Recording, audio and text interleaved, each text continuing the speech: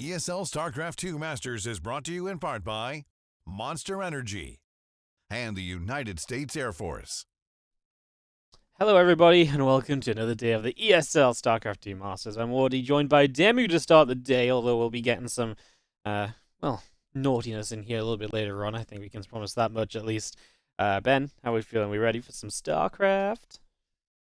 I am, Wardy, I am. And, you know, like this region, the Asian region, Chinese region, has offered some pretty damn strange StarCraft. Some of it's been really fun to watch. I really like the Firefly Oliveira series in general.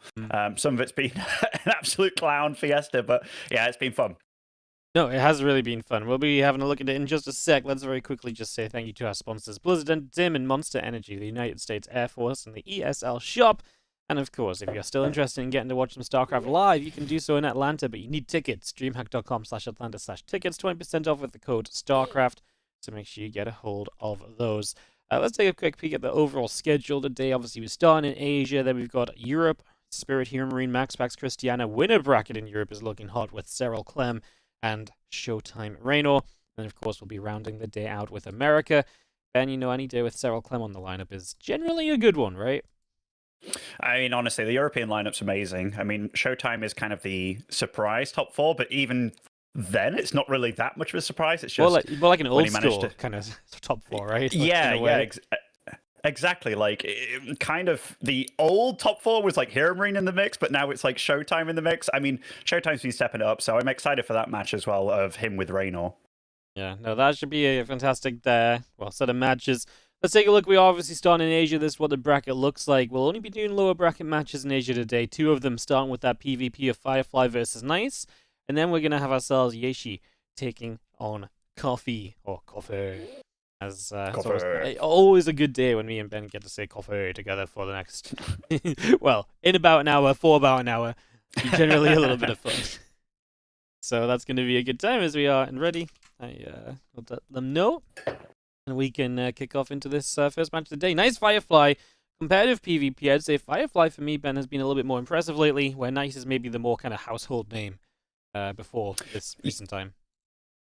No, I'd absolutely agree with you. Like, Firefly has been he's been the guy that I've been looking forward to see a lot of, just because when people see him in brackets, like when the Europeans start talking very nicely about these guys, that's when you know that they're packing something real, you know? Like, it's either the fine line of like, oh, they're terrible, or oh no, they're actually very good, and the spectrum is like you're either this or that. And yeah, he has been a surprise. I wasn't impressed by his series against Jieshi, but then his series against Oliveira, even though he lost 3-2, he played some really smart StarCraft, which was gorgeous to see.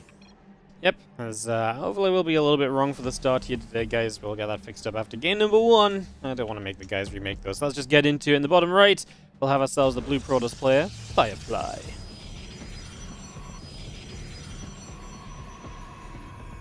And spawning over in the top left as our red Protoss, it is Nice.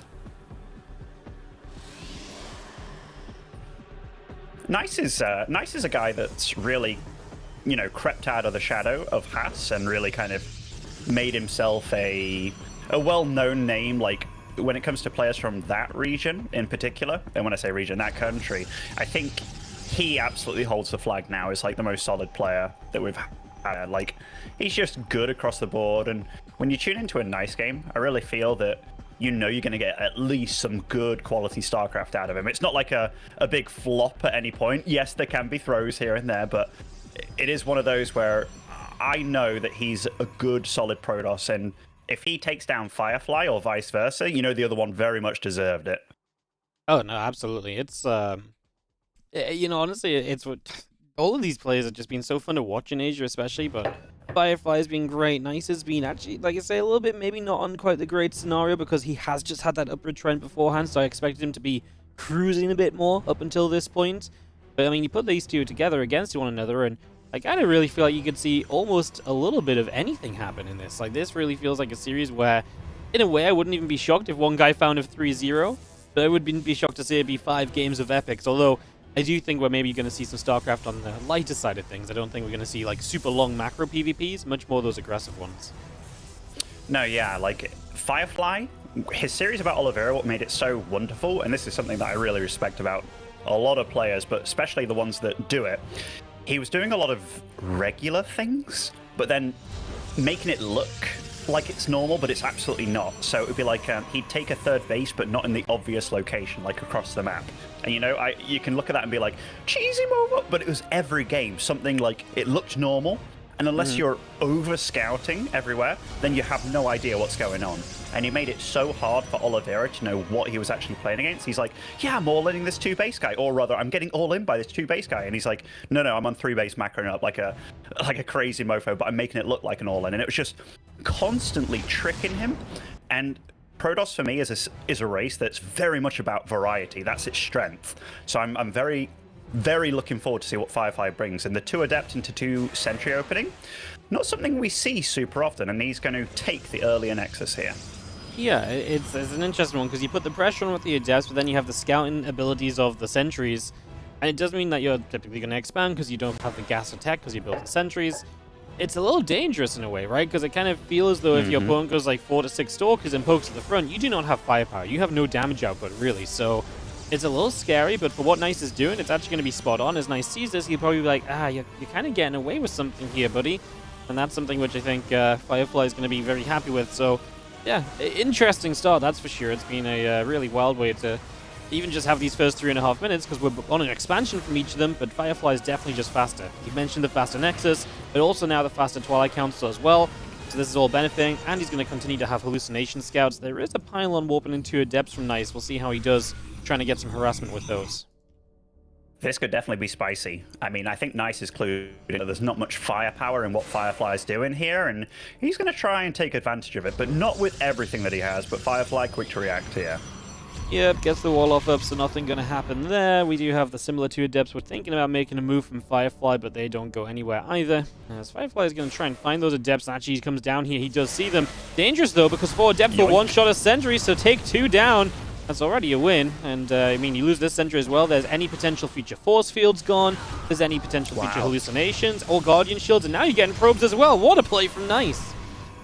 This is super sick from Nice. He might even get out of there with the last Adept as well, which, that's just a threat on the field that you have to worry about. Then he can get another Adept and just join the forces. And he's actually feeling quite confident here. He's going for a Dark Shrine behind this and a Robo. That has definitely flipped the game on its head. Nice takes a solid eco lead here. Yeah, a few workers. I mean, for being a little bit behind, he was the one that had to do something. So now he takes a couple of workers lead. He has the Dark Shrine coming up too. And if you're kind of in this position as Firefly, you're like, okay, cut a couple of corners, right? Let's get back on track. So the Robo may, if it does come down, be delayed. He may just not go for one for a long time. And that's where DTs are just a win condition. I love how Nice is playing this, by the way. The hallucination just kind of saw the move out. And look at those Adepts coming in now. It's like he's absolutely reading this game beautifully. He's knowing what his opponent's doing and just reacting to it. And, this kind of chaos here that's happening, I think this just delays your Robo even more. So, again, beautiful play out of the Nice here. Yep, I love what he's doing as we see the Adepts continue to cross. A couple more probes taking damage. We are going to shade up the high ground. Stalkers will be there to hit those Adepts and to make sure not much else is going to come out of those for a couple of moments. Blink into the main. Okay, love that on the other side. Yeah, it gets aggressive. So in we go, but we're moments away from the Dark Shrine, and the DT actually shows up here already to swipe defensively, but that means the DT across the map would not actually, be happening or go kind of unnoticed, and that means the Robo has time to come down, and this is a massive turnaround from Firefly as well. Oh my god. I'm not 100% on how I feel about using the DTs defensively there, just because that Robo started as soon as the DT started hitting. Like, if you had a pylon somewhere on the map, like, you could literally be calling GG right now, but he has time. But where is that DT right now? It's only 1 as well. It's not even the biggest committal. I mean, Nice, I think because he had to use a defense. I mean, he had nothing on the map to, like, warp in a DT aggressively, so that was obviously part of the issue, but yeah, I feel as though he's just kind of not being a believer either because of this, so oh, yeah, the DT doesn't get as much done. Firefly gets away with murder because there's only just now an observer starting. You think how long the Dark Shrine's been up. If there was 1 proxy pylon, 2 DTs across the map, this game is done. But that in the end is not going to be the case. And Firefly really does just get away with that. So, unfortunate for Nice, does not manage to capitalize on what is essentially a freebie. Yeah, Nice was definitely respecting his opponent too much there with thinking he probably had detection way earlier. Because, like, if he knew what we knew, he'd definitely have gone more gung-ho about getting DTs here, there, and everywhere. But Warp Prism is still not completely down and out. Like, DTs are annoying, they're a nuisance, they can force potentially cannons here, there, and everywhere. And he's getting nice scouting information constantly, and looks like he's going to try and sync up an attack here at the front and within the base. But Firefly is nicely situated.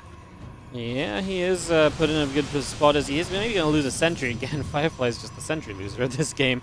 As his third sentry going down. A couple more Stalkers warp in. Obviously charge from both, +1 attack from both, and most importantly, we're heading into that Temple Archives on the side of Firefly. So he's going to get some Archons up and running nice and quickly. His opponent going to kind of follow in the same suit, so we're kind of heading in towards what I said I wasn't really expecting out of these two, which is that more kind of macro-focused game. So yeah, exciting way to get going. Yeah, it definitely is. Like, you know, they're not sticking around on Zealot Stalker like we saw a lot of the PvPs yesterday between Christiana and Skillis. They're absolutely teching up a little bit. Getting ready to take his 4th base is nice, feeling like he has a bit more control over the map, even though they're both sat at home. He's the one that's poised to launch some aggression, and maybe he sees that little blur next to his Warp Prism. I think so. He's been very, very patient with it, and rightly so. Firefly has been very, very well prepared for this, blinking in the main, if you see, with those Stalkers. Yep, he's making sure that he's just ready, he's set, he's ready to catch as well. The Stalker's actually going to hang back. If the Prism actually goes in, I mean, right now it's just working around the edges. If it goes in, the Stalkers could blink for it, and that Prism is dead. Maybe he didn't know about it. So I love what Firefly did there, because, you know, some players, they'll put their Stalkers right on the edge, but you're not utilizing the fact that you can just blink under. Like, vision is power, and your opponent moves in, and he's like, oh, the Stalker's at the edge? Yeah, I'm not going to go in. So, nice little play there by Firefly. Yeah, different way of handling it. Nicely done, as you just have ourselves a Prism, the +2 attack coming in. The Stalkers go to the side, they will cancel that. And otherwise, was that nice putting down a pylon there? Like, it feels like it, right? I don't know what else it would have been. Unless he canceled something himself. But yeah, he was shooting something, man. So I think so. I was trying to figure it out myself. It was an interesting one. If that was a nice pylon inside his natural, 9 minutes into the game where we get it up to 4 bases, that was the most ballsy attempt at a proxy pylon ever. I like it though, but we've got units in the main base. They're getting recalled out. He's taken down the 4th base. Nice. He got caught a little bit off guard here, I feel, from Firefly just doing a standard move out. Yep, no, absolutely. As Firefly just gets across, hits one place, hits the other, and is going to be able to do very well there. As the rest of this army from Nice now coming through the center of the map, making its way over to the right-hand side. Look a little bit more to see just what else is happening here. Yeah, Nice feeling like he has to do something, like chase down his opponent and get some damage done. Firefly's army's looking stocky, though. Like, I know there's some Immortals in the mix and Nice, but I think I prefer Firefly's squad here. And he's going to have, like, more Archons in the mix. Nice has a good number of Zealots. Like, Archons are definitely going to reign supreme in these fights. Firefly suffering from a supply block, though, which is one thing that won't help him bolster his forces. Nope, definitely not, as our army continues to gather together. We just have ourselves the... the extra Zealots warping in. I mean, Nice is going to start pushing through the center of the map. The cannon and the battery continuing up. Nice heading down towards the bottom right-hand side. So looking to see what it is that we can do here. Let's just get ourselves moving about for the moment. That was the only observer on the field. Okay. So even if this does go awry for Firefly, he at least can defend with DTs. But wow, he's chasing that army. I mean, with minimal number of Stalkers, loses the Warp Prism as well. Firefly's buying some sick time, and now he's split up the army here, Wardy. This is beautiful. Love the move in from the bottom side, because, yeah, now he's going to essentially take this as a fight where he can hold off half the army up the left ramp, and then he fights the army on the right side only, and it's going to work wonders. Now, he is going to start getting swarmed from the Zealots from the left. Can he take enough of those out with his Archons? Feels like Firefly's just running shy of numbers in the very end here, Ben, because otherwise it was a very cool move. He does have some reinforcements showing up. Is it enough? Micro with the Prism is a big deal, man. The Archons on the right are still going. Extra round of Zealots might just about be the end of this. Oh, that Warp Prism's going to try and get a warp in here, and I think it's going to make it. And nice. Oh, that's a lot of Zealots joining the field, and Firefly takes a good 30 supply lead here. GG. Yeah, that was actually very well done. You're right, that Prism coming in, getting an additional warp in was a pretty huge deal altogether, wasn't it? It just added so much to that in those final moments, and that is going to be Firefly opening up with that first game victory. Kind of a wild one. Cool move at the very end. Very nicely done. And, yeah, very ready to see what the heck the rest of this series looks like, because it started off interestingly, it kept on being interesting. That's the kind of StarCraft we like to see, and it's the kind of StarCraft I expect to see as well out of Asia, you know, right? It's like a little bit different, but very fun, interactive games. Great start of the day, man. This PvP kicked off in a great way. Love that flanking fight. I can't get over that one at all. I really, like, every time I've watched Firefly play, even if he's not necessarily winning, like, there was one game that he did a Void Ray all in, and then he got supply blocked on one base, and it was, you know, it was a disaster. But besides that, I think it's been really cool play out of him. Like, that was just a little Stalker hit squad in the middle, caught the Observer quickly, and then he does this little ring around the Rosie, gets the Warp Prism, and then it's like, all right, then the flank comes in. It's just, it looks smart. He's utilizing his units how they should be used, like the mobility of that, the strength of everything else, and just navigating the map. He's playing it really smart, and yeah, he got himself out of trouble that game against those DTs upon seeing them. But yeah, he's just an exciting Protoss to watch these days, I feel. No, I'm with you, man. He is a very exciting Protoss to keep your eye on, as we're going to go Golden Aura game 2. This is actually one of the maps I could imagine we have a pretty big game on, simply for the fact that it's got a lot of defensive capabilities. Like, moving up the ramps on this map is pretty tough a lot of the time, so kind of feeling like that may be a factor here. Maybe something we'll have to keep our eyes open on as we'll get ready to go in just a moment. We're just waiting on, I believe, Firefly to relog. I think sometimes these guys got to reset their VPNs between games and stuff, so just takes a little bit to get going here on the Asian matches, but shouldn't be too long at all before we do resume. Yeah, there's been like a few crazy PvPs in this region, like Jieshi against Cyan. I don't know, did you cast with me that day or see the games at all? Either way, they were very... Yeah, so, you know, you've called Aragfire Robo Kid. Like, Jieshi is Robo Kid of PvP, like 100%. Like, it's the only... In 5 games, he didn't divvy it up one time. It was just 3-gate Robo, go, go, go. Like, 1 Immortal, 1 Warp Prism, and he just attacked. And, like, Cyan was 2-0 down. But then Cyan just started going, like, Adept Void Ray against him, realizing, like, hey, man, you're only doing this strat, and just eventually won 3-2. It was one of the most, like, frustrating series I've ever seen, because you could see that Cyan was, like, evolving as the series went on. And Jieshi just... He just found this brick wall, and he was just, like, thumping his head against it continuously. He's like, why isn't it working anymore? And it's like, okay, maybe it's the strat, or maybe it's execution. And he fell for the latter. He was like, oh, it must be my execution, man. Like, normally this works all the time. But, like, it was so frustrating. So it's very nice to see some decent openings from these guys. And I'm looking forward to see how they evolve to each other as well. Because that opening from Firefly didn't work out, let's be real. Like, those 4 Adepts getting, like, the 3 Sentries and then 5 Probes afterwards, that was a lot of value. That was a lot, yeah. We've had some actually just in general crazy PvPs in this event, and I think especially in Asia we've had some really interesting ones, especially because we're maybe more accustomed to seeing the European PvP, and, you know, it gets weird when Max Pax plays, but otherwise we kind of know what the guys like to do. But in Asia, they have this whole approach which is just... Well, it's kind of interesting, you know, like I mean, I don't know if I've ever seen a 2 Adept 2 Sentry kind of expansion like Firefly just did, you know. Probably have, but it's definitely on the rarer side of things, you know, like... That's not a usual combination, but God, did it work perfectly against what Nice did. There's definitely scenarios where you end up in trouble doing what he just did, but in this case, it was the absolute perfect build to just give him a net advantage straight away. Yeah, very cool stuff as we get ready for our next game, as players are just readying up and going. Firefly had a couple of issues, but that is all resolved now, and we're going to be heading straight on into game number 2. Yeah. I always liked Nice. I think he's always been this solid Protoss, and, you know, I know Haas has a lot of fans, and I've always felt that Nice is more my style of player, even though Haas can make me giggle like a schoolgirl.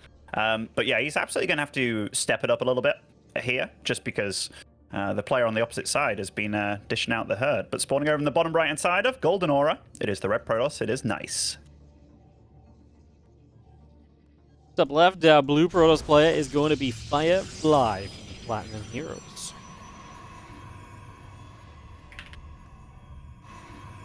Oh, he's actually playing for Platinum. Yeah, Firefly got picked up by Platinum Heroes, I think just during the WTL off season. That's I mean, that's pick up for awesome for them. especially a team that's Yeah, been yeah. very EU focused. Kind of cool to see them branch out into other regions, especially, you know. Absolutely, and I mean, Platinum Heroes had some pretty surprising results last season as well. Like, who's on the roster? It's like DNS Shutdown, right? Yeah, DNS, Shadone. I think Goblin's on there as well. Honestly, they kind of sound like a bit of a Protoss super team at this point. Yeah, I wouldn't be surprised if Ravi's behind that somehow. You know, that is a very Protoss centric team. But no, that's really cool because like they had that very surprise win against Shopify Rebellion last season, like one of the last games, and yeah, they actually did very well. So very cool to see that Firefly is playing for them.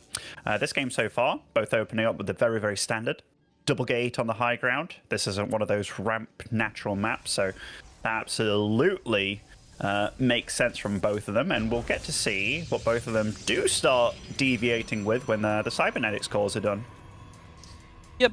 No, absolutely. Cybercore's finishing will obviously give us a little bit of deviation in the PvP, so waiting to see what that tech is going to be. You expect obviously a lot of Twilight Councils, a lot of Blink plays, etc. So, see how that's going to be looking. Let's just have our probes nibbling around then. A few more moments like I was talking about. This map just very defensive. All the bases on high ground, all of them have like a ramp up into them, so this really is the map where we kind of saw a bit of a longer game last time, but maybe a little bit more of that again. There's a bit of a possibility here as Probe just chases Probes, and there is 2 Adepts versus 2 Stalkers already, so even the first units are going to be different right from the beginning. Yeah, Firefly definitely wanting to go out on the map and scout a little bit. Adepts can just make your opponent feel a bit uneasy, if you will, having to do those blocks continuously or blocking with your own Adept shade kind of thing.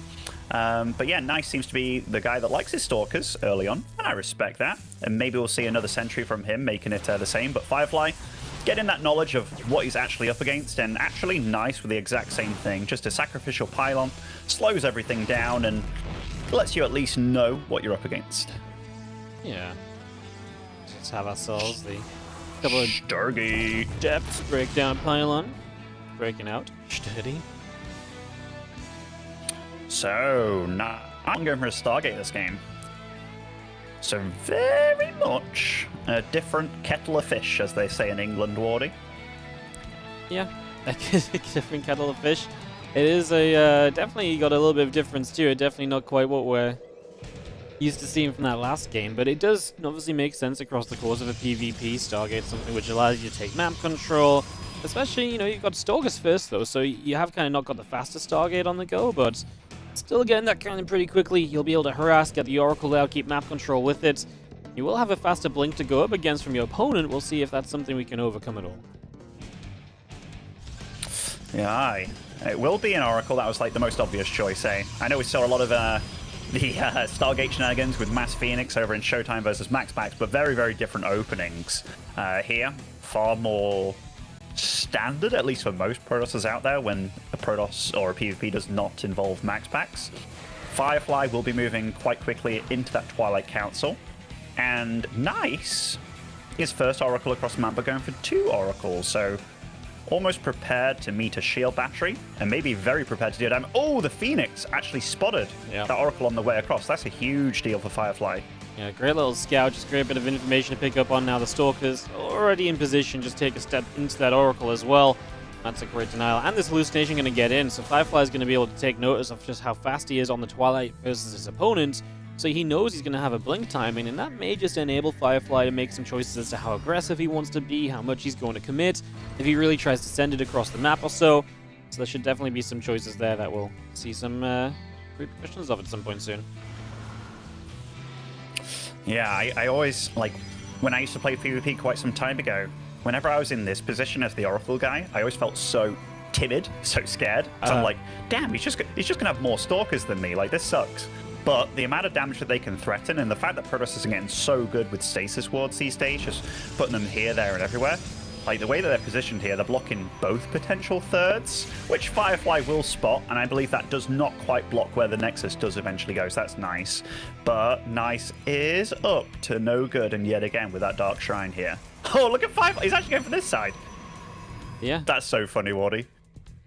Is going to try and dive by as the Dark Shrine is about halfway done. The Oracle's overhead, just going to push the Adepts back. The Adepts threatening the Shade will not get in.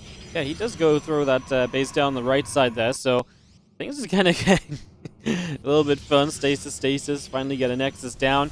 Meanwhile, the Oracles do find the Adepts. They're going to clean up. Blink about to be done. That might be some dead Oracles because they've gone quite far forward. Now they're just going to slip away, huh? So both of them stay alive. Blink obviously ready, but not sure how much we'll get out of it. With Dark Shrine finishing, though, maybe that'll have some impact. Robe was finishing from Firefly. Really depends how many DTs he gets in the bases, how quickly he gets them split up.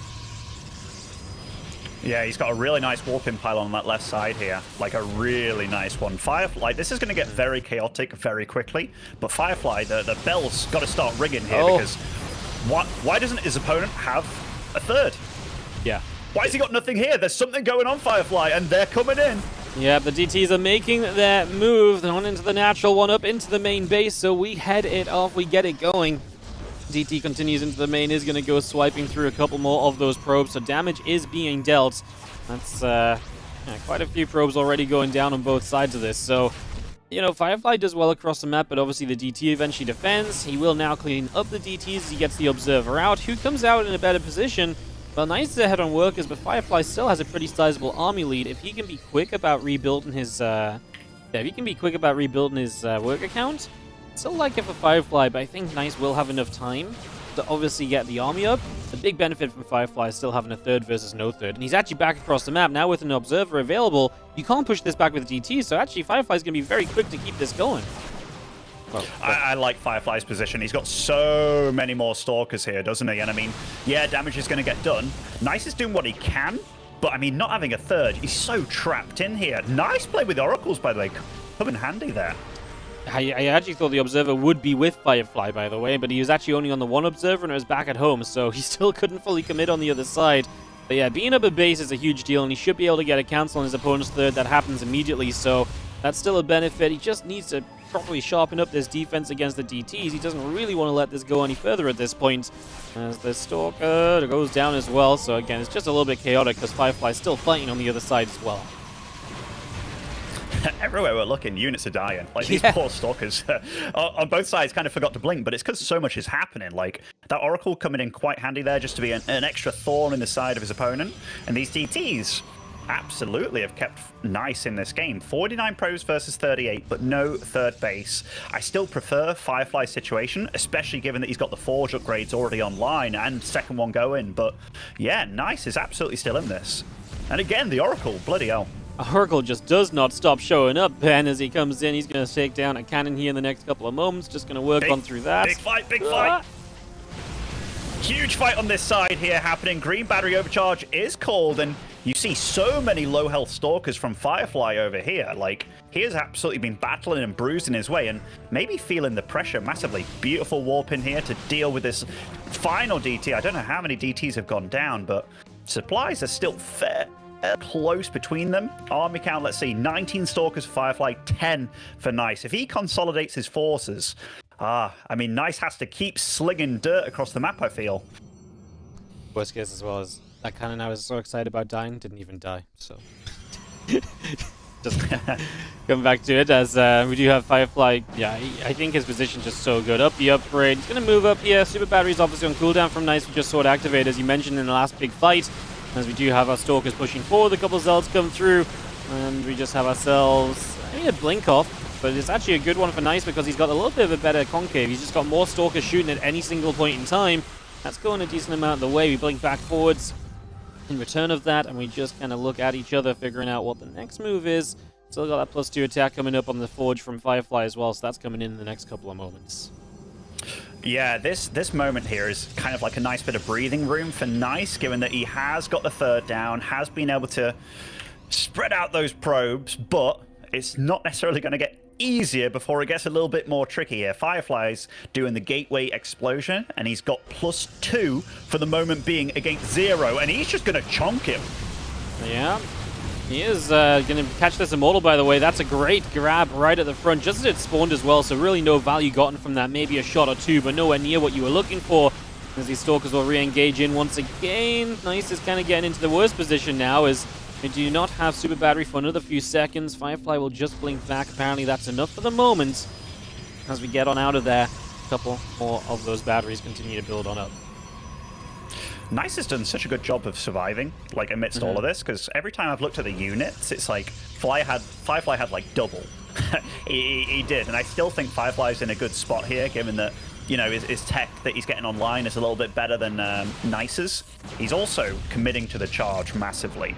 And if his opponent has already been kind of throwing out Immortals, which he's seen, charge is going to work wonders against that, and he's moving up to his 4th base quite a bit before Nice will feel ready to.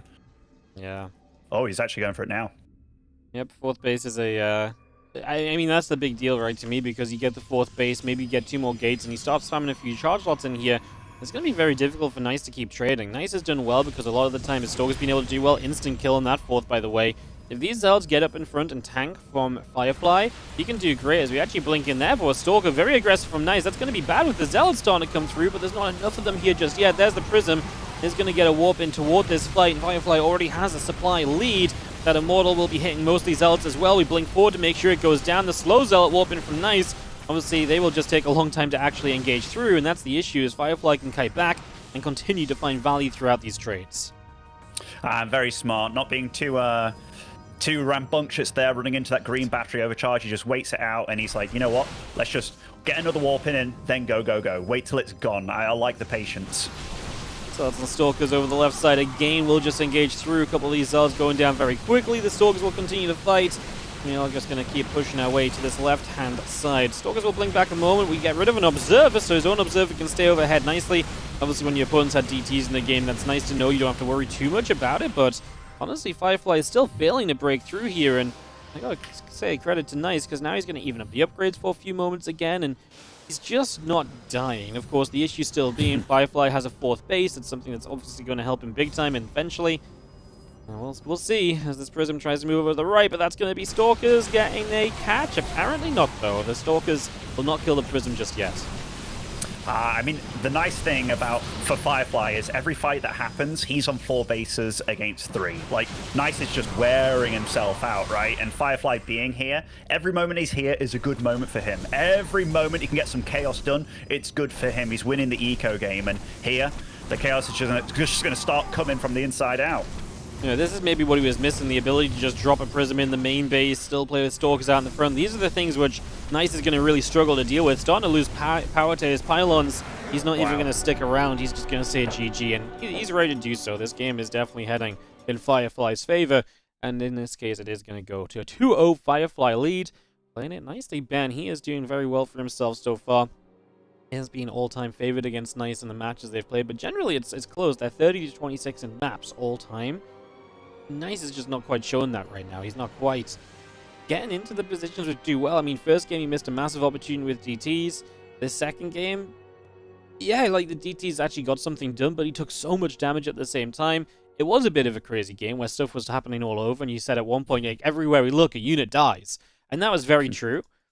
But then Firefly definitely seemed to handle that better, and he just had the setup because he had the faster third and everything. This really went such a long way to helping him out. Yeah, Nice definitely made it super chaotic. Like, I almost forgot about the Oracles when, like, they came in with the DTs, and he definitely made it tricky for Firefly. Like, he got something like a 10-15 probe lead, but Firefly kept launching the counterattack to kind of whittle him down a little bit, delaying that third for such a long time as well, and it was a cool PvP. Like, it was very cool. They were both working with different tools early on. You know, the Stalkers, the base units against the more nifty, tricky units that are liking to deal with the economy, such as the DTs and Oracles. And yeah, it was a real slobber knocker. And those kind of PvPs are very, very fun to see. Third map between these two will be Site Delta. And I believe we're moving back to Korea between these two. So, yeah, switching servers. We have to wait a little bit of time for Firefly. Yeah, obviously, the two options on the Asian server are Korea and Taiwan. So, Taiwan's obviously favorable to Nice. Korea is kind of just I guess, kind of like an off-server for each. So, we kind of rotate one to the other. So, that's what we are doing right now as we just wait for Firefly. Like I said, I think he has to swap a VPN just for better connection to each of the servers. So, it just takes a moment or so extra between these games. Site Delta, like you mentioned, coming up next, and Nice really has to start pulling out the bag. Would you like to see Nice get even more aggressive? Like, we've obviously seen both games so far be pretty quick. Hey, look, I want to expand. do you think that's a cool idea again, or is it time to just ramp up the aggression, or is it even time for Firefly to do that? Because, hey, he's up 2-0. Maybe if Nice wants to keep expanding, it's time for him to just go kill him and make this series nice and simple for himself. It's a tricky one, because, like, so far, it feels like Nice is kind of committing himself to, I don't want to play the straight-up even game, where we're both doing the same thing and who does it better. Because Firefly feels quite good about just, hey, I'm going to go into Blink Stalkers. Not that he's doing it in the same way. He's doing it different, like what units he's making and stuff. But I don't know, man, because if you're confident with your style, if you go into the straight-up games, and maybe Nice feels good about that, maybe he doesn't. I don't think mechanically he seems outdone, though. Like, these Blink Stalker fights, he's handling himself very nicely with less units. So I do think he can just kind of go with the flow, play it nice and calm, and see where it goes. Honestly, he's a better Protoss than I, isn't he? So, yeah, whatever he chooses to do, I think probably the right call.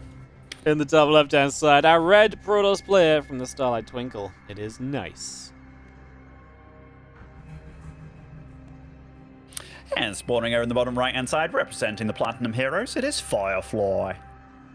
Firefly. Yeah, I mean, if Coffee gets a cool name like Coffee, then we gotta go with it, haven't we? Yeah. I mean, we have any reasons to say Coffee, you know? I mean, Coffee is just a cool name, dude. As soon as I knew that I was casting with you today, and I was like, are we casting Coffee?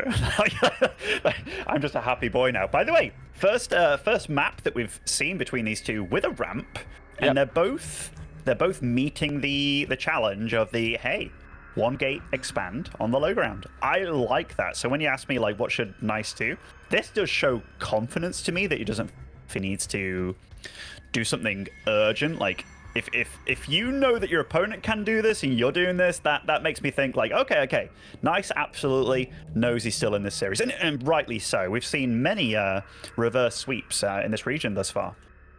Yeah, 2-0 has definitely not been a certainty in this, just this season of ESL in general across all the regions. I feel like we've seen a few of them reverse sweeps happening, so... Now, Cybercore's coming up. There is a Zealot on the way. Nice just wants to make sure he doesn't get blocked from expanding for too long. Firefly will do the same. There is a world in which, obviously, you can just not expand here, and then you do just add 3 gates and just commit across the map and try and kill your opponent's expansion, but, again, the typical idea is that's going to be more difficult to do because of the fact you're playing on this map, which is... well, you know, with the ramp, so pushing up into your opponent is always going to be more difficult. That's why the expansions are somewhat an expectation right now. Yeah, definitely. I'm just very curious whether this goes into those Phoenix shenanigans, because that would be a totally different spice of PvP between these two.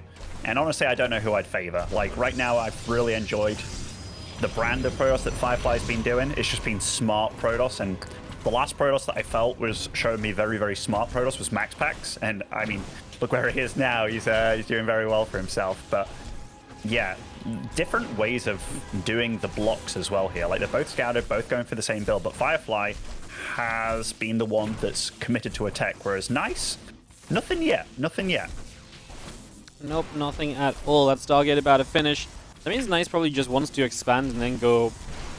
I feel like maybe even just... I mean, whatever you do is a little interesting because it feels fairly aggressive, as we are just going to have a little lag spike right there. Hopefully it's just a little blip on one side and it's just gone, as they don't seem to want to stop, so we'll continue through. So Phoenix comes up. Yeah, there's the Twilight Council. See, it's just going to be... it's a little greedy because it's going to take a long time for this Twilight Council to kick into play, right? To get really anything out of it. We'll see how many Phoenix Firefly ends up building, because right now he can build a couple and they can start to harass a little bit, but there's this weird place where 1 or 2 Phoenix don't really do anything. But then, you know, 5 Phoenix is a lot of investment, even if they will start to kill some workers. So it's kind of a tough one to call. Is I'm going to get a bit aggressive as Firefly, but he shouldn't be able to do too much in this, although he will have a Phoenix lift to offset the numbers a little. Now he will be able to get rid of a Stalker, and actually both Stalkers. Oh my goodness. This is really good, and I mean, this is just going to keep getting worse. And Firefly, he was a bit messy there. You saw what he was trying to do, but the second Phoenix comes in, and now damage will start to ensue. I mean, luckily for Nice, he does not have the energy on these Phoenix to keep on going, but this can be a very, very snowball effect here. Like, the Phoenixes are going to start stacking up, and you can only get out a certain number of Stalkers at this stage in the game. Yeah, no, obviously 1 Stalker to 3 going down, and like you say, if the Phoenix numbers keep going up and you can't get enough Stalkers out, then you will genuinely fall into some troubles here. So issues perhaps abound as a couple of Phoenix will continue to hold out the low ground, the pylon cancel. And it looks as though for the moment, Nice will indeed be stabilized. Of course, the moment he hits Blink, this game's going to be much better for him, but I think what we're starting to head towards is that Robo as well. Phoenix Immortal, it's actually a pretty strong comp. You lift up a few of the Stalkers, you let the Immortals do some trading after, especially if you're just going to focus on shutting down Stalker count right now. That especially, I think, is very good for this from Firefly. It was a very interesting, like, I know you said a pylon cancel. I think it was a shield battery cancel, which kind of surprised me a little bit, but I guess the shield battery cancel doesn't keep your probes alive, but right now that's not what he has to worry about. He has to worry about these Stalkers being kept alive, because Firefly's doing a real damn good job of just limiting how many Stalkers are on the field. And again, that Phoenix count keeps on growing. I don't know if he's going to stop at this point. I'd recommend not doing, just because, yeah, he rules the skies right now. Yep, he rules the skies. 5 Stalkers killed already. Maybe now we're starting to get to enough Stalkers where we can't just lift up the Stalkers with the Phoenix. He's going to try those. The couple Stalkers are still down the ramp, so he is going to go for it. He does not lose a Phoenix. Oh my goodness. And now the Stalker count again. It snowballs so quickly. Maybe this time we lose a Phoenix. Surely this time we lose one. Finally gets a kill. But still, for 2 more Stalkers, I love what we're doing. These couple of deaths maybe don't actually want to be here. Stalkers will chase those down with the Blink as well to guarantee a kill. And yeah, every time you leave your base, you know you're getting threatened, because these Phoenix are very, very mobile. And I mean, you need a good number of Phoenix, like a good 3 or so, just to make sure that you can kill probes in the main basin or the mineral lines. And by the way, Nice is the first one to take a third despite all this happening. And even though he's been the one losing more units, he does have a superior probe count, but you talked about it, that Protoss mech situation back at home. It is starting to escalate a little bit, and Pure Stalker does not fare super well against this mix. No, it really doesn't. Yeah, I was kind of thinking on it as well. A faster third base, I guess it makes sense because your opponent's not going to have the ability of Stalkers. The Phoenix can't do anything about the base, right? So I guess you can just get that base down and start to work on that advantage. So I do like that out of Nice. I think that's been a smart choice from him. These few Stalkers of Nice going to go back around the right side. Observer still coming up. Forge and a few more probes getting built. As we just have the Immortal and a couple extra gates on the way through. Yeah, this game, though, I feel that Firefly could have made more out of it. Like, if he just kept on making the Phoenix, or, you know, kind of committed to something. The fact that he kind of stopped and now he's behind in probes and such, like, he's putting himself in a very all-in situation here, I feel. Yeah, it almost feels weird to then drop the third Nexus down, right? Because, I mean, yeah. I guess he's just fully saturated on 2 bases, so he's going to sit down here, but I think I would have just preferred to see him send everything he can towards this fight, and let's see if it works. This hallucinated Immortal from Nice is not obviously real protection. If the Phoenix can lift up enough Stalkers, if these Immortals can get a chance to fight, there is an opportunity as we do lose an Observer. That's a shame, because now you don't quite know what you're attacking into. Going to work around the left side and put ourselves on the third base. That will force the move out of Nice. It absolutely will, and I mean, this is a good number of Immortals here, and oh, he does actually get kind of baited by that. Green battery overcharge goes up on the last battery as well.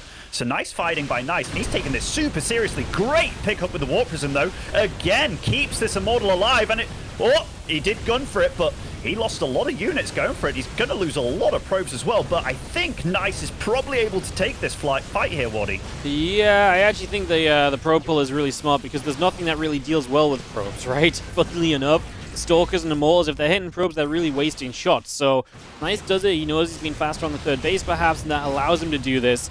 As the Stalkers of Firefly, remember, they are blinkless, so they're just so much worse. And for Nice will chase him away. Up 9 workers still following all of this. Army supplies even, but Nice with 100% of tech lead, because he has Blink and he has Charge right now. Yeah, I mean, Nice has definitely been walking away with this game. Like, he's 53 probes versus 46, and yet he's the one that's lost 10 probes versus losing 1.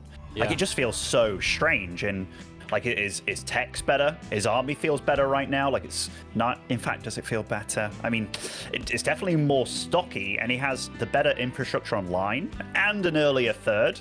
Yeah, Nice got himself out of a very, very tricky position against a fairly standard one-gate expansion opening with the Phoenix, but he got away with it somehow. And I think it's just because Firefly wasn't as shameless with the production as he maybe could have been. Yeah. I agree in a big way, as these couple of Phoenix will continue around in that main base for a little bit. Blink still coming up. Gateway still coming through. Temple Archives and the Zealot continuing to build up as well. So all of that being brought in. A +1 attack upgrade not far from finishing here on the side of Nice. There's a couple of Phoenix Stalkers joining up from Firefly. At least he's about to have his blink, right? So we're about to see him with that blink. We'll see what he can do. I mean, army supplies are still fairly similar. It's nice to remember will have, if nothing else, the ability to kind of chunk away with Immortals and also use those charge lots as a front line for this. This is getting spicy. Both of them are looking to deal damage. They're both in the exact same spot on the opposite sides of the map, though. Firefly is the first one to launch the attack, but Nice's army definitely kills bases faster, but getting on the pylons here, stopping the warpins, yeah, huge. This is a really big deal. Yep, every warpin you stop right now is a potential difference of, well, just a lot of different units, right? So this is a big deal. If Nice can, or Firefly can just take himself an extra warpin or so, that could change everything. The probes are running away from Firefly. He's got a lot of money to spend, so he can rebuild on the other side of the map if he wants to. His own gateway is now pretty much being fully depowered. Army supplies sitting slightly in favor of Nice, and you mentioned it. In terms of like a fighting army, it is Nice's army which is better in quality as well. As well, maybe not so much if he loses some of these Zealots for free, which in theory against Stalkers with Blink should happen. So these Zealots will go down. They chased a bit too far, and that's really good for Firefly because it's going to knock some of the army supply away from Nice. And I tell you what, this game, I did like Nice's army in a straight-up fight a lot more, but this amount of Stalkers, Wardy, 24-8, I mean, that's a scary number, especially combined with these Phoenix that can lift up that power unit, the Immortal. In fact, you just lost another set of units there in the north there. This is getting way too close, but Nice is still mining. Yeah. And I think there's a little sneaky probe that's going to go power up all those gateways in his main base and stuff. This is crazy. Yeah, Firefly has to go right now. He's not wrong with what he's doing because he has to make something happen. He sees the recall. He will try and get a couple units. He did get those two in the front that were hurt. Now he's got to go straight back across the map, though. He's got to take advantage of the fact that he's killed a lot of units and just go. If he stops, his opponent's going to have warpins, and his opponent's going to have a lot of warpins too. He has money. You already see a few Stalkers, a Zealot, and Immortal being warped in. That's only going to get worse. But also going to play with the batteries. I mean, this is wild. Wardy, this game's so funny. He started making a Nexus at Nice's natural, like, 3rd/4th base, and if he cancels it, he doesn't have enough to make another one.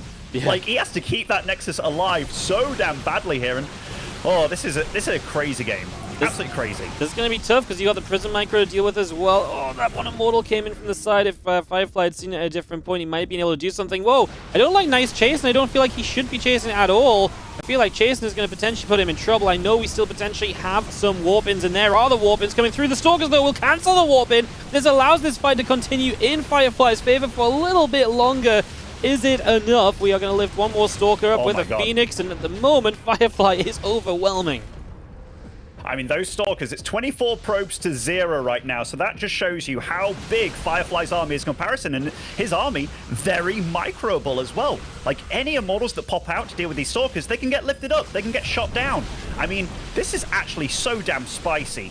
Oh my goodness, the Phoenix getting chased for a little bit. Firefly continues to run away. Stalker's going down as well, though. I don't think the income of Nice is enough to really make up for the amount of units he's losing. GG, Firefly gets it done. Oh, I think Nice wins the game if he just doesn't move to the right-hand side there. I don't think he had any reason to chase and move off the high ground. That enabled the Immortal to get exposed and lifted, and obviously no batteries to help.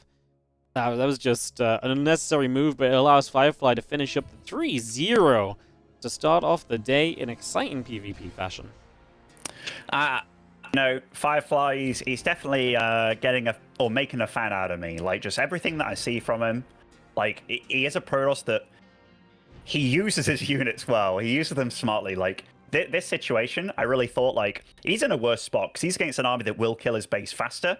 But he knew that, okay, mobility-wise, I get in there. I deal damage. I stop the pylons. I stop the production. At least then. And he got his probes out faster as well. Just the whole thing. And then the fights, it never looks like he takes a really bad fight with what he has. Mm-hmm. He's just good about it. Like, yeah, very good play out of Firefly. And it's not as if Nice played bad. He made this a really fun series between them. Just, yeah, very nice play out of Firefly.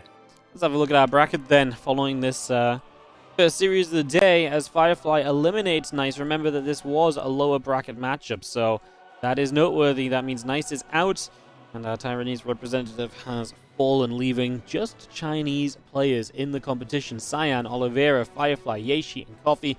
Of course, Yeshi and Coffee not quite top 4 just yet. That's what they're going to fight for in this next series coming up. So another best of 5, another elimination match. It's TVP coming in.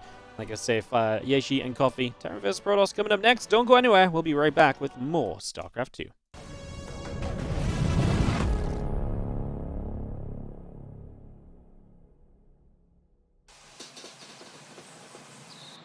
love it, you wear it. Wear your passion. Share your passion. Wherever, whenever.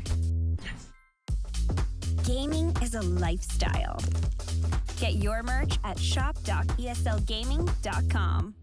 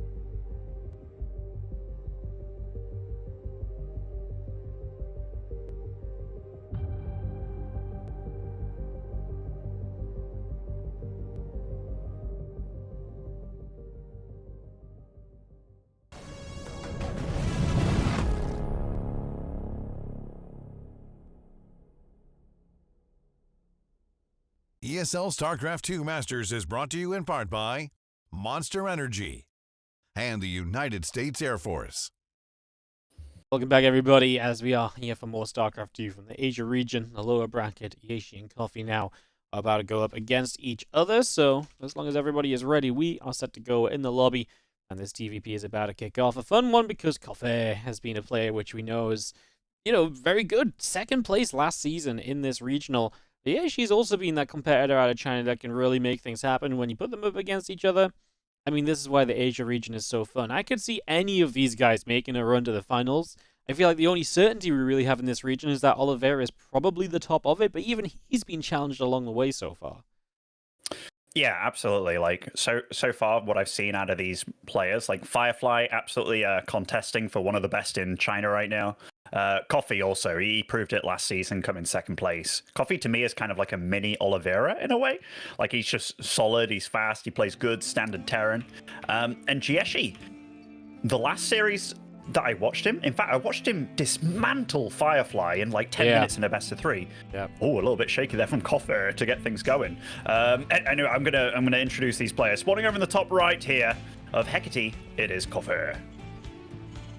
That was just a completely wrong map. My bad. I was just thinking, like, is this Hecate? But it's Alcyone, isn't it? This is taking the or map name. Alcyone even. I don't know. Taking the map name to a whole new extreme. I've heard it pronounced in the map naming correctly, and now we just call them the different maps. Oh my goodness. Bottom left side, our red Protoss player here is a Yeshi. Just to confirm, it's Alcyone, right? Yeah, Alcyone, I think, is the way you say it. Yeah. Hecate is the more like romanticized textile-y one, right? Yeah, like it's kind like of bright purpley colors and bits, and yeah. I have no idea why that came out of me. I just got all flustered, and I was like, no. You were just so excited talking about the players, and you were like, oh my god, I saw the Dude. intros, and then... Yeah, I had a series in my head. It was like, it was Jieshi versus Firefly, and to be fair, one of the maps was Hecate when I was thinking about it, but Jieshi, like, dismantled Firefly, and we see how good Firefly is just in that previous series. He 3-0'd nice. Now, just because you beat somebody doesn't mean you're better than everybody they beat, kind of thing. But it was funny seeing the difference then Jieshi to Cyan, where Jieshi was 2-0 up, just doing the same dismantling, but then just got totally out-fought, and it was like, whoa. And Jieshi just stayed with the same thing, which does make me think that he might be a predictable player. And if he is starting to play against the top dogs of this region, they can start to read you and develop anti-strats as the series goes on. That can be problematic. But fresh series, clean slate, I'm going to give him the benefit of the doubt, and I'm looking forward to see what kind of PvT he brings, because he's going to need to bring it against Coffee. No, he is absolutely going to have to. You have to be spot on against Coffee because he is going to go and kind of sometimes make it a bit weird right now. Fairly standard game, but he will be aggressive. He will hit you with the 2 bases. He will pull the SCV. So if you're off on your build or your mid game or early game, whatever, you will get punished when you play against this Terran player. That is pretty much a guarantee. So keep that in mind absolutely. As our Reaper gets turned around by the Adept, it will not be able to hang around here too long. As the Reaper moves back up towards the Watchtower, and move to the other side. Twilight Council still building from Yeshi as the Nexus is about to finish. Absolutely. And Coffee, on his side of things, didn't really get to scout any tech just yet. Did get the probe kill, obviously. On his side of things, a super clean build out of him. It's just one bunker, safety, no harassers come his way. Factory nice and early, reactor on the barracks follow-up, and you normally get that Hellion out to sync it up with the Reaper, just so you can get confirmation scouting. But he is inside with the Reaper again here, Wardy, and he's checking out what's going on. I hear it shooting somewhere, and it's back out again. Yeah, I lost it for a second, but it does indeed grab a probe kill so far, so that's pretty darn good out of this Reaper. As it's just going to keep around, and has it been able to spot the tech? Not quite. It's right in the back of that main base. He's not really in the right position to go and scout the tech right now. As the starboard continues up, the blink and the plus blink and the sentry on the way through. Pretty standard from Yeshi. 2 gates only. This feels as though he's getting ready to take a 3rd base, but that will be delayed by the Hellion appearing, and that's going to be a dead probe as well, as long as we actually get the Hellion in range, which we do. So minor delay, and obviously a probe kill is always good to have, and you've got the idea now that your opponent wants to expand. Yeah, absolutely. Like, getting the confirmation that you're not against a blink all-in, or at least an all-in, anything like that. And you see here, he's syncing it up. 2 probes dead. He still kept these 2 harass units alive. This is more than you hope for. And Coffee, look at this, what he's actually syncing up here in his starport. A Banshee on the go. I think this is really, really cool out of him. It looks like he's going to try and just get 2 base push going out with just very, very standard tech units. And it's just like, I'm going to deal damage, you have to get ready for this, and I'm aware of everything you're doing. Yeah, no, this push, Marine Tank Banshee could hit hard, especially if you just get a couple kills early. He's going to start up the Matrix just as that hallucination was flying forward. I think that was a fake out to try and make him think, oh my god, this is Cloak, or so. And, or even the fact that it could be a Raven, right? So just trying to sell it that it's not. Anything that you're trying to sell it as right now is good, because if your opponent doesn't know there's potentially a Banshee showing up, that's good for you. But like I said, yeah, I guess Cloak Banshee is a possibility. No response in the main base, though. There's no battery there. Yeah, absolutely not. And I mean, this is going to be a scary force coming in here. And remember, Jeshi, for all intents and purposes, doesn't quite know what's coming. If he does think it's a Raven, he knows he has time to get that charge online and stuff. But if it isn't, and it's what's actually happening here, he doesn't have that kind of time. He's done a good job of getting this mineral wall mined out here so he can take a 4th base if it gets to there. But we see that there's SCVs on the go. And that little Reaper, he's been a real pest, man. Yeah, just misses out on 1 more kill as the 2 Stalkers will deflect against the Banshee. However, we got Marines and tanks already showing up on this side. Scanning up this ramp. Super Battery putting in work right now, but boy, did it need to. Without that Super Battery, would have lost a lot of units already. And when it fades away, this is going to be scary. These 2 tanks are still looking good. Of course, we can blink in on top of those tanks. Maybe that's the idea, but taking initial shots like that ain't going to help you out. This cheeky observer here, just avoiding that scan by the skin of its teeth here. And behind it, oh, he's actually pulling SCVs to clean this up. This is pretty dire, but he will get to take out these 2 tanks, but not without a cost. I guess if he does get these SCVs as well, he's going to be sitting quite pretty here as Jeshi. Gets the extra tank too at the very end, right? So good cleaner, blinks in, pretty clean. Killed a few probes and lost them, but he killed just as many SCVs. And obviously it's important to clean up this position because that gives you so much power. And right now, building a Prism, charge finishing, we are a long way off Stimmin +1. I feel like there's a very real chance you could just break through Coffee right now. I mean, the Stalker's going to go across the map. We'll see if they feel brave enough to grab the tank, but I feel like they might just go for it. Let's see. No, that's definitely not the thing to hit. Don't hit the CC. As now we back it up. But we've got an Immortal coming in as well. Maybe this Immortal can hit the CC from a safe distance. Nope, still in range of the tank. I mean, the range on that bad boy is pretty damn good. Well situated. Does get to see that it's a 3rd base, so Jeshi can start to feel kind of safe here. And he is... It's kind of like a low gas income game from him. Like, he wants to definitely get out a lot of... In fact, oh, a Liberator in the main base. I didn't even spot that he was making this one, Wardy. I was like, why is he pulling the probes? And for good reason. Little bad boy Liberator showed up. Yeah, he's had that for a little while, actually. Just never got to join up with the main army, so now putting it to use harassment-wise is good because it takes the attention away on the other side, so he doesn't have to worry so much about everything else that's going on. As we get 7, 8 probes before the Stalker's bench to clean it out, so that is a lot of damage dealt. 8 probes already going down. Stalker sitting on that watchtower in the center, and everything else joined up over on the natural. Yeah, this has been a bit of a scrappy like opening, you know. Like, how many probes have died so far? 16 versus 5. Like, in most games that go on this long, if those kind of numbers have gone down, you're like, hey, what's actually gone down? You know, it's a lot of crazy stuff. Coffee's just been kind of flinging, I want to say random units, but they've been well done. Like, the Banshee early on, the little scrappy attack. Here, though, that Warp Prism is spotted by the Widowmine drop, so a little bit like, oh, I want to attack you, you're going to attack me. But I like how Jeshi is setting himself up. He's also getting ready for a 4th base. Oh, another Widowmine drop. Coffee's playing good. Yeah, he's all over the place, and he's playing quickly as this medevac may go down, but these Widowmines, well, they're just going to keep units there for the while the cannon finishes. It may just keep their attention there while this next Widowmine drop gets in position, going to boost into the 3rd. Let's see how quickly Jeshi is watching, and if he's going to pay attention at all. He's not. This is bad. He's going to lose a bunch of probes. They stack up even because of the cannon, and the next Widowmine shot hits well as well. You know, these Widowmine drops have been really damn key. Really damn key. Now it's 59 workers versus 50 probes, which is not what you want as a Protoss player. And remember, this bio army that's online now, in fact, let's take a look at the count. 10 Marauders, 17 Marines, a tank, 3 medevacs, a few Widow Mines, and the Widow Mines are getting scattered in as well. Good upgrades as well for Coffee, and he's nicely situated here. Look at his main base. Turrets, Marines, ready to deflect. He's very well set up against a fairly injured Jieshi at this point. Yeah, but Yeshi who's going to go back down the bottom left side and just, you know, recalibrate a bit. Robo Bay and a facility coming up, so going to try and, you know, look towards some further tech in this game. It's going to be seeing that Prism going over to the far right-hand side. I mean, if that does end up getting into the main base somehow, amidst all those units being there, that's going to be quite tricky. By the way, Jieshi has the all-seeing eye observer here on that third base. It sees absolutely everything that Coffee is doing. And, oh, just try and get in, but oh my goodness, greeted by 2 Vikings as well. I mean, everywhere we look, I feel like it's gone bad for Jieshi, but he's still in this, and resources lost tab. It's still pretty damn close between them. And now we can just walk across the map, man. You know, like this army can just go because there's nothing to hold it back. There's nothing that's going to be, you know, keeping it there. Just kind of a little bit wild as that Bioforce comes through. A couple of Zealots get pushed away over the left side.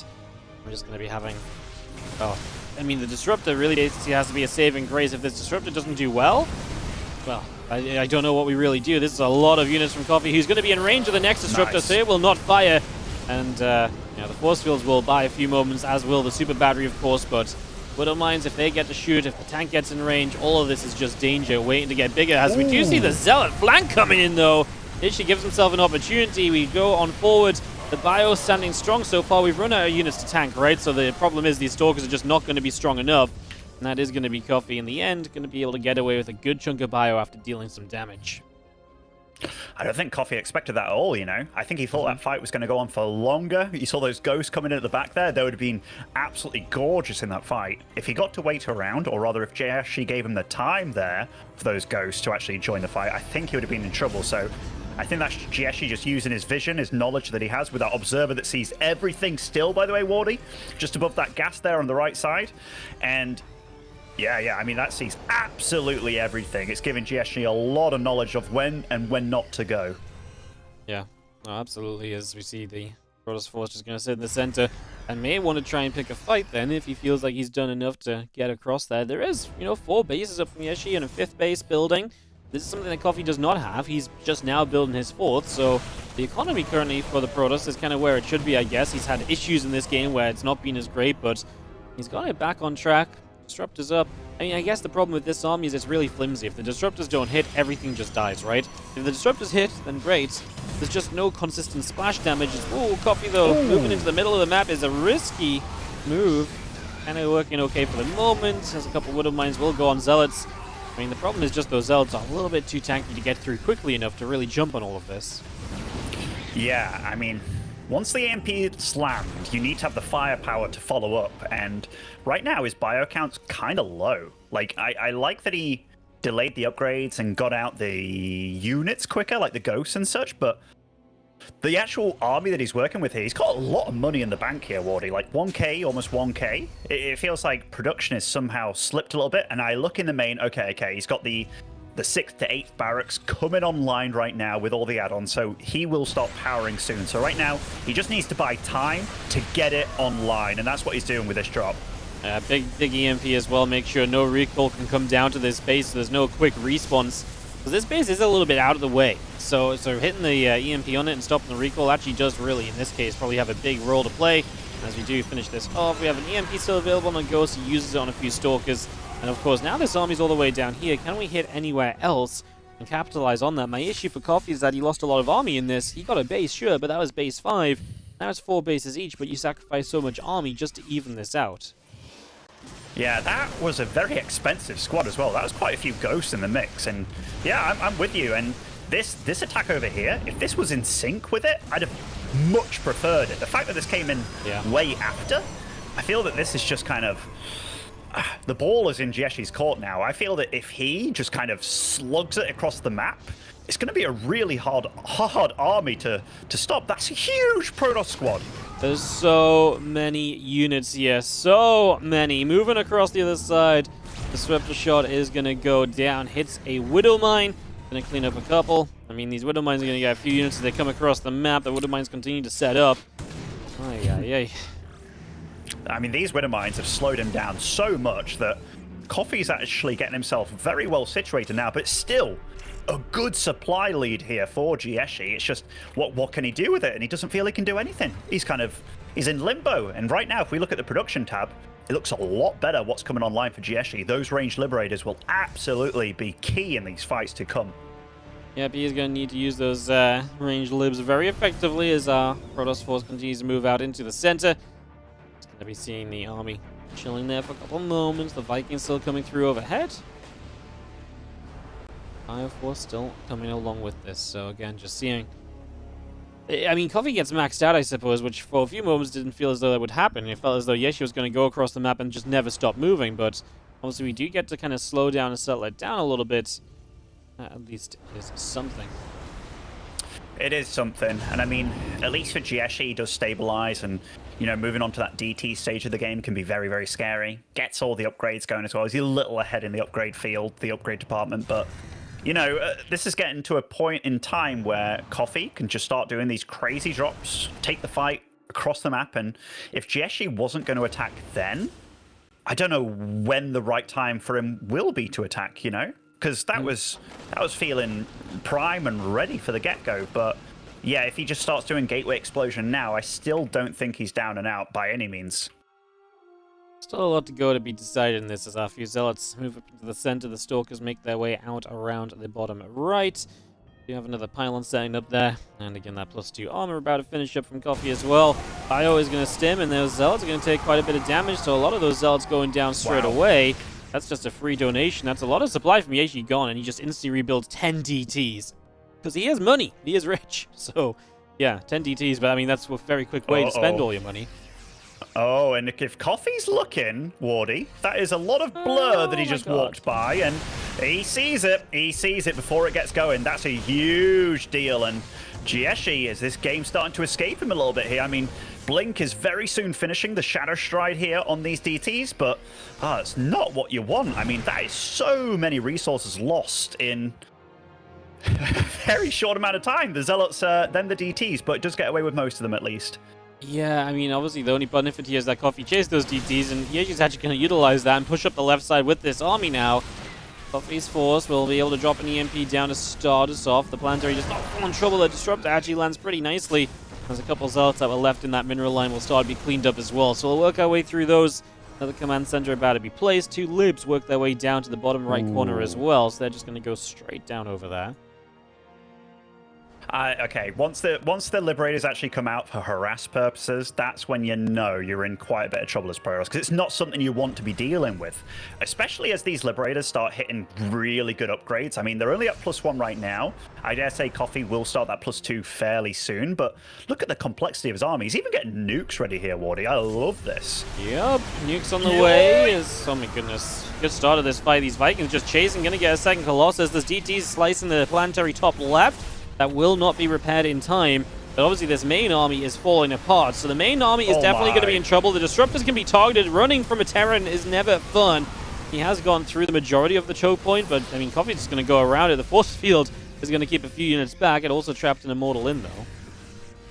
And all those DTs that are on the other side of the map, they've just gone. They fought with a second PF. Wow. I mean, they took down one, great, but taking down the other one. And now that bank that Jieshi once had, absolutely gone. He's got no gas left whatsoever. And Coffee, look at this army, Wardy, and keeps getting caught off guard with the Disruptors, but that's a lot of Disruptors flying in, but they don't get the connections. Great splits out of the Terran, and Coffee, my goodness, those Disruptors just ran in head first, and I don't think Jieshi has much left here to deal with this. Great play out of the Terran.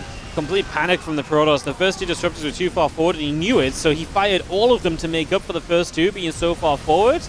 Oh, disaster, right? Because then all your Disruptors are on cooldown, then there's nothing stopping the Terran moving through. As long as we have scans against this DTs, which we do, this is just going to be game right here. Coffee is going to slam his way through this army of the Protoss and take this first game of the best of 5. So, credit to Coffee, as GG is called. Coffee is going to take the first. That was a well-played game. There's definitely some moments where it kind of didn't sync up maybe as we wanted it to. He was able to withstand when he had to, and really just, kept on looking for more and more opportunities, and eventually was rewarded with that kind of the golden platter of a reward, which was just straight up, hey, look, you can just have my disruptors, man. Like, just take them, which obviously isn't great. No, absolutely. Like, I really feel that Jieshi kind of missed his moment there where he was ahead. Yeah. And it made me feel that he didn't quite know what kind of situation he was in. But once those Liberators came online, like, there was 2 Liberators denying both the bottom right 2 bases, which was just super value. Like, as soon as they came out, it really felt like Coffee was taxing his multitasking, because not once, but twice, the army was just sat there, just totally called out. He just lost, like, 2 Colossus sat outside of Coffee's 3rd base for nothing, and it's like, you can't afford to do that against a Terran with that kind of tech available, even if you're killing, like, PF and stuff, and then trying to run through that little choke in the middle. I mean, that was just so bad, wasn't it? Like, his army got, I think he lost a good, like, 40 supply trying to get through that little choke. No, he lost a lot. He was just absolutely slamming his face headfirst into the, yeah, that position is funny because I guess eventually when Coffee started to move through, I was like, okay, potential, but nah, just it did not matter. Too much had already gone down, and yeah, that's just something you got to be careful of. As we'll get ourselves ready, by the way, for this game too. It's going to be on hard lead, so if the players are set, M2 will come up. Crazy game, because I really feel like there was that moment where Coffee lost a lot, and Yeji could have just sent it. Like, if he just pushed with everything and didn't stop, I don't know what Coffee really does, but then he stops. Coffee in that moment gets all of his tech kind of coming online and everything, and from there he just doesn't take a bad fight again. Once those EMPs were out, he just decimated that Protoss army, so it's wild. No, you're absolutely right. Like, that drop on the far right to kill a Nexus, it was good. And you talked about, like, stopping the recall and stuff, but the army was still lost. Like, yeah. Jieshi reacted well, got out over there. Then the army on the left side as well dealt with that. You know, a lot of Protosses out there, you get given one of those armies that the Terran loses, and they will send it. The fact that there was 2 there that Jieshi still didn't send it, yeah, a little too cautious there, a little too cautious. And in StarCraft 2, you can often be too greedy or too safe, and he was way too safe there, was Jieshi. Way too safe, but that actually made it very, very dangerous for him. Well, let's get into the next one as we are in at the top left to start with. The Protoss player in the red is going to be Yeshi. And spawning over in the bottom right as a blue, speedy little Terran, it is Coffee. Coffee. Coffee. Yes, it is. Yeah, I almost as soon as I said his name, I was like, Coffee. Like, I remembered how to say it properly, you know? Yeah, you got it right in the end. Good job. I was about to be very disappointed, I'm not going to lie, Ben, but we saved ourselves. As we get, I'm one of those guys that, like, words come out of my mouth, and then I think about what was said, which is often why I say such lovely, smart things very often, Wardy, you know? Uh-huh. Yeah. We're actually getting a... Oh, absolutely, absolutely. We're getting a very different build out of Coffee, by the way. The double gas opening this game. And the game before, he went for the Reaper into Marine, the low ground expansion very, very quickly. I mean, it all panned out quite nicely for him, but maybe he felt that push with the tank and Marine situation didn't go quite as well as he hoped. Jieshi is just scouting around his base for proxies here. Something you don't find a lad named Rotterdam doing all too often. You don't? Marauded him a few times these days. It's been lovely. I thought you were saying Roddy doesn't go proxying, but no, he doesn't go scouting for proxies. Now it makes so much more sense. Roddy will proxy a Nexus, not a normal proxy. He's very either-or kind of thing. Yeah, that makes sense. That sounds like Roddy. But no scout. No scout. No scout. Of course not. 5 games in a row, still no scout. It's beautiful. Free MMR. Let me guess he wasn't impressed. I don't think so at all. You know, he after it started happening, he stopped challenging me to his Basilish Friday matches and stuff. In fact, frickin' Kevin, you know, as soon as we're having a conversation, right? You know, we catch up every now and then. I'll be like, oh yeah, my mouse is broken, and I almost see the light in his eyes. He's like, you want to have a show match then this Friday? And I'm like, no, no. And then as soon as I'm like playing again and my mouse is fine, silence. Every freaking time. He's an absolute vulture. I cannot wait to just listen to you guys cast Europe for the next few hours because I feel like you guys are ready to have a good time. I think so too. This build by Coffee, by the way, like, so Reaper Reactor, he is doing kind of a TVT build here in this PvP, or rather TVP. Oh, losing a Reaper though Yes, early on. That definitely takes the wind out your sails here. Because if you have 3 Reapers, 2 Hellions, dealing with that with just a couple of Adepts and such, it's really damn difficult. You can lose so many probes. Yeah, no, you gotta be careful about these things. There's a couple of Reapers and Hellions, by the way. We'll move up across the upper left-hand side. Blink is on the way, then, as we got our Twilight Council working. And that CC is about ready to go down the low ground, but we are going to go 3 racks without a starport right now. So that's going to be the current go-to plan. How are we liking it? I think it's all right. I mean, Jeshi does sacrifice a Adept here, or does he? We'll get the scout, the confirmation on the high ground here of the CC at least. And this wall off is actually really nice. Stops those Hellions from getting in, but the bleeding is still happening on the inside here against this single Reaper. What a dancer. Yeah. He's been pretty good, hasn't he? He's delivered a little bit there. As the couple Hellions will continue through onto these gateways as well as just trying to break through the front, as the Reaper will go down in the end, so that will fall. And these few Stalkers are going to come out the front. The Tech Lab's coming up on the other side. Tank just popping. I mean, well, 5 probes went down. This was pretty going good for Coffee. He gets a lot done. And, well, Yeshi wants to take a 3rd base as well, so it's not like he's even set up to really capitalize on maybe a few units being made extra and then given up. So, yeah, this was rough for him. It certainly is. I mean, those Reapers did a lot, man. Can you imagine if that was like 3, like he actually imagined and lined it up to be? But this follow-up from Coffee here, I mean, that's a lot of firepower very quickly. Getting one, or rather he's getting Stim and Combat Shield online. He's getting tanks out, getting a lot of bio. This is actually going to be pretty damn menacing. I'm wondering if he even gets a starport after this. Ooh, there he is. Right now. Boom. Yeah, no, it's gonna, I mean, it's gonna be a scary time that we have coming up though, right? Like, we could send it very soon here and probably do very well, so let's see what the plan will become next little while as our Nexus and our charge comes up. Obviously, that's going to be our pros player preparing for just the next stage of this game as well. Also, Coffee yet to add on an engineering bay. Like, that makes me think that he isn't really thinking about the what happens next. He's more thinking about the go. Yeah. Because as soon as you don't have that engineering bay, I mean, it's very cheap, right? You don't normally go for the double in TVP. It's just not worth it. But yeah, I think this is absolutely going to be lined up to be a massive attack. As soon as the first 2 medevacs are out, he's just going to absolutely send it. You might even see like SCVs come out on the field. And so far, Gieshi, he's not aware of it, but how could you be? He's on 3 bases, getting the +1 armor. He's doing a lot of the right stuff against this. Yes, he definitely is. He's just preparing and preparing. I love it, right? I mean, patient, tons of gateways. If you get a ton of charge lots up, these sort of attacks can sometimes just melt. It's about the right amount of numbers. You know, charge lots, if they're not enough numbers, they fall apart very quickly, but charge lots in the right kind of numbers, and you do a lot almost straight away. So let's see what happens as our couple Stalkers are pulling across. It's chasing this Hellion down, which is going to try and find a couple final probe kills. Should have one. Oh, didn't target fire. Yeah, didn't target fire, but this is a big Terran army now. Like, it's actually very scary. Like, let's see, 3 Zealots on the field, 8 Stalkers, 1 Immortal. It's not a lot. And he's still got some time for that +1 armor to finish. And Wardy. The boys are being pulled. I mean, this is as all in as it gets. And Coffee, he sank everything into this. There is no after. It's all about now for him.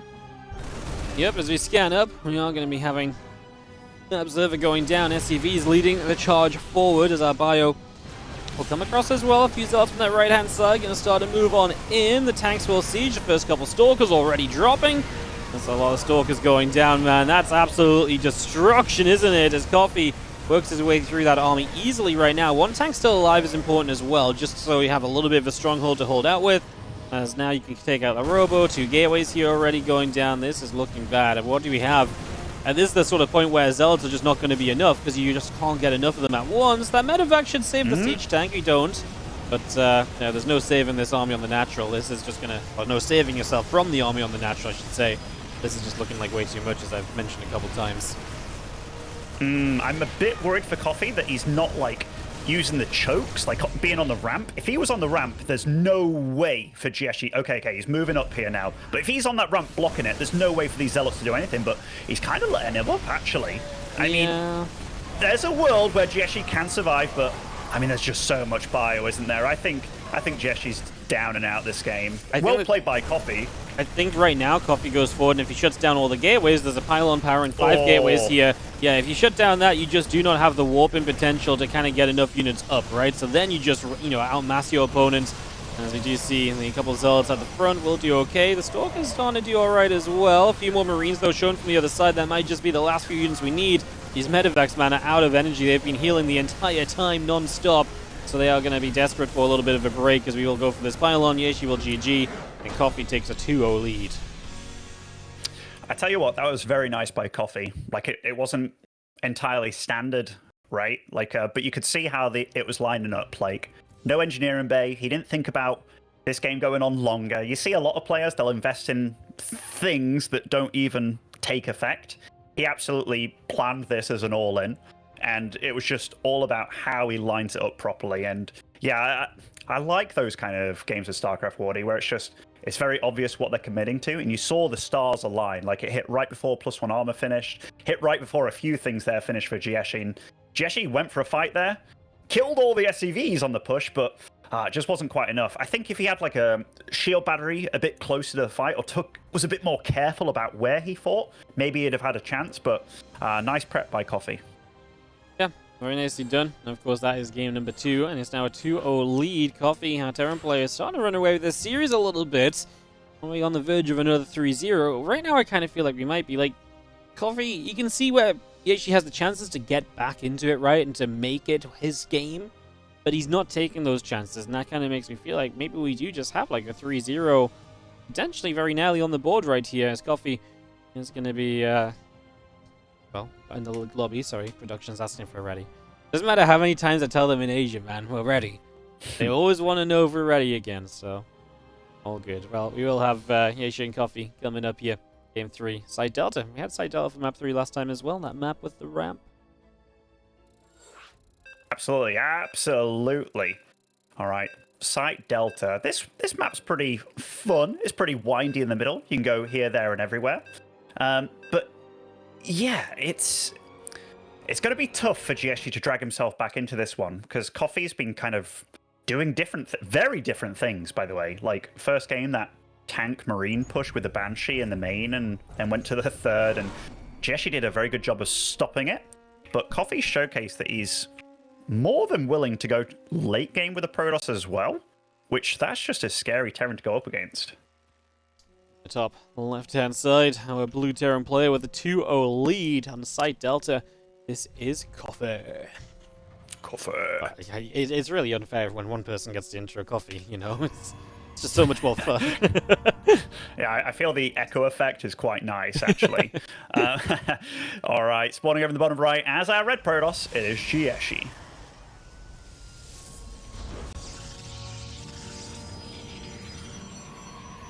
Gateway comes up on the main base. Barracks goes down on the other side of the map. Get things settled down and ready to rumble here for this game number 3. Gateway assimilated and the probable coming through, and a couple of refineries from Coffee at the moment, as he is going to play a little bit differently, right? I mean, it's double gassing it up. Barracks coming in already. Just going to play not a super fast expand, maybe a little bit more aggro. We'll see what he does. No, absolutely. And Coffee, like, you got to remember the opening didn't quite go as he wanted it to with that first Reaper being lost. But it still worked out very nicely for him. He caused so much ruckus, and it was really, really solid by him to make it happen. Now, he did go into an all-in afterwards. I don't know whether that was pre-planned or whatever, or given how well things went, but this map, very different. The Natural has that nice ramp, so they can both feel a bit more secure about their setups and whatnot, and a very, very normal third pattern to take. I am curious to see what Coffee does bring this game, though. Yeah. I'm intrigued as well as our probe makes its way across the map. Factory is coming up, the barracks and the reactor continue to come through.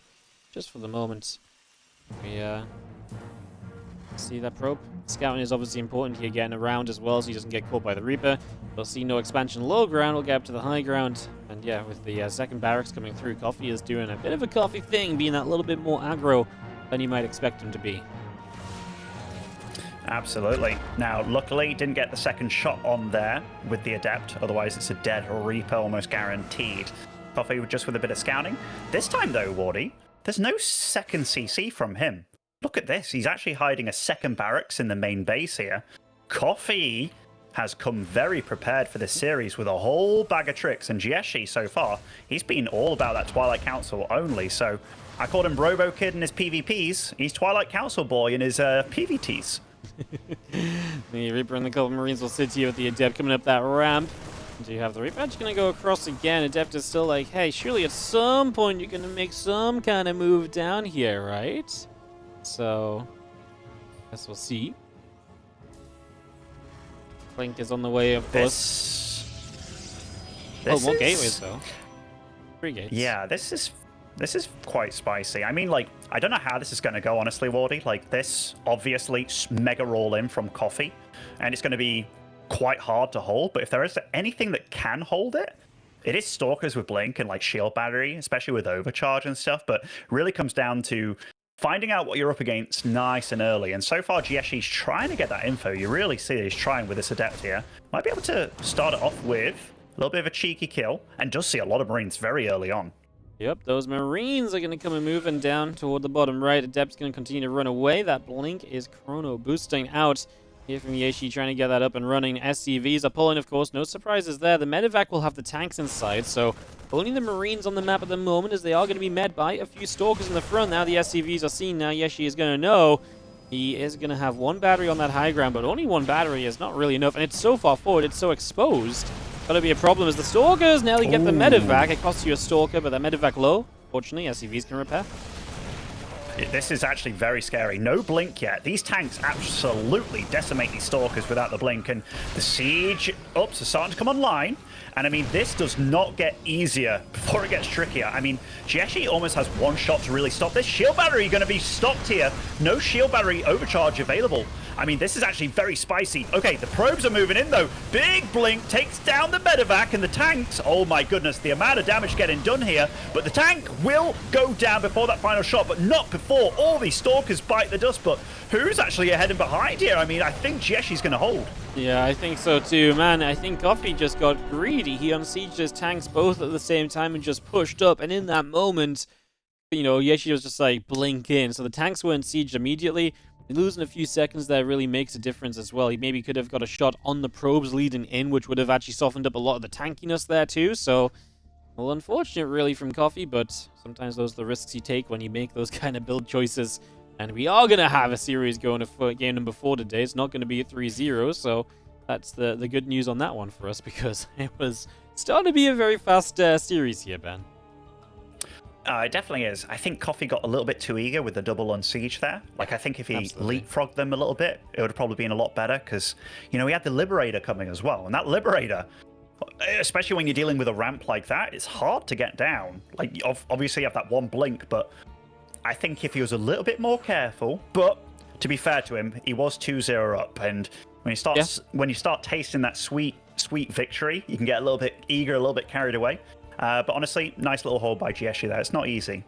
Not easy as we get ourselves ready for this game number 4. So we are going to keep it going. This time we are going to go to Hecate, Ben. So finally, you know, that nice purpley landscape there reminded me of the good old days of Romanticide and what have you. But yeah, finally Hecate.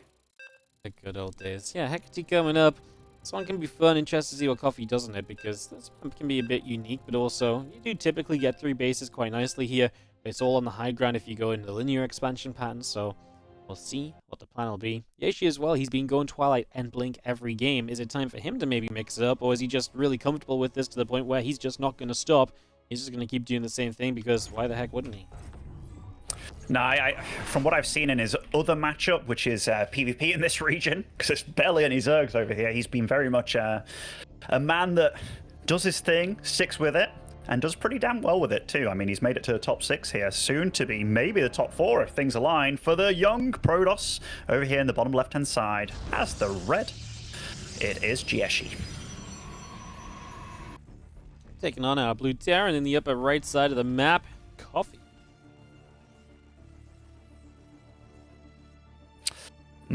Coffee here with an SCV on the map and aggressively located. And this is definitely not the kind of spot that you scout, but it looks like it's only going to be one proxy barracks here, which definitely not too bad. Yep. Honestly, seems to be pretty just kind of get a Reaper out and just go. Don't think there's going to be anything too crazy unless we maybe start a proxy everything. It's almost like Coffee's got two, he's like, yeah, I won the first 2 games playing fairly regular, and now I'm going to send everything as this probe is going to scout it. So the good news is the barracks up against the wall, the SCV should be able to stay there and get re-micro to be over there when building so that it can not be touched. And that means the barracks should get to finish. Well, the probe reaches it right now. Pesky little... Oh my goodness. I mean, this could be... Oh my goodness. Oh my goodness. Oh. Just. Yeah, that is... very unlucky / lucky. And we'll bite the dust anyway. So actually, if you're a Protoss player and you do kill the SCV and scout it like this, you feel kind of okay. And at least you know it's not double barracks with like tech labs and stuff. And you scout it, you get to see what you're up against. That's nice play. You don't often see scouting on Rotterdam stream, and if you did, it would have paid off here. Yeah, he's trying to wind him up before he comes and casts with you, aren't you, Ben? I know he's going to bring a whole world of, blasphemy. Like he's going to be saying that, it's not true about the show matches and the broken mouse thing, and it absolutely is. And I'm ready. I'm ready. Oh, where are these? Okay, 2 probes dying despite scouting it. That's big. Yeah, he mentioned broken mouse, and my mouse was not clicking, so I was trying to get over to the Reaper and it wouldn't go.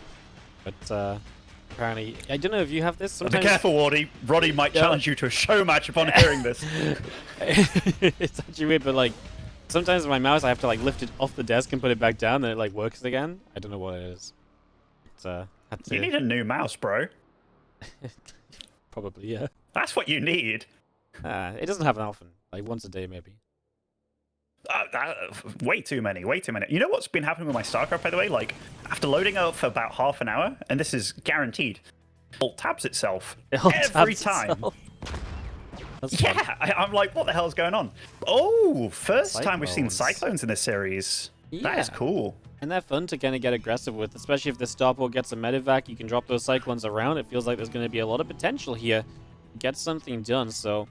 We'll see those couple Cyclones coming through. That medevac continuing in. The Stalker's going to get some shots, but it'll get grenaded out the way, so the Reapers will have a freedom to hit down at least one probe. We lose one Reaper, and that's probably going to be the end of damage dealt. I can't imagine we get a second with just a single Reaper.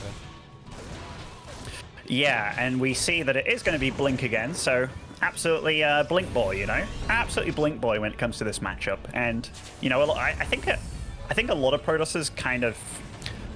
I fell into this trap too, where I go with what I'm comfortable with and what I know is good, but not divvying it up a little bit. But one strength of Protoss is absolutely the fact that you have many openings you can do. Like different variants, like you can do Blink, but different ways of doing Blink. But I feel like Jieshi is getting very predictable in the last few series I've seen of him. And Coffee, he's absolutely wild, isn't he, with the amount of crap he's throwing about. Yeah, he definitely doesn't play the same game twice a lot of the time as...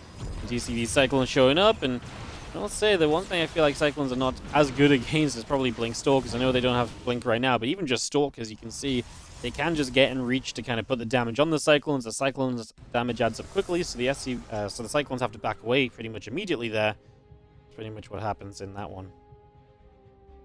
No, definitely. And tank on the way. He's already on 2 barracks. Does spot that he's going to try and take a third. The Robo facility, though, very early here, very early. Yep. And that's going to be that Robo Bay with the tech coming up then. So Blink into Colossus is not something we've really seen, right? We saw him end up on Colossus eventually in that first game on Alcyone, but since then it's been a little bit kind of non-Colossus style. Even then he went kind of Disruptors first, which I'd be shocked to see him do here unless he felt threatened. I think he's got the time here to get Colossus up and established, so again, they're ready to go. And Coffee's just kind of like securing himself, just make sure he doesn't take any damage here. The bunker is salvageable in the end. I like that he's going for these Cyclone drops, though, because the Cyclones, if there's one thing that they're absolutely better at, it's killing workers in a mineral line. Like, if those guys go unpunished, boom, they are so damn good. Jeshi just tests the waters here, just gets a little poke at the front. Doesn't really get too much done, but realizes, all right, let's head back home. Let's be safe. And it does have a nice spotting pylon, at least in his main base, to make sure this doesn't go totally unnoticed here. Yep, you're going to see this medevac coming in, the double cyclone, looking for more. What do we have nearby? All the stalkers from the natural will have to move, but this is going to drag everything, and it's going to give Coffee free movement across the map. And he's going to start off by killing, well, 3 probes. Now he's going to get a stalker, now he's going to get another probe, more probes available. I mean, everything's going to die here, so you may as well just go for whatever you can. And like I say, most importantly, it's buying time where these other units have just moved straight across the map. This Colossus needs to be careful, because it's kind of on its own. If it takes siege tank shots, it can be in a lot of trouble. And there's no battery on this base just yet, Ben, so we're moments away from that. First panel will go down. The second panel will still power the battery, but it's quite far back. So, yeah, it's going to be tough to really engage these Marines while being safe with the battery. As you can see, the tank are going to get jumped on by those Blink Stalkers. Marine Stim, can we get enough to go through onto the Colossus afterwards? I don't think so with the super battery. Wow. 11 probes dead, though. I actually think Coffee handled that very well. I think Jeshi was a little bit too far away from the shield battery overcharge there, but the fact that he took out one of the tanks as quickly as he did, that was actually real damn key for him, and Jeshi can't chase this. He absolutely can't, but the way that Coffee's syncing up his attacks, like, this game was a lot better than on Alcyone here. Like, the drop in the main followed with, okay, now I can move out across the map. Very nicely done.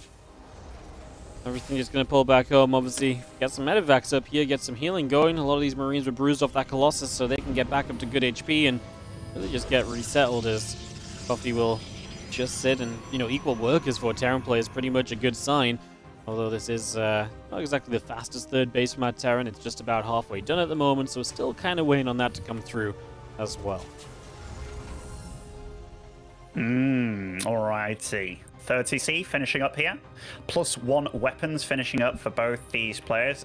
Quite a bit earlier for the Terran. That's a good sign for him. And yeah, he's just very good about the drops. Attacks the left side, attacks the right side. He's back and forth. And there aren't that many units back at home. And there's actually nothing in this main base. As I say that, a big-ass warp in there. So don't know whether he spotted it or he just kind of felt that something was vulnerable. But he's going to get damage done again here. I mean, you don't want to be a probe in this series. Oh my god. So many gates getting depowered too, and I think this next gate's going to get depowered. Oh, we just killed a forge. He couldn't really decide. But Pylon would have been a good choice in the end, but didn't necessarily know how much time he had. Stalkers blink. They're not going to get the medevacs, and that is going to be a good drop from Coffee, who is just continuing to push himself further into the lead. He definitely looks like the stronger player so far this series, and he's definitely looking to make top 4 here in the Asia region. This is really good play out of Coffee. Just good, solid Terran. Just attack on the left, attack on the right. Syncing up attacks as well. It's very smart. 23 probes have died this game. It's actually, yeah, very difficult. Nice spotting pylon with the probe over here. We'll get to spot this Woodermine drop coming, and he is nicely prepared. But just knowing about it, it doesn't mean you've dealt with it just yet. And you see that the way that Coffee's climbing here in tech, he's probably going to start thinking about a Ghost Academy as well. Boom, that goes down. Just a nice Terran all round. Yeah, absolutely. A couple of Marines on the bottom side. Going to go stimming after a probe for a moment. Take that down. Now going to get those Marines to go after the pylon as well, as everything joins together. And we'll just see orbital command on the third base dropping down too. So just getting that into place. So you have ourselves the Ghost Academy still coming up, and Bio still joining up together. Everything's still settling as a couple more depots go down to the sides. And we wait for Coffee to kind of pick the next fight, because the next time he pushes, I feel like he's going to be in a pretty good place, just repositioning this medevac so it can't be shot down just yet, as well as those Colossi and Stalkers just going to chill out on that side. Yeah, and Jeshi's been good about getting this Observer and just between the 3 bases and just sees absolutely everything. And when he sees those ghosts pop out, I think that's Coffee's time to go, go, go. And Jeshi is going to have to take some really good fights against this army, because this army, it's just beautifully crafted to deal with what Jeshi has right now. Yeah, it's in a pretty good place for sure, as we do see the Widowmine is going to drop into the back. First Widowmine gets burrowed up, is going to fire for a couple of probes. 2 probes go down already. Going to get burrowed up once again here, and just going to see the next mine going to go for... Okay, I thought he might have synced up for 2, but it's just going to be the 1. Either way, still decent, as we have our Bioforce continuing to gather out the front, with all the Medevacs, Vikings, mines joined up as well. Yeshi is going to come up the top side through the 12 o'clock position and see where he can go with this. Trying to get an attack going against the 3-base setup, and he knows he's playing super defensive. Like, he knows the Terran is ready for this. And that is not necessarily a Terran that you want to go at it with, unless you're not confident for the next stage of the game. Which, I'm not feeling this attack from Yeshi right now. It's going to be very hard to make this work. And with you, man, he's attacking into potentially EMPs. The Widow Mines are preset. We'll see what this first Disruptor can do. That's going to be 2 Widow Mines. Obviously, if you hit the Ghost, that's great. A Widow Mine on the back of the army, as the Vikings are going to be able to get rid of the Prism here. EMPs are all over this force. Now, the Vikings will get rid of the Prism potentially and then go on to Colossi, because stopping the Warp-ins is a big deal, and this is just a no-go. This isn't it, as everything dies. And she essentially just gave up the game right there. I don't know what he was going for. Like, I really don't. He had his 4th base getting online. It was kind of one of those where I'm okay with you posturing to be dangerous, but not to then take a fight where you see that he's absolutely waiting for you. That was like walking into a room with a tiger in it, and you don't do that. Coffee was more than ready. You do not walk into rooms with tigers. Of course not. Of course not, but Jeshi's like, hold on, where's that room? And just freaking goes. A few more Marines go down. Bio still chasing. Tank is going to unsiege and reposition a little bit as Bio just comes up. A couple of Zealots will start to take some hits. Vikings are going to go onto the Colossus. As we have a Disruptor that will go down as well. That Colossus will indeed go down. All the Zealots have been killed. And it really feels as though this is just going to be a little bit too much, as Coffee is going to continue on to that Nexus. A couple of those Zealots still going down. The additional few Zealots warping in. This Bioforce is continuing to fight it out. Zealots after Zealots just dropping here. There is no way for Yeshi to recover from this. Even a spectacular Disruptor shot wouldn't do it, as Coffee is going to get rid of the Disruptor, the base, the Zealots are warping in. You name it, it's probably dead. And Coffee's going to win this series, go to the top 4.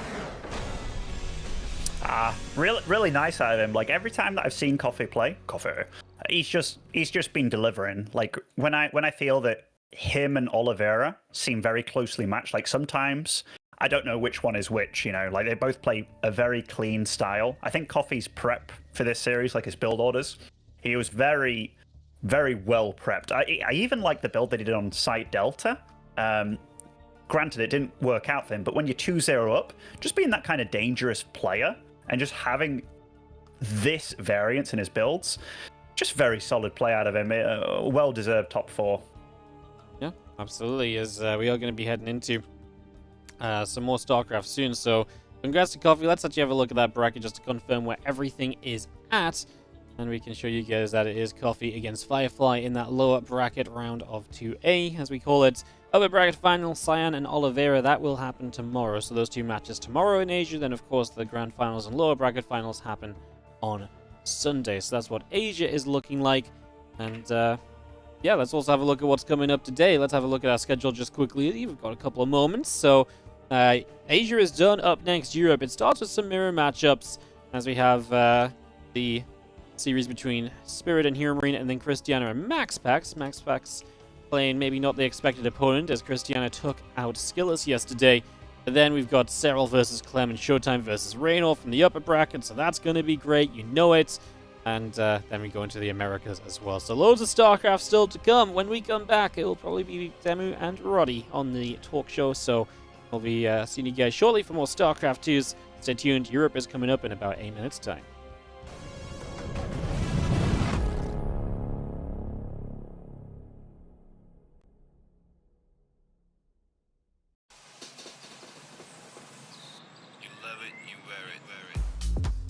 Wear your passion.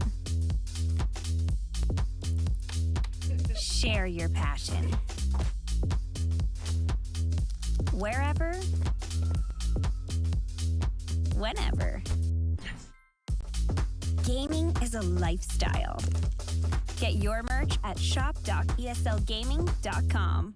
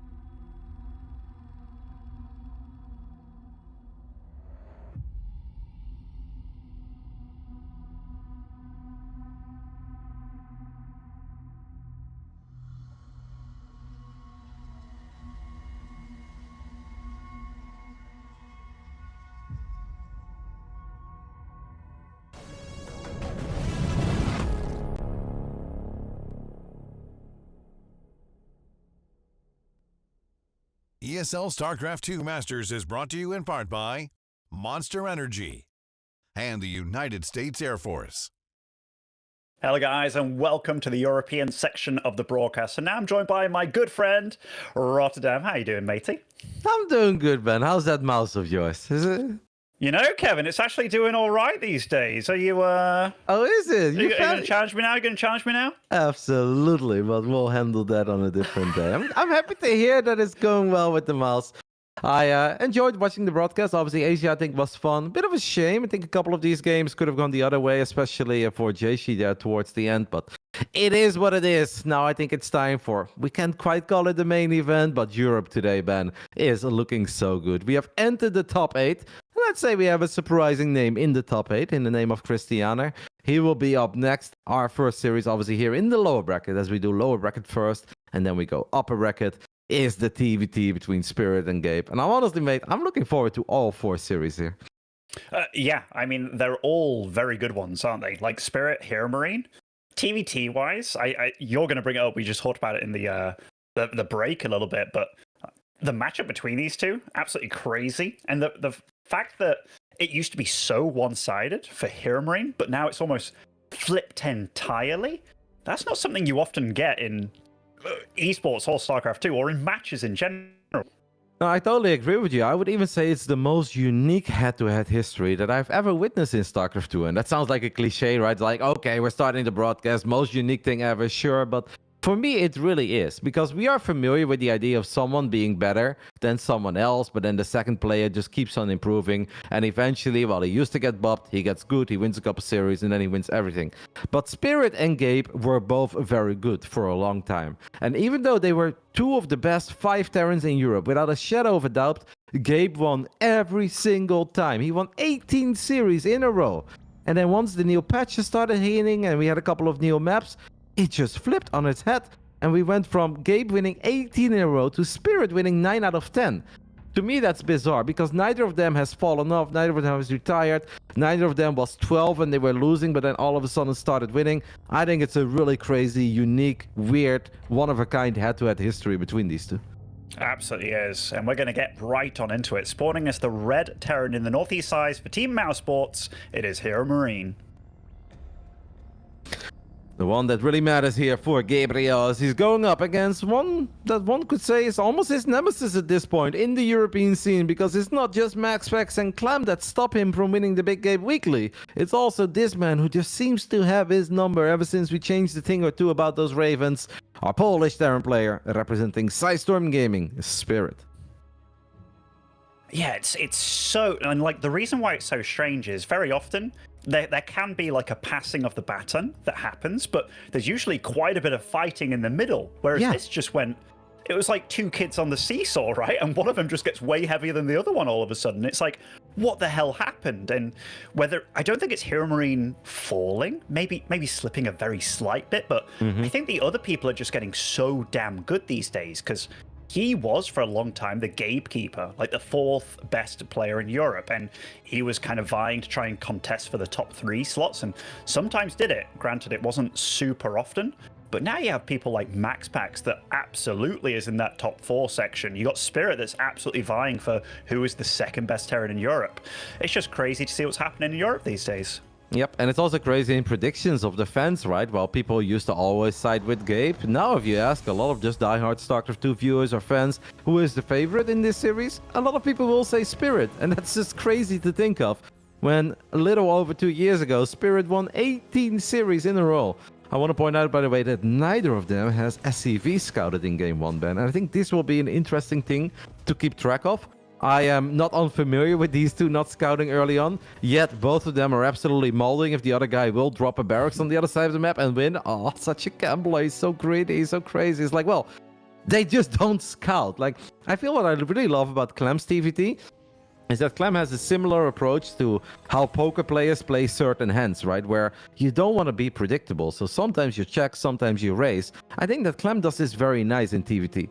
He'll SCV scout, he won't SCV scout, but it's hard to predict whether or not he will SCV scout. These two, way more often than not, just don't SCV scout.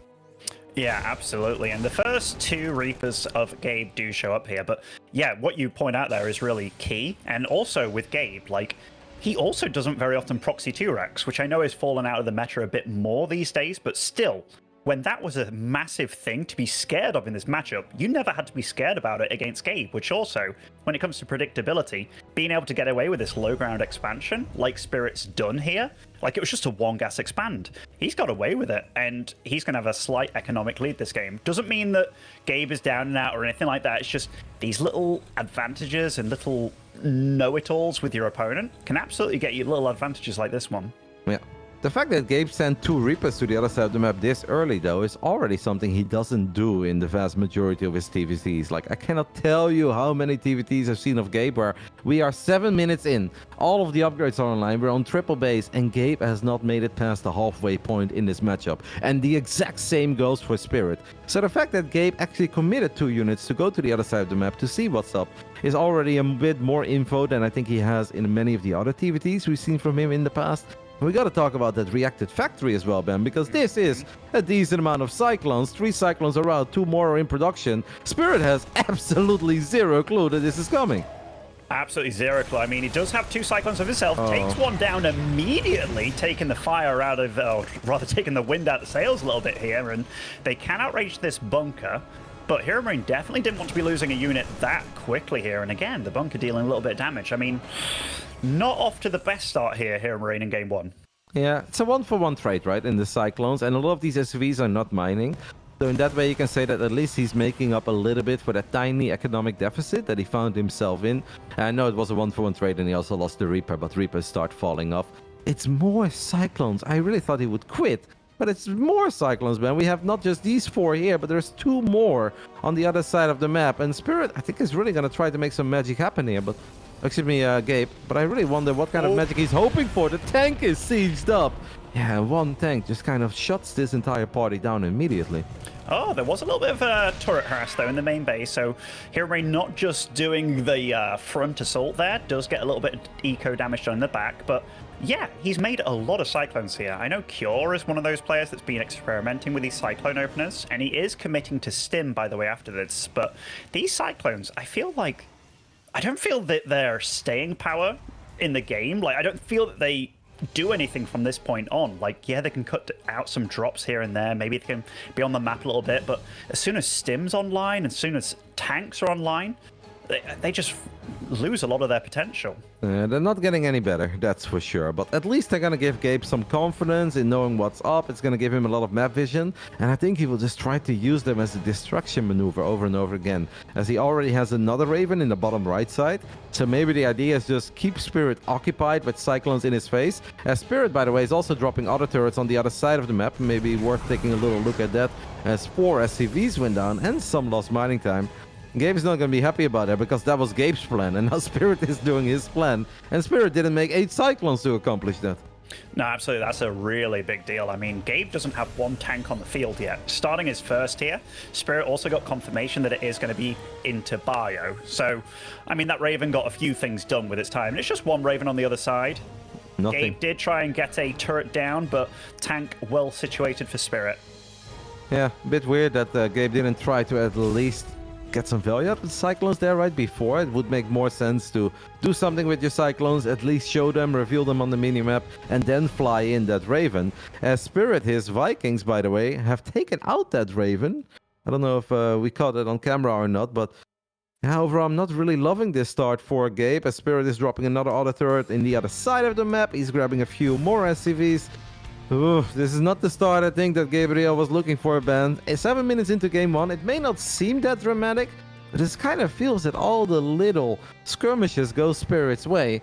And Spirit has done more with less, and that's never a good way to kick off your TVT. No, absolutely not. And these Cyclones, they feel a bit like dead weight, to be honest. Like, obviously they're trying to get what they can, and might get a little Cyclone for its troubles here. Oh, might get those 2 Vikings as well. That's probably more than he was hoping for in this situation. Almost gets away with the Raven as well. The one advantage that Hero Marine does have is the fact that he got his stim so early, so the combat shield comes online, and then you can start being a little bit of a bully on the map, which it looks like he's getting himself geared and ready to go with that. So that's at least something that we can look at from Gabe's point of view that's going all right for him. Yeah, but it's also 2 tanks for Gabe against 6 for Spirit, Ben. 6 tanks against 2, and that's obviously because Spirit did not use that factory to crank out all those Cyclones, and it's nice to have slightly quicker stim and now have Combat Shield online, and you can maybe find some damage, but I have a hard time believing there will be a whole lot of openings against the strong defensive Terran player that Spirit is when he's got 6 tanks, and all they need to cover is 3 bases. Like, it seems that he should be fine, no?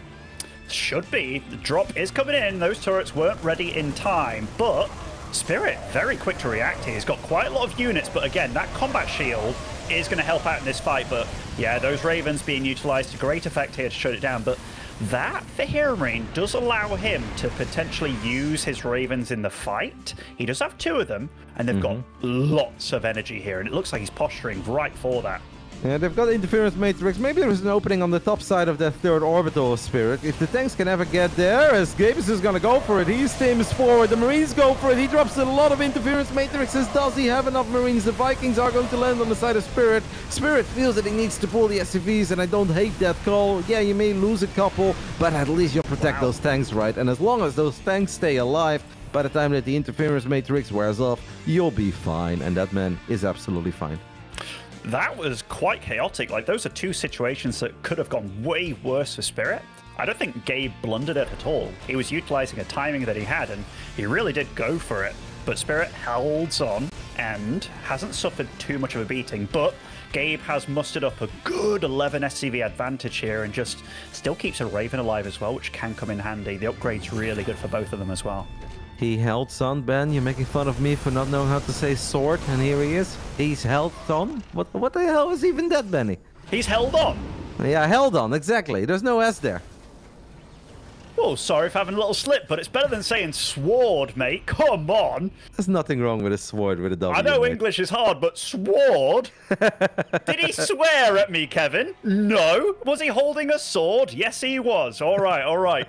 Gabe marching across the map here and really, really kicking into overdrive, I feel, with this aggression. But Spirit, he's not going to go down without a fight. He scans this army, but he's got a big army in the north as well. These guys are really...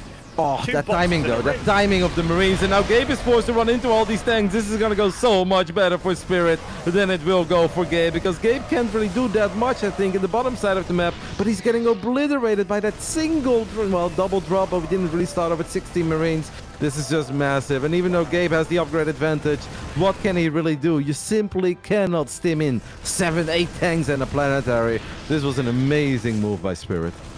Yeah, I mean, Spirit, he just looks like he's a bit faster, doesn't he? Like, just things are happening. He's defending well, he's attacking well, and he's been supply blocked at 172 for a little bit of time here, but when the engagements have gone this well for you, and he's blasted himself more than back into this game, and that tank count, 9 versus 4, that is scary, man.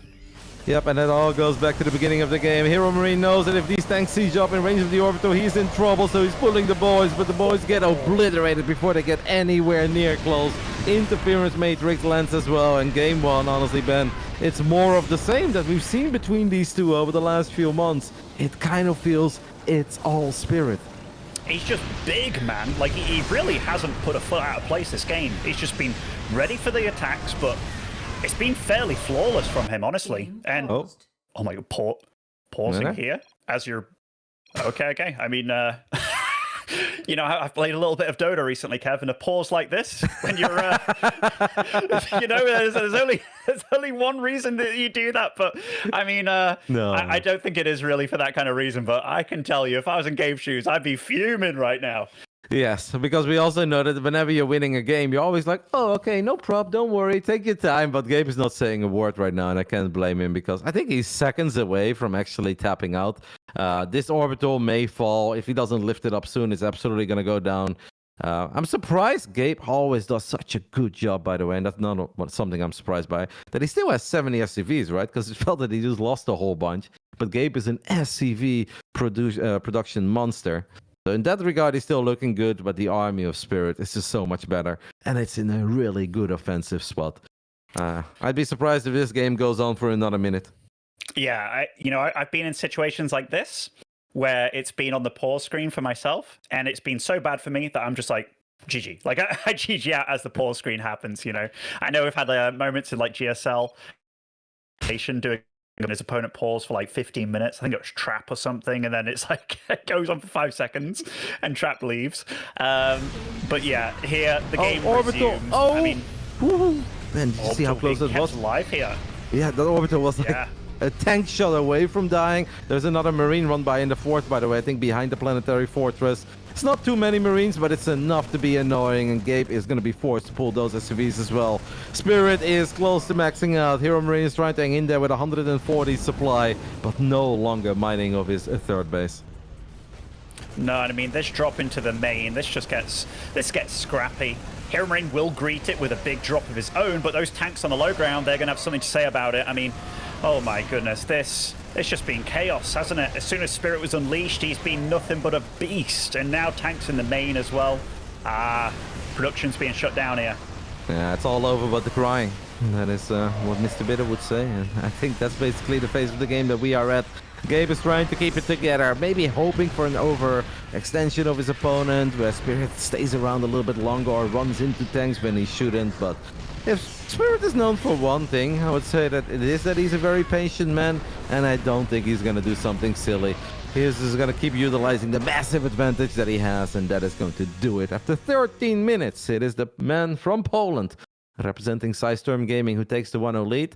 And I think it's not anything to truly panic over if you're Gabe, but the way it happened, Ben, it's got to be a little bit unsettling, right? It just felt that Spirit didn't do a whole lot, but what he did, everything was worth it. Everything was successful. I don't think he had one big misstep. Meanwhile, Gabe tried X, Y, Z, and very few things went his way. And I think that's the worst part about losing the game one the way he did.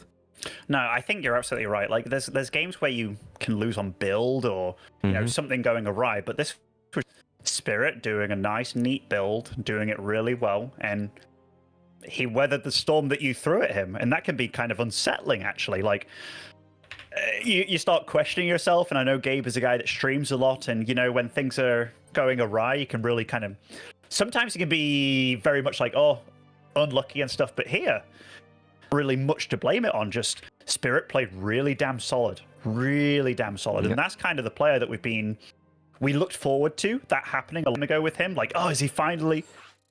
And so far, he's just been hitting his stride. Like, very much a mainstay for like top 8, top 6 in Europe these days.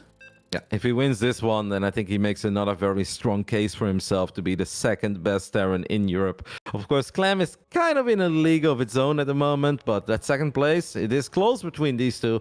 And for the longest time, we obviously thought it really does belong to Gabe. I mean, Gabe was top 4 at Katowice, such an epic run, but over the last 12 months, it really has been more Spirit than Gabe. It's obviously just the first game. There is no reason to panic just yet if you're a Gabe fan or if you love Gabe. But Gabe is going to have to bring something else, because it also just felt that Spirit was confident, man. Like, confidence is key, especially when you play against someone that you've played a million times. I think they have like 60 or so competitive series, so not quite a million, guys, but 60 competitive StarCraft 2 series is obviously a crazy amount. And to me, it just felt that Spirit was playing with a lot of confidence in game one, and wouldn't say that Gabe was looking shaky, but it just didn't quite add up. A few things didn't look super solid from Big Gabe. And speaking of, spawning over in the bottom left-hand side of Alcyone, it is the Red Terran, it is Hero Marine. You sure it's not Hecate, Ben? I saw that. I absolutely messed up with that one, Kev. I absolutely did. It was a good intro. It made me chuckle, and that's all. That's more than most intros do, Benny.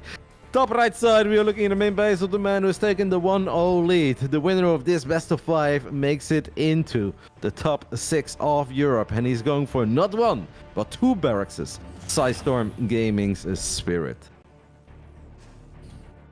Is it barrackses or is it barracks? You tell me, Benny. I have no idea. I just heard you say it. I don't know if it's like my inner self trying to get you back for me saying the map or whatever, but I felt it. I was like, barracks. What do you mean you're trying to get me back? You already scored like 17 points on my behalf before I even entered the broadcast, Ben. Let me get one.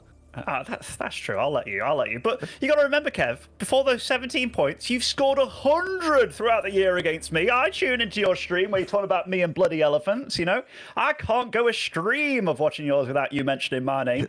Yeah, sure. And I cannot watch you for it. Okay, enough. Let's move on because it's not one but two wrecks over here, two Reapers on the production tab. For Spirit, and Gabe is dropping a low ground expand Benny, and he hasn't scouted yet. He does not SCV scout very often, and I think this Reaper is gonna hop to the low ground, but then it's gonna almost turn around immediately. It doesn't go out that far. I am very concerned here for Gabe. It is a Reaper Reactor low ground CC. Is this worst case scenario, Benny? It's almost worst case. It was also gas before barracks, which does mean your factory's up quite quickly, but the fact that he doesn't scout either, like Spirit's a man of extremes, right? And we talked about the fact that he doesn't scout, but this is absolutely lining up to be very nice for him. And oh my goodness, even putting, wow, this is almost like he knew exactly what his opponent was doing. Yep, it does feel that Spirit read him like a book here. Maybe it's luck, maybe it's skill, or a combination of both. What we do know is that Gabe is in all sorts of trouble. Can he pull off a miracle here? Can he somehow kill one of the Reapers without losing his own Reaper? But one thing is for sure, this is going to hurt a lot. Spirit is going to get ahead of this opening, but I legit think he has potential to straight up win it. He does. I mean, if he keeps that Reaper alive, or rather the SCV alive, and gets up this base, oh my goodness. Yeah. I have not seen a bunker rush in TVT in quite some time, Kev. And what I'm seeing here, SCV's, this is crazy, but it's absolutely the right play with what he's done. This is disrespectful almost, man. Seeing the SCV attack the command center, like, that is not right. If this was a ladder game, Gabe would be out of here. Gabe is forced to cancel that CC. He's gonna build it on the high ground, but he will be so incredibly far behind. Already a 4-worker deficit, and that orbital on the other side of the map is pretty much done. I mean, if Gabe would leave here, Ben, I would not be upset at all. No, me neither. And he's going into double Cyclone again. Does manage to pick off that SCV to stop it from repairing, and will be able to take down this bunker eventually, but Spirit's even going to make him work for this. And behind this, Spirit, he's up to his, taking his 3rd CC. Spirit things, you know. Yeah, I mean, I want to say maybe that opens the door for Gabe to get something done with all those Cyclones. Because Gabe does obviously have a quick starport, right? That's the one thing that he has. And if Spirit forgets about the fact that a medevac could be heading his way very early, but look at the Reaper movement. It seems that Spirit is going to maybe give himself the heads up that this is happening. I don't know if he caught a glimpse of it there or not. I kind of missed that, but... I'm looking, he didn't quite catch a glimpse. Okay. I mean, Gabe just needs to do so much. He has to climb the Mount Everest over here with an elephant on his back, Benny. It's not the elephant carrying him up the Mount Everest. He's carrying one. No, absolutely. I mean, this drop, it really does have a lot of work to do. And you get into this base, you're like, wait, is that your 2nd CC? No, it's his 3rd. And I mean, Spirit with some nice play here, just being in a good position, still gets a little bit of damage and gets out of there. I mean, at least it was something, right? It wasn't a total disaster. No, exactly. If he also loses that medevac to the lock-ons, then Gabe will immediately leave. And as I said, I really think there are many scenarios where Gabe would have left this game with this start, but you don't do that in the players of the ESL Masters, and we don't want to see that either, right? This is so important. It's tournament live, on the line, in the lower bracket, and it's not just a big online tournament with a decent, very decent prize pool. It's, of course, has potentially implications on where you start at the DreamHack Masters Atlanta as well, or the ESL Summer Championships over at DreamHack Atlanta. So we want to see these guys fight till the bitter end, but make no mistake, Gabe knows that he is in a world of trouble. Yeah, Gabe has to do some kind of desperate looking things from this point on, so it might look crazy, but just know that he has to do something. He has to catch Spirit off guard. He has to throw things at him. Maybe extreme things like 3rd on location, maybe a 4th at the same time. Just something wild, because right now Spirit is worlds ahead here. Yep, we're gonna have a Raven fly into the main base of Spirit, so maybe Gabe can find a few SCVs here to start. Oh my goodness. Not even one. Jeez Louise. Make it stop, Benny. It's great from Spirit, though, isn't it? Like, he's looking flawless in this series. Like, absolutely flawless. Like, the first build in Game 1 was cool. This one as well took total advantage of what Gabe was doing. It's almost like he knew exactly what build Gabe was doing. And even if he didn't, just cool to divvy it up like this. If you're running good, you're running good. And obviously that was the best case scenario for Spirit. He was hoping to find something among the lines of exactly what Gabe was doing. And unfortunately for Gabe, I mean, Gabe will look at it and be like, it's a dice roll, right? He gambled, he went for that build. There are many scenarios where that build doesn't do a whole lot for Spirit, and he actually ends up a bit behind. But if Hero Marine goes a single Reaper, low ground CC into a reactor, that is about as good of a scenario as you're ever going to find if you open up 2 Rex Reaper yourself. It's a bit of a grim best of 5 so far. I still think it's never over between these two. I mean, that's just, I guess, the love that I have for Gabe. Maybe that's the history as well, that once upon a time, Gabe did do so damn good against Spirit for 18 series in a row, Ben. 18-0. It's not that, he won most of those. No, he legitimately won 18 or even 19 in a row. And we're not talking about something that happened in 2015. No, we're talking 2021, 2022, when these two guys battled against each other all the time. So it's never over, but it's just looking very dire for Gabe so far. Yeah, I mean, Spirit's leveled up. He absolutely has. Like, you know, I often used to look at him and I was like, man, that's so risky. Like, that's so risky. And he often used to beat players that could be perceived as better than him, but lose to a lot of players that were worse than him just because of how risky it was. But it feels like he's really honed it in on when to do it. Yep. And even against Clem, like, I think he fell 2-3 to him in something very big recently. I think it was the winner. Hey, Cyclone. Oh, that is not good. Everywhere we look, it's not going that well for Gabe. He's winning this fight, though. Yeah, he absolutely is winning that fight. Hey, you gotta look at the bright side of life. The bright side, mate. Depot, take this. Yeah, that Depot never saw it coming. Didn't stand a chance, baby. It's good to get a point on the board, you know?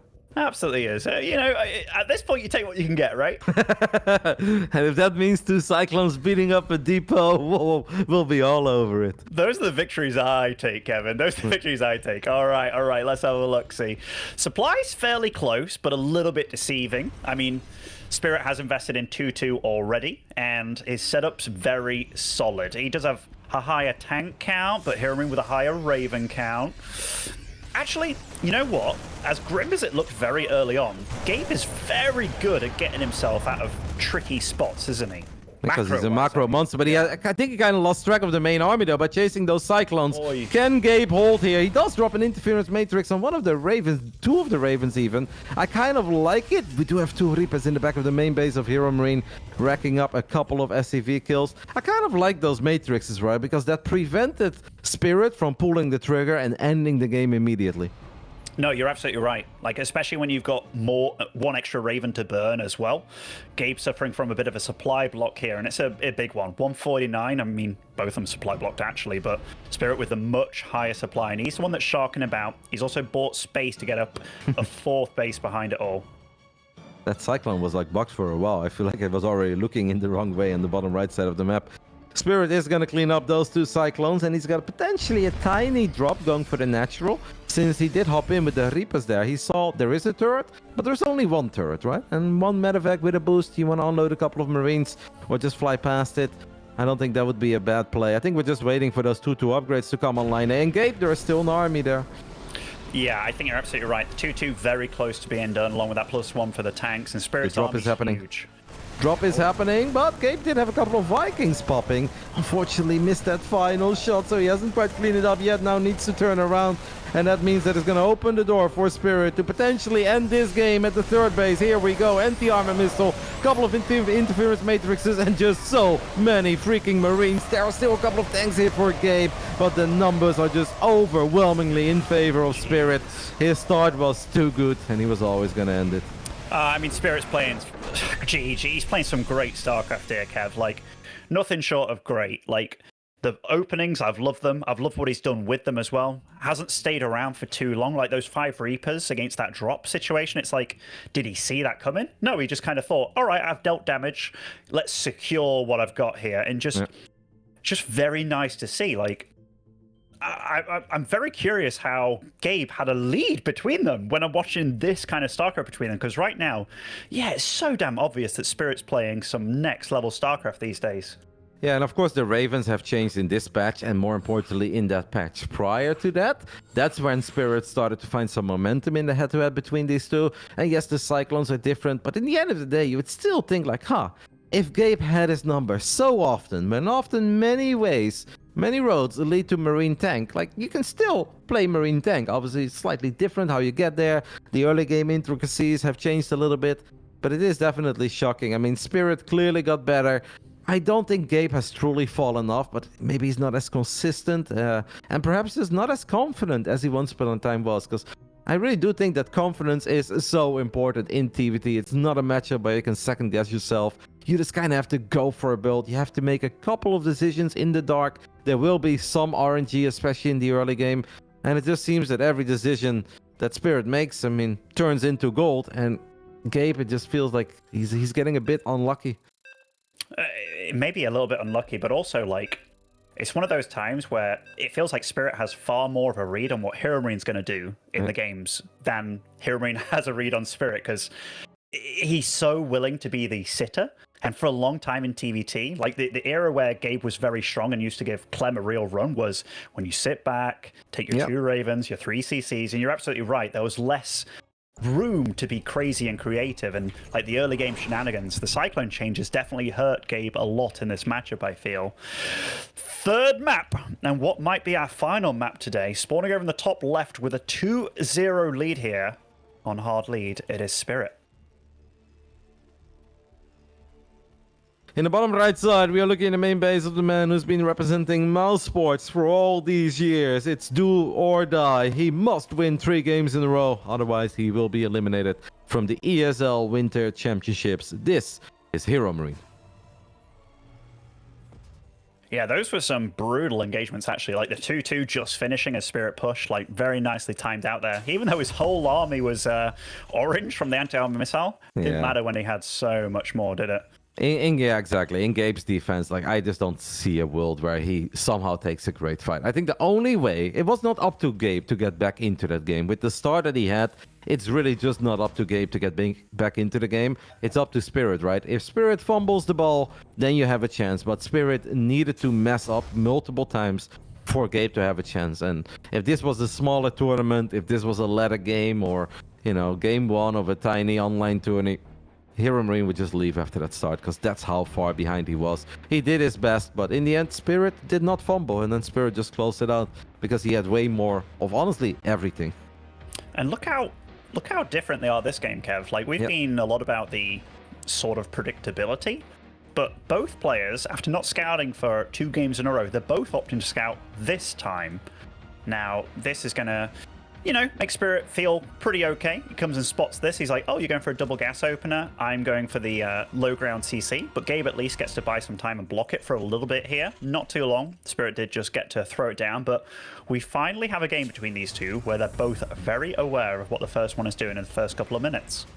Yep. Spirit apparently not afraid of the double gas opener from Gabe. Does not feel that Gabe can really do something about it. Probably counted SCV, sees the timing of everything. He's like, all right, I'm not worried about a second barracks or anything. What he will do is build a second Reaper, which I think is a very smart choice. Because going into... Actually, it's a Marine, excuse me. So it's Reaper Marine. But yeah, at least one more unit, right? So not your entire game relies on that first Reaper having to protect the low ground CC. No, one of the worst things that can happen to you as a Terran when you do this is that a Reaper and an SCV turn up. Like, after you scout with it, it's already on the map, and then it's like, oh, damn. So this prevents that kind of situation. And Spirit, he likes this position. Like, we've seen him be aggressive in this matchup, but he's more than happy to play the defensive role as well. He's just becoming a Terran that's ticking all the boxes, all the right boxes. And Gabe does take the initial first shot here, and does get a little bit. This is the first great thing that's happened for him in this series. killing an SCV at minute 3. Yeah, it's the most fortunate start that he's had here. And if I'm a Gabe fan, I start thinking like, all right, Gabe, now you're the one that's starting off nicely. Well, nicely. Like, I think he's got the tech advantage, right?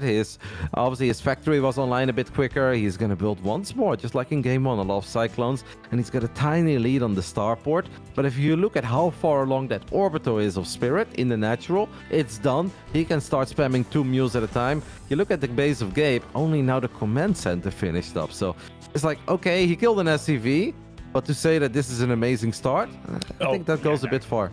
It's not amazing, but with how disastrous Game 2 was, where you get your natural bunker rush, Kev, I mean, it's a little bit brighter, a little bit of a brighter future here. But Spirit is postured nice and safely. He's also getting a Viking early on here. That makes me think that he's kind of aware what kind of follow-up Herobrine's doing, and even though the openings have been slightly different, Herobrine's been very much about the reacted Cyclones this series, hasn't he? Imagine there's a world where Gabe snipes that first tank. Oh, that'd be so big. It's gonna be very difficult, but maybe the Reapers can like absorb a tank volley and then the Medevac can get in range. Like, this is kind of a big moment immediately. Spirit's actually building a tech lab right now. Here is the Viking. The Viking gets locked on by the Cyclones and the Cyclones kill the Viking. That's big. It is big, and Depot doesn't fight back again. Nice. Would you class this as a nice little victory now? 375 resources lost to 0? I definitely would. And Herobrine does have the map control as well, presence. And he's just being annoying, man. Wow, he's really committed to repairing that bunker. Yep, he wanted to buy some time, I think, for the tank to safely make it to the low ground. That tank is here now, gets a shot off on the Cyclones, and that's gonna temper the aggression a little bit of Gabe. It's gonna make it a little harder for Gabe to continue being this in the face of Spirit. Apparently he's not giving up yet. Loads 2 Cyclones into that medevac, and he's gonna try to... He really wants those depots, man. He's like, those are the fights I'm winning.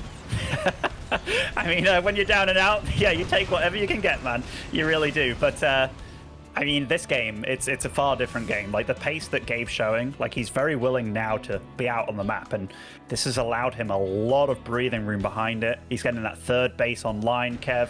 Very similar workout. In fact, exactly the same between these two. Ravens online, and even though he went for the reacted Cyclones, he's got a far healthier tank count on the field. This is a far different game this time. Yeah, no, I'll absolutely be completely okay with saying that. I think Gabe is ahead, but obviously Gabe was always supposed to find a couple victories. If you're building all these Cyclones, you know, they're not going to add a whole lot by the time that Stim is online and all the tanks are out. So this is kind of their moment to shine. So it's important for Gabe that he got some value out of them, but he absolutely did. He's going to be able to expand earlier. By far and away the best start out of the 3 games, but I think that says a little bit more about game 1 and game 2, especially game 2, than this one. Gabe being aggressive while the third is so much quicker is obviously a tiny bit funny, but I don't hate it, because if you're the first one to siege up in a good spot, attacking into the other guy's tanks that are siege up is always annoying in TVT. And honestly, having the having the Cyclones before Stim and Combat Shield are ready, they actually do pack quite a punch in these little skirmishes. Like, I'm a bit worried if Gabe does get just pounced on by Spirit, but still, this posturing here, being able to take out the SVs on the gas and stuff, has to be so careful though. Ooh. Lost the medevac, lost the Cyclone there as well. Don't lose that Raven, Gabriel. Ravens are expensive. The other turret goes down. I think that's the final bit of vision that Hero Marine will have in the natural Spirit for now. And Spirit obviously went into the reacted Vikings quite a bit quicker. And that means that Gabe is going to have to go back. Gabe actually does have 4 Vikings. They're just still on his side of the map. He left a lot of units at home. Maybe tiny bit worried about a random drop or a Raven flying to his side of the map. Nothing like that happened. But it's nice to see Gabe check all the boxes. Yeah, it's also lovely to see him retreat after losing the vision. He was just like, you know what? Done the damage, got the kills, I'm out of there. And he didn't lose much of anything, really, right? Lost a Cyclone, but it's like, that was an investment he made for the early game. He survived it, he's done the damage. And also the fact that he's kind of been aware of, hey, you don't have a third, I do. And look, he sees that the third's going down here, again, get some more damage. You can actually see this game why he went for this Cyclone opening. It's actually done a world of good for him. I'm kind of sad even that Gabe is not just building that 4th CC on location. Because I think with everything that's happened in this game and the game sense that a man like Hero Marine has, I kind of feel that he should know that Spirit is going to be mega defensive for the next 2-3 minutes, right? Because the upgrades are going to be a lot later. Spirit likes sitting back, period. And if you know you've got the entire map to yourself and your opponent is not going to be aggressive, why are we building a command center in our natural when we can just build it on the 4th? Yeah, like to play devil's advocate, it could be like he knows he's got a lead, so extend it, but don't be kind of risky with it. I don't know, but he does have his 1-1 finishing up very quickly here, and Combat Shields is about to finish up too. If Hero Marine was in his shoes, he'd be all in his face right now. Absolutely would. Tanks, let's have a look at the tank count between them. 7 versus 6. Similar Marine count, similar Viking count. Armies are looking quite similar, but the situations they find themselves in, this is definitely looking like Hero Marine is the one that is capable of maybe bullying around Spirit in the middle of the map. And Gabe's armory came online 20 seconds ago. I was just waiting for those upgrades. I was like, let's not give away that upgrade lead, especially not if you're down 0-2. And Gabe does fire them up, adding a few more barracks, adding that other factory as you mentioned. I think Gabe is fine, but with the amount of map vision he has, right? He's got both Zelnaga watchtowers. He's got some units still chilling in the top side of the map. I just feel then you want to take advantage of the fact that you're controlling 70-80% of the map. Spirit, he's not doing anything at the moment. So I think we could have been a bit further ahead than where we are getting. But it's obviously still been a mighty fine first 10 minutes for the man who's down 0-2. Needs to be careful though. It's a pretty large map, right? And if we stick around with this army for a while, Spirit with defender's advantage and the immediate reinforcements could take a great fight against that little army of Gabe in the top right side.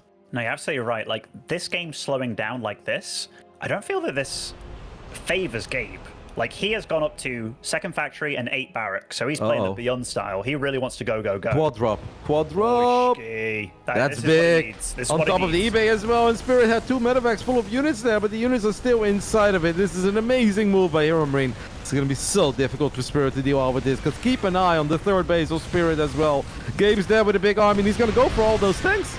I mean, he can drop on them actually with those Vikings if he wants to, but, you know, they're fighting over in the natural here, and Spirit's lost a lot of SCVs, and he's continuing to lose a lot of SCVs, and right now, this army from Gabe is getting cleaned up, but it was value, and those Vikings land on all those tanks, cleaning them up. Gabe fighting back in true Big Gabe form here. Yeah, I think he could have done that a tiny bit earlier, right? But it's obviously still good enough because now he will open the door for some more tank plays. As Spirit loads up 3 medevacs full of units, he's going to send them around. I guess he wants to surround his army, but Hero Marine's already here with reinforcements as well. So who's surrounding who? Who's trapping who? Those tanks do look a little bit exposed, though. That is a pretty good engagement by Spirit, but the reinforcements have arrived for Gabe. 1 tank sieging up in the back, getting 1 or 2 decent shots up. Excellent defense by Spirit, even though he lost a lot of SCVs in the entire process.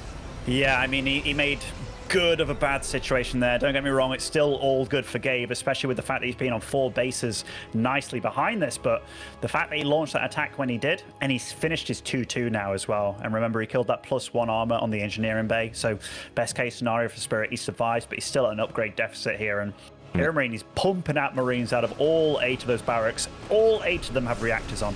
And this is a little bit of lady luck you look for sometimes in TVT, that you show up 4 seconds before that base is a planetary fortress. Gabe really wants it. Gabe gets it. He will lose the 2 medevacs and these Marines, but hey, taking out a planetary like that, and the doors are wide open in the third, and that will be all C-Road for game number 3. 11 minutes of a completely different look in this TVT, as this time around it was all Gabe. And you know what, Ben? I was laughing a little bit when you were hyping up that SCV kill, but that's what kicked it all off, baby. You know, sometimes you just look for any fortune that flies your way, don't you? And like the openings and stuff, they both scouted each other, and just Gabe doing something a little bit different. Like, it really allowed him to... You just saw it. He felt way more in control this game, as opposed to Spirit dictated play. As soon as he was the one getting dictated to, it was just totally different situation. Like, if Gabe can take anything from that game compared to the previous 2, the slightly different openings, or just being aware of what's happening, like getting that vision, getting that knowledge. Like, this is not a ladder game anymore. Like, you're playing a real guy that's had your number for quite a bit of time, and you used to have his number. Like, you got to start working with what's working for you. And right now, it's kind of the knowledge and power, because he was very good about once he was in the driver's seat. We are looking at the Battle.net chat, and Spirit has requested a 2-minute break. I'm smiling a little bit because this is becoming a bit of a classic. Spirit likes to take the breaks, and can't really blame the man for it. Obviously, these are very important series, and if you feel like you want to do X, Y, or Z, and you are allowed to take a break, if it is within the rules, yeah, I do think it's important as a player that you utilize that to your own advantage. I think Gabe, after that previous game, just wants to keep it going immediately. Like, let's go ahead and hop on into game 4. He's gonna have to wait for a split moment, but that also gives him some time to relax, stay calm, lean back, and enjoy those 11 minutes of TVT that we just had, because it was a night and day difference compared to that first 2 games.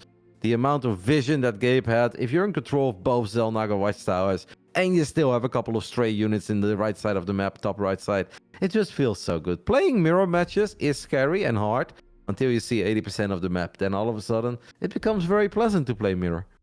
Absolutely. And, you know, Spirit, I like the fact that he takes his time to think about things. He is a man that thinks, even about how he looks when he thinks. You know, a certain moment, I was sat with Kevin and Stefano, and Stefano might have said something like, "What are you doing walking around? Like, you look very confused." And Spirit, after thinking about it for 5 minutes, he then asks Stefano, "Would it be better if I sit down and look like this?" Or he is a man that likes to think, Kevin. Yeah, no, this had to do with the buffet when we were at the Gamers 8. And yeah, he walked into the room and just kind of stood there and he looked around, and Stefano just observed him. And then Spirit properly analyzed what he was doing before. And he's like, so do you think it's better if I just walk in with a plan? And we were all very confused. I was like, Piotr, you just do you, man. You do whatever makes you happy. But yeah, he really put some thought into it. I was like, it doesn't really matter, mate. You want to go ahead and attack some desserts, some cakes, some cookies, you do that. You want to sit down, that's also fine. Not something that I really broke my mind over, but it's all good. Spirit is ready for Game 4. It's still Tournament Live on the line for Big Gabriel. Oceanborn, Ben, a map that screams proper macro to me, and also gives me the feeling that we're not going to SCV scout. Even though I think Gabe, I totally agree with you. After your analysis of Game 3, I think Gabe should SCV scout, because I really think that Gabe is good enough, even if it gives you that tiny disadvantage. Some people might wonder, why don't they just always scout? It's because you lose minerals, and greed is good in many scenarios of RTS, but obviously information is often worth those few minerals you lose early on. Yeah, and getting right on into it. Spawning as the red Terran over here in the bottom right. You know him. You love him. It is Big Gabe. You wear him? You wear him. if you wear him, you're going to be like 300 kilos heavier. It's a dense man. In the top left side, we are looking at the main base of the man from Poland. He's still up 2-1. Can he break into the top 6 of Europe? It's already a magical run. Can he continue? Psystorm, gaming's spirit. You know, sometimes they tell you advertising doesn't work, but man, that slogan, you love it, you wear it. It's stuck. It's if someone tells me right now you love it, I'm like, you wear it, right? Yeah, absolutely. And they're like, what? All you know, right. My favorite thing about that commercial, though, is the guy at the bus stop or whatever the hell he's doing. He's a gamer, Ben. I know that you're a gamer because you're just good at many different games. But that guy with his phone and a joystick on top of it, outside in public, I've gamed, but I've never gamed that hard. Like, that dude is a gamer. Me neither. He's a risky guy. At a bus stop, you never know what's going to happen. Like, actually, do you know who is a really big gamer? Like, he kind of puts me to shame. Like, whenever I see Wardy, that man with his tablet, or even Loco these days, these guys with their RuneScape, geez Louise. Yeah, they like to multitask. No matter what you do, you can have a conversation with them and you think they're hanging at the edge or they're hanging to every single word that you tell them, but meanwhile they're just on their phone and playing some RuneScape and they're like, oh, picking up a new item. Wardy, as he's observing these games, is also playing RuneScape on the side. The grind is real. Yeah, you know, often, or in fact, one time I remember it last season, I said something really big about Max Pax. I can't remember what it was, but I was getting really into it. And then all of a sudden I got this reply from Wardy, like after being silent. Yeah, I remember. He was like, yeah. And I was like, what? You didn't even listen? And of course, level 99 was incoming on RuneScape or something. Level 99 everything, of course. Yeah, that was fun. I think you guys had a very long day, and I think Wardy was just kind of out of it at the end. And you went on this whole speech, and Wardy was just like, yeah. And you're like, that's all? And Wardy's like, oh, well, yeah, I guess. And Wardy, he said later, he's like, man, I was just so dead. It was such a long day. All right, so we're 3 minutes into game 4. Hero Marine has scouted a little bit, Benny. Spirit has scouted up to what I like to call the 50-yard line. We're in the middle of the NFL season. So halfway, knows that he's not getting proxied, or at least knows some locations he's not getting proxied. Sometimes I'm a bit confused about these scouts because I'm like, what does this really tell you? That there's like no barracks in the center of the map? But what if it's a bit to the left or a bit to the right? But a lot of the high-level Terran players like to open up like this. Yeah, it's kind of like in PvP as well, right? Like, sometimes you'll scout the locations where it's like, this is close enough for it not to really matter, and it's still to be kind of economic for you. Like, it's not in a weird location, but yeah, right now, Hero Marine is also, he's going for the Cyclones again, but he did what we talked about, Kev. Like, it really feels like he's kind of learning as the series goes on, which is great. He scouted with an SCV early on. He got to see, all right, we're playing the exact same game against each other here. And that, so far, has worked out well for Hero Marine. And now he's going to be out on the map with the same kind of army that worked very well for him in Game 3. And that makes me, as a Gabe fan, because I am a Gabe fan, very happy for him. In Game 3, he got that SCV though, Benny. That's true. That was a massive...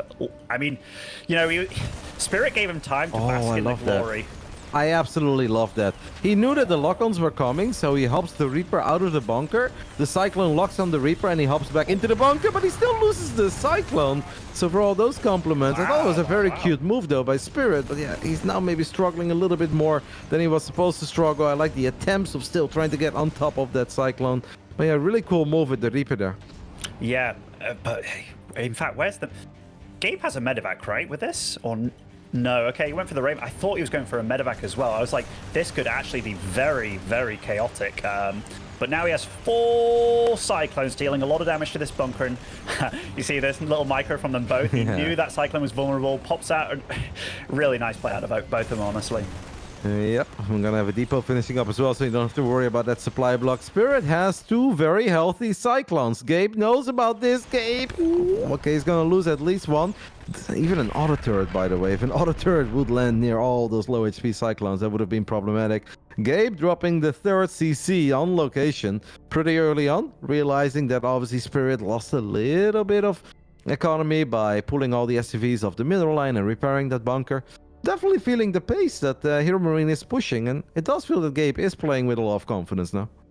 No, absolutely. And like taking the 3rd on location here, where you're the one that's, you know, kind of said, hey, I got a bit of map presence here. Let's see what you're cooking behind it as well with this Raven. I like what he's bringing now. I like it. It definitely sparks to me a bit more confidence from him. Ooh, nice. Nice retarget. Yeah, nice positioning there as well from Spirit. Yep, I love that Gabe realized that he was never going to kill that Cyclone or whatever the hell it was shooting at, so he switched targets immediately and at least tried to get the SCV. Did not get it, but I like that he tried. It's the little things. Gabe very quick to start up his +1/+1 this game as well. Like his stim also halfway done. It's not even began for Spirit this game. Very often when I watch Spirit against, let's say, a Clem, he's always the one that's starting those upgrades a lot faster, but it feels like Hero Marine's taking a page out of his book here against him.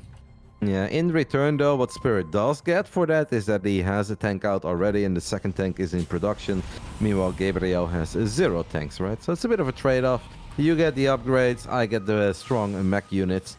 As we're gonna get a couple of Liberators in very early. 4 Cyclones of Spirit are gonna try to engage the 3 Cyclones of Gabriel. You think this is a good fight for Spirit because the more Cyclones is better, but Gabe gets the best possible trade there. It's a 3-for-3.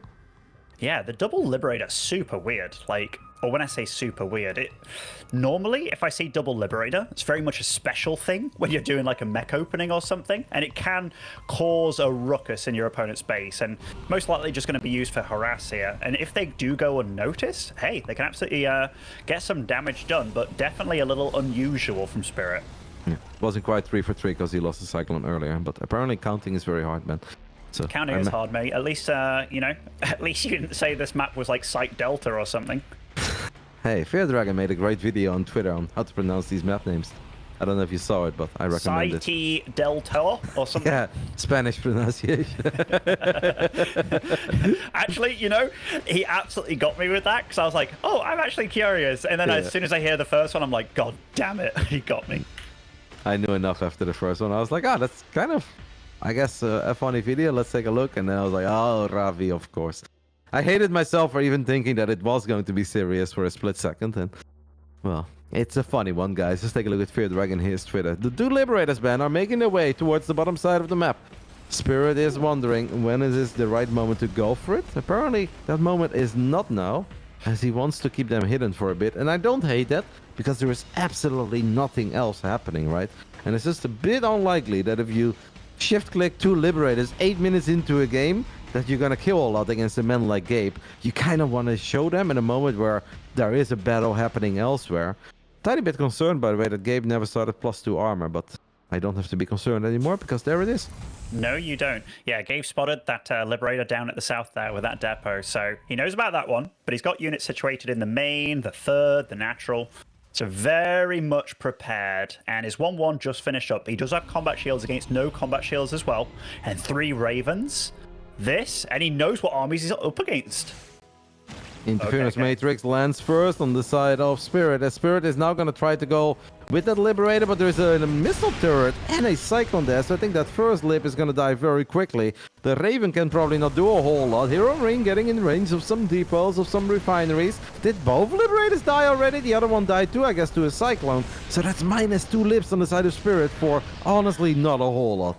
Not a lot at all. And Hero Marine, he's close to the production of his opponent, and he's like, you know what? Get out of there. He does it very smoothly, picks up all the tanks, and so far, didn't take damage back at home. Great game from Gabe. Look at the resources lost tab here as well, Kev. 2k versus 700.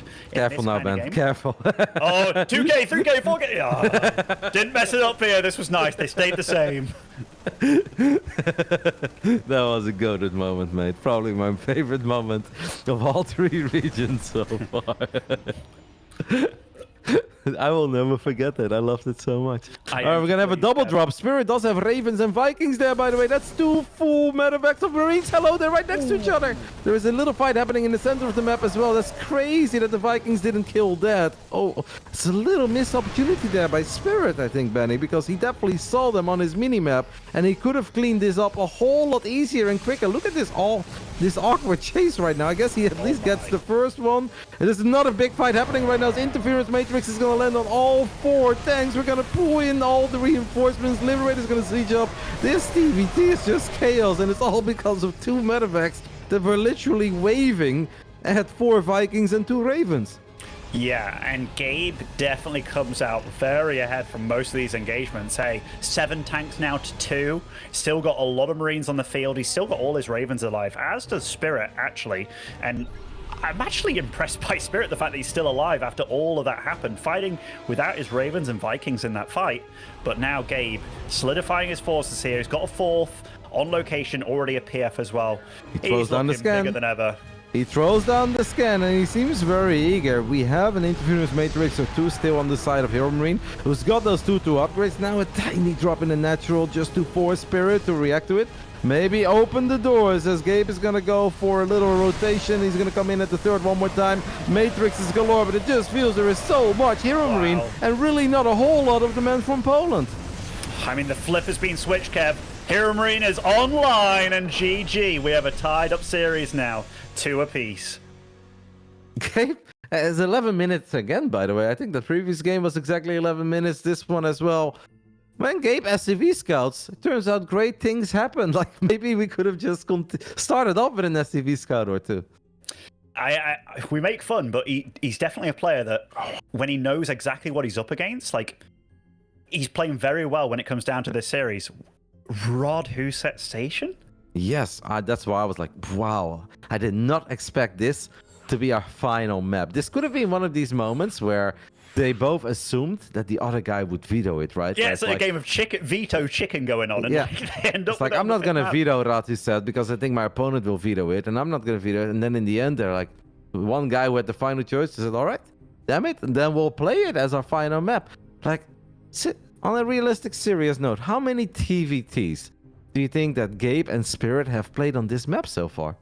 Very few. Very few. Like, the only thing I run into on this map is Protoss, honestly. Like, you know, and I played a good few games on the new patch, but I have no idea how you open in TBT on this. Like, no idea. There's also potential that you don't even open up a Reaper on this map just because of how weird it is. Like, jumping up into the main, the only way up is through that natural.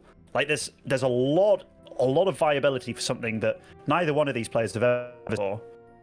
This map is very large. We are used to some big maps in this day and age of StarCraft 2, but I feel this map is just the craziest of them all. There's a lot of wide open area as well in the center of the map. Of course, you've got gold, you've got a pocket expand. You think of all the things that make a map of StarCraft 2 a bit weird and unique, and this map checks the majority of these boxes. The only thing we don't have, Ben, and this really hurts me, is a very rich Vespian gas. Oh, it doesn't actually have one of those? No, it does not even have a any. gold. Oh, it does have a gold base, though. It has 2 gold bases. I had one build that you would have been proud of. I had a guy like Proxy Tempest me on my gold base, which it was absolutely dirty. As soon as it happened to me, I thought of you, Kev. Anyway, spawning over in the top right-hand side as our Blue Terran, playing for Team Sysom Gaming. Spirit. In the bottom left side, completely bringing it back in this best of 5. An amazing game 3, an amazing game 4 for the man that is representing Mouse Sports for over a decade already. The one, the only, Big Gabriel, Hero Marine.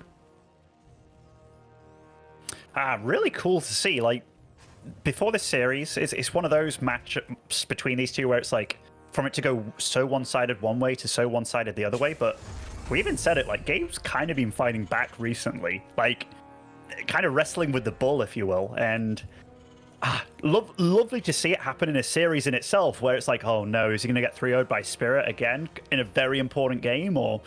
But no, game 3 and 4, he's changed a few things up, and just a different player that we're seeing on the field. He just looked dominant, he looked in control. He knew where he wanted to go, he knew where he needed to go, scouted early, is going to SCV scout once more, even on this very, very large map. But yeah, I don't hate it, especially because of how wide the openings can be, right? Like if you don't scout at all and you just play defensively, but meanwhile your opponent goes command center first, something as crazy as that, or plays triple CC from the very beginning. Like Gabe just needs to know what he's up against. And I like the fact that he is scouting. It seems that Spirit is checking with an SCV, but he's opening up Marine, not even a Reaper ban, you called it.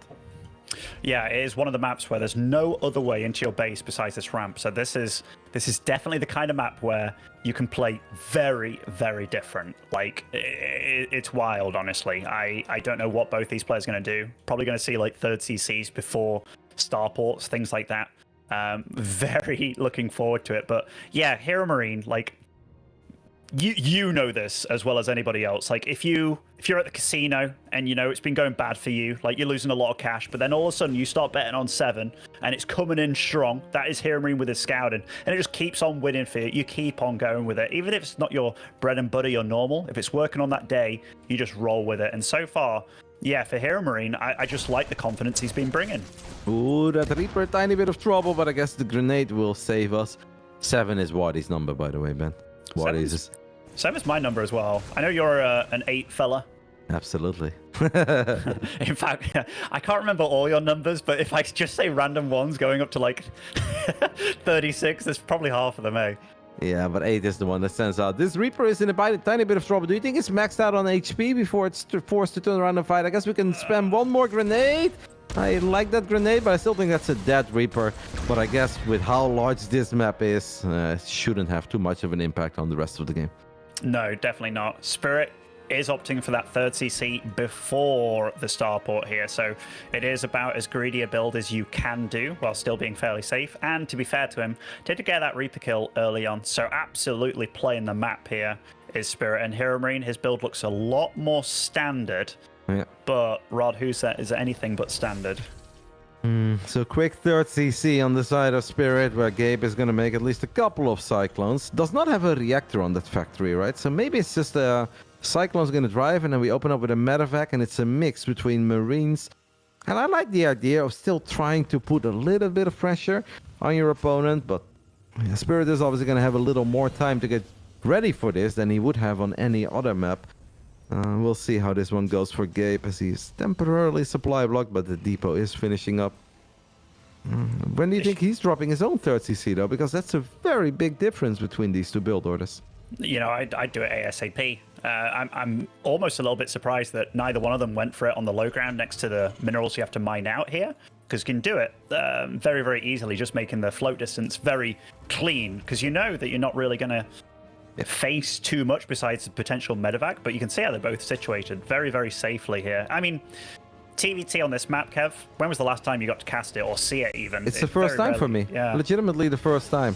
At least in a high level. Maybe I saw it once in the opening round of a weekly between some plebs, but I really don't think it happened. Lock on the medevac, but the medevac is going to use its boost. No, I've seen a couple of Zerg games. I mean, we know that the Swarm host Nidus is pretty popular here. I've even seen a ZVZ or 2 on this map where they also go for Nidus or Quick Spies. Oh yeah, Serral Wayne.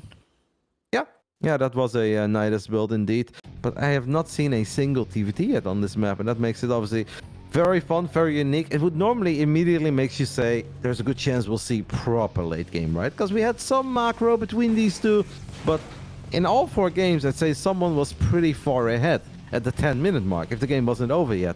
I think this is the one map that could give us that crazy late game TVT where maybe one of them goes for the Viking and the Liberators and the other one goes for a Mass Raven, if that's still a thing. Like, I'm kind of excited to potentially see that. Maybe, Ben, tiny chance we'll even see a Battle Cruiser make an appearance. Yeah, I mean, if Maro was in the mix, it's like, hell yeah, gonna get a few Battle Cruisers in the mix. Oh no, that medevac being shut down like that, that's actually fairly brutal. That was his one real scouting opportunity there. I know he has a Hellion outside the natural, but still, that was his one way to kind of keep his opponent pinned back a little bit. And we do know that Spirit was faster with his third CC, though, given how both of them place their CCs, Herobrine is the one that does get to land is a little bit smoother, a little bit quicker over here. So, economically, we're in a very even game. Look at the upgrades, Kev. This is the first time everything's been neck and neck between them. Yep. Well, there are still 4 Cyclones on Spirit's side. Spirit also has a couple of SCVs just chilling in his main. They're not doing anything. I find that funny to see because obviously these guys are so amazing. But you have many players who will get obsessed immediately if they see that idle worker icon pop up. Like, Ben, I don't care if you're about to EMP my 17 High Templars. If I have an idle probe somewhere, I'm taking care of that bad boy, okay? He goes buy some minerals. I may get slaughtered in the fight because I'm not paying attention. And then it's funny to me that some of these pros can actually live with idle workers for a decent amount of time, especially if there's nothing else happening. No, I'm absolutely... I know what you're on about. Like, anytime I see a Zerg with a drone that's carrying minerals or gas, and they just turn it into a building, I'm like, what are you doing? Like, you know, that's money you'll never get back. I just think of Todd every time with his penny saved, his penny earned, you know? Cyclone at the Zelnaga Watchtower, by the way. Oh, this could be... It's only one, yeah. It's only one. And Herobrine is actually unloading already, so he's going to be able to stim.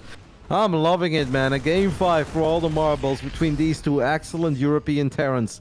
The winner can still dream about making it into the top 4 and obviously getting a lovely start in the ESL Winter Championships in Atlanta. For the loser, it all ends here. I mean, I think you can say a good season for both of these, but in the end, we also kind of look at these two names, Ben, and we say, like, yeah, they are top 8 players in Europe. We expect them in the top 8. So if you lose at the first real moment where you're like, okay, now I'm maybe pushing a little bit further than what people think I'm going to go, it will still be disappointing for them to go out here. Yeah, it can definitely hurt, but, you know, if you're going to go out, go in 2-3 against the other one here, both of these guys, I think they respect the other one a lot. Like, they have a long history, as you said. They've played a good 60, 70 series against one another, and it's been very back and forth for very different reasons and very different eras, but Herobrine looking to be aggressive here. Will get spotted by this depot, nicely placed by Spirit, and it does look like he has more than enough to just stop it from happening or dealing any damage.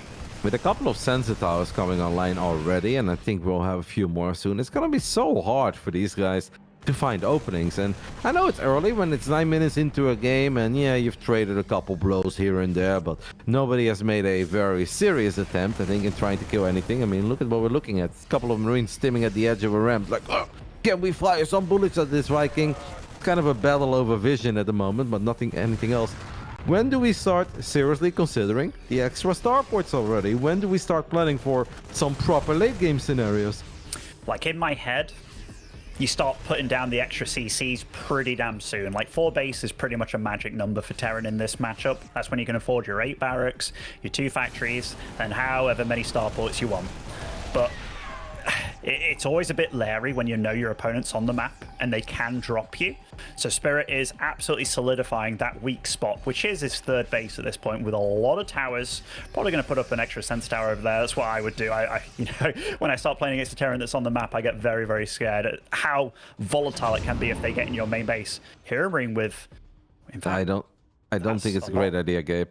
I do not think it is a great idea, but Gabe is going to go for it, and I got to applaud him that at least he's the man who's going to try to make something happen. I do like that he was leading the charge with the empty medevac. Center of the map, by the way, as we're going to stim forward, get on top of this army. A couple of tanks going to get picked off immediately. Sometimes mirror matches can be really brutal because you're the one who's trying to make a move. You actually open the door for your opponent to make the first move, right? As, you know, not a whole lot took place in these first 10 minutes, and the first time that Gabe is actually pulling the trigger and he's trying to make some magic happen, he gets punished for it immediately, does not find an opening. Now Spirit says, perhaps it's my turn. He's got all those tanks siege up already, has a proper drop in the back of the natural. But Herobrine does have a lot of Marines here and should be able to clean this up. Yeah, I mean, nice posturing from Spirit here, but Herobrine very clean to tie it, or to clean it up, and he has this drop on the other side of the map. And depending on what Spirit has, he has a nice little force here to clean it up, but he has to pull the... wow, this is not going very well for Spirit at all. Actually, is Gabe going to get things done? Well, he's already getting stuff done, Ben. He cancelled the CC. He got a tank. He got a couple Vikings. He gets a few SCVs. In the end there, does get pushed back, but yeah, Medivacs is so powerful. Gabe is now wondering, is that Army Spirit is not siege on the other side of the map? Spirit is not siege. He's gonna siege up now, but that is a little bit too late, and Big Gabriel is swinging for the fences. And it seems that this series has just completely been turned on its head. First 2 games, it's all Spirit. Game 3, 4, and 5. It is starting to look like today belongs to Gabe. He's not there yet. It's still a large map, and ending games in TVT is hard, but he could very well do it in the near future, Benny. I mean, Herobrine, he's looking Spirit dead in the face and saying, I'm the captain now. He is coming across the map with so many tanks. We've got 9 tanks over here against 3. But Spirit feels it's his time to go. But can he do it against this much Gabe? I don't know. The supplies are so close, but I just see so much red, so many siege tanks. I mean, Spirit's army just evaporated. And, oh my goodness, I think Gabe's done it. The reverse sweep is happening, Kev. What a way to start off the European playoffs today here in the lower bracket. A reverse sweep potentially here in TVT between the two of the best 3 Terran players in Europe. I think that's something that almost everyone will agree upon. Spirit thought he saw an opening there, but I don't think there really was any. And looking at how that fight turned out, I think it's safe to say that that really wasn't it. It was always going to be difficult, right? Because Gabe will only get closer and closer to your planetaries. So Spirit perhaps thought, I should just go for it right now, and this will be the best opportunity I have. But the best opportunity was not good enough. Spirit tried to make some magic happen on the other side of the map. It didn't go his way. He took damage at home. He got cleaned up on the other side of the map. And now it's Big Gabriel down 0-2, turning it around. Still maxed out in Game 5. Big Gabe is entering that top 6, Benny. He absolutely is. One last hurrah for Spirit here, trying to clean up this army. And to be fair, he's not doing a bad job, especially with those SCVs being pulled. But look at that swarm of red. It's like ants marching across the map. And he tastes victory at this point. He's expanded behind it. Spirit trying to hold the top of this ramp here, but oh my goodness, he knows it as well at this point. It's just, you can't believe it after being 2-0 up. Nope, especially not if you've done so well against this particular opponent over the last 6 to 9 months. But today, it seems like it belongs to Gabriel in the end, and Gabe has had a very long StarCraft 2 career. He even started off with some Warcraft 3 in his early days, but this has got to be one of the more satisfying wins that he has ever had in an online tournament. As Spirit is going to try one absolute last time, Benny, the final Hail Mary, but it is not going to go his way because Gabe is here, he's there, and he's everywhere he needs to be. Big Gabe enters the top 6. And just to finish my thoughts there, this has got to be one of the more satisfying wins of his very long career. Down 0-2 against the man that you always used to bop. Has now been kind of bopping you for, as I said, 6 to 9 months. You're down 0-2, you think, here we go again. And then you turn it around. It's got to feel amazing for Gabe. Really, really nicely done. It's one of those moments where you look at yourself, you're like, still got it. Like, very, very nicely done by him, because being 0-2 down, like this was more impressive than just winning the series 3-0 in my eyes, because that can start to weigh on you in a lot of ways where it's like, okay, like this guy, is he just bigger, stronger than me? Because that's what it looked like for the first few games. But then something switched for him. He just started scouting, being very aware, and then he was the one making the moves on the map and stuff, and it just looked way more comfortable for him. And it's that kind of series with that kind of switch that happens that I can definitely say that I've had that happen in the past for me, and it changes my game plan entirely. And it's just one of those things that you lock onto. We locked onto it as casters watching everything, and we see everything. But the fact that he locked onto it in the middle of a series and just realizing what's going well for him, well played to him. Could be entering another chapter in the already very interesting history between Gabe and Spirit, where it used to be all Gabe, and then it was kind of all Spirit. But today, on a big moment, it is Gabe's turn once more. That was only our first of 4 European series, so we're going to go ahead and head to a quick break. And after that, we'll be back with one more mirror, and it's a spicy one. Max Pax versus Christiana is coming up. We'll see you guys soon.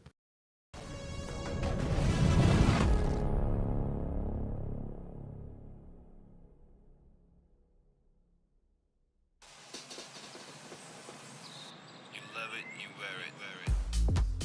Wear your passion. Share your passion. Wherever, whenever. Gaming is a lifestyle. Get your merch at shop.eslgaming.com.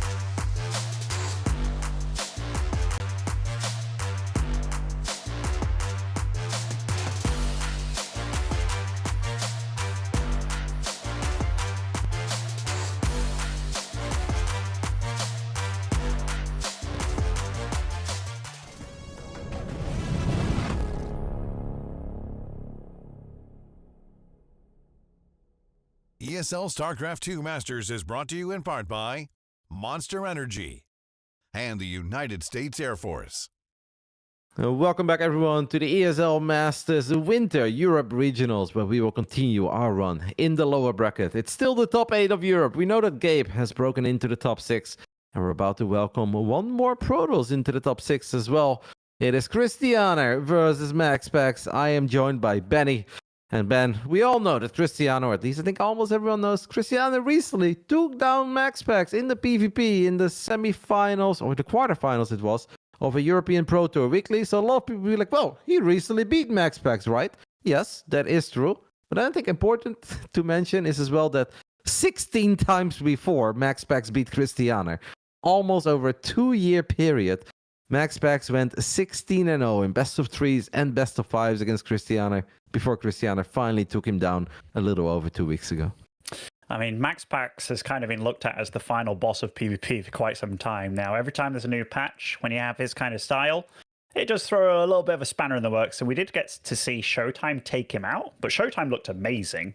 But the thing you have to remember is Showtime brought a very different PvP than what Christiana's been showing so far. Like Christiana, he's been doing good in the PvP department. I mean, he beat Gung Fu before this and Skillus, which a lot of people probably counted him to be the underdog against. But it's been a lot of gateway-centric style, right? Lots of Stalkers, lots of Zealots, not so much about the air stuff. I'm very curious to see how this is going to get going between them, especially starting on Rod Who's set of all maps. I think it's going to be a short and explosive best of 5 because I think we're going to see Max Pax go for, obviously, his patented trademark, 1 pylon on the low ground, 1 gateway on the low ground, and then he'll drop a Nexus or maybe a Stargate or a Robo before he expands. Well, never really does Robo before expand. He'll go Robo after Nexus, but we'll have plenty of time to talk about all of that. And I think Christiana is just going to try to break him over and over and over again. So buckle up and enjoy the ride. Lower bracket, Europe playoffs. Radhuset Station once more. We just get to see this map a whole lot more at the moment than we did in the first few weeks of the patch, and I love it. In the top right side, we are looking at the main base of the man who didn't just beat Gung Fu and Skillus to get here.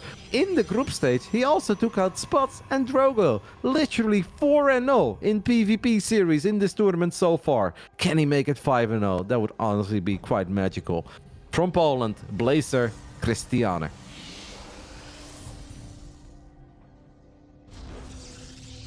And spawning over in the bottom left-hand side, he's playing for Team Sidestorm Gaming. He is the mystery man. It is Max Pax. Yeah, I mean, pretty damn impressive run for Christiana, right? Like, no PvT to hold him back, and he's unleashed. Well, he might get one eventually, but to get there, he needs to do what he did in the weekly, but that was a best of 3. It's important to keep that in mind. It was a best of 3, 2-1 in favor of Christiana. And winning 2 out of 3 games against Max Pax in PvP is very difficult, but winning 3 out of 5 is even more difficult. And I know some people may think like, well, we saw Showtime just beat Max Pax in a whole bunch of Stargate against Stargate. Can Christiana just do the same? That's just not how high-level StarCraft works, right? If you're not very confident in these Phoenix battles, if playing mass Skytals is not your cup of tea, you can't suddenly look at a man like Showtime and be like, oh, he did it, I'll do it too.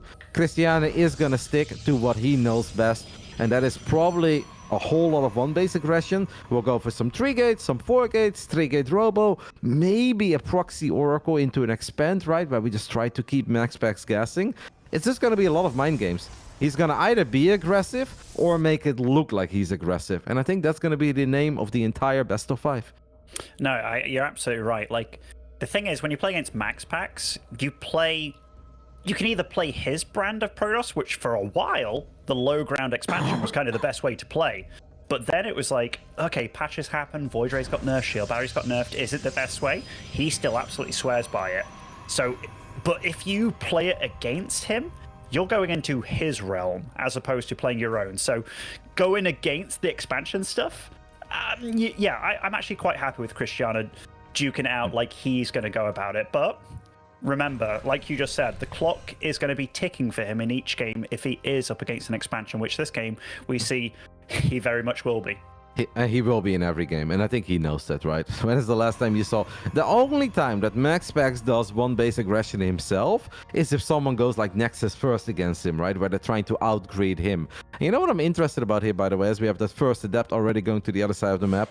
Max Pax is known for his scouting. He's so freaking good in scouting everything, and he's already very close to finding what he needs to find at the Zell Naga Watchtower, and that's that big scout that Maxi Paxi is looking for. Because at this point, he knows there is a gateway on the other side of the map, and I think he also knows almost immediately that this is probably Twilight expand, even though he hasn't seen the Twilight yet, or not Twilight expand, Twilight aggression. Because if it was just regular gateway aggression, these stalkers would have already been in his face, right? They'd already be chipping away at that shield battery energy, trying to get a couple kills.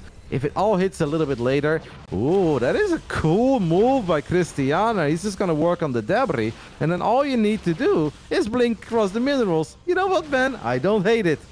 You know what? I don't hate it either. And obviously, if you kill one of these debris, they all blow up. You see the health dropping of every single one of them. And honestly, from Max Pax, look, he's scouting on this left side of the map. He's like, where's this proxy coming? Because there's only one way into my base. He's gonna see it. He's going to see it now. But even when you see it now, it's still going to be very hard. He has a forge, so it's going to be a mix between gateway units, void rays, and cannons. And he already has a cannon on that side of the Nexus. But it's still going to be hard, man, because the stalker count is going to be quite high. The only thing we need to keep in mind is that Christiana needs to blink across the minerals. And then you need to wait, right, until you have your second blink. You don't have the double blink. This is going to be fun. The usage of battery overcharge is going to be very, very important here. How is Maxi Paxi, the man who defends everything, gonna defend this many blink stalkers this early? Yeah, I mean, he's fully aware of where his opponent is now, and he's being very careful behind this cannon. And remember, this amount of stalkers, I don't think it's enough to one-shot these void rays yet. Max Pax has to be so careful, but as does Christiana, man. You've only got one shot, really, to take the fight against this. One blink, one opportunity to seize all the void rays you've ever looked for. Will he capture it, man? I wish I knew the next lyrics, man. That's or will it slip? God damn it, Benny! Oh my goodness! You know, Kevin, I was not the little rap kid. Oh! He poked in there. Got the cannon for his troubles. Resources loss-wise, it's actually looking quite a bit better for Christiana at this point. Well, we are just waiting for that one big blink, right? And he's probably waiting for that battery overcharge. Christiana does not want to blink, fire a full volley, and then see battery overcharge be activated. Max Pax has a 6-worker lead, but it's all about how many... Ooh, I don't really like that. All 4 void rays at once activate prismatic alignment. I would almost say, I think that is a bit of a mistake. He may get Void Ray number 5, but I think Christiana will now fully send it, because he knows that Void Rays are still good, even without Prismatic Alignment, but they won't shred through those Stalkers all that quickly. Here we go, full send. Wow, I mean, that was a big blink. Gets one Void Ray for his trouble straight away, and every volley's killing a unit here, Kev. I don't think this is... Misfire there, though, on the pylon. That's a big deal. Does blink away. But now he's in the main base where there's no shield batteries.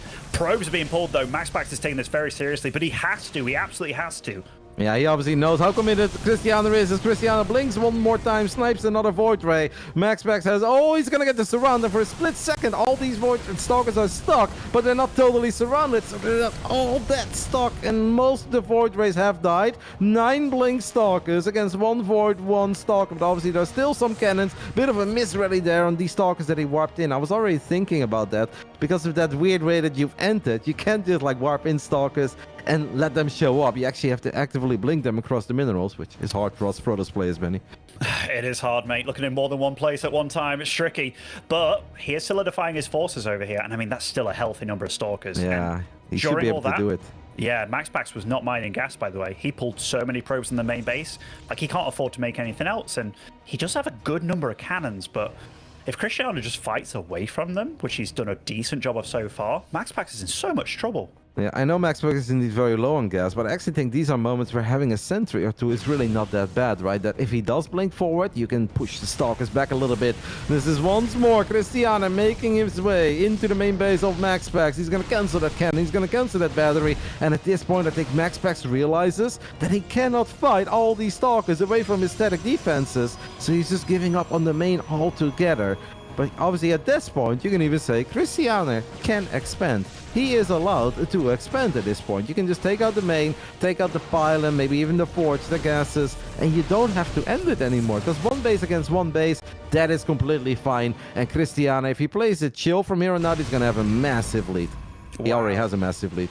Yeah, what else did he just pick off there? Another Stalker or something? Maybe a probe here, but now he's actually got the probe lead. He's got a better army as well. I mean, Max Pax, he's put himself in a really bad spot here, and again, all of those prismatic alignments used on these Void Rays, I don't know how Max Pax gets himself out of this situation. I don't think kind of has to rely on Christiana making a throw here.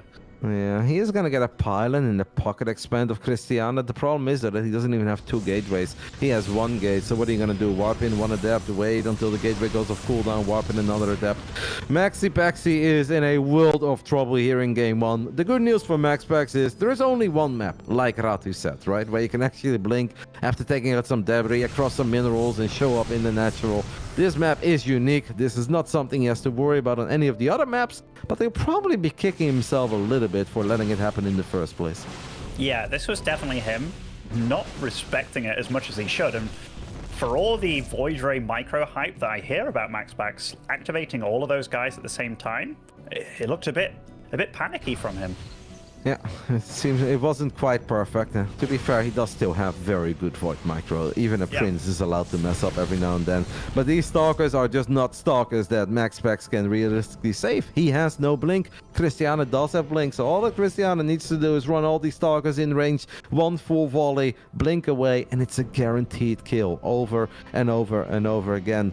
Max Pax has actually dropped the Nexus on the low ground, which is, I would say, a little bit ambitious. I think it's just under the assumption that Christiana will never go there, and he just hopes that Christiana won't find it, but Christiana does find it, blinks forward, and that is going to be a kill. The funny thing is, though, that if Christiana fully lets this go, Max Pax can, of course, take their main again, and then we could still be in for a pretty epic game. It seems that the pylon, by the way, that he had in the pocket expand did get found, so Max Pax is going to try to get another one.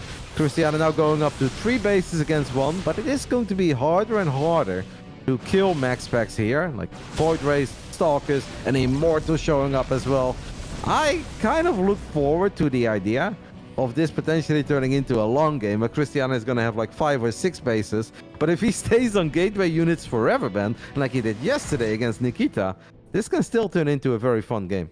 It absolutely can. I mean, he's useful. GG, alrighty. I was thinking about the possibility, but, you know, Max Pax was just way too far behind there. And, yeah, you said it. Rod Huset, it's the only map of its kind in the pool. Every other map, there isn't 2 ways into that natural. And for most races, there isn't. But, you know, we've seen really good games on that map, and we've seen crazy games, but it feels like the craziness got the better of Max Pax today. You know, the funny thing is that I don't know if they fixed that, by the way, or not, but when this map just got introduced, if you attack the debris on the top side, you actually have 2 layers to go through. But if you attack all of them, yeah. Yeah, but in the bottom, if you only have 1 layer, and then they all die. So I kind of wonder if this entire strategy only works if you have to attack the bottom left side, or if you have enough time anyway to take out both sides. I guess it doesn't really matter, and we don't need to worry about it anymore. What we can worry about is perhaps the life of Max Pax, because Christiana is just on a rampage in PvP, winning 4 series in a row to get to the top 8 of Europe. Such a difficult region to even first qualify for. Really good players don't qualify, right? There are multiple 6,000 MMR plus players that don't even make it into the event. Christiana doesn't just make it into the event, he makes it into the playoffs. He wins the first round of the lower bracket against Gangfu, the second round against Skillas.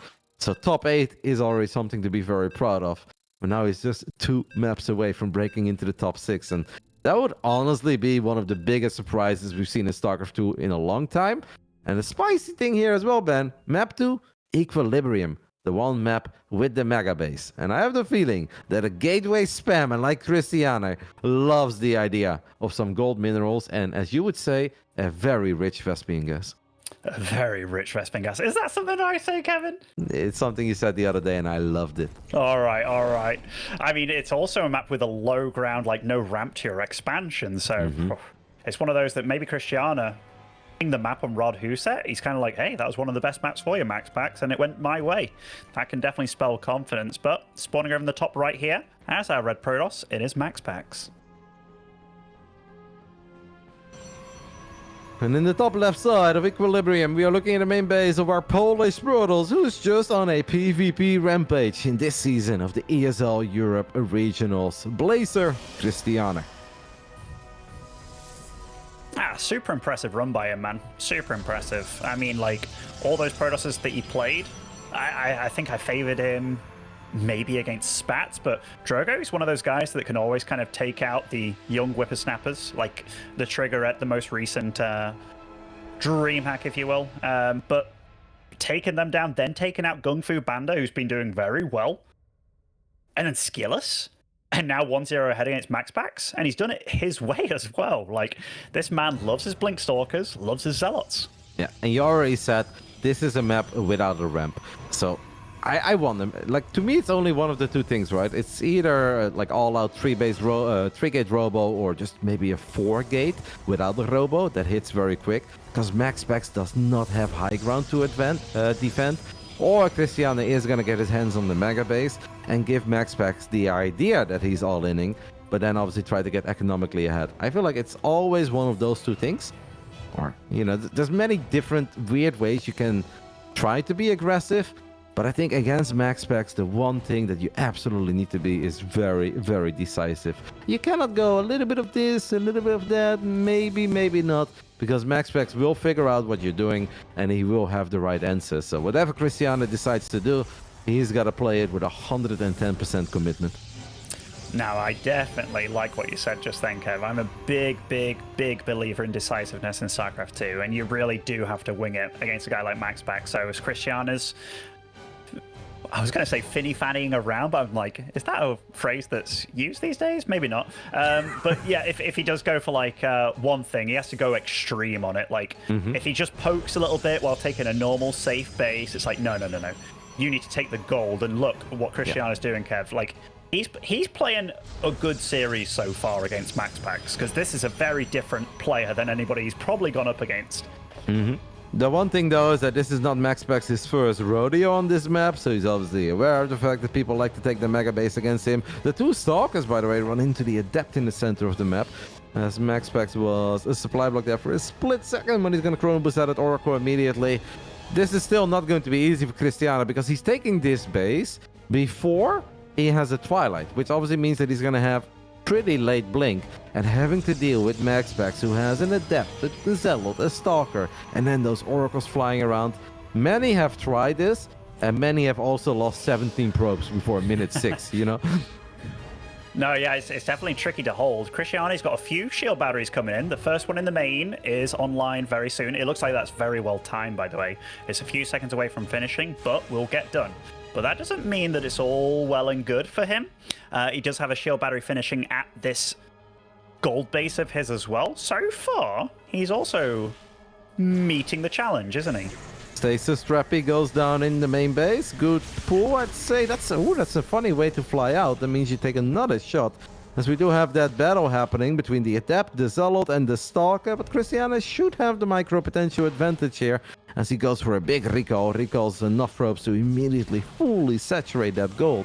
And you know what you can also do? You can even take this Rich Vespian Geyser, even if you don't plan on using it, because then all of your probes in the main can still mine minerals, right? And if minerals are more important than gas, that's what you want to do. But here comes Oracle number 2, and a single Stalker, Benny, is not quite good enough.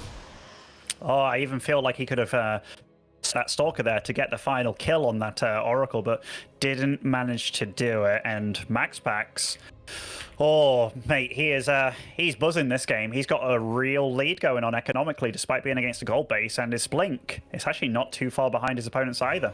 No, this is something that always amazes me, because you would think that the guy that opens up with the 1 gate and makes a couple oracles, that the downside is that he's gonna have much later blink, right? Well, often it's 10-15 seconds, and then you're like, oh, so we both have blink, but you also have 2 oracles? That's pretty messed up.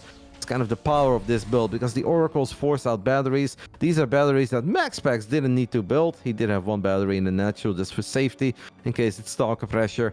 Christiana has absolutely no idea about this gateway that's going up in the bottom side of the map. It's looking pretty grim for the man from Poland. He came in with a plan, wanted to get the mega base, and Max Pax said, all right, mate, you're not the first one to try. And I know you won't be the last one, but I think I've got the answer. And Christiana is so blind, Benny. Now he goes up to 3 bases. Yeah, he is. He's blind as a bat, but it's like trying to defend the main, and Max Pax is taking full advantage of this situation. He does have a lot of units over there, to be super fair to him, but Max Pax, he's ready. He's ready to engage over here. He's got that warping pylon down in the south as well. Now, he still has to contend with those oracles in his main base, so he has stalks over there as well, but this is not easy to hold. No, Max Pax should just go for that battery immediately, and that's exactly what he does. So now it's a good old blink versus blink battle. Christiana can obviously warp in units immediately, but Max Pax's gate is so close to this fight. It's a superior concave for the Prince of Denmark as well. A couple of probes are being pulled, but it's not going to be enough. I think game 2 is a somewhat one-sided affair. Maxi Paxi is back on track as he ties things up after minute 6. And I think he killed 10 probes earlier and 7 probes now. Those are the 17 probes that I mentioned, Benny, not too long ago. It's the magic number, mate. It's the magic number. You definitely did say it. Golden Aura will be the 3rd map between these two. So again, not a map with a ramp, but didn't really matter for Max Pax on that time, did it? Like, he really just... First game might have been a little bit shaky, but I also think it was Christiana pulling something out that was a little bit wild. But back to his roots, he was like, gold base? Try it, buddy. Just absolutely smashed it down. And even the attack angle there at the end, like being able to come from the other side of the mineral pack, taking out the shield barrier first, that was just really good by Max Pax, wasn't it? You know, I think if we ever have a bug on Battle.net where instead of having a nice regular 1v1 map like a Golden Hour or Equilibrium, accidentally one of those 2v2 maps makes it into the 1v1 pool and you can spawn right next to each other, I think Max Pax will still go 1 gate fast expand. Like, I don't think any map is stopping this boy from going for the 1 gate fast expand. You can spawn at the same mineral line and he will still do it. I actually wonder what it would take for him to stop doing it. Like, what would it actually take? Like, Void Rays costing like 400 minerals or something? Like, no, I'm still going to go for it. I actually don't know. And the fact that he's pretty much the only one that can get away with it, even now, it's ridiculous, man. It's ridiculous. Like, that's when you know you have a power where you can do something that other players just can't, even though they know it's really damn good. It's like the whole Beyond with a Reaper situation, isn't it? Except with Protoss. You know, do you remember a while ago, this was kind of weird, but for a brief moment, they tried to make the Stalker a lot more like the Dragoon. So it was a bit clunkier, but it did way more damage. Yeah. Maybe if we get that early, heavy hitting Stalker, maybe that can stop him. Or maybe if we decrease Warp Gate by like 20 seconds, but unless we do something that extreme, I don't think anything is stopping this boy from going for the 1 gate fast expand. I remember that. It's because the Stalker now has ended up in kind of a middle ground of what it initially was and what it was then, which is like, you know, it's a lot more stocky because I think like the 2 lowest DPS units in the game was a Hellion and then a Stalker of all things. Like the Sentry used to outdamage it, which is freaking nuts to think about. And people say David Kim... Oh, never mind. Anyway, spawning over the top left-hand side as our blue Protoss here, it is Christiana. I'll do a quick intro and then I'll talk. Oops, is lag? Is that me? I don't know what it is. Nope, ESL referee C. It's always scary, right? You always think it's you. I always think it's me as well. I'm like, oh no. Paused. It's not you. We're saved. Yeah. So I don't feel guilty. Now I've got my finger and I'm pointing, get out of here, son! Out! Yeah, in all caps. Yeah, all right. He's back.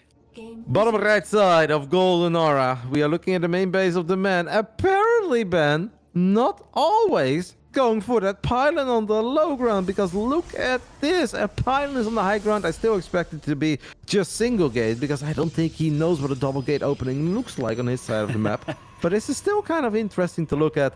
Psystorm, Gaming's Max Pax. If he does go for a double gate though, like that's when you look at it, you're like, my boy, he's all grown up, he's doing everything now. Like that, you know, if you start running into a Max Pax that's doing crazy stuff, that's when you... The referee is lagging the game again. I think the referee should leave. He needs to get out of here. Now I'm pointing for sure. Get out of here. Come on, Wadi, type it. All caps. Out! Yeah. Morty is the big... Yes! Morty is the big dog on campus these days. This is mutiny, mate. We're taking over. Like...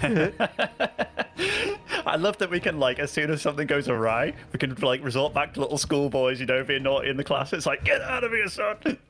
You know, I think on the first day I was casting with Wadi, I missed the lobby invite to the very first game. We were casting some ESL Asia. It was early morning, first or second play day of the season overall.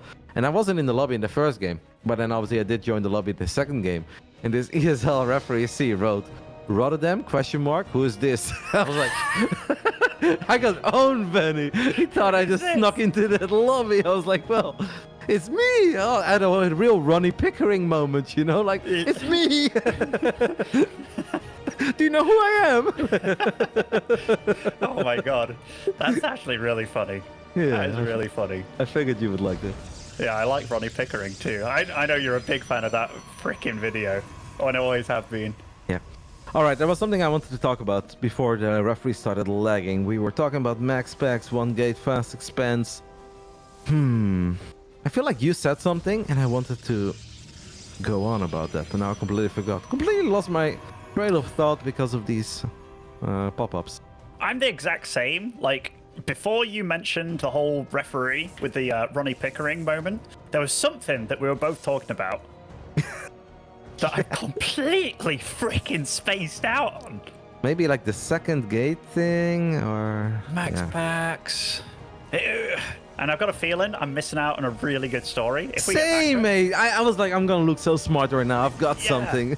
Yeah, I've got a similar feeling. I'm like, I was actually looking for time, and then what's happening? All right. But by the way, Christiana, for all intents and purposes here, he hasn't scouted across the map at all. Nope. So he has no idea what he's actually up against here. And Max Pax doing what he's doing this game, you can bet your ass Christiana has no... Like, when he gets over here and he's like, what? You're playing this? That is nuts. But there's still a Nexus going down, and I think Christiana will be kind of happy to see it. Max Pax is scouting in the center of the map, and ooh, perfect positioning on that pylon. Oh, he cancels it! He cancels the robo, because I'm very surprised by that, Ben, because that robo was almost done, and I don't see why you wouldn't want to have it at the bare minimum. Like, okay, Christiana now goes for his own expand, but now you have a later expand? I'm so confused. Me too. I don't even think the situation was that bad. Like, No. You know, you're seeing the Nexus going up. It's like, okay, you're not against that wall off on the low ground. It's like further back, but that can actually benefit you in a lot of scenarios. Yeah, just very, very unusual. Christiana, already, whatever plan he had for this game, been totally thrown off. I'm very confused because, as you said, even if you're not going up against your dream scenario, what you can still do, if you just poke with a couple Stalkers and a War Prism, is get a cancel on that Nexus. Maybe chip away at that gateway. You can force out a couple of Void Rays, and there is not a single high-level PvP player on this planet that says, like, yeah, you know what I really like in PvP? Being on Void Rays and one base. Like, why do you think Max Pax left game one? Because nobody wants to be a one-base Void Ray player. Void Rays are good if you have 2 bases and the other guy has 1. I find it fascinating. Maybe he heard the Zelnaga watchtower and he thought it was in range, but I can't imagine that's the case. I really just think it's because of the setup that Max Pax went for, but I find it very, very confusing. He will have a nice lead on Blink at least, you know, looking at the bright side of life, but this was not great. No, like Max Pax was gearing up to defend against something. Like even after he saw that cancel with that pylon, he was like making a Void Ray. And then he scouts and he's like, you know what, I'll cancel the Void Ray, I don't need it. So Max Pax is also probably a tiny bit confused about what's gone on, but he's also making a lot of good calls here. So he doesn't have a useless Void Ray on the map. Yeah, but this is everything that we were talking about in game 2, right? Where if Christiana, who obviously is the underdog coming into this series, because yes, he recently beat Max Pax. Oh, Oracle's killing probes in the natural, by the way. Recently, Christiana won a best of 3 against Max Pax, but that does not make him the favorite when he lost 16 out of the last 17 times they played, a best of 3 or a best of 5. So if you are the underdog, you gotta make up your mind early, you gotta be decisive, and even if your opponent scouts it, or even if the scenario is not quite maybe what you want it to be, I still think you have to send it, you have to go for it. Oracle shows up in the main base again, by the way, grabs 2 more probes. It's like, I don't know if he's second guessing himself there, or if he just thought it was the wrong idea. He did kill 1 Oracle with these Stalkers that were on the hunt, so that's nice, but it makes me sad to see that he is changing course a little. No. Perhaps there is a random moment, Ben, where he does make 1 million gateway units and he is going to get the job done. But I don't love the start. No, yeah, me neither, Kev. Like we talked about being decisive, and this was definitely like he was finny-fannying around, wasn't he? Got that robe on the go, and then cancels it, then makes one later on. But I still don't hate it for him right now. Like, I'm looking at all the unit counts and stuff. Max Pax is definitely in a position that I prefer a little bit, given that he does have that Oracle still being a nuisance and stuff. But this is also getting to Christiana's playground now, where he is going to make nothing but Stalkers and Zealots if it does go his way. We all saw that series between him and Skillus. He absolutely loved it when it got to that phase. Now, Max Pax is a bit of a god, but at least Christiana has survived without going up against a Nexus far earlier than his. Yeah, well, analyzing those series, we can definitely see that Christiana was often a little bit economically ahead. And if you're economically ahead, and he was in that best of 5 against Skillus, then you're obviously often going to have a few more units. That's going to give you the confidence to expand a little bit quicker, right? And it was basically a thing that just repeated itself throughout this entire best of 5. It's very hard to get economically ahead against Max Pax because he often expands quicker than you. On top of that, I also think Max Pax's mechanics when it comes to playing Protoss, I would say second to none, right? It is so hard to get the best of this boy when you're fighting at 2 or 3 different locations. The Adepts found a little bit of damage on the other side of the map. Max Pax should not stick around too long here against Battery Overcharge, but he knows that. No, I mean, he's making a lot of good plays here. There were some Adepts in his natural, but he deflected them with an Oracle, a few units of his own here. And Max Pax, he feels good on the map right now. He's a bit quicker starting his upgrades, and his Blinkstalk micro is really good. The number's fairly close between them. Christiana's actually the one adding on the charge, the Immortal first, and starting a 4th base a bit quicker despite being under the pressure. Christiana's up for the challenge, it looks like. Yep, Oracle drops Revelation, sees no Stalkers, flies in with Pulsar Beam. Obviously, there are a lot of Stalkers on the battlefield, so you have to be careful whenever you go for moves like this. You know that Stalkers can blink in from different angles, but somehow Max Pax in an 8-minute game, even though we have, how many? 17 Stalkers on Golden Aura with Blink, Max Pax's Oracle gets in there, drops the Revelation, and kills 5 probes. Like, that's not standard, by the way, Benny. That is not standard at all. No, especially given these Stalkers deal extra damage to that big lad. I mean, the fact that it's got 11 kills on it, that's beautiful for Max Pax, and every little bit helps. Supply is still deceivingly close. Both going for the charge tech. Max Pax with his 1-0 online already. Both going for very similar numbers of gateways all at the same time as well. It's just Max Pax has that Dark Shrine on the way as well, and he's already gearing up with cannons and stuff in his bases. He looks like he's nicely set up for the next stage of the game. There's a lot to talk about in PvP, because a lot of people were watching the games yesterday between Christiana and Skillus like, why doesn't Skillus just make Archons? It's because it's not always that simple. You can't just think of the unit that is good against your opponent's units and make them and see them shine, because you have to take things like range into consideration, movement speed, how quickly can you get many of them, when do they make the difference. So I actually really like what Max Pax is doing here, where he's kind of just doing the exact same thing as Christiana, except he has one more gas, so he will be able to get value out of DTs. Oracle, by the way, flies into the main base again, and is going to get a whole bunch of extra probes. Where Christiana was always a couple of workers ahead yesterday in these games, he is now a couple workers behind. He's a little bit behind in upgrades. And I don't want to get too carried away, because a lot of things can still happen in this game. You can get carried away, Kev. He's dealing so much damage with so little, and it's just been... It's been the story of the last few minutes of this game. Yeah, I wanted to say Max Pax is outplaying Christiana a little bit over these last 3 minutes. But the beauty of PvP is that one great fight where your Zealots just have more surface area, or your Stalkers have a much better position, it can still turn around in the blink of an eye, or the blink of a Stalker. But the last few minutes, it's all been Max Pax. He just looks better at the moment. He really does. And the armies are very similar, like a bunch of Stalkers against one another, but... I mean, that probe, did it actually spot what was going on over here? Maybe didn't. I mean, the fact that Max Pax has been scouting like what's going on as well with this Oracle constantly, and now he's able to fly in there, and this is not going to be easy for Christiana to hold. Like, Babe, Ben, I called you babe, but you are a babe. There's one observer on the map right now, and that observer gets picked off, and that means there are 0 ops. So yes, we have a couple cannons on the side of Christiana, but dealing with a whole bunch of DTs when you have 0 observers is scary. But I gotta say, the shutdown of the War Prism in the main base is great. Now goes for the recall. Can use battery overcharge as well. Well, Christiana, if there's ever a fight you're going to win, this gotta be the fight. Wow, Christiana's actually holding this really nicely, Kev. I did not expect any of this, and he's taking some pretty decent fights. He's got a supply lead as well. Nice stasis ward from Max Pax, but holy crap, that's a whole field of blue moving down. And the fight in the main base as well. He held. He's playing really well. And that was perfect defense, denying that War Prism in the main base, protecting that cannon, keeping it alive, then allowing him to kill the DTs, and the immediate recall. That's the decisiveness that we were looking for. Is it enough to just go to the other side of the map and end it? Well, that's going to be hard because the man has a no detection ban, and he should know that he killed a whole bunch of DTs. The Mad Lad is actually just here attacking. Well, he's got no detection, he's got no observer, no oracle. You'd think, what the hell is he doing here? But somehow he's doing okay.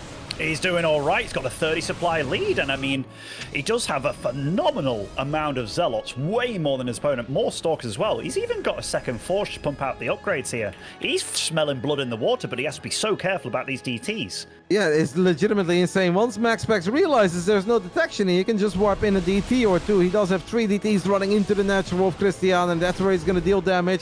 And that may just trigger Christiana to pull the trigger. Oh, that's the only robo, by the way. So Christiana's entire game, offensively at least, unless that robo does not die, and apparently doesn't die, would come down to that one observer that he has. But that observer is not making any progress, and it's so funny to see how much time Max Pax has had to warp in a defensive DT or two, but he's just not doing it. I'm so surprised, and he's still not warping in defensive DTs here, Kev. He loses the Nexus. I feel Christiana's getting away with murder here. Yeah, no, this should not happen. But obviously, Christiana still needs a little bit more. He's going to lose a couple of probes on the 12 o'clock base as another DT makes his way into the mineral line there. And now Max Pax is chasing down this army. There is an Immortal in the mix, though, for Christiana. And that Immortal packs a punch. I mean, that was a strong 2-3 minutes by Christiana. But obviously, we know that he wants to end it. I don't really see him ending it anytime soon, especially not if this cannon goes down, and it will go down, because 4 DTs with Shadow Stride is hard to deal with. The man has 2 observers. Now, Christiana has 2 observers, but they're both at home, and he is still attacking. He laughs in the face of danger. I mean, this is, you know, there's a little part of my Terran withered heart that laughs at a Protoss getting DT'd, but the way that Max Pax is bouncing back into this, it's awesome to see. And now Christiana, it feels like the floodgates are open. Max Pax is ready to be the aggressor, and he's out on the map. And now is Christiana really struggling. He just lost his Nexus to those DTs alone. Yep. We are, I think, waiting for our observer to show up. It seems that Christiana just wants to go ahead and try to end it. Doesn't really have much income anymore. Still has a scary army, but I just don't know if it's scary enough to win a fight against the defensive reinforcements of Max Pax. That superior economy, stasis traps as well, cannons and batteries, don't forget about that. The War Prism is exposed, the War Prism gets picked up, and if I'm Max Pax now, just chill on top of my ramp. I stay near cannons and batteries because there's really no reason for you not to do that.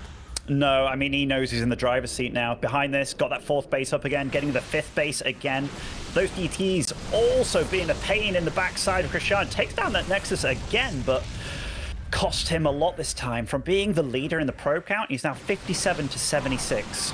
Yep, and he's going to lose a couple of units as well. Apparently wants to cancel this Nexus too. Will be able to cancel it. Max Pax obviously paying attention. Did not forget to cancel. We saw a lot of bases just getting picked off over the last few days.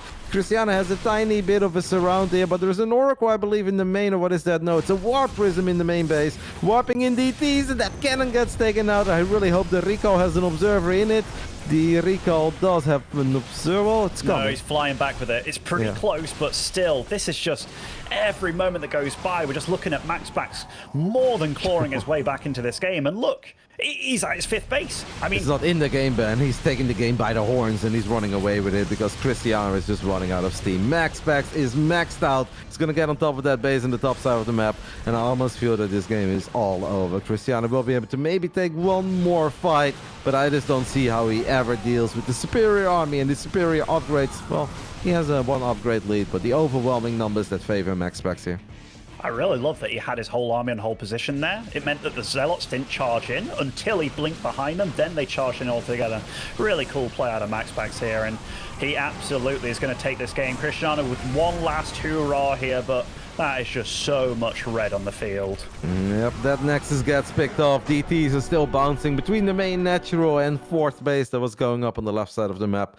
Max Pax wins game 3. 15 minutes of golden aura. Definitely a bit of an unusual Max Pax game with the pylon on the high ground, the single gate opening on the high ground. Then we expanded. Christiana wanted to go for 3-gate Robo. Could be Prism Immortal, or could just be Prism alone with a bunch of Stalkers and then expand.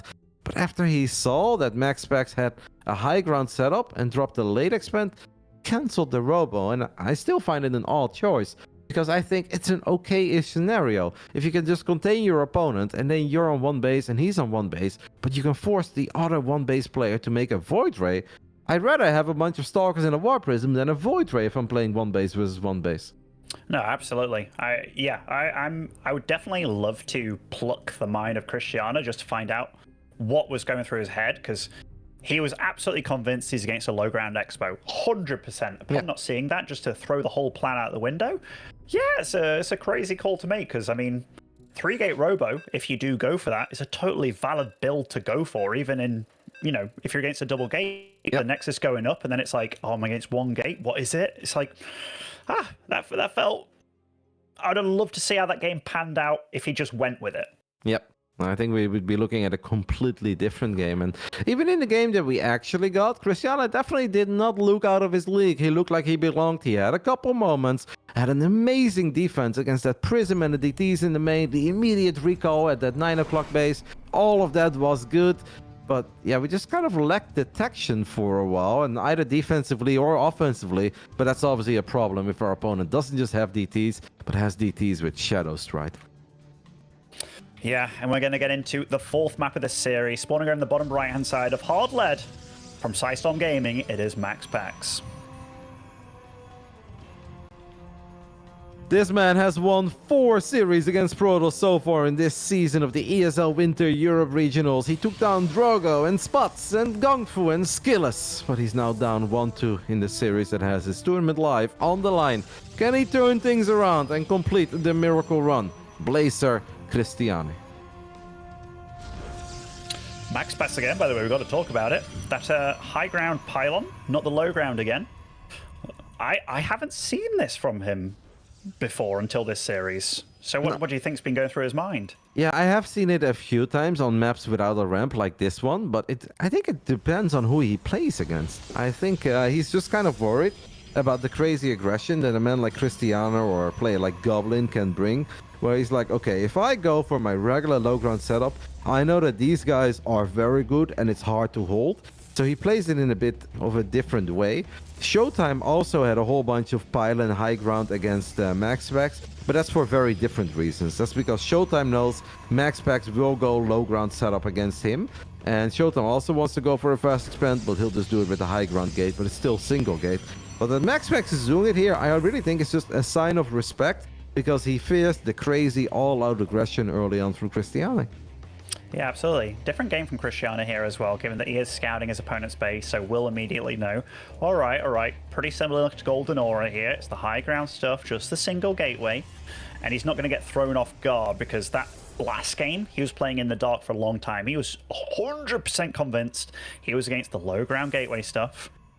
But it just wasn't that. So at least this game, he goes in with the knowledge, which is a big step up. Yeah, double stalker opening on the side of Christiana can obviously rally those to the other side of the map and can keep unit number 3 and 4 at home to deal with the Oracle.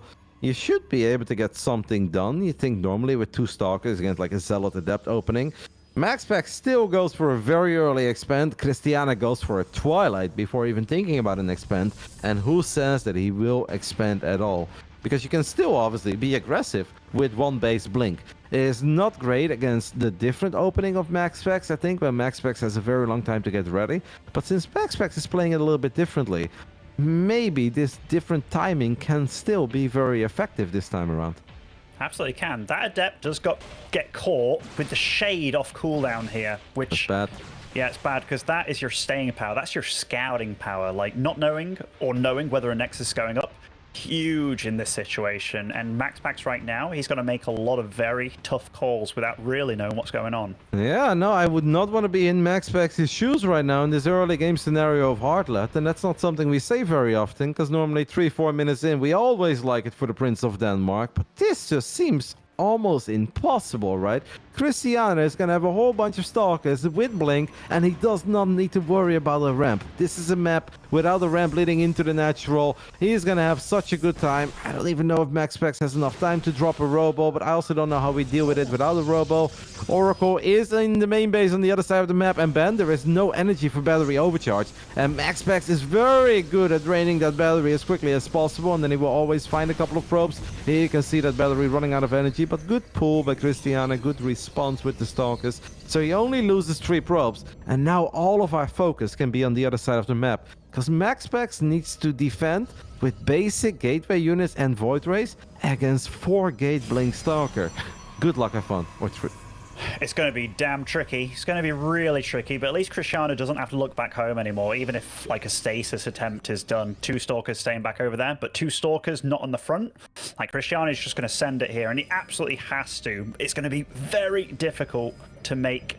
In fact, it's on a nice edge for both of them here. Really, Yeah. It's so volatile. Yep, this can go amazing for Christiana, it can go terrible for Christiana. That Oracle is still active, by the way, and Max Pax Oracle is never inactive, and that's a decent stasis trap, and of course it lives. Now it's Christiana's time to shine on the other side of the map. Will he blink forward? I think that would be a bit crazy, but you also know the longer you wait, the worse it gets, Ben. Decisive, that's the word of the series. Christiana needs to kind of go. I think he was hoping that Max Pax would go double prismatic alignment there. Did not happen. A 9-worker lead, a base advantage. Christiana needs to go. Oh, right now he's just kind of bruising these units a little bit. The Stalker count not quite high enough for him. I mean, if there's one thing that is on Christiana's side here, it is the fact that if that Stalker count gets high enough to really pick apart these Void Rays, and there's no cannons coming up either. Normally the cannons are a big deal. Yeah, but that's triple prismatic alignment that just got used. But Max Pax's gateway count is getting quite high, Ben. And then it's not all about the Void Rays anymore, right? You cannot ignore all these batteries. Oh, Oracle got brought home. We can do a stasis trappy. And I don't think Christiana is aware of this. He may see it there towards the end, but he cannot blink in anymore. And okay, a single Stalker is going to blink in. Here we go. Battery overcharge will be activated. How high is the damage of all these blink Stalkers? It's enough to gun down a couple of the Voids, but it's not enough to gun down all of them. And there will be another Void Ray, and there will be more Stalkers on the side of Max Pax. This was the start for Christiana, but he needs a whole lot more. Oh, that was like the damage was just not quite enough, right, to get the first shot down, to get all the kill. But I mean, he's still sort of in this. It's just tough, man. Like, that was his opportunity, wasn't it? I mean, it's so hard to break this. It can still snowball because the Stalker count is so high that it can start one-shotting units, right? And then it doesn't matter how many batteries, but then you need to sync up your shots, Christiana. You kind of need to run in range exactly like that. You fire with all of your Stalkers at once, then you can blink back. Like, Christiana has a massive micro advantage here. But obviously, the longer you wait, the more the Void Ray count will get back up, and the more likely it is that battery overcharge goes off cooldown. That Oracle, by the way, is once more on the other side of the map. And Max Pax Oracle Ben is like a cat. It has too many damn lives. It certainly does, and I think this one, I don't think it's going to get spotted by Christiana. No, the whole mineral line. And that's a moment for Max Pax. Full send, full send. Yeah, other side of the map right now. Yep. It's so hard to blink into a Zealot, right? I mean, getting in and out of range, sniping a unit, it's cute. But for every unit that he kills with the 2 bases of Max Pax, 2 more units pop up. We need more than 1 unit at a time right now, Christiana. Otherwise, your magical run in the ESL Winter Europe Regionals will come to an end. And it's really starting to look that it will come to an end, Benny, because he's just not pulling the trigger. He warped in a depth. Where? Well, back at his home. I think that's the deal with the stasis. If it happens, but I mean, that's kind of a funny call. Kind of cute, I guess, yeah. I thought maybe we warp it in on this side of the map and we try to shade into the main and blink into the main, but that is apparently not the play. I mean, Max Pax is loving life. A 17-worker lead spread across 2 bases. He's basically doubling the income of Christiana at the moment. Christiana runs in range, fires a full volley, but he doesn't kill the Void Ray. I even love the little sprinkling of probes here that he has on this front line. Like, if this does come an all-out battle, those probes taking shots instead. It's just... Max Pax's army's getting bigger and better as time goes on, and Christiana's... Like, I don't know how he makes this work. Oh, he's going to go for it! Not the worst moment ever. A couple of the Void Rays are bruised up. Battery overcharge does get activated, but Max Pax still has so many Stalkers. And as long as they're trading, Max Pax is obviously happy because he's going to have a much easier time in replacing these units. Christiana may have the advantage of Blink, and he may be able to pick off a Stalker like every 15 seconds. But that is simply not enough. That is not going to equalize this game. Christiana needs more. He needs to start getting multiple units, and he simply won't be able to do it. That Robo is coming online real soon, Benny, and once that first Immortal is out, then I think it is very safe to say that this game belongs to Max Pax. This is already starting to feel, and I think Christiana knows it, that this game belongs to the Prince of Denmark. I mean, so many occasions Christiana's done a volley and the unit survived with literally like 1 health or something. It's ridiculous. And it's happened many occasions in this single Oracle. game. Okay, didn't do anything. That main base is getting mined out here. He's down to, what was that, 5 mineral patches? I mean, and Max Pax very nicely situated on 2 bases. Yep. Immortal is out. Obviously, there is another battery overcharge available. Christiana is in all sorts of trouble. Max Pax now dropping a Twilight Council too. That's when you know you're cooking, right? If you're dropping a Stargate Robo and a Twilight when your opponent is 1 baseling you. Like, what's next, Max Pax? We're gonna drop a Fleet Beacon too, mate? Getting ready for the mothership to cloak? I'm actually very surprised that he's on 46 probes despite all of this. Like, he was just probing up like he didn't have a care in the world. Not like he had 30 Blink Stalkers right in his face. And Christiana, maybe one final time in this game, is just sending it. He's focusing down the units 1 by 1, which is exactly what he has to do. Taking out a good few valuable units. And that honestly, went very Kev, good. Yeah, it went really very good. good, but obviously there's more Stalkers that will be warped in. Christiana's probably going to send it immediately. Again, on the other side of the map, the Oracle is now working on the battery, and that means that Christiana's going to be forced to warp in a Stalker at home. I kind of like the force fields because that prevents the Stalkers from getting close enough to fire that full volley to one-shot units. And if you don't fire all of your shots at once, that's when the shield batteries are going to shine. I mean, how do you deal with this Immortal? He dealt with one, but I don't know how he's going to deal with the second one. No, and yeah, Christiana, it's not like he can keep on going with the same force that he once had. That force field makes things a bit, well, very nice for him, very uncomfortable for Max Pax, but there's not enough damage in his army, and Christiana, he's running out of steam behind this. Yep.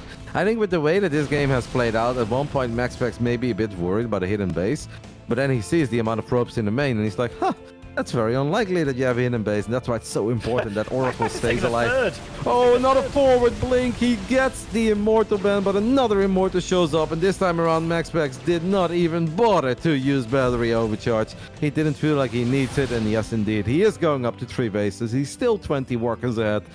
And it's a painful way. An amazing season for Christiana, who has really battled, and he came very far. For the first time in his career, he was top 8, blinks forward again, snipes another Immortal, and he is doing a decent job here, but it's just an unfair fight. We're sweeping leaves on a windy day, because for every single Stalker he kills, a few more show up. Every Immortal he kills, another one shows up. Christiana has done great, but it will not be enough. Oh, GG. Well played, honestly. Well played to both of them. You can really tell how much it meant to Christiana. And I mean, top 8 this season, and he's been a true battler. He didn't look totally outclassed by Max Pax in this series either. And I mean, it takes a good Protoss to really tango with the likes of Max Pax, and just 1 or 2 situations going the other way. We could have been looking at a very different series between them. But well played to Max Pax for making top 6. I think amazing performance from Max Pax in that final game. So much value out of one Oracle. It's crazy how long it keeps it alive, how much information it gives him, the defensive stasis, the stasis on the other side of the map, and just a great hold overall, because that is not an easy hold against one base Blink Stalker. There are many Protoss players out there that will just roll over and die almost immediately if Christiana brings that kind of a build against the 1-gate Stargate setup. I think the real key moment of this entire best of 5 though, Ben, is that cancel of the Robo on Golden Aura. I really wonder how that would have played out if we just went for some 3-gate Prism Stalker pressure and take the game from there. I think we could be looking at a completely different best of 5. No, you're absolutely right. You absolutely are. And that was the lower bracket matches for today. And we're going to go to a short break, but not before mentioning what's coming up next. A series between Serral and Clem, and then Raynor versus Showtime. Europe is looking fire. Guys, we're going to go to a short break. Stay tuned.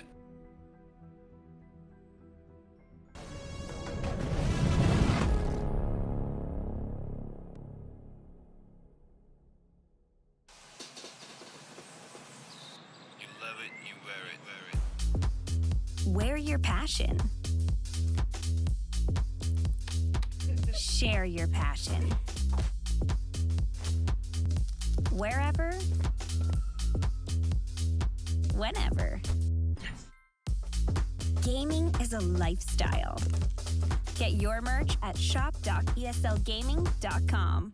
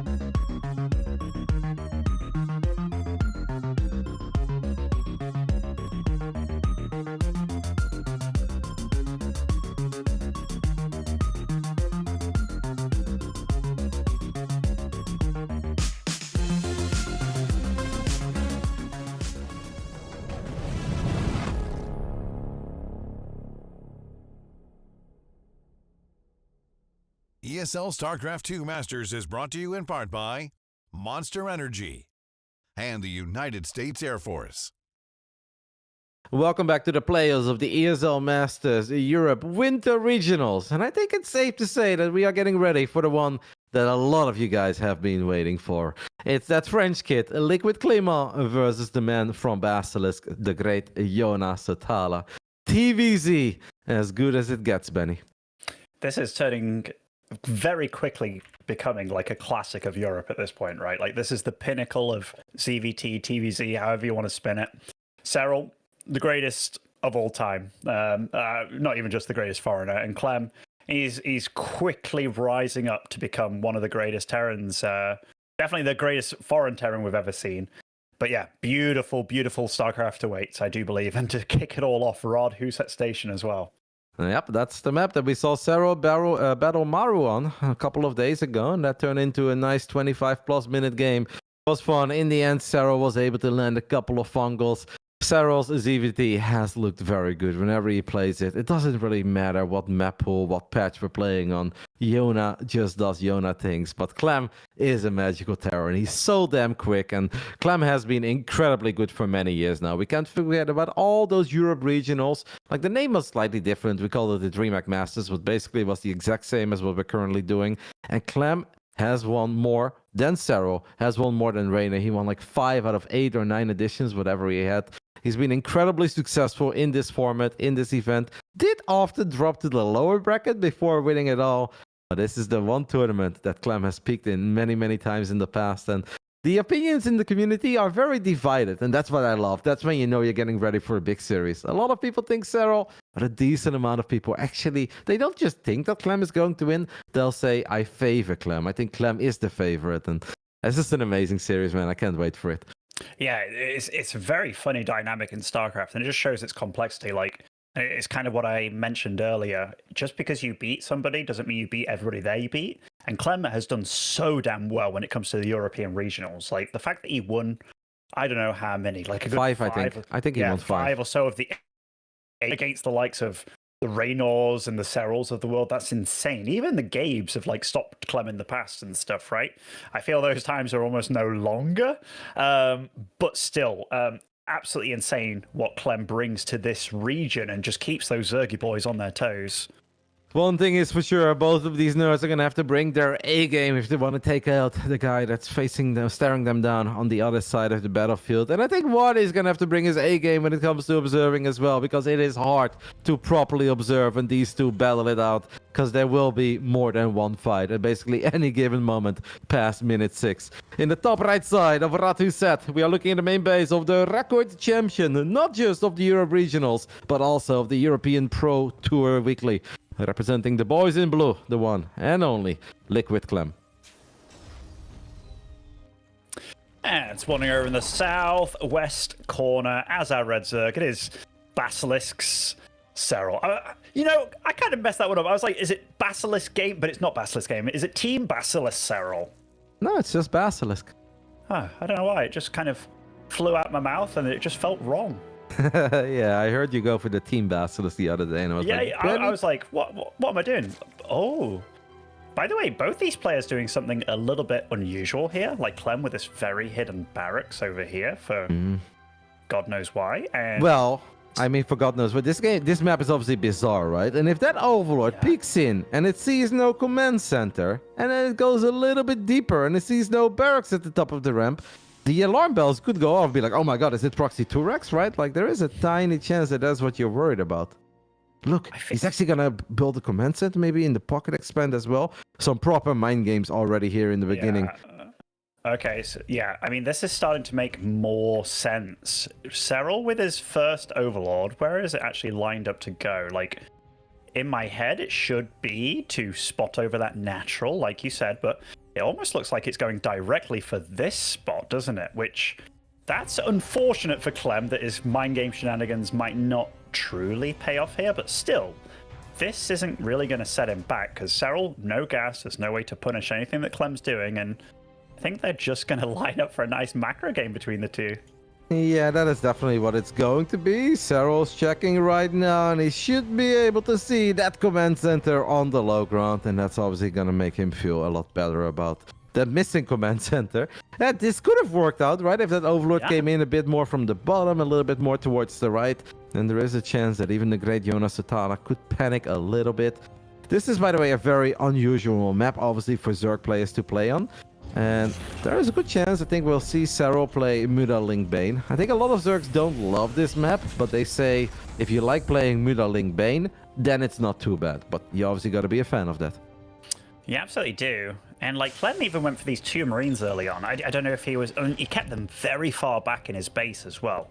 Like this whole thing, Kev, even though it could have lined up, it's still having your production so back. Yeah, this is, again, there's been a few moments today where I'd love to just hear what the players are thinking about and doing with what they're doing here, because that Overlord that scouted the CC, it can also very quickly spot what's going off here with the production. I mean, obviously very fortunate and unfortunate depending on how you look at it, but very nice scouting by Serral. Yeah, I think I was just hoping to get ahead with the mind game, hoping to put a bit of fear into your opponent's heart. We could also be trying to tell a story, right, for the rest of the series. Like, hey, be thinking of proxy 2-Rex and then making it seem like you're doing it, then not actually do it, and perhaps do it a little bit later. The first 4 Hellions have left home and are making their way to the other side of the map. Serral at the moment is 0 Zerglings. All he's got are Queens, but hey, that's a pretty good defensive unit to have. If these 4 Hellions YOLO though, and Serral cannot properly block them, this could get gnarly, but so far the Queen positioning is perfect, and the first few roaches are on the production tab. Absolutely are, and so far, any kind of shenanigans that Clem's thrown out have not really paid off. Serral is macroing up like a beast. He's already got a good 12 worker lead here, and he's still continuing to climb. Now, the Liberator will absolutely be an extra unit that you can use to great effect here against this setup, but Serral wouldn't be Serral if he wasn't getting his Queens in good positions here against it, and also getting a Spore Crawler.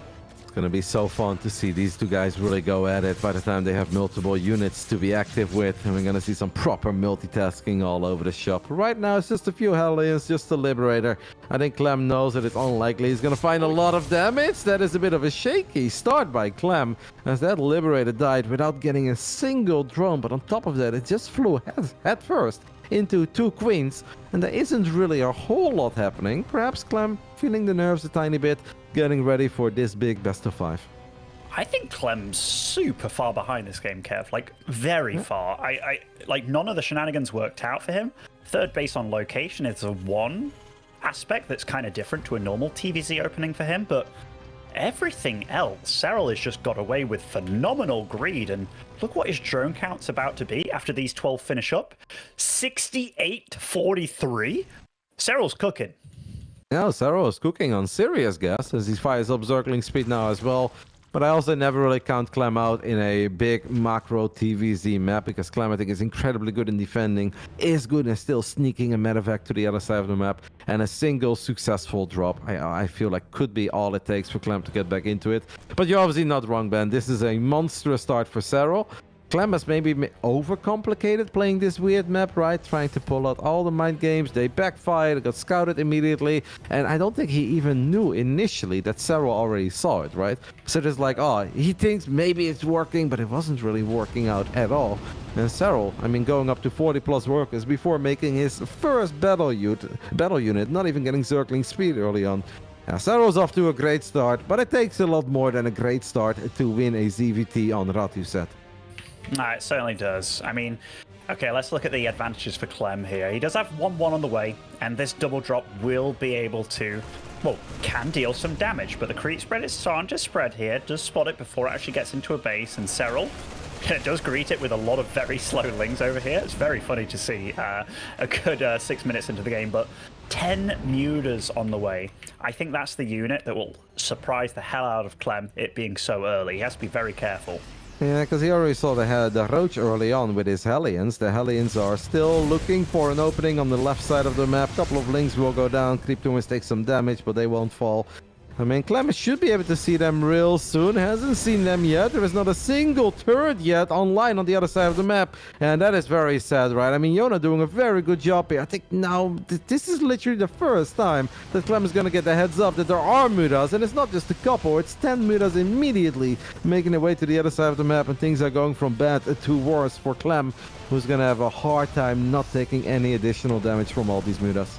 This is not where Clem wants to be. This is not how he plays his TVZs. Like, you know, he doesn't often have to think about the defense because he's so aggressive, so in the face of his opponent. But this time, it is not going his way at all. 86 drones. 0 drones have died, but 8 SCVs have. Okay, that's the first drone, actually. The first drone, I think it was like the Hellions on the left side there, but it cost all the Hellions. Yeah, those Hellions were going to get surrounded. At least they delayed that hatchery from going down for a split second. You're not wrong. It's an ugly start, but we are heading into Widow Mines. I don't know if we have our second factory. Yep, we have a second factory. There is a Widow Mine there in the corner of the main, and that's a good Widow Mine shot. Unfortunately, the armory is not online yet for Claymore. The mutas are hunting, by the way, hoping to catch a Serral napping, something that doesn't happen a whole lot. Serral actually already turns around, flies back into the natural. Now the tanks are exposed, Benny. Oh. Well, another tank falls. It is not the game of Claymore so far, but I still think there's a whole lot to battle for, because as a Zerg on light tech with Muta Link Bane, I don't think you can just roll to the other side of the map and end it. No. I mean, especially not against the likes of Clem, with how good he is with his Widowmine retargeting, and you start to see them come out of the field. But Serral's definitely going to be smiling with this kind of opening, this start, and the fact that he's got his opponent pinned back, and he's got gas for days, doesn't he? He's mining off a lot here. It's going to infestation pit as well, so he's not going to stick around on just lair tech, but that number of mutas, that is a scary number here. 24 here in this flock. There are 4 overseers, but not a single overseer is with all the mutas at the moment. I think that's a little bit odd. It feels so risky because the armory is online at this point. I mean, Clem is getting closer and closer to being maxed out though, Ben. And yeah, obviously I agree with everything that you said, as there is a Widow Mine that gets a big shot up on the mutas. A couple of Marines were left behind as well. Are there more Widow Mines scattered around the main base? Mutas seem a little stocky to me at the moment. Somehow Serral will find a way out of it. There's more Marines at the bottom side of the map though. Man, this feels so chaotic. Yona somehow still getting away with it, and the Lings and Banes are also making some progress in the center of the map, and they may go for it right before that base is a planetary. You know, this map layout is actually very hard to bust a Terran because it's super damn obvious where they defend from, and so having all your siege tanks or your Widow Mines in one location, yeah, it's actually still going to be very tricky for him to bust him, and we all know how good late-game Terran is against Zerg these days. The Ghosts, phenomenal, and this army, this lair army, granted, it can add on the Banelings and become just more dense, more powerful, but actually finishing a Terran, easier said than done. That Widow Mine is still there behind the refinery. There's a few more mines in the mix, and now we also have a Thor, proper long-distance unit for Clem that can keep these mutas at bay. Clem is gonna max out. He's got 2 upgrades finishing up, even a little bit quicker than those 2 upgrades of Serral. So he's obviously gonna be looking for great fights. Burrow is done on the side of Serral. That's worth keeping an eye on, as we've got 37 Banelings on the map. Serral's wondering if this is an army that he can pounce on, but I think it's a little bit too close to the rest of the army of Clem. Heard a Widow Mine detonate, but I don't see much blood on the floor, so nice play by Serral. Actually utilized one of his roaches, which is, you know, just an early game defense unit at this point, so nice play by him. Serral's always so cost efficient with his units throughout the game. I noticed that in his ZVZs, he's just so good about trickling out the right units at the right time, but Clem, this game, has survived probably the scariest part for him. Now he's getting onto 4 more CCs at once, Ghost Academy coming online, getting the good upgrades out.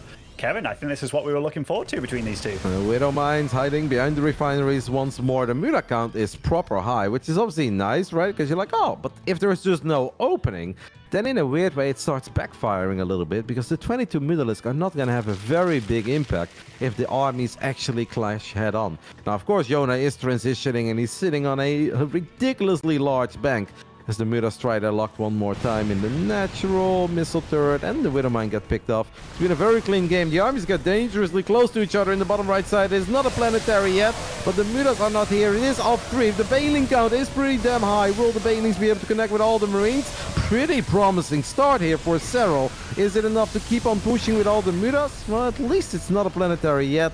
But I do think Serral's going to have to disengage. But obviously, looking at the banks of these two, these kinds of trades are completely fine for Serral. They're more than fine, yeah. He just needs to keep the momentum going. And you see that during that fight, as he was losing everything, he was already remaxing out. He starts up all his tier 3 upgrades here with the Hive. He's getting Ultralists on the go as well. And when you're against nothing but Marines, which is kind of what's left on the field, and Winter Mines, of course, those Ultras are absolutely the unit he needs on the field. Yeah, we're going to get a couple Liberators, Marauders, Thors, and Widowmines. The combination of all these units, right, can definitely get the job done against Ultras. And Clem's supply is also back up to where it needs to be. And this time around, the next time they'll clash in that area, Clem can actually retreat to the Planetary Fortress. 5 Dropper Lords at once, morphing right now on Serral's side of the map. I don't know if he's gonna go for like a mass link drop maybe in the pocket expand, because obviously 3/3 links with Adrenal Glands. I mean, if you get 20 of those in the pocket expand, that's going to hurt for Clem. Certainly will. Both maxed out again. Both about to hit their +3 upgrades. Clem a little bit earlier than Serral. Hasn't really missed a beat on those, but this amount of Zerg on the map, and the fact that the creep is approaching Clem's front door, is the wraparound going to happen here? I mean, Clem feels he has to pick up on... Whoa, the Mutas are here! Oi, oi, oi. Oh my goodness, the Mutas are here and they get on top of all these full medevacs. So Clem's supply took a serious hit. The Liberator's getting picked up as well. The missile turrets are trying to do their thing to keep these Mutas at bay. And the Ultras will disengage. But, I mean, Clem is losing as many resources in all these fights as Serral is. And that is a problem for Clem, because Serral is sitting on an 8,000 resources bank, and Clem is spending every single penny he's getting his hands on. So the even trades is absolutely not what Clem is looking for. Absolutely not. And you look at that map, Kev. Look at how much red and creep is on it. I'm looking at it from Serral's perspective. It is like... It's actually ridiculous. He sees absolutely everything that's going on. And you look at it from Clem, he is playing a horror game right now. He has no idea what his opponent has behind it. He can only guess. We've got the Shocking Infestor looking for a fungal. Normally you look for that big fungal on all the goals, but Clem really doesn't have that many goals. He only has 3. Clem needs to worry about it though. That fungal does still connect with 2 out of the 3 goals. Here comes Yona again with a lot of lings and a lot of banelings, and the only thing that Clem couldn't do is over and over again pick up these units and get out of harm's way, as now the banelings go for that planetary. They get the planetary and 10 SCVs to go with it.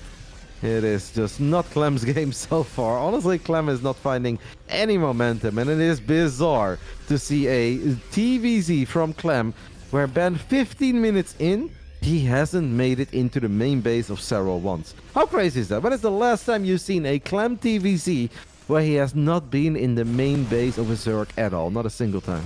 I mean, right as soon as the game got going, he got thrown out of whack, didn't he? I mean, when it was like 70 drones versus 45, it's already not good. And the fact that he's very often attacking, like the best defense is a good offense. He absolutely lives and swears by that rule.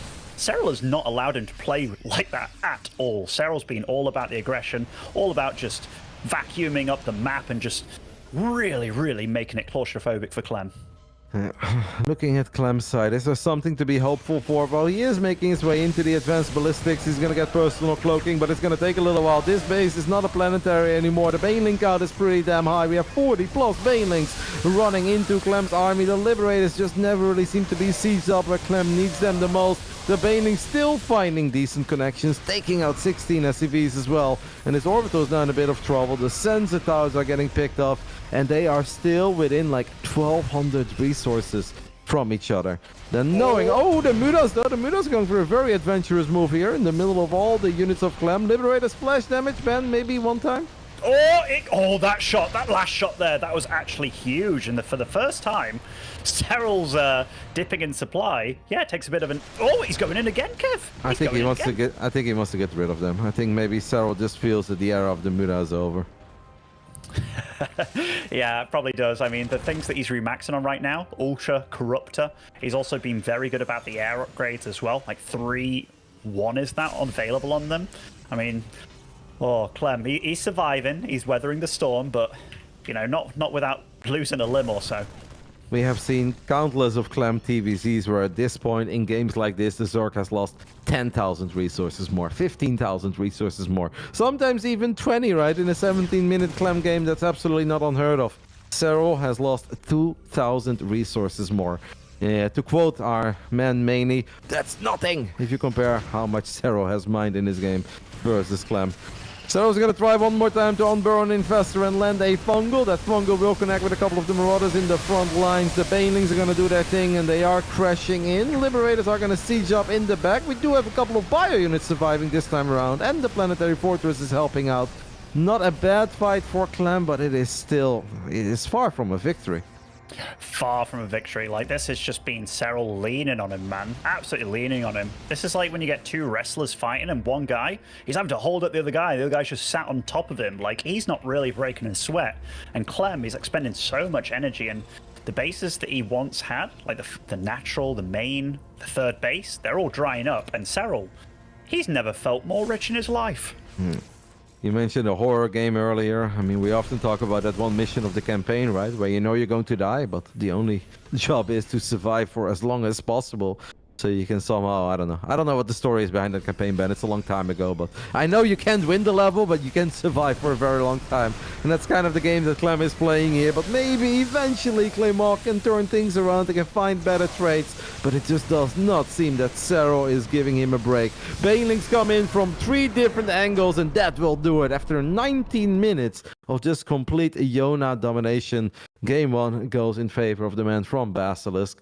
Of course, great start for Serral, got very far ahead economically early on, but he played it out very clean. He didn't give Clem an inch. I don't think Clem ever had a single unit in the main base of Serral. Like, I don't think that has ever happened, Ben. Not one flying unit making its way into the main base. No, right from the get-go, the build didn't work out. Even then, the Liberator flying in, that was not a Clement move, was it? No. And Serral just felt super, hyper comfortable. I love what he does with these Shark-in Infestors as well, and just units from every angle. It was a textbook game from Serral. He just played smooth. Now, it was the weirdest map of the pool to get things off and going. And when it comes to Clem and his TVZ, when he gets to play his, safe and true game where he gets the Reaper out, gets to scout with his first SCV, then goes into a normal standard game behind it, that's the Clem that's really scary. So for Serral, yeah, he passed the test on map 1, but now the real games begin for him. Clem was just not able to beat Clem in that previous game, and that could have a lot to do with the map. It is a weird map. I'm surprised that we ended up on it. Obviously, we start off with 9. Both players have 2 vetoes. I don't know what Clem wanted to veto more than Ratu said. Maybe he just really believed in this opening, and he's like, oh, if I hide my barracks and I build a command center on a weird location, I'll force out a certain reaction, and that will get me ahead. None of it just added up. I don't think this really means that this is going to be a strong indicator for how the remaining games of this series will be played out. The maps are going to be different. The tempo and momentum is going to be very different. So I think if you're a diehard Clem fan, there is no reason to picnic just yet. I think that map is a proper outlier. Now we're going to play normal StarCraft. No, absolutely. And I mean, you can never count Clem out. You can never. But one thing that very much surprised me that game was how often Serral caught Clem off guard in those fights. Like, not in one fight was Clem set up where it's like, oh yeah, I've got my Liquid Mind Spirit. It was like, boom, I'm in your face. But second map here, hard lead. Spawning over on the top left-hand side, representing Team Liquid, it is Clement. I think that's true, Ben, but in Clem's defense, you also mentioned the vision of Serral. And if he sees 80% of the map and Clem sees nothing, obviously Yona is going to have the better engagements, right? That's just because vision is everything in high-level StarCraft 2. And if you give vision to the man that many people consider to be the best StarCraft 2 player of all time, you know he's going to get some good engagements, and he had plenty of them. Taking the 1-0 lead in his upper bracket semi-finals. We are looking at the main base of the man from Finland, Basilisk Serral. Funny seeing so many like extract to cancel tricks out of players these days. Like Serral, he's a guy that I swear by, like as far as Zergs that have gone or come and been, he's the one that whatever he does, I class it as the absolute right thing. Like whenever I watch him play, whatever he does, I never feel that little backseat Benny come out and I'm like, oh, you should do that. I'm always like, no, he's spot on here. So the fact that he's doing these extractor tricks, I would not be surprised if he's done the math behind it all and he's just like, yeah, this is absolutely the way to open these days. I mean, a while ago, Eric kind of showed them the way, right? And Eric started up showing with a couple of weird hatcheries, and I think he actually DM'd a couple of the pro gamers as well, or maybe Pig was the one who spread the news. Like, hey, have you taken a look at this? I think it's good. And Yeah, Serral had looked at some of these builds and he actually gave them the Yona stamp of approval. And I think that's a very difficult stamp to get. But once your build gets that one, Ben, he knows legit. Yeah, I've got like a very tiny story about that. Like back when I used to be on EG and I used to live in the house, and we had LZ Gamer come and stay. And at the time, it was like you either went 9 Overlord or you went 10 Overlord with an Extractor Trick.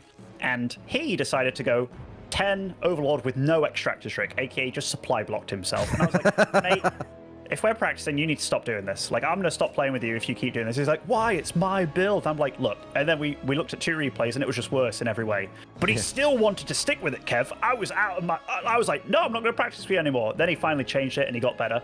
But yeah, players, man, we are stubborn folk. Well, Clem has a much more normal opening this time around. We've got that Reaper out. That Reaper is going to make his way to the other side of the map. Has not been able to get anything yet. Seems like we had one drone morph into a sport crawler.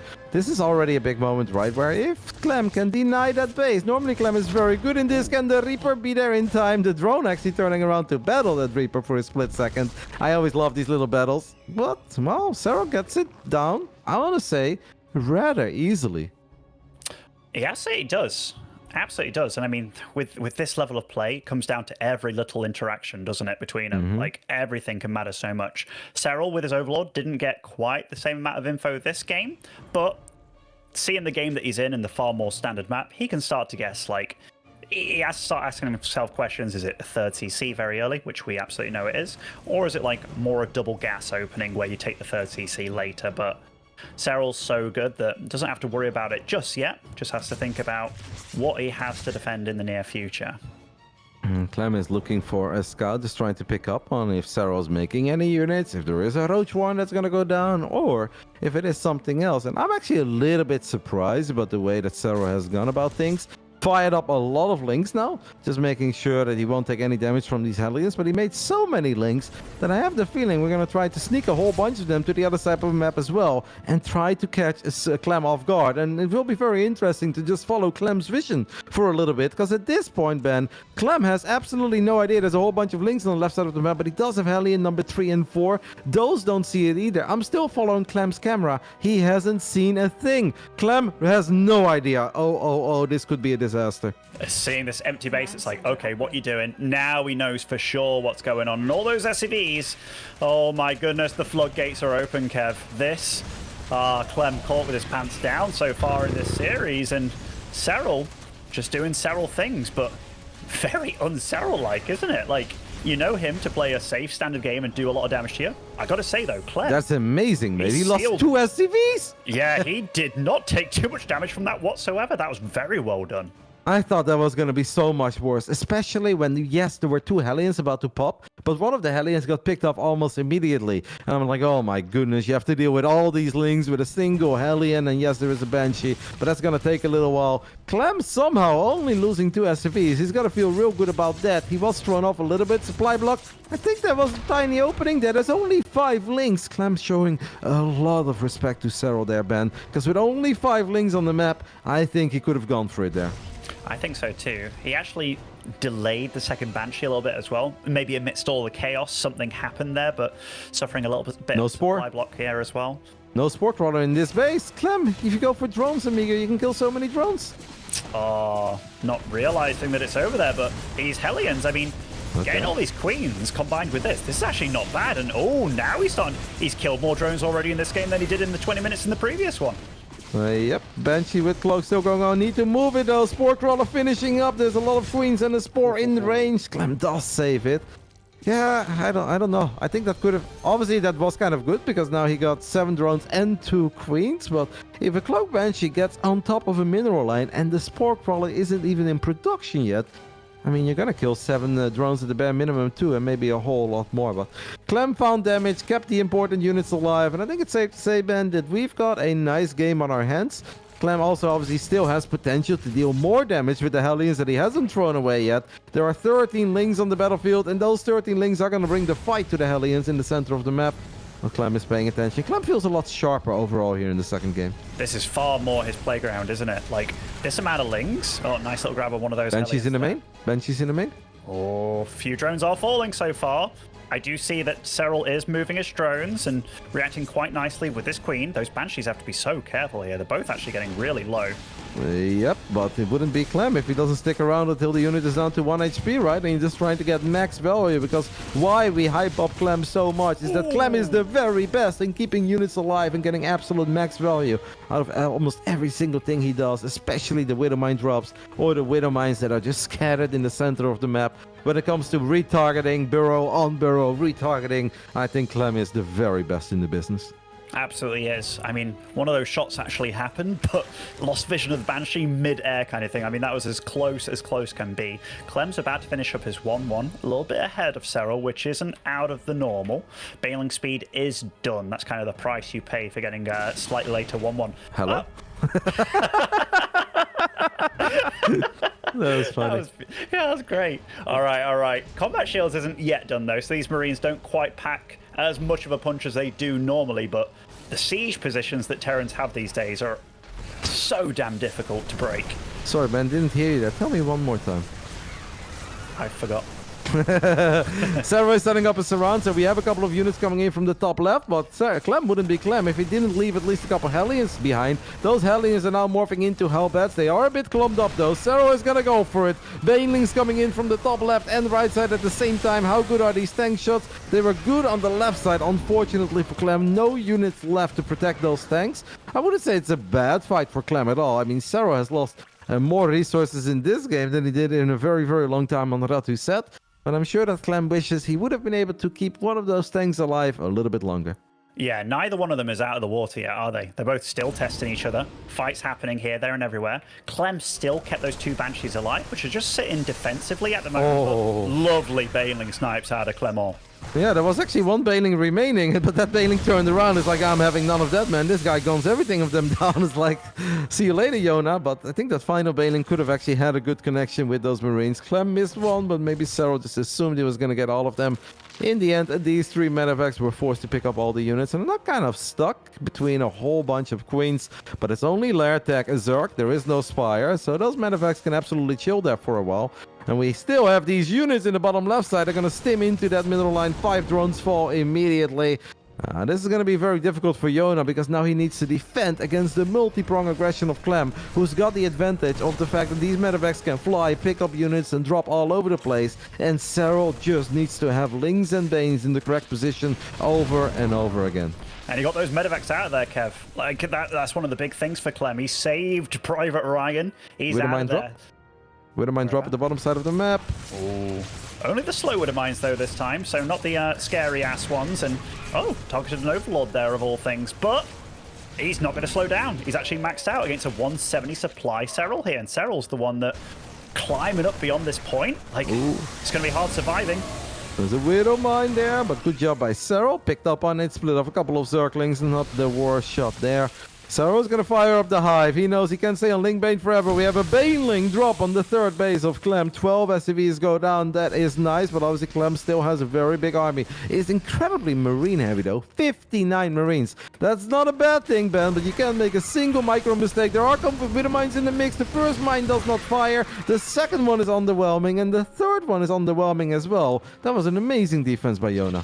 That was amazing, actually. Like, any one of those goes off wrongly for him, and that whole fight goes out of control there. But Clem wouldn't be Clem if he wasn't doing Clem things. He's over on the right side of the map with a really scary army, and his +2 is very close to finishing here, and he has a small window where +2 armor is not done for Serral.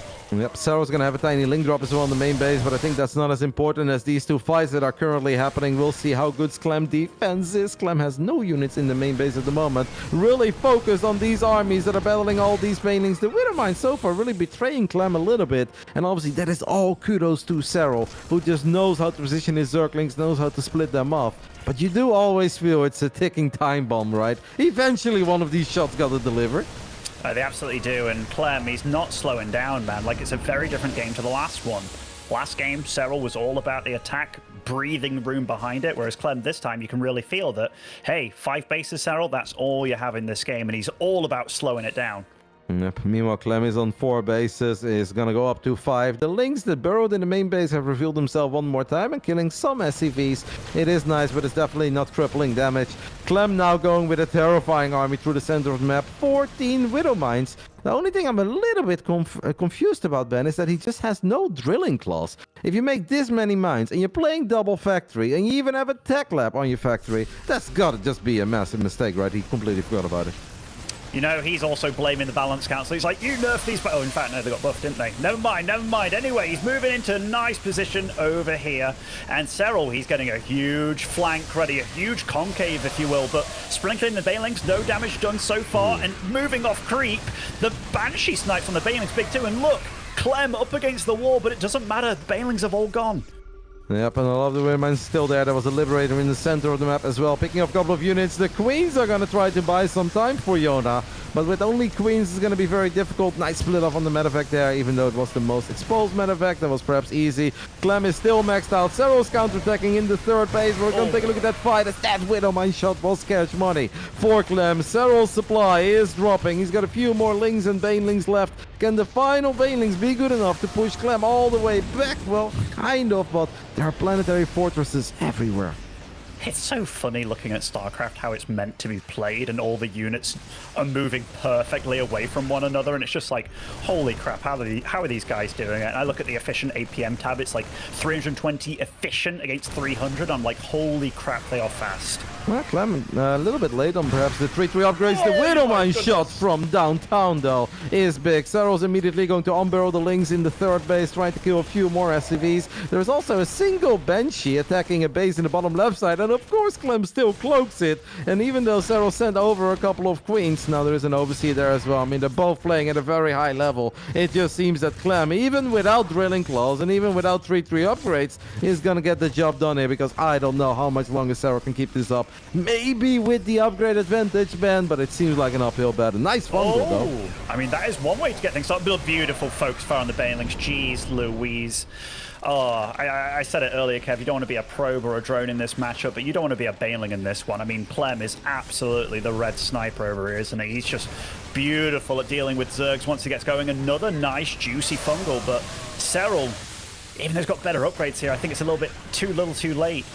Yeah, I mean, upgrades are very important. Kindness plating is on the way. It's not like we have too many ghosts on the map. I actually think we have 0 ghosts at the moment. First one is on the production tab. It's legit fascinating. Clem is now entering, Ben, 50 Widow Mines in this game.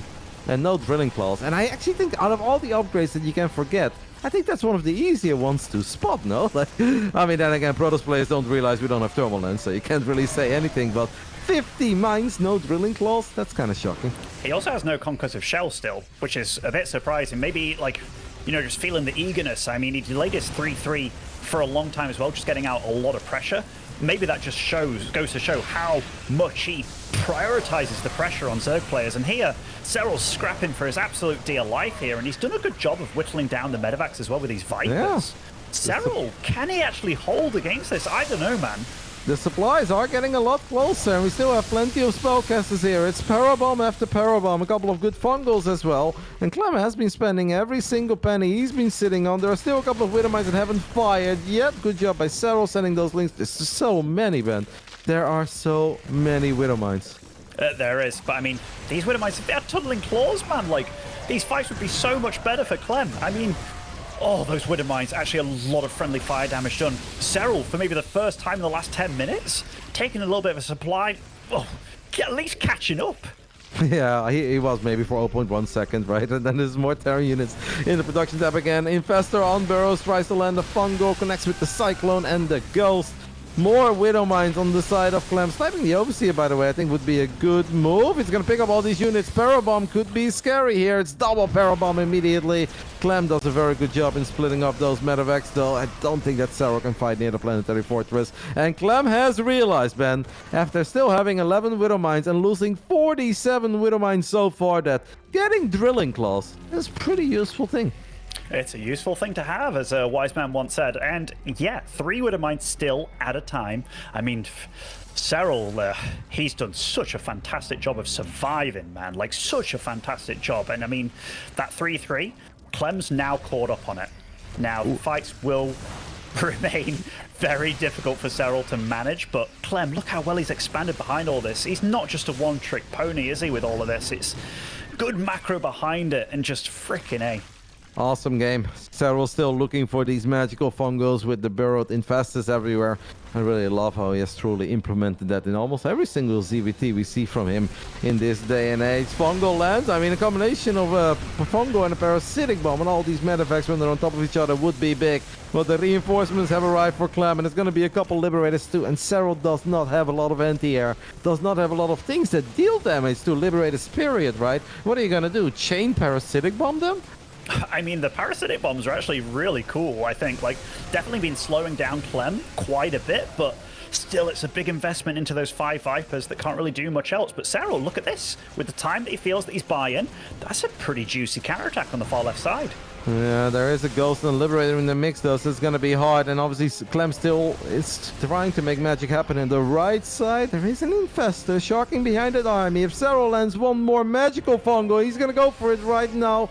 Yep, there comes the unbarreled perfect fungal parabomb. Banelings, jeez Louise, that is the infested that Zerg dreams are made of. I mean, that's the best possible fight that Serral can get. But is it enough to now get on top of this planetary? He's gonna try. Banelings, Ultras, and Lings is good enough to kill the planetary. But obviously that is pretty much everything that Serral had. He really threw the kitchen sink at that army of Clem and the base, and he gets all of it. But it still feels that Clem's gonna have an easier time replacing it. We got some burrowed Banelings there, Ben, but there isn't really a good moment to use it.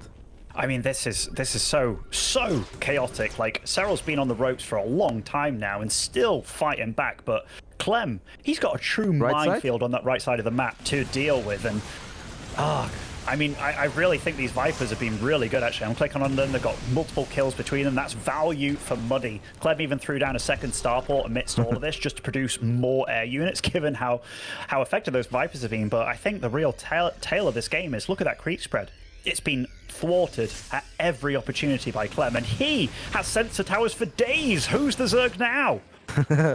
Ghost and Widowmine getting picked up in the center of the map. I like value for money, by the way, Ben. That's one that I'm definitely going to use in the future. It's good. It is a good one, Kev. It is a good one. Oh, an orbital over there. I mean, Serral got kind of... He saw that base. He was like, oh, I can attack it. Even a Cyclone randomly made here by Clem. Obviously, a little bit of a mistake there, but... Oh, Serral, 178 out of 178. Brutal game, man. Brutal. Interesting setup right now by Clem, right? With all these orbitals in the center and top right side of the map, and basically going for a planetary and a couple Liberators, Widowmines on the left side, right? Basically says, I just want to fight on the right side, so I don't need planetaries there. But on the left side, I will get a planetary. Yeah, Serral catching a little army astray here with a large amount of Zergling Ultra, and Clem focusing on each side of the map, still able to punch through directly down the middle. These burrowed Zerglings, they show up immediately as soon as Clem leaves, and now more Lings get on top of SCVs in the top right side, and Liberators are very good to protect their base, but a single Lib is having a hard time taking care of 14 Zerglings with 3-3 and Adrenal Glands. Yona is playing absolutely amazing, and I think at this point we can say that the game looks better for Serral than it's done in a long time. Is that going to be enough to close it out and potentially take a 2-0 lead? That I don't know, but all these orbitals are really starting to hurt Clem, right? He's just bleeding out SCVs, I think a little too quick for his own liking at the moment, as Widowmines are going to burrow in the center of the map, but only one of them fires. It really comes down to the Liberators to put in a lot of work. It really does. I can't believe that he's kept most of these Vipers alive amidst all of this, you know. And Serral, he's done a good job of buying time, just pushing Clem on his side of the map with those burrowed Lings, like you said. But battling with this army, if Clem focuses everything in one spot, Serral's going to have a rough time against this. Yeah, it's 132 army supply for Clem, only 104 Yona, especially off creep. That's going to be hard. The doors are still open for all these Lings to find more damage. Obviously, every SCV that you kill, there is a chance that more Liberators and Marauders show up. But if Serral is eventually able to get one more great fight, and this is starting to look somewhat promising, but Clem does a very good job in saving those key units there on the left side.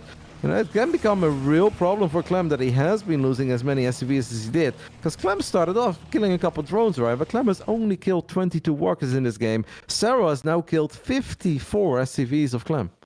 Kevin, check how many Liberators on the field right now. Like, I swear, like, there's 11 Libs on the field. I haven't really seen them too much in the fights. Like, there's been one or two scattered in, but he has so freaking many. Big combo of EMP and Widowmine in the bottom left side. Parasitic Bomb on those Medivacs though. That is going to hurt. Clem was a little bit too late with unloading it. But yeah, it's going to be so difficult for Serral to battle that many libs. Like 2, 3, 4 Liberators you can ignore, right? With your Link, Bane and Spellcasters. But if we're looking at 10 plus Liberators, they don't have advanced ballistics, by the way. Clem never got a fusion core in this game.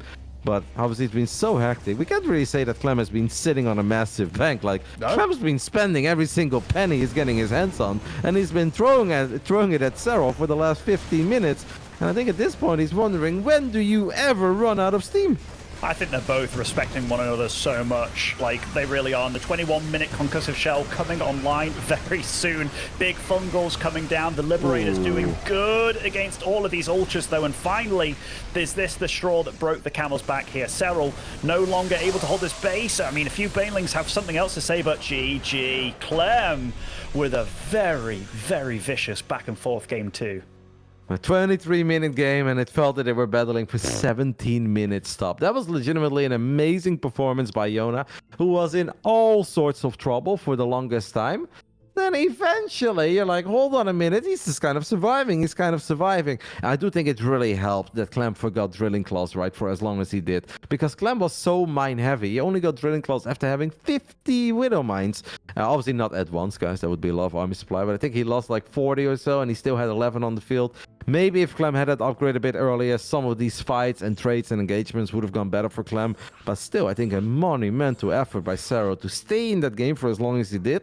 And at one point, you almost became a believer, right? Where you're like, he's getting a lot of SCVs. He's doing well in some of these fights. It was really fun to watch.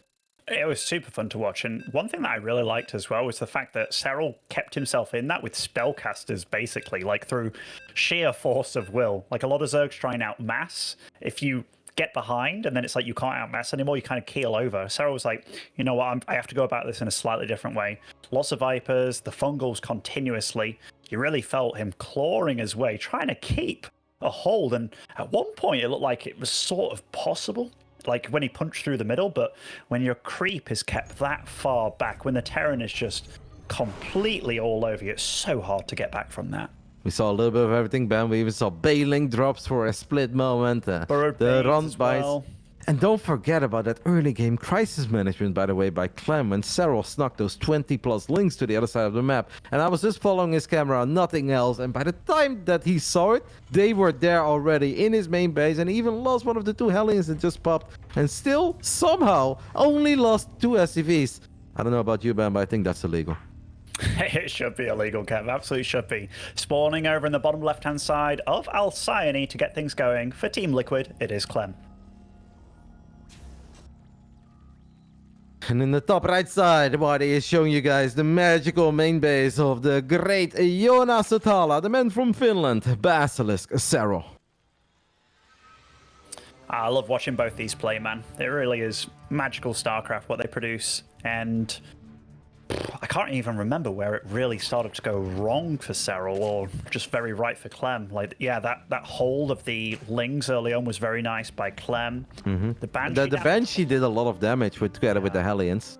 That's true. Got quite a few queens, which, you know, we can look at it and we can be like, hey, could have gone for drones instead, right? And you do technically get more value for money, but stopping that creep highway from really, really flourishing and getting started, that's also a big deal. And maybe that was what Clem was thinking about, or he's just thinking, oh, obviously a Spore's going to turn up sooner rather than later, right? Yep, and there were a couple of just fights when it was a few Banelings in the mix, and Clem just stood there and he held his ground and he gunned them down. Like, those add up real quick, because Zerg is all about gaining some momentum. You find 2-3 nice connections with your Banelings early on, now all of a sudden you're on the offense, right? And then you can sneak in a few more drones at home while you're being aggressive. Well, maybe you blow up those SCVs a bit earlier, because Serral obviously got a lot of SCVs later on, but killing SCVs when your opponent is on 3-3, max out supply, has all the infrastructure in the world, it's still impactful if the game goes on for a long time, but it doesn't hurt anywhere near as bad as if it happens at, you know, minute 10, minute 12, and they're still trying to get the 4 bases set up.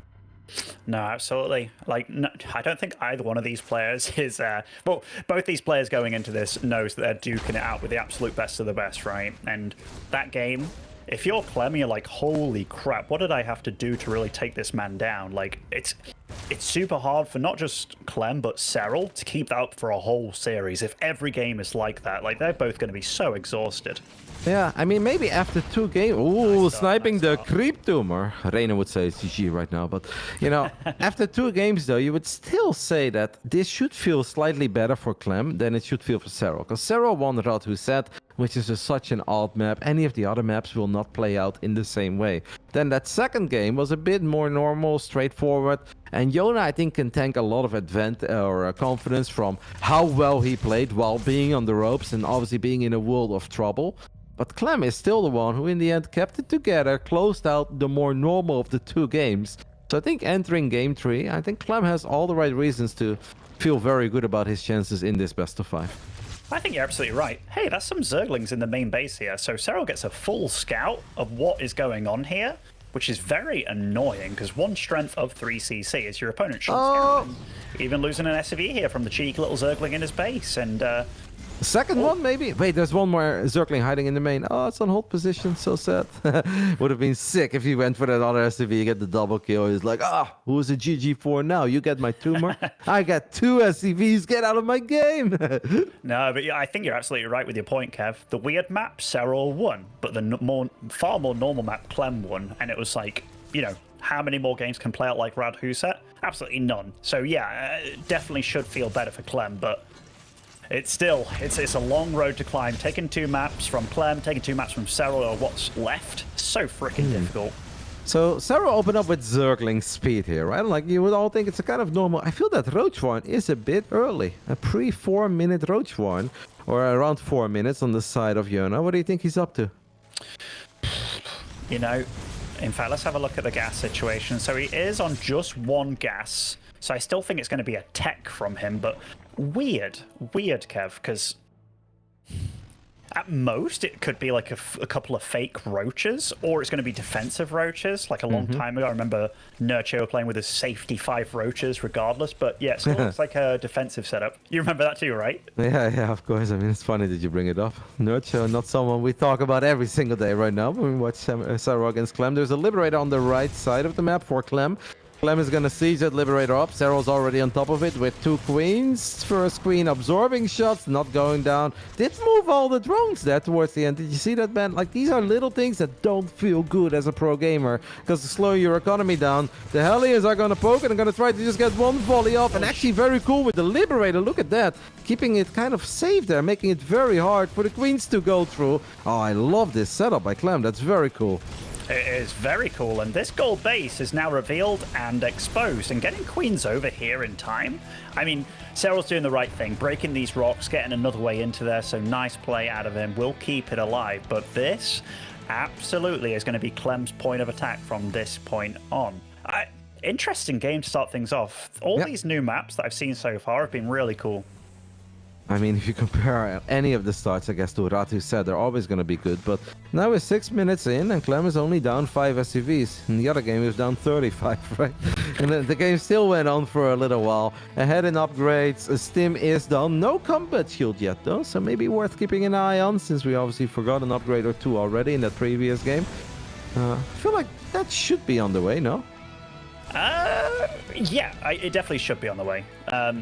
It's just so weird seeing the roaches, you know, come into the mix like so quickly. He loves them. I mean, that's Hellions, by the way. What are the Hellions up to? They are on creep, but the Lynx will be in the right spot. Serral has been a very big fan of the roaches, and he can obviously slowly but steady transition out of them. It just feels like he loves relying on them to give himself a good mid game. You can morph a couple of them into Ravagers. Ravagers can take care of tanks, but it is what Serral is playing here, I think, rather risky, because one bad fight and it's just over immediately. Like, as a Zerg, you cannot take a single bad fight if you're relying on roaches and Ravagers. Ben, I don't want to sound like a broken record, but we still don't have combat shield. That should have been done already. It definitely should, and given that he missed out on the... Okay, it does begin now. Whew, I was starting to get a bit worried. I was like, given that he missed out Widowmine upgrade, Tunneling Claws, and Conquest of Shelf is so long previous game, maybe a little bit of nerves kicking in, but Oh, there's a queen or two over here. Ravagers are morphed now.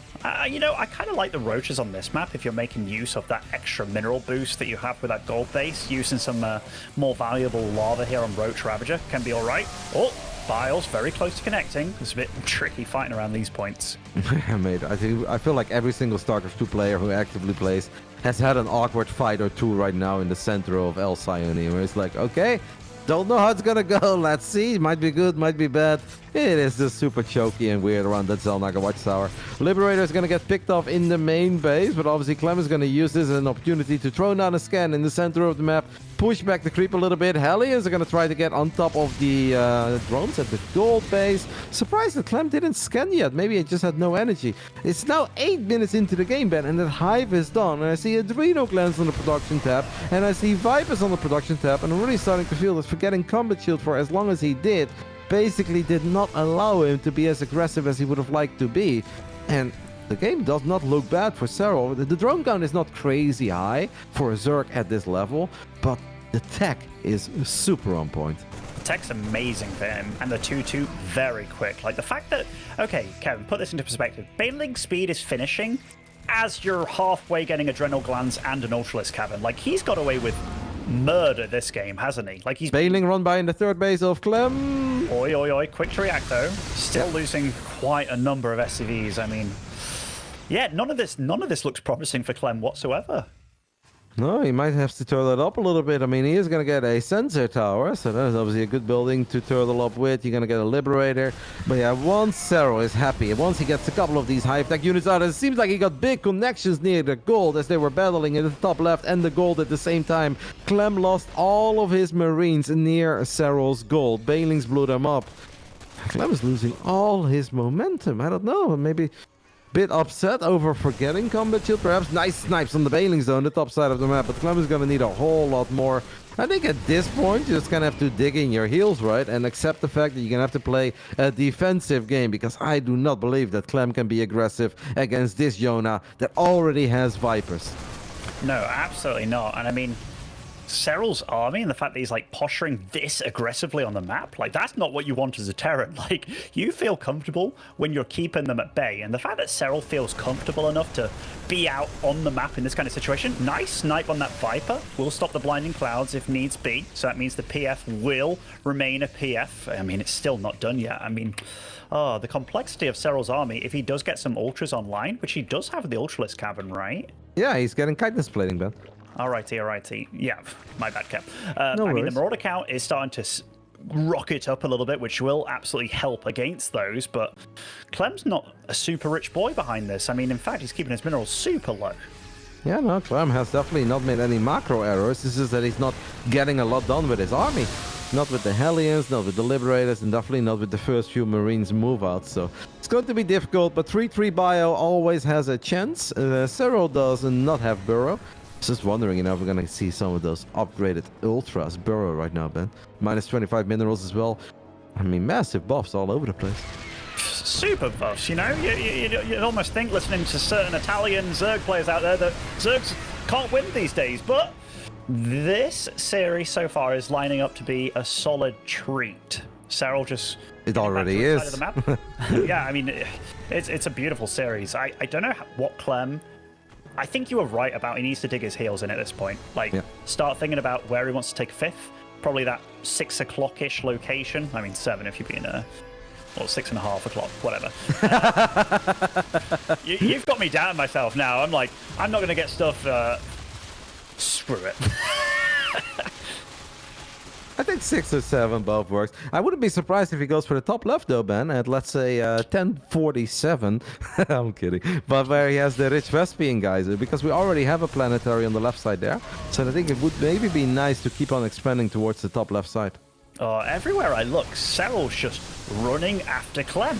And Clem has to keep on running away. He's taking bits of damage. But Clem's army, the one good thing for him is... it's gaining tech, isn't it? Like, the amount of ghosts, like, this is starting to turn into one of those Maru-esque situations. Fusion Core coming online, lots of big upgrades coming along as well, even Cloak as well for the ghost. This is going to be fun, seeing how Serral wants to pick Clem apart and actually break this kind of setup, because it's easier said than done. Yep, would love maybe some more Dropper Lords come into the mix, or maybe a Nidus, you know. Into Game 3, we have not seen a single Nidus come online yet. Serral did an interview the other day after his series against Maru in the WTL, and he did feel at one point it was a very different comp that he was playing with. He was playing with Lurkus, but he did feel that he should have ended and maybe try a Nidus or two, and he regretted not going for it, as he does try to get on top of this army, and this is starting to look pretty promising. But these minerals still being here is awkward. There is not just a single gap in it though, there's multiple gaps, and that will allow these banelings to sneak through. And Clem has lost pretty much everything, Ben, and this planetary fortress to the bottom side of the map, I don't know, he's gonna have to send a lot of units over, otherwise it could be in some trouble. 84 Lings, 2 Ultras, and 2 Infestors in the production tab. That is why Serral's army is still at 200 supply. And I mean, Clem takes him a lot longer to remax than it does Serral here. Yeah, I mean, Clem, I don't know what he does here. I really don't. Like, he's trying to take his 5th base, SV count 71 to 85, and Serral's rich. Like, he's so damn rich. He's getting the upgrades that I don't think will even Bottom right side. play this game.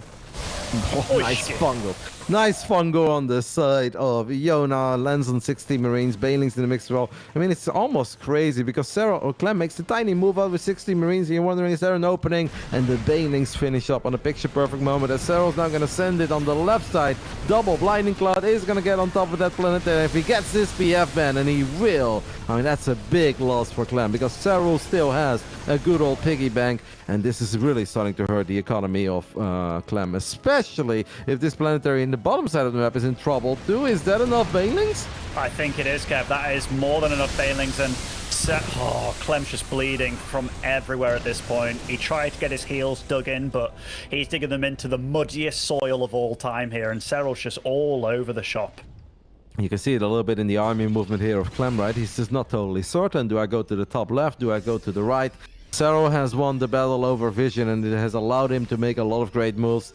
Clem still maybe can make something of this game because he does have 100 army supply. He cannot count 100 army supply out. Widowmine has a lot of potential. First mine is... Jeez Louise, some good Widowmine shots there. Definitely a lot of links going down, but it seems that Serral just doesn't care. All he wants to do is get on top of a couple of these goals and allow or make it harder and harder for Clem to get these bases up as SCVs get transferred into Banelings. It's kind of funny seeing those Ultras back off because they can't get past this wall, but it really doesn't matter. Like, Serral, again, remaxing on 19 more Zerglings here, and he's just brutalizing Clem at this point. Clem, he's not long for this game anymore. He's I don't know what to say. Just beautiful play out of Serral. Just when he's in control, when he's in the driver's seat, he really never gives it up. The 8-minute Hive, 8-minute Vipers, 8-minute Adrenal Glands. Getting away with all of that because Clem could not be as aggressive as I think he would have liked to be due to forgetting upgrades.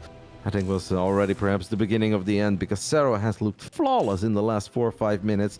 I haven't really seen a single bad engagement. Like, yeah, he ran through a couple of Widow mines, the shots were big, but it's not that he ran into mines and then he had to disengage, right? No, he just kept on going, and then he still gets the SCVs. He gets on top of the ghost one more time, and this command center is forced to lift up again. Clem wants to get a PF on the bottom side of the map. Clem wants to save that PF at the 9 o'clock, but that's not happening either, as Lings and Banes crash into the planetary at 9. That PF falls, and I think with that, this game will come to an end. Serral takes the 2-1 lead. I mean, Ben, you said it, agreed. He got away with murder. I gotta say, he closed it out in a marvelous way, though. Yeah, he really turned into the Demolition Man that game. Like, he was playing the way that Clem played against him in the previous one, where it's, I'm going to attack you on this base that's super far away and this base super far away, and just so much damage time and time again. And just, he left Clem with, you know, when you're given a few options, but every one of them feels bad? That's what he was doing to Clem time and time again that game, and you really felt it. Like, as one of these guys feels they're in a good position, they lean on it, and they make it so difficult for their opponent to get themselves out. It's beautiful StarCraft. It really is. Yeah, in the beginning of Game 3, we went over who should feel better about their chances in the series so far after 2 games, and we both kind of agreed that maybe it should be Clem, right? Because he won the more normal map, and obviously he comes off a win, got a bit of momentum. But now after the third game, and it's not just being result-oriented, it does feel overall that Serral is a tiny bit more on point. Clem has just been forgetting too many upgrades, and I never thought that we'd be talking about Clem forgetting upgrades in a big best of 5 like this, right? Normally you just talk about who outpositions who, or who maybe gets a bit fortunate with the build orders, but those are, no matter how great Serral is, those are unforced errors on the side of Clem, and I'm not really used to seeing those out of him. I mean, the Clem that you see very daily at this point, like he's super consistent, isn't he? And I know on like the international stage, sometimes it can be like, oh yeah, like this happened and wasn't the best. Will it be this next time? But when it comes to the European scene, he doesn't make mistakes against these players. And this, I don't want to say it's going too fast for him because I don't believe that. But No. yeah, you're absolutely right. Like he's one of the fastest players we know. He's also like ice cold, no mistake kind of player. And these little things, these little moments here, if Serral makes those mistakes, Clem's going to pounce on him. And I feel that Serral is getting away with murder. Yeah, no, I mean, Serral has just been more on top of everything that at least is within his own control. Like in StarCraft 2, it's obviously a dance between you and your opponent. I'll make a move, you'll make a move, and then sometimes you get rewarded. You can get a little bit unlucky, but there are definitely just unforced errors as well that have nothing to do with who you're playing, other than the fact that obviously if you're playing a competitive series, you're always a little bit stressed out. But these two are familiar with each other. It's not their first rodeo. They have tangled quite a few times, and yeah, if Clem wants to turn things around here in the upper bracket semifinals of the Europe Regionals, he's gonna just have to get at least a little more on top of what he's in control of. Absolutely will do, Kev. Absolutely will do. Oceanborn, fourth map of today between these two. Spawning over in the bottom right-hand side as our blue Terran, it is Clem. The man who's down 1-2 against this man, one map away from making it into the upper bracket final, and he's obviously your reigning, defending, undisputed Europe Regionals champion out there, hailing from Finland, a Basilisk, a Serral. He got the Grand Slam, right? I'm not mistaken. Obviously, he won offline in Jönköping, but he was also our champ last season. Online? I believe so.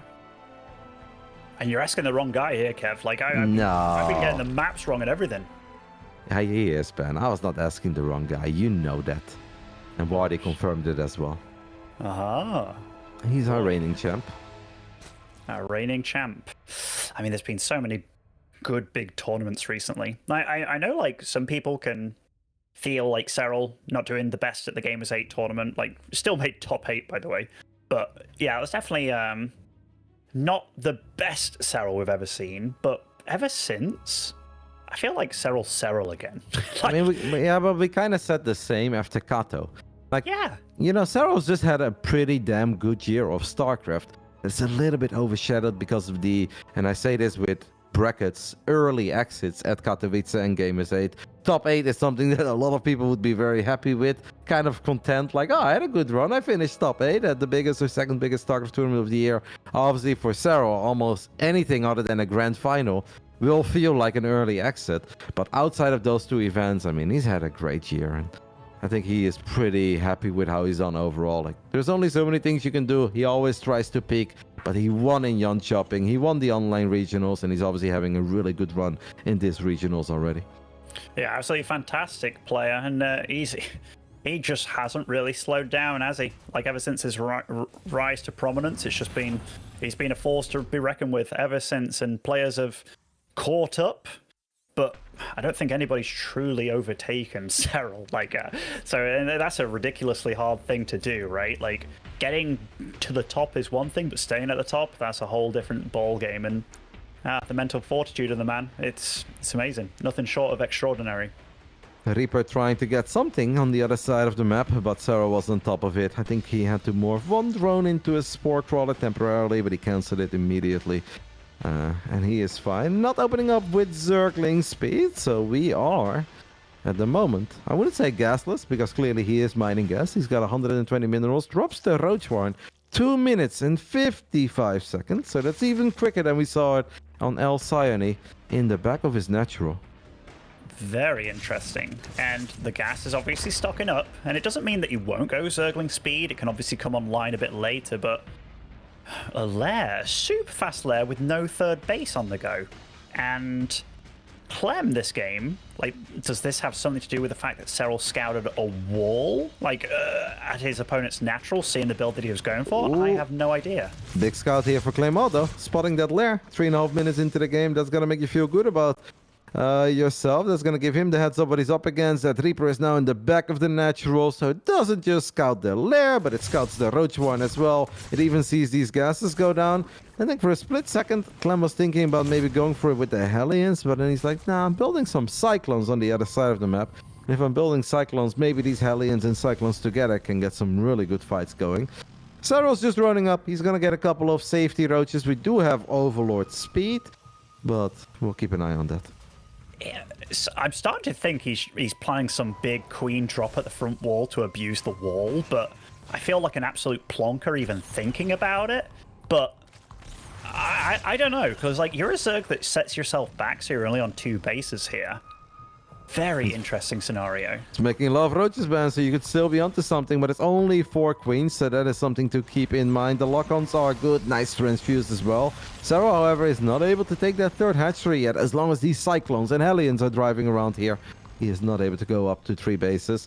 And as Wadi was showing us as well, pretty quick pretty quick cloak on these Banshees, because obviously he's building Banshees and getting cloaked before dropping that 3rd command center. So it's important for Serral that he's thinking about that. Annoying. Yeah, no, the lock-ons are great. I mean, this is nice and all, Ben, but there is a Banshee with 10 seconds away from cloak that could fly into the natural now, and that would really hurt, because there's only one Overseer on the map, and that Overseer is on the other side of the map. If this Banshee goes for queens, goes for drones, it can actually stick around for days. It has cloak already.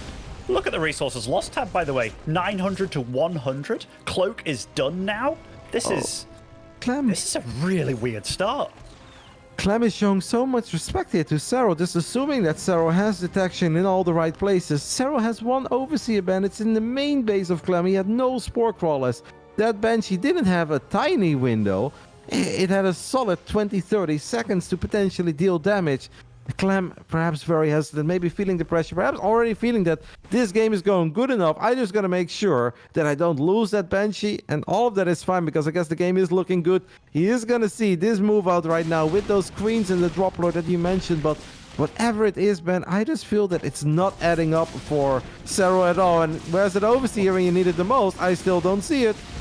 I mean, this is starting to turn into a bit of a disaster game for Serral. Like, even Roach Speed has only just started, Kev. Like, this is ridiculous what's happening this game. What on earth? Like, we've got to remember that this 3rd base from him was so damn late this game. Maybe Clem thought it was all going far too well and something was coming. Yeah, one of the Banshees did get picked off there. Clem was a little bit late in putting it back. He's now going to get on top of a Ravager in the middle of nowhere. I mean, this does remind me a little bit of the game that they had last time around in the Grand Finals, as we do have a Hellion counterattack. Go ahead, Benny. He dropped the creep with the Overlord so he could actually transfuse with the Queen there. That was beautiful to keep that Ravager alive, given that you do need creep to launch the transfusions. Not just that. Oh, but look at the Hellions, by the way, the 3rd. I mean, these Roaches and Ravagers don't kill stuff quickly. There is absolutely nothing at home for Serral. So these 4 Hellions are going to have a fine time here, roasting and toasting a couple of these drones. And I mean, how much can a queen drop really be an answer? I mean, he might actually lose a whole lot more, right? There's just nothing. It's only drones defending against 3 Hellions from Clément. And these 3 Hellions have already killed 16 drones, and it's not even done yet. Well, Kev, it's not often you see a Hellion run by at this stage deal this much damage. And I mean, holy crap, Serral. It's not done. It's 26 drones. 26 drones for 4 Hellions. And what did Serral really get done on the other side of the map? Yeah, we dropped a couple creep tumors, but that is just nowhere near good enough. That does not make up for the 26 drones. Oh my. I mean, you start looking at this he even killed one of his own Marines. He's like, you know what? It's going too well for me. Here, have this Marine.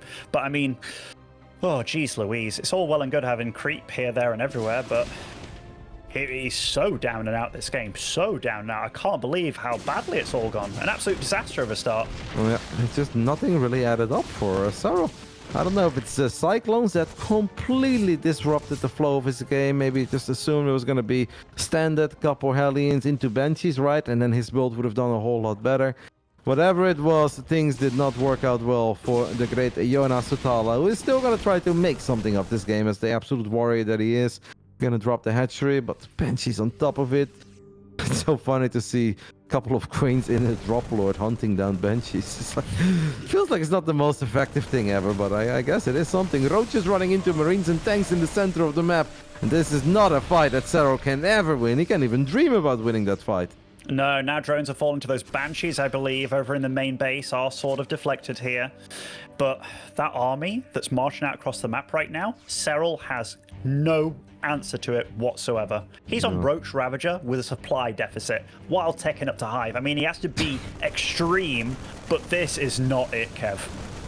No, we're gonna try to get a couple of Ravages on the side of Serral. He's gonna spam some corrosive balls. Does seem like those two tanks are next to each other, so at least 2 tanks go down, but Serral still needs to take care of 3 additional tanks. The Banshees are still doing their thing.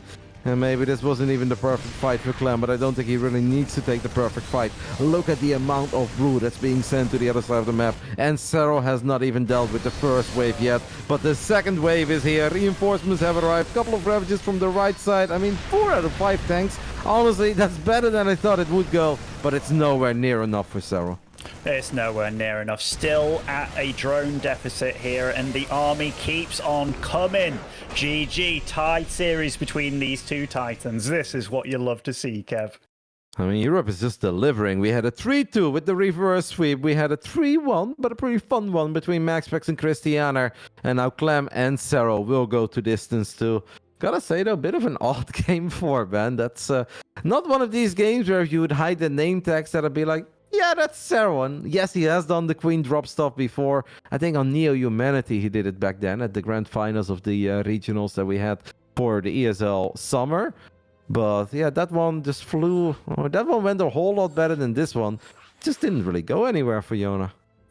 I'm very curious what he had planned that game, because he obviously got stifled more than once there, right? Like, the late third base, I'm not even sure if that was part of the plan. Like, I know Serral has been one of these guys that can absolutely throw something wild out in a series, which is much to his credit that he can do that. But this, nothing lined up. Like, absolutely nothing. Whatever he had planned, Clem did not allow it. He stopped it right from the get-go. And sometimes you can look silly, but we've seen how good Serral has played so far in this series, and I think having one little blip when you're 2-1 up, it's not the end. It's not the end whatsoever. It's fun because coming into it, I had no idea who was going to take it.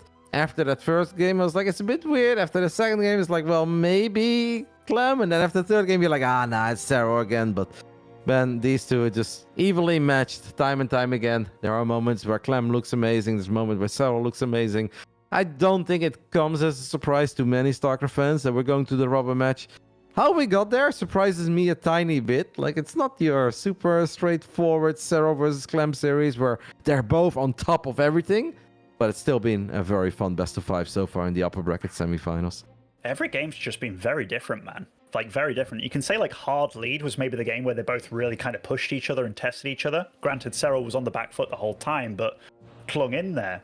And some of these games have been kind of hit and miss to some degree, but the players are just kind of getting themselves ready right now. We have entered the lobby and will start very soon. Solaris will be the 5th and final map between them.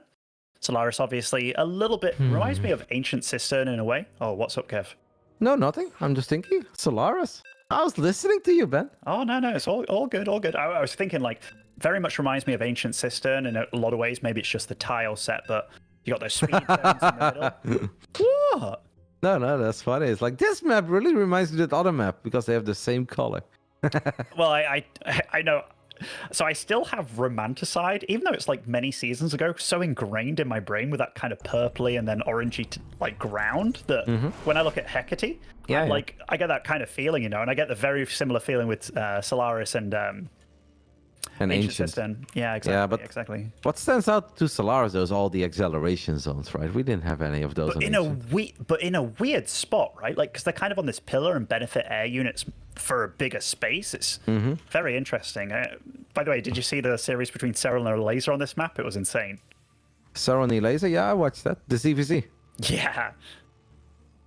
Yeah, oh yeah, that came down with the final Mutas in the bottom right side, trying to get on top of the Hydras. Yeah, banger game. Freaking awesome. Yeah, Yeah, it's that always was nice when you can like say a map in a series, and it's like, oh yeah, that game, this map. Yeah, that was freaking cool. At first I was drawing a blank, but then all of a sudden I was like, oh yeah, that came down to like the 2 drones or something. That's yeah, that was awesome one. All right, final round between these two absolutely amazing StarCraft 2 players in the top right side of Solaris. We are looking at the main base of the man who has won this tournament more than any other player on the planet. Representing the boys in blue, Team Liquid's Clem.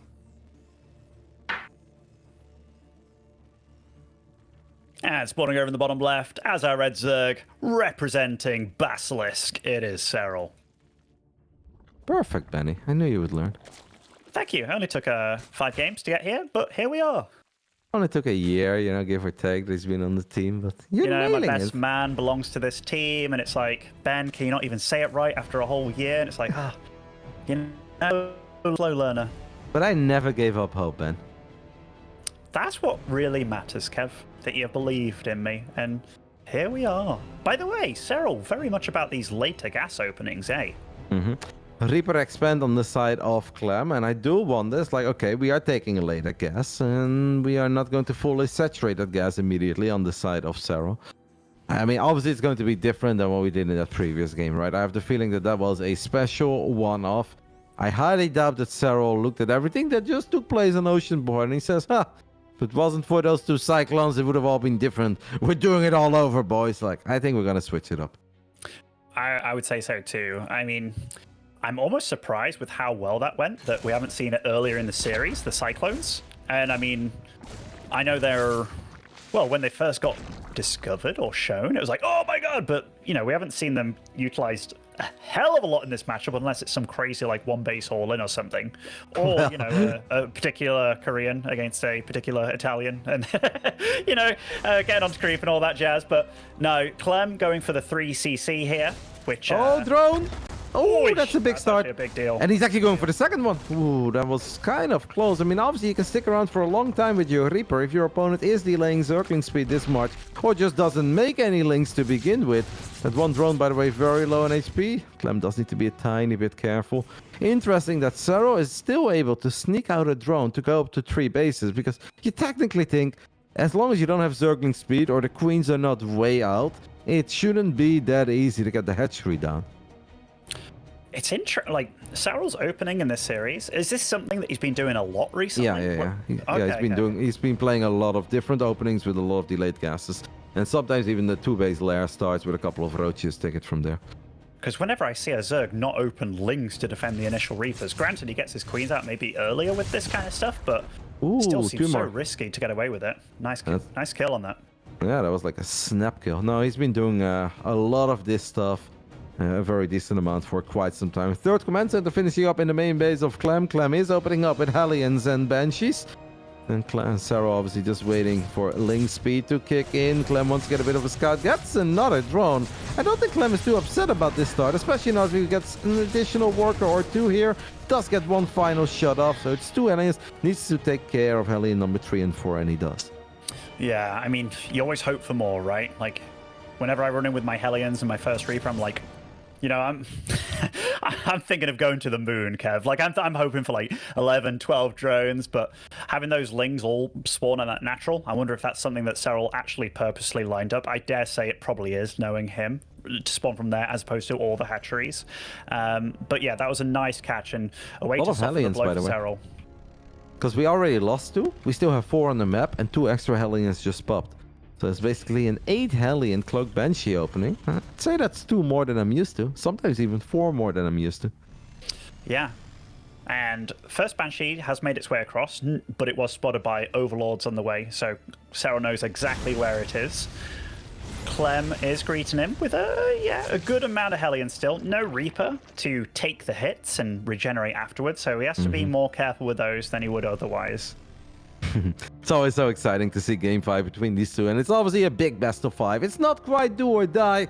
These guys are in the upper bracket, so the loser of this series is absolutely not out of the tournament yet, but the winner guarantees themselves a top 3 finish. We'll obviously play in the upper bracket final, and top 3 is massive, because that's when you get that protected seeding as we travel to Atlanta next month for the DreamHack Masters Atlanta. So it's a very big deal, but it's not quite end of the world if either of them loses here. Double cloak Banshee getting on top of these queens. Nice links around though on the Hellions. The Hellions are well oiled, but in the end the Hellions still got taken care of rather easily. I'd say this is very sexy defense by Serral. I mean, loses 2 drones and a couple of links, but he has killed 8 Hellions in this game. Definitely not what Clem was looking for. You're absolutely right. Like, the SCV count and the drone count are fairly similar for now, but after you clean up all those Hellions, and that's a good 8 that have gone down, boom, you drone like a madman, and that's exactly what he's doing. Now he's free to take his 4th base. Is that a macro hatch that he's getting as well? Yep. In fact, where is the other hatchery? Main base is kind of like a dark macro hatch there. So yeah, he's feeling comfortable with the mineral count. Dark will get another one, mate. And then if you ask him about it, he'd be like, oh, I do that in every game. It's like, all right. Is that what he said? Yeah, it was fun. A TSO interview. Long story. I'm still molding. No. I think Wax Angel spiced up the translation a little bit. Because basically I asked him about the double hatch in the main. Not just one macro hatchery, but he had 2. And I was like, oh, is that something that he's been experimenting? And then Wax Angel asked Dark, and then Dark said, I've actually done that in like every game over the last few months. Maybe you should take a look at my replays. And I'm like, what? So I took a look at his most recent 15 TVCs or CVTs, and he did it in 1 out of 15 games. I was like, all right. Wow, he really did the dirty on you, didn't he? Yeah, I think it was just Wax spicing it up a little bit. You know how he is. Yeah, absolutely.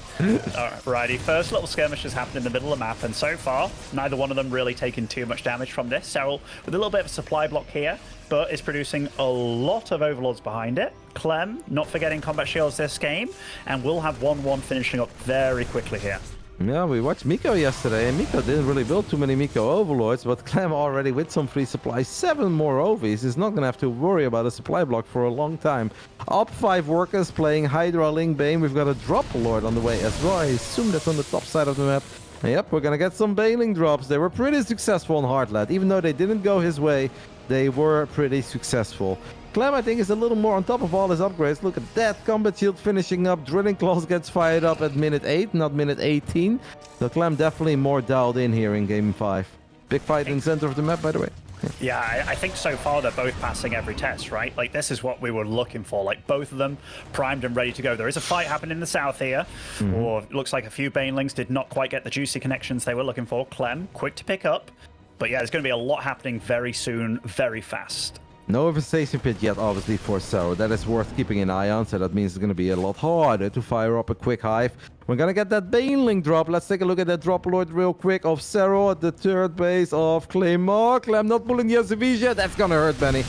That is certainly going to hurt. 7 for 2. Value for money. And I mean, those Banshees have been waiting there at that base as well. Oh, clean up this southern drop as well. And that is good for Serral. Taking any wind out of Clem's sails is the way you want to approach this matter. It's just very often you don't get the opportunity. Quick burrowed as well. Quick burrowed Banelings potentially. I mean, there's so much creep. I mean, Serral's now full DJ Khaled, absolutely suffering from success. How are you going to get good burrowed Banelings if your entire map is revealed by creep, as the Baneling drop has shown up one more time, and that is 6 extra SCVs going down. Couple of Lings and Banes getting on top of Widowmines and Marines in the top side of the map.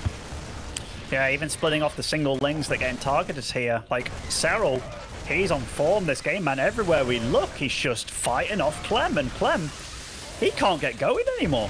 Clem is very aggressive here against Lairtech Serral, but Serral just has too many units as all the Banelings connect with the Widowmines as well. Is there a moment for Serral to get on top of this planetary fortress? It's a few seconds away. It's finally done. Clem is now sending every single unit he has to this PF. We'll keep it safe, but Clem has taken an insane amount of losses over the last 2 minutes. Has actually lost, Ben, believe it or not, 1,100 resources more in this game than Serral. Yes, it's Clem that has lost more resources. I didn't think that was possible in this matchup. No, and the thing is, Hydraling Bane, like, we've seen Solar so many times in this position where he's still taking a beating, but he hasn't reached his final form yet. The fact that Serral's already taken a lead with the Hydraling Bane's good at deflecting, never mind attacking. This is problematic, but this fight was super clean by the Frenchman. Yeah, this was a lot better, and Clem does have a tiny Widowmine drop as well on the bottom side of the map. It is not going to go in, but the nice thing is that it's there, right? For Clem, as Clem snipes a couple of these Banelings, now stims forward, gets on top of Hydras. Good job with the Queens, though, transfusing a few Hydras. Oh, man. They're both absolutely stepping it up. Lovely to see. Hive, though, Ben, is close to finishing up. A Widow Mine in the center of the map is not going to connect. So many trades between these two. So many trades, but look at Serral just darting through the mid with so many units here. In fact, Banelings. Oh, I mean, 109 lings on the field here. Drones are falling. Now the Banshees come out on the field. And I mean, right now they're not super scary. Banes on top of the ramp. Oh, that could be juicy. Like, oh my god, is it going to happen? Pretty juicy. And that is going to be the go-ahead signal for Serral as those burrowed banelings got a good connection. Lings making their way up. The Widowmine shots are absolutely monstrous, though. Sweet baby, you know who. That was not that bad in the end for Clem. That started off rough and it looked like so much Zerg. But then 2 Widowmines fired and you're like, ha! It's a lot of Zerg, but most of it is dead. Oh, sweet baby Voldemort. That was crazy. So much blood on the floor here. Vipers coming out on the field as well. +3 weapons finishing up for Clem. I tell you, armor. Both of them are really gunning. Yep, Serral is obviously gonna look for a transition, and that transition will be the Lurkers. Fires up Seismic Spines almost immediately. What is maybe worth looking at is that Hive, I don't want to say it's been done forever, but it's been done for a little bit right now.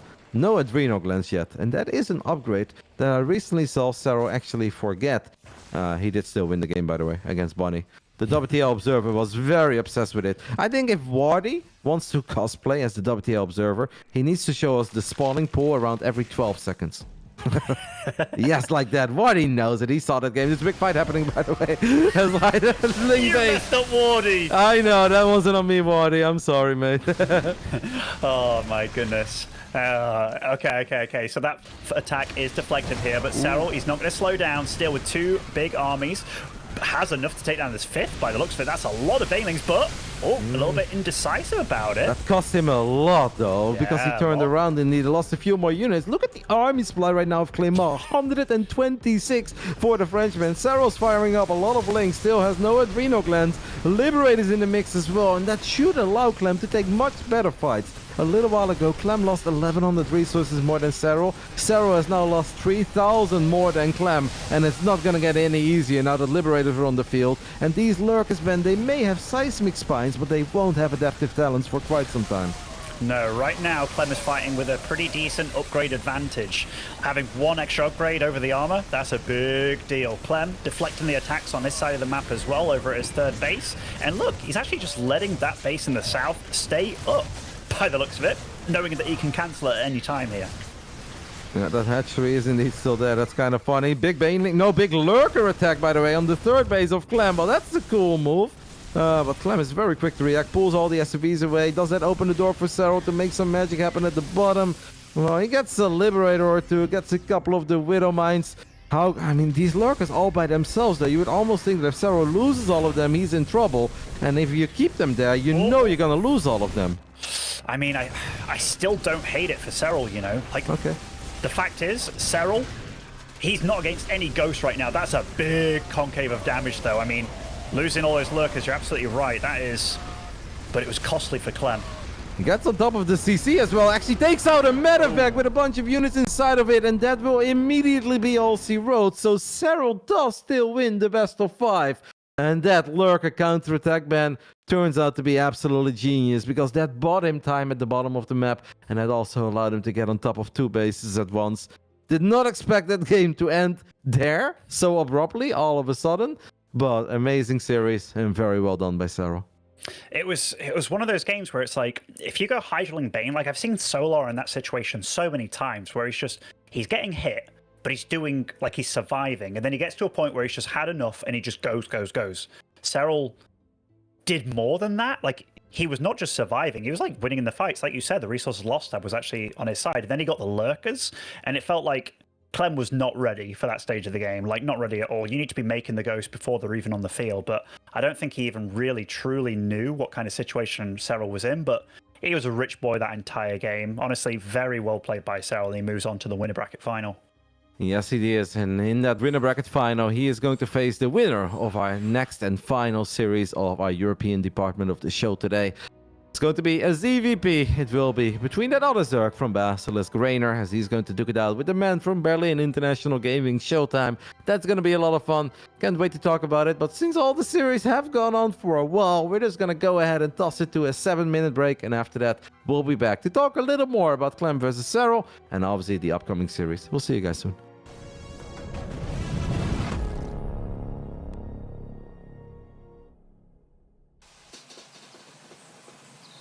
You love it, you wear it. Wear your passion. Share your passion. Wherever, whenever. Gaming is a lifestyle. Get your merch at shop.eslgaming.com.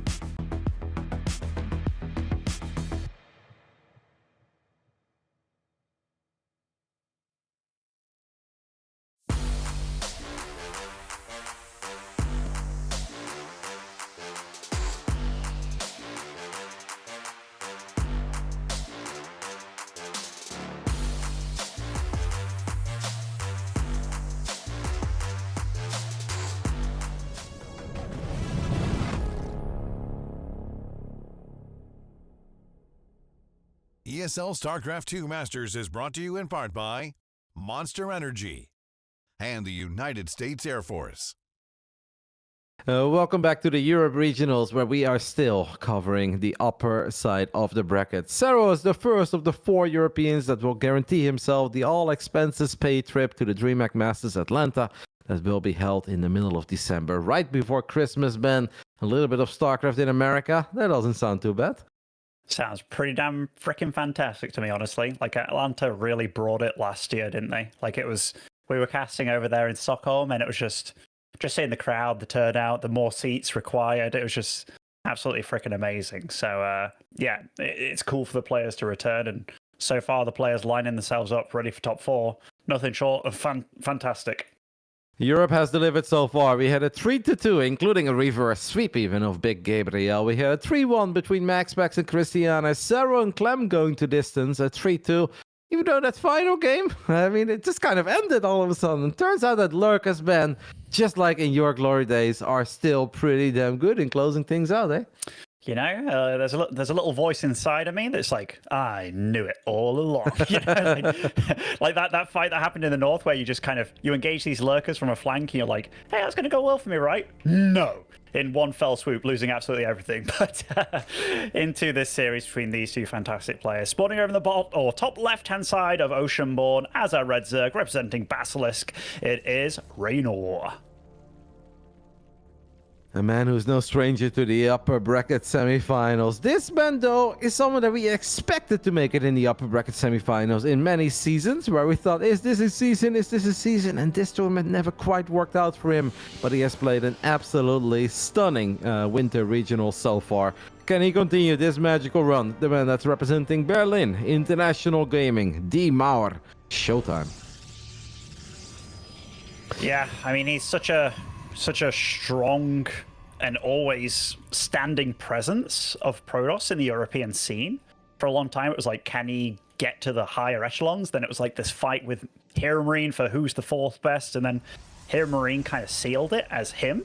But Showtime, almost looking better than he has done in a long time. Like, that series with Max Pax was... it was an amazing series. It went What was it? Put it in words, man. It was just... I couldn't believe what I was watching. Just the weirdest PvP, but also just super damn cool and different. Yeah, for a long time, I have given Showtime some props where I actually think he's a very good Stargate against Stargate player. And we're talking about PvP right now, which is obviously not relevant at all to the PvC that he's currently playing. But we'll talk about his PvC soon. I think Showtime has always been pretty good in this Phoenix against Phoenix into transitioning into carriers. I just think he doesn't love it very much. So if it's like minor tournaments, he doesn't want to be stuck in 20-minute Phoenix battles. Well, Max Pax on the other end, I do think kind of enjoys it. I mean, I don't know if he actually enjoys it, but he'll find himself in that scenario rather often. I think Showtime is good at it. He just doesn't love it. But if you're in the playoffs of the ESL Regionals, you don't really care, right, if you love it or not. It's not about having fun. It's about getting the job done. And he definitely won a spectacular best of 5 in the quarterfinals. Now we're going to talk about his PvZ, because word on the street, and this is something that a lot of fans feel similar to as well, is that this patch can actually just be very good for Showtime, right? With a couple of the nerfs to the things that have been nerfed on the Zerg side of things, Showtime already had his styles that he loves. He's one of the very few high-level Protosses that likes opening up with Adepts Oracles. That's standard, right? Almost everyone loves that. But a lot of them will drop the Twilight Council and then go into Blink. Showtime has been a pretty big fan of doing the Robo first. So he will get a couple of Immortals out first, and then a little bit later he adds on the Twilight. The weakness of that style could potentially be Mutalisk, right? Because Mutas are very good, obviously, against Immortals, Sentries, and whatnot. But if you take away the Muta, that style, I mean, the Immortals were already good, but they're even better now. And then you look into stuff that can be very good against heavy Immortals, like Banelings. They got worse. So technically, on paper, this has all the ingredients to should be an excellent patch for Showtime. Absolutely could be when you put it like that. Like, it's a tough one. Like the last game of Raynor on this map that I saw against the Protoss was him against Skillis. And Raynor did end up losing the game, but it was a phenomenal game. He was doing some crazy stuff with like Overlord, or rather Overseer Hit Squad with Contaminate and stuff, but it felt like Skillis knew it was going to come before it came. And Skillis just played out of his mind to get the W. But I am curious to see what kind of Raynor or what Zerg he brings this time, because that looked really scary to go up against. This massive flood, getting out lots of drones early on, just really clean defense. But yeah, Showtime is a different beast altogether, and I always like to watch him play his PVZs, especially when he's on song. I mean, it's funny you mentioned that game. Obviously, I did see it. I saw that best of 5. I thought it was a fun one. But that first game on Oceanborn being the highlight of the entire best of 5. And afterwards, I think Raynor immediately wrote in his Discord, something is wrong with the Immortals. They're bugged. And then the next day, I actually met him as we played some Padel. And he's like, hey, don't you think there's a bug with Immortals? And I'm kind of smiling. I was like, what do you mean? He's like, I don't know, man. There's some moments they just don't die. He's like, I don't know what it is, but something is wrong with them. And I was like, well, I don't know if something is wrong with them, but perhaps they're finally living up to their name of kind of being immortal, at least in some scenarios, because they look damn good. And I expect to see a lot of Immortals in this series. Showtime so far finding some success right with the Oracles, 2 drones, but nothing to get ultra excited over. And there is that Robo though, man, that I mentioned. Yeah, Robo before Twilight. Roddy, a man that knows his stuff, you know? I always knew that about you, Kev. 3 Oracles as well, by the way, for Showtime. I know like Protosters have kind of been divvying up the amount of Oracles that they throw out, but yeah, it feels very restraining the way that Showtime's playing right now. Like it's kind of hard for Raynor to feel safe at any moment. Yep, but so far so good. I think as long as the Zerg doesn't lose more than 5 drones early on, they're always kind of happy. And it's not that easy. We can look at some of the best Zergs in the world, and then you look at Queens being in the right position, you're like, Zerg is always in the right spot, hey? But then you look at someone that is not a Raynor or a Serral, and you're like, oh man, it actually seems to be really annoying to be Zerg in these situations. Showtime does find some success with only 2 adepts, by the way. Can he get one more shot off? He does not. That is 3 extra drones for only 2 adepts, and don't forget about those Oracles that are just banking up all that energy. Yeah, oh, nice little grab here by Raynor. Is able to clear out that stasis, but I think, oh, did he put it too close to the spot? Oh, no, so. That's unfortunate. So the Oracles could actually turn around and kill that drone too, because that drone is just a sitting duck. This is really cool denial of a 4th base though, because Raynor is now sitting on 800 minerals, man. All he wants to do is expand, but now the Oracles did turn around, and that drone that was stuck for a while, that couldn't morph into a hatch, can still not morph into a hatch. You still had the Adepts and that other Oracle denying a hatchery from going up. This is really cool stuff by Showtime. The Adepts do get surrounded in the end, right before +1 melee. But if you look at how late this 4th base is, I mean, Raynor's got a double expand. He's still sitting on 1,000 minerals. He really is. And same, oh, in fact, yeah, that stasis ward in the top as well. Actually working on that drone that he tried to expand with. He's definitely been caught off with this, hasn't he? Like, Showtime's came in prepared, all these Oracles, even though they haven't killed a billion drones or anything like that, they've definitely slowed down Raynor. Yeah, Lynx on the other side of the map, not in high enough numbers to make a serious dive for these sentries. Obviously, it's important for Showtime that the walls are close, but hey, we call him D-Mauer for a reason. Showtime even already queuing up a Phoenix at this point. He dropped a Revelation in the main, sees the Baneling Nest, but maybe at this point Showtime is like, wait a minute, where is your gas? Like, we're 7 minutes into the game, and all I see is a couple of Lynx, as that Nexus does get cancelled in bottom side. Nice force fields, ho ho ho, as he creates a wall with that pylon too. That's really cool. This is really good play out of Showtime here. Really good play. Look at those Lynx actually blocked by that pylon as well, like you said. Cybercore really in trouble though. Cybercore in a bit of trouble. Showtime is going to recall. Cybercore fully surrounded. I mean, a Disruptor is not the most reliable defense. Losing your Cybercore is proper annoying. Proper annoying here. Has to remain here. Does so on location. What's up? Oh, Raynor killed the Nexus at the bottom side of the map. It was not a cancel, it was a kill. That is 400 minerals. Right after Showtime loses the Cybercore and goes for a recall, Raynor takes out the Nexus. So, for all the great that Showtime did, denying Raynor from going up to 4 bases, he's now struggling to get 4 bases up himself, and the Oracle's on move command there for a split second. And that's a strong minute for Raynor. It really is. He's still got a lot of money to spend as well. Like, Hydralisks, they're not cheap. He can get out a lot of units on the map, but he's really lacking larvae at this point, and still being a pest with those Lings in the south, still trying to... He gets Zerglings into the main as well here. Yeah. He's just annoying on all fronts.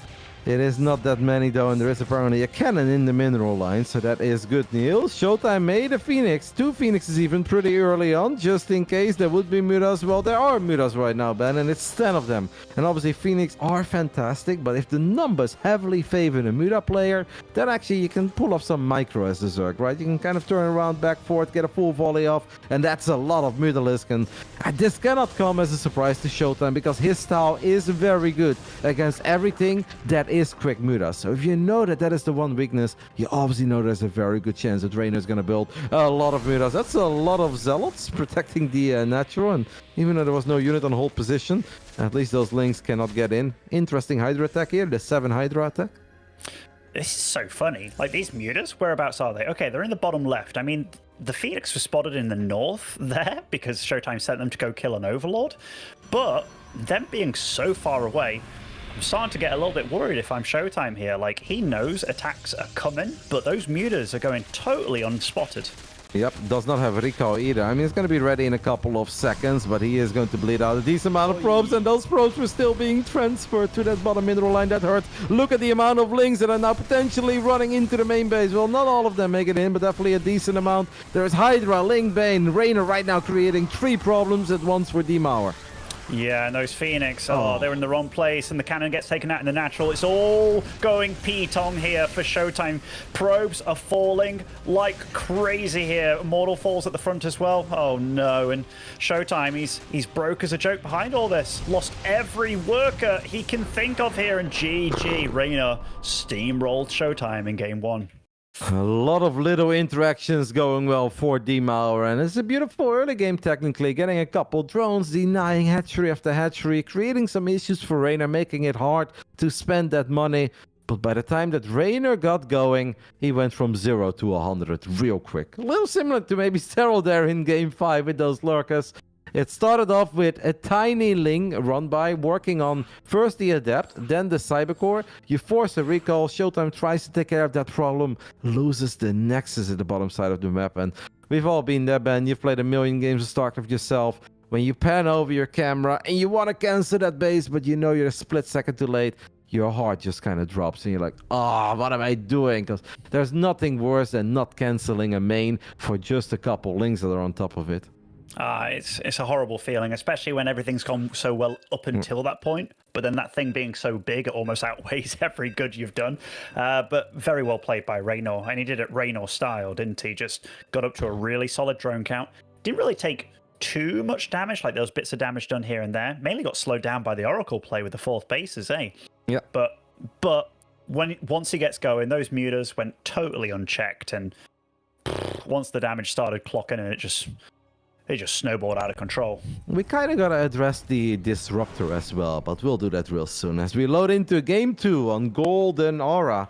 I have to admit, I'm almost shocked to see Raynor take a 1-0 lead. Since when does this boy ever take a lead in the playoff series? I thought he starts down by default, and then the only question is it 0-1 or 0-2? But perhaps unfamiliar grounds for him, uncharted territory. As in the bottom right side of Golden Aura, we are looking at the main base of the Italian stallion, Basilisk Raynor, taking the 1-0 lead. Probably to his own surprise as well. Absolutely. I mean, normally he looks at a series and he's like, the only way is up from here, right? After going 0-1 down. But, when you're already at the top, where do you go from there? And spawning over in the top left as our blue Protoss, it is Big Showtime. Showtime obviously a super fast hatch, by the way. Like, this game, it was like a 14 hatch or something, so ridiculously early by Raynor. Does not want to get blocked, mate. Whatever happens. But Showtime didn't say... I think in that first game, Showtime immediately grabbed 2 probes and sent them to the other side of the map. So one probe stays on the low ground, warps in the pylon, and the other one goes to the other side of the map immediately to block. I guess Raynor really didn't want to deal with that kind of stuff, but... Showtime is a man who often just comes in with a plan, right? He's got this build order, and he's gonna follow that build order, at least for as long as he's allowed to follow that build order. If nothing ultra weird happens, like 12 poo or a hatchery block in his own natural, right? He's just gonna go for it. And I understand the idea of like, okay, I feel like I'm in control with a couple of adepts, couple oracles. I want to get those power units out quickly, immortal, so I don't struggle with a bunch of roaches. And Raynor is obviously a lover of the Roach Ravager in this matchup. But to go into Disruptors, when basically the only unit you've really seen is Lynx, and I know he dropped the Revelation on the Hydra then, and he saw the Hydras. I thought that was almost a bit too early to go into Disruptors. Like, I think a Colossus would have fared a whole lot better there than a Disruptor did. No, I get you. Like, Terran can fall into the same trap as well. It's like, you know, you're against Ling Bane and you're already adding on Ghosts, and it's like, what are these for? Like, you know, got a little bit ahead of himself. It's almost like Showtime's game plan of where he thought his opponent wasn't actually where he was. And with that massive gas usage into the mutas, that's not where he thought it was going into, is it? And yeah, you can definitely tell that Showtime got caught massively off guard there, but that's much to Raynor's credit with the way that he defended, with the way he got himself into it, the way that he was threatening. Yeah. Constantly with the Lings. Like, he didn't allow Showtime to really know exactly where he was. I think that's the biggest moment right there, Ben, towards the end. Raynor is just annoying to play against because he's in your face over and over again. And even if it's only 8 links, 10 links, 12 links, you have to respect it. And every single time you want to focus on something else, he's there again. And the link numbers just keep on increasing. So it goes from 12 links to 30 links. And like, Showtime is a world-class Protoss, and he knows how important scouting is on this level. But if he cannot get ready for mutas when he has 3 oracles that can fly in, drop Revelation, activate Pulsar Beam to get on top of middle lines, and 2 Phoenixes and probably some hallucinated units there as well, because he had sentries early on. If Showtime is not ready, that is just all kudos to Raynor, man, because if against a less active Zerg, Showtime would be ready. Showtime would get that scout, and we'd be looking at a completely different game, because then we don't have 12 mutas showing up at the triangle base completely undetected. 2 Phoenixes won't be chilling in the top side of the map. You'd have 2 Phoenix immediately on top of the mutas as soon as the mutas pop and are starting to make their way to the other side of the map. So yes, that is a mistake by Showtime, but all kudos to Raynor for kind of allowing a mistake like that to happen. Yeah, we always, like, sometimes you can just tell how fast-paced the play is, and even just a little thing like the cancelling of the Nexus and stuff. But yeah, whenever you're able to, you're the one dictating what you want to do and what your opponent has to do to you. It's hard, and Showtime, for as long as I remember, has been that guy that likes to react. We call him the wall, right? But this time, this was Raynor just penetrating the wall absolutely. Was that a Roach Warren that got cancelled there, or...? I missed it. I missed it. I think it was. I mean, we can technically figure it out because he lost 1 unit. That's a Ling, and then he lost... I don't know. That's a lot of math to do on stream. I think maybe an Evo Chamber or something went down there, but we'll start making an Evo Chamber regardless. 6 Queens already out, going up to 7. This game and this map so far, Showtime has not been able to get too much done, but he really came alive once it was Raynor trying to take a 4th base. But so far, Showtime with very similar stuff, just he's gone for the Twilight before the Robo this game, Kev. Yeah, I do think it was a Roach one, looking at the math, because otherwise he wouldn't lose that many resources. And maybe it makes some sense, because he initially didn't know it was Stargate, right? So maybe in case it was a Twilight opening, he needs a quick Roach one as that Oracle's awfully close to dying. I think it was a Roach one that got cancelled, and that would at least make a lot of sense to me. Raynor will go for +1 melee links, and I think he'll be happy to see that it is Blink and +1 on the other side of the map, because he loves making a lot of links with +1 melee against Blink Stalker openings. No, absolutely. Oh, I mean, whenever I see these kind of openings, like, the Protoss has to do so much work just to keep the Zerg honest and at bay, first and foremost, but also you need to expand rapidly behind it as well. Like, you can't just get onto 3 bases /4 bases and just hope that you deal damage. Like, when I see Protoss make this work, you have to expand a lot and just keep the ball rolling. Like, you have to be so quick and be in the Protoss face, or rather the Zerg's face, right from the get-go. 1 Oracle very low on HP. Raynor will be looking for that Oracle. Queens get on top of that Oracle, and it's only 2 drones that fall for the first Oracle. You're not very happy with that trade if you are Showtime. Good news is, by the way, that he's got way more units right now on his own 3rd base. I think that could be a full wall off. It's not yet, but obviously with 1 more building it will be. And now he does create a full wall off. Quick Templar Archives too. Okay. I guess we're going to play some Quick Storm in this game. And how are you feeling about it in this kind of situation? I feel great about it, man.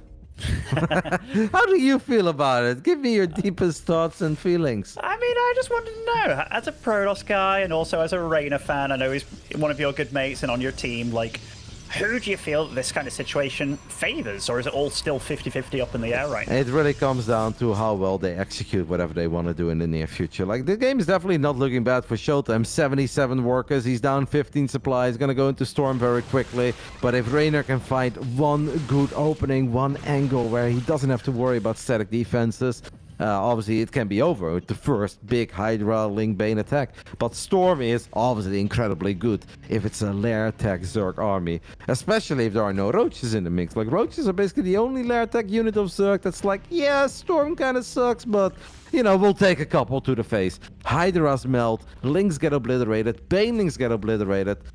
Yeah, actually, if nothing happens in the next minute, I do really like it for Showtime. The only thing I'd say is that he should get a lot of static defenses, and it's almost like he heard me, because that's a decent amount of cannons and batteries coming online, Ben.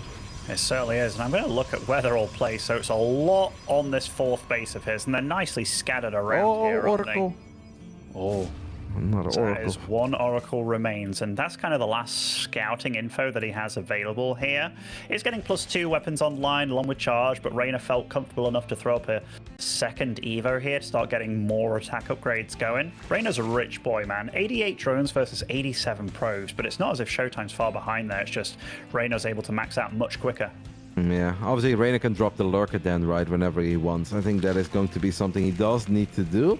I mean, on creep, I definitely think Hydra Link Bane can get the job done, but if Raynor thinks of running into all these cannons and batteries, if I was him, I'd really think about it twice. We do have a little drop alert, so we're going to get a couple of Baneling drops. I don't know, this is going to be very, very difficult, because there is so much Storm. There are 6 High Templars on the battlefield, and basically all of them are able to Storm. We do have Hive Tech on the way. The only thing I'd really love to see it from Raynor is a Lurker Den, or maybe he's gonna go Ultras down the line. Let's see how the first big... I mean, I almost feel like you can't even go for it if you're Raynor. Like, you kind of want to go for it, but I just don't think you can. Oh, it kills another Oracle. That's a huge deal, actually. So no vision anymore for Showtime. The map looks tremendously dark. I mean, Golden Aura is one of the trickier maps to engage on, isn't it? Like, everywhere it's just you're moving up a ramp and it's into what? You have no idea. But he does look like he's going to go over to the left side here, greeted by one Storm, and Baneling drop. that's a lot of Storm available right in that fight.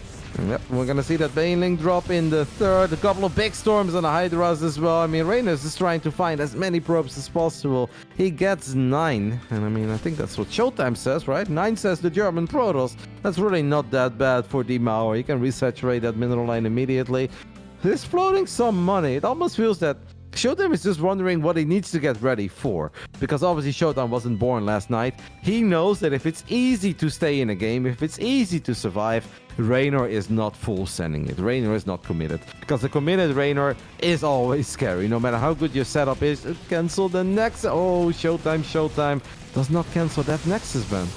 No, he hasn't. And so far, Raynor's done a good job of not taking really bad fights. Like, resources loss count, it's absolutely neck and neck between them. The thing is, Raynor is free to take his 5th, 6th, and 7th base right now, Kev.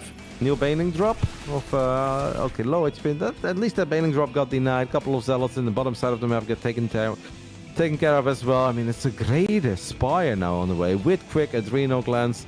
Kind of feels that Raynor is cooking and Showtime is in trouble. He's been almost overly passive, and we know that that's what we love about Showtime. He is D Mauer. We love him for how good he is to defend, but he's been very defensive. A couple of Banelings connect with High Templars. One of them barely survives, but an Archon or 2 went down. Raynor is just proper rich. Showtime is really gonna need to make some magic happen, maybe with that War Prism right on the right side. Does he have an observer on the map? Yes, he does have an observer. Like, Showtime needs to step it up a little bit. He needs to become more aggro, because his current army does not stand a chance against Broodlords.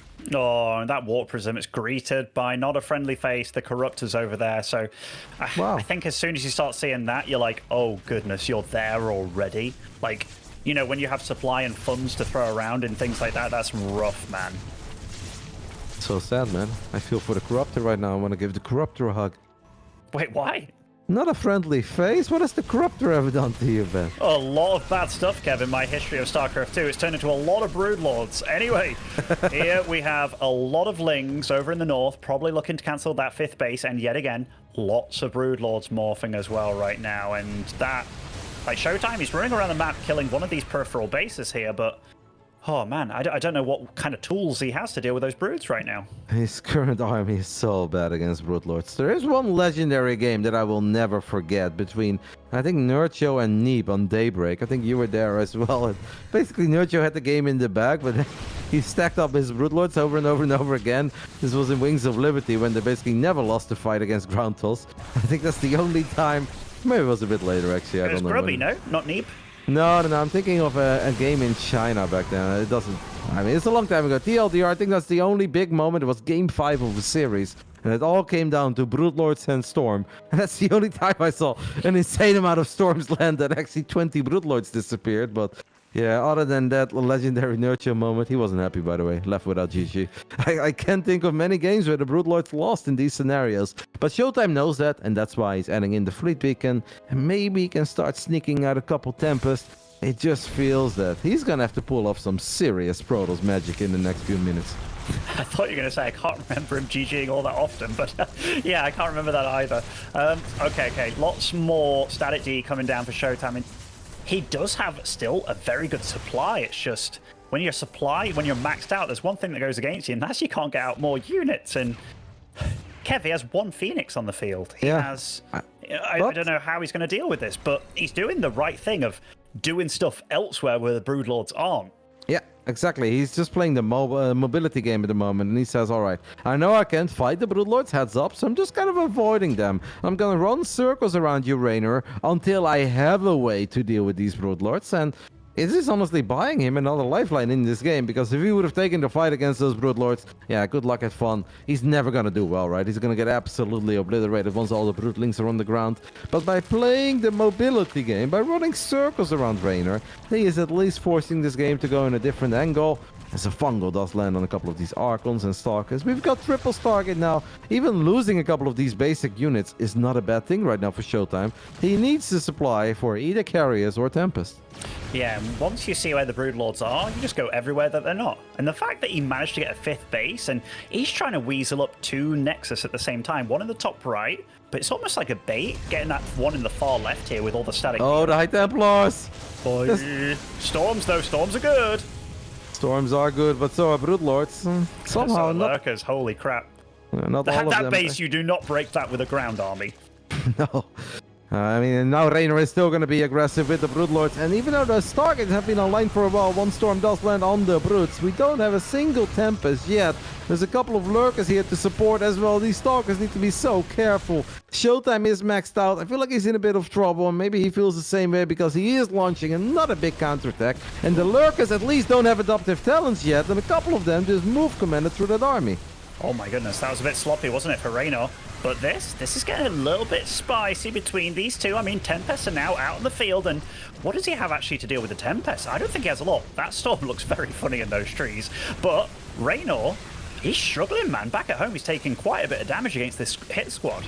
Yeah, but he is going to be able to keep it up. He has sent a lot of units home. The Lings are now going to go for the full wraparound. Lings surrounding Archons. Something that you think you don't see that often, but if the Lings have +3 melee, if they have Adreno clans, they don't give a damn. So Raynor wins at the bottom, but Showtime absolutely massacres the army at the top.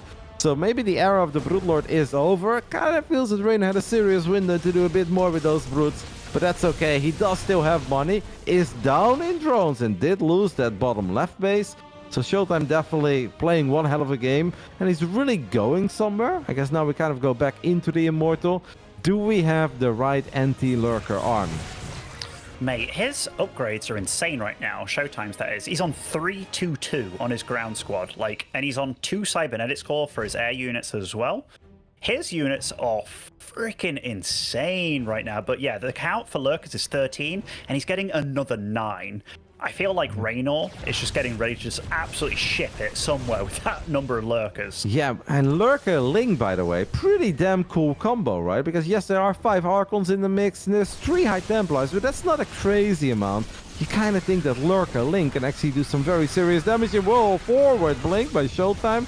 It's kind of wild, but I guess he did have a Phoenix that gave him some high ground vision and had a couple of observers in the mix. That is so many lurkers, man. It's going to be really, really, really hard to attack into that. Cannons and batteries are great, but so are 22 lurkers. Showtime is going to run through it, but once he sees that lurker setup, he's like, nope. Lings on the top right side are going to get a very quick cancel on that Nexus. And now Tempest are going to battle the only few anti-air units that Raynor has. It's chaos over here on Golden Aura, Ben, and I love it. It's real chaos here. I mean, that's a lot of lurkers, but oh my goodness, every angle coming in through the north, the east, the west, the south. I mean, oh my goodness, what an engagement by Showtime. Absolutely slopped those lurkers back to town. Oh my. But he does have to recall immediately to the top side of the map, as we had a couple of Lings and lurkers on top of this base too. 15 probes went down. Nice save though on the Nexus. Is there an observer? Oh, there's plenty even. We got 4 observers with this army. Oh, that was big. Raynor had a big bang once upon a time, but he cannot take another fight like that. Raynor probably thought there is no way that he can ever run into this many lurkers. Well, apparently the 360 surround allows you to do whatever the hell you want. Great engagement by Showtime. Showtime's playing a really clean game this one, man. Like a really clean game. He's just, textbook, but he's not out the woods yet. I mean, Raynor... Oh, Lings on the top side. Yeah, he's shotgun across the map. He had units on the left side as well, but remember, these guys destroy probes and they destroy everything, man. Unless there is an entire army showing up. Even a couple of Zealots stand, no chance. These are +3 melee Zerglings with a Adreno glance. You blink twice and that Nexus is gone. Fantastic counterattack by Raynor, especially with that lovely distraction maneuver on the left side, with a couple of Lings getting on top of those middle lines too. Raynor has 12 lurkers on the battlefield. He's gonna make 11 more. Raynor just says, alright, that worked for you once, but I'm gonna make sure that the next time around there will be a bit of a buffer. And that was a beautiful engagement by Showtime, but it was obviously only the lurkers, right? If Raynor has Lings and Hydras in the mix, it is a lot more difficult to run into that many lurkers. It certainly is. And Raynor, look at this lurker field over here. He's got lurkers for days, and he's sieging this base. I love how he's doing this, actually, just poking with just enough units. He had a few Hydras on the left, but he's getting ready to do something over to that far right base as well. That's so cute, those Hydras on the left, making it even more difficult for Showtime. Showtime is going to have to give up on that base. There is one lurker getting on top of that Nexus in the top right. Showtime drops the revelation on the lurkers. Raynor moves them immediately. There's a lot of lurker. Are you sure about this, Showtime? As the blinding clouds land as well on the majority of that Protoss army. And I'm not sure that this was the move for Showtime, as a lot of his units have disappeared, and Raynor is putting on an absolute masterclass with the lurker here. My goodness, one fight is all it takes, and the blinding cloud was amazing, actually. That really clumped up all those units, and Showtime, just like that, is 90 supply down. Look at all those probes, Kev. That yeah, could be brutal on the left there. I thought we were going to get an oddly satisfying moment there if the lurkers would have turned around, but instead they were battling. In the end, Showtime does clean up a crazy amount of them, but there are still 5 lurkers on the top side. There was one lurker working on that Nexus. Now, Raynor's sending over a drone, but that Nexus is still there. So he's going to have to take care of that.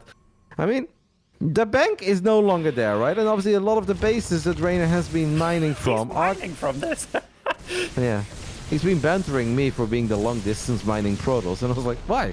He's like, whatever you do, every single game you play, you have long-distance mining. Well, look who's long-distance mining now, Raynor.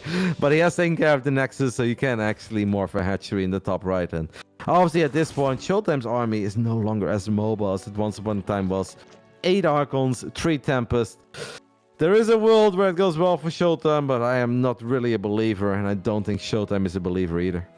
No, I mean, 9 Archons on the field, but I mean, when the number of lurkers gets this high and they're this well upgraded, they are absolutely beasts to be reckoned with. And look how much static defense is on this base. Like, in combination, also, we got Infestors in the mix as well with the Fungals. I mean, it gets really difficult. And again, these Lings, I mean, Raynor's known for his Ling run buys. He's been good with them this game and the last game.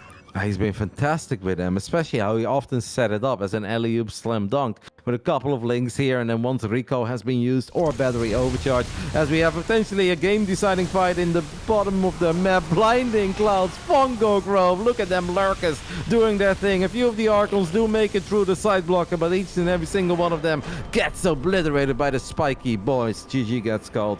Raynor, after a fantastic 22-minute game on Golden Aura, takes the 2-0 lead and is now one map away of meeting his teammate in the upper bracket finals of the Europe Regionals. And that first game, Ben, I liked it. It was fun. Raynor had his moments, but obviously he got maybe a bit fortunate with the choices, the Mudas not being scouted, Showtime not canceling that Nexus. I think here in that second game, Raynor played incredibly well. You can really see just how good he is in putting all that speed to being efficient with it. Like, being fast is one thing, but if you're doing the same 3 actions over and over again, you're not getting any value out of it. I think Raynor really shined here in game 2.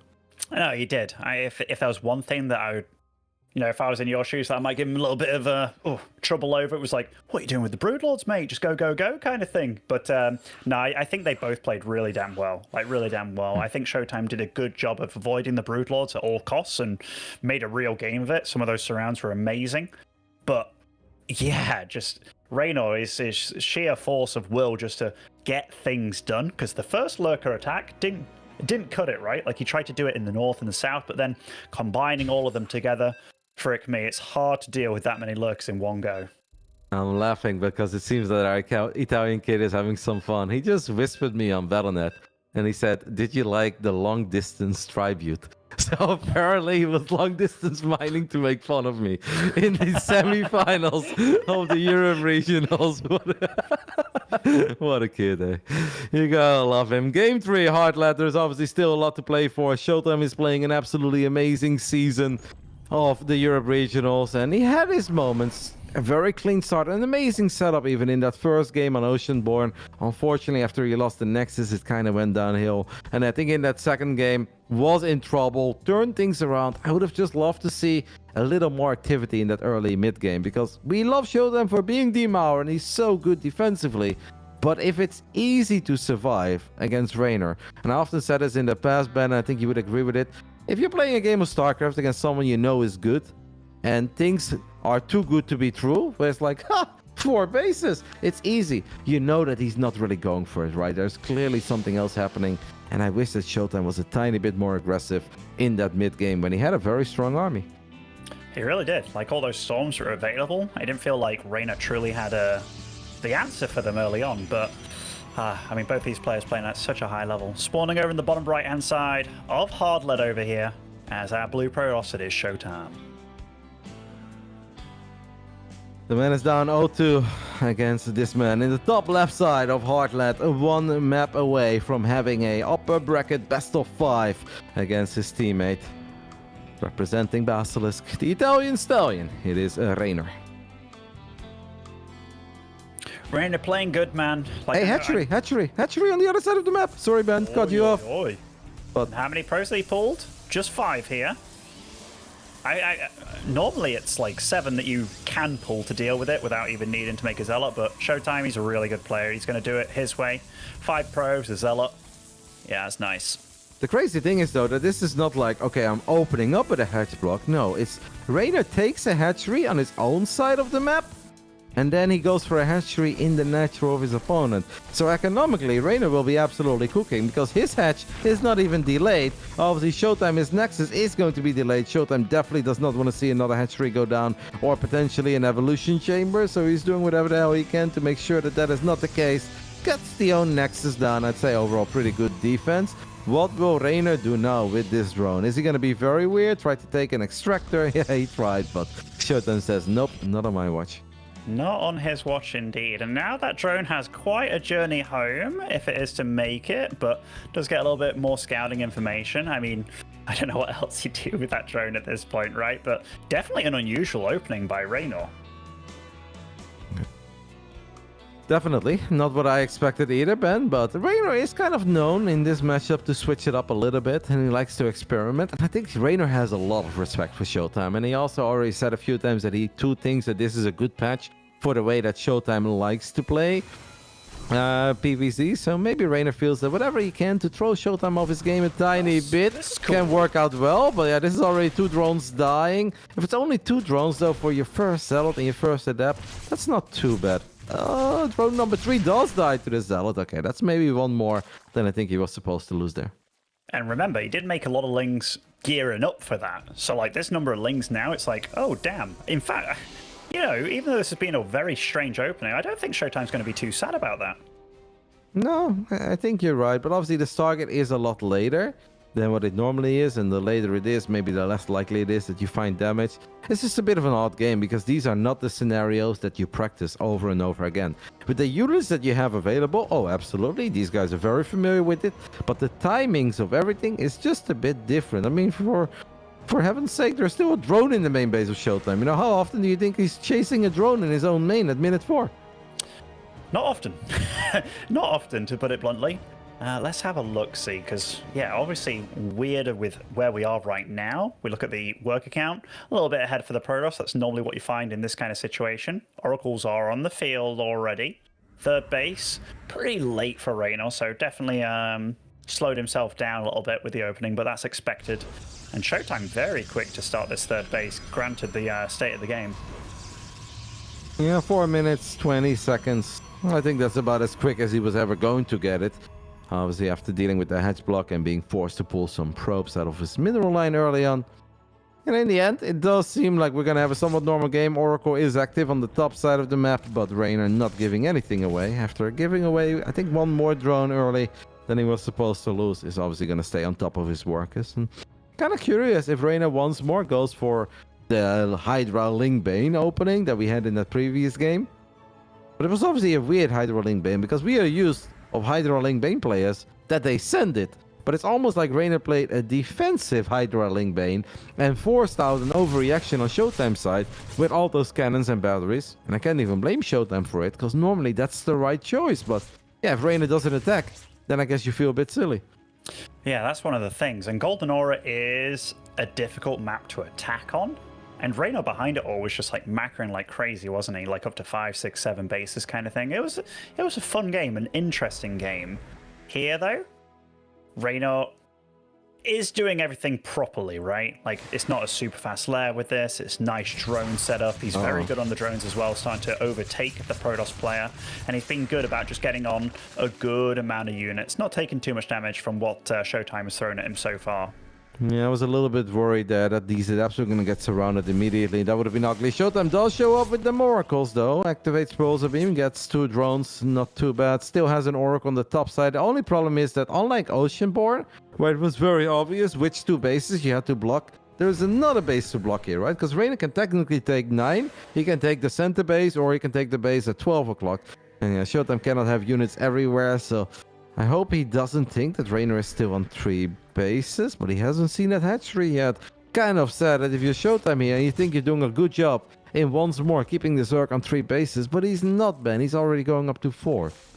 No, but if you're in Showtime shoes and you think he's staying on 3, then you start thinking like, oh gosh, is he going to send it? So, like, I start looking at, like, is he setting up defensively here? Like, he's getting some photon cannons, some shield batteries. The Oracles do fly and get a little bit more damage, but nice drone pulling by Raynor, but flies in again with the healthy Oracles. I mean, they're both trying as hard as they can this game. Rightly so. It is the semis. Yeah, I'd be very sad if one of them showed up. It's like, I don't really care, you know. +1 and Blink on the way for Showtime with a second Robo and the Robo Bay as Raynor fires up roaches. I feel like for the first time in this series. Do we see any roaches so far? I don't think so. I mean, it's been a long day of StarCraft for me. We've seen a couple roaches from Serral, but I feel like I haven't seen any Raynor roaches yet. 11 of them at once, +1 missile attacks on the way. Hydralisk then is going down too. Don't hate Showtime's position. I am sure that he's a tiny bit sad. I mean, he still hasn't seen that hatchery, but he's got to assume by now, right? There's no way that you think, it's like, man, I'm this good. I'm going up to 4 bases before Raynor. Like, I think it's one of these. He hasn't seen it, but I think he knows. I hope he knows, like, yeah, because right now, if he doesn't, and he's playing like, it looks like he's making the correct units, like he's getting Immortals out, like Colossus, he's getting quite a bit of static D, but I think that's a good move in this kind of situation. All right, double Colossus on the go.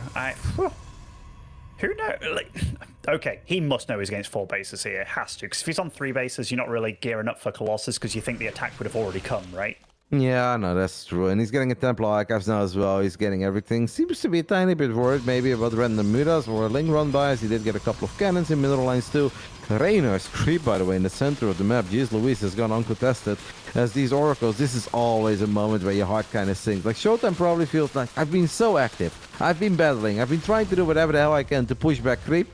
And then 8 minutes and 30 seconds into the game, creep is at your 4th base. But, I mean, as long as there are no Vipers, I would think that Showtime's army can absolutely shine. Raynor's roaches are going to be annoying, but with a cannon, a stasis trappy, a couple of force fields and battery overcharge, I think the Protoss army should be fine. And if I was Raynor, I'd drop an infestation pit immediately. But I'm not Raynor. He's just going to go ahead and try to end the game forward. Blink, a little bit adventurous, I'd say. I mean, nice transfusions here, keeping those Ravagers alive. And Raynor, wow.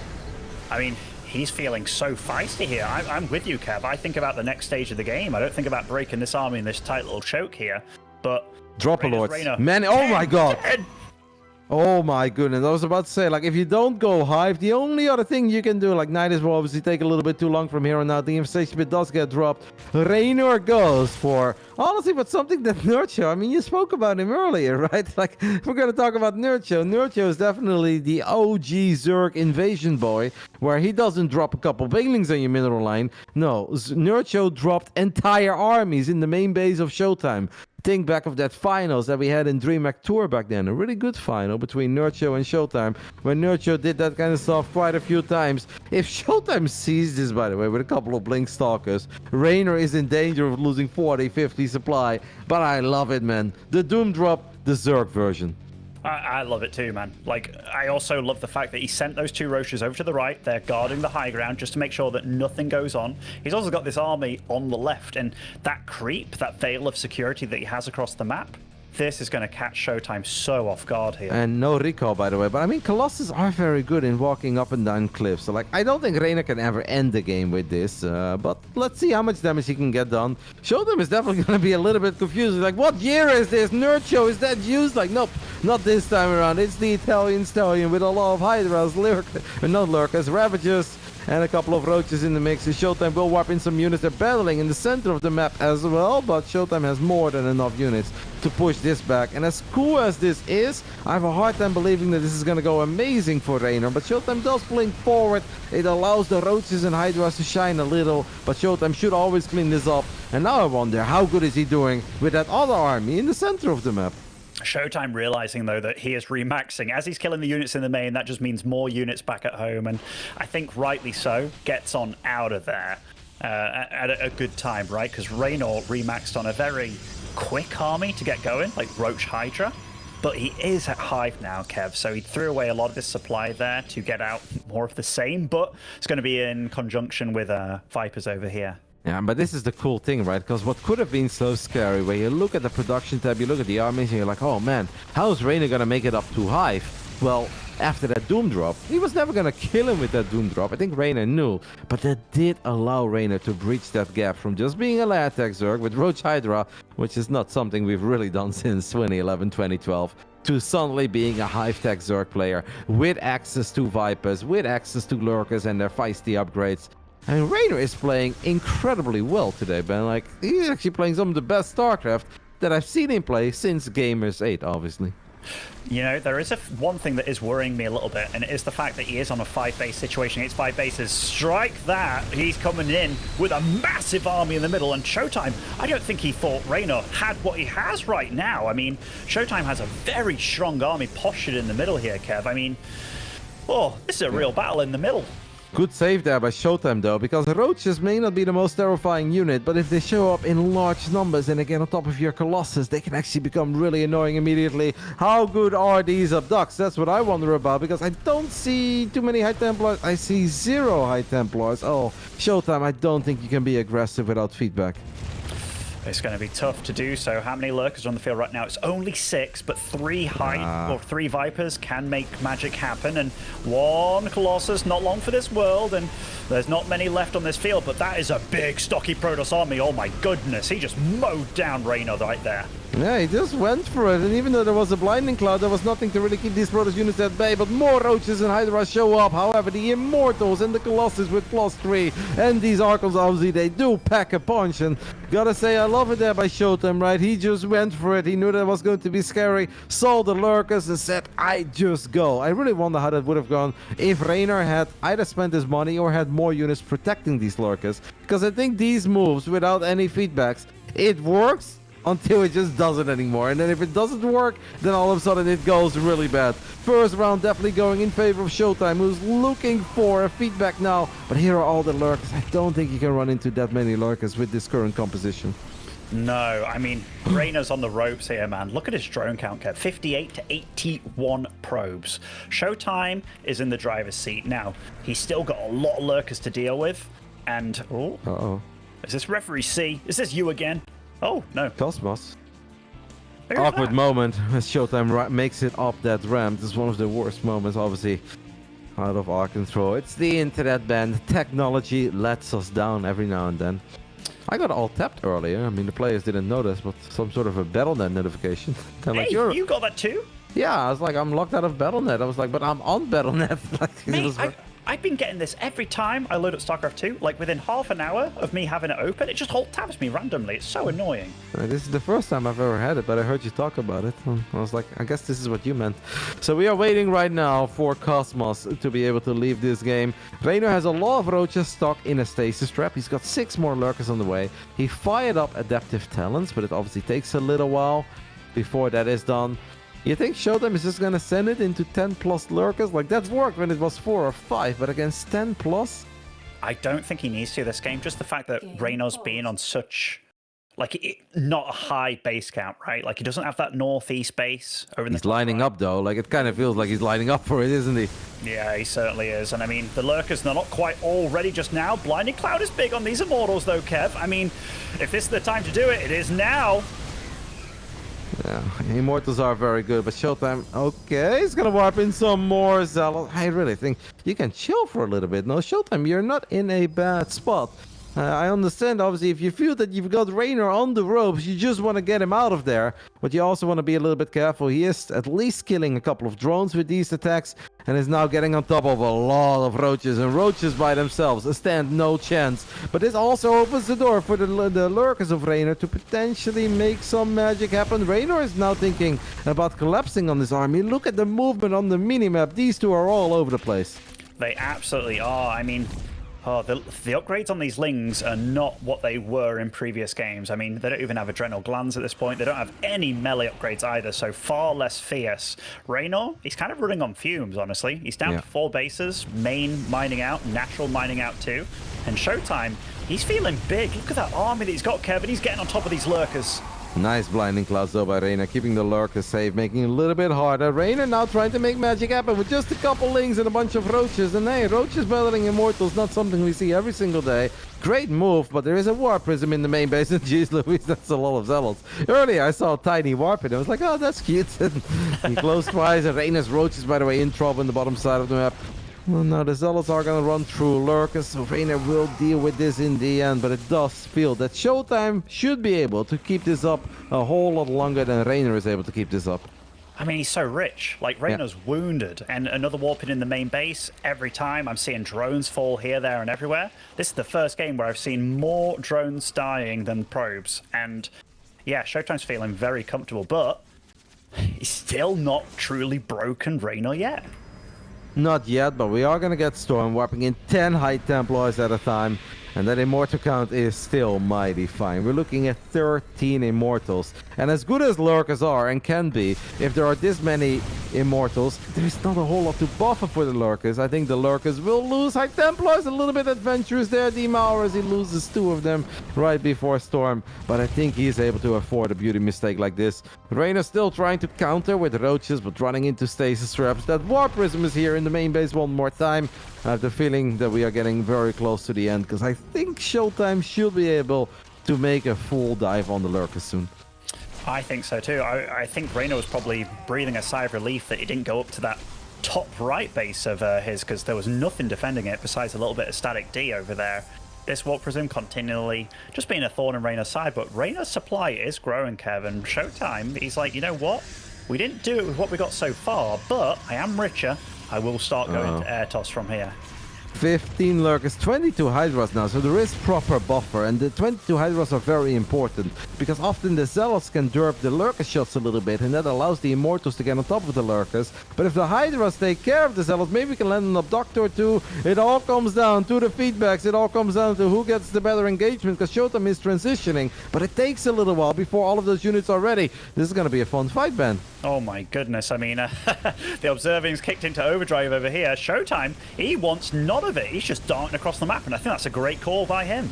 Yeah, but it does mean that you're in danger at home, and now he's going to lose a couple of these immortals on the Hydra's battery. Overcharge is doing his thing. Roach is still running into stasis traps. Raynor still has more supply.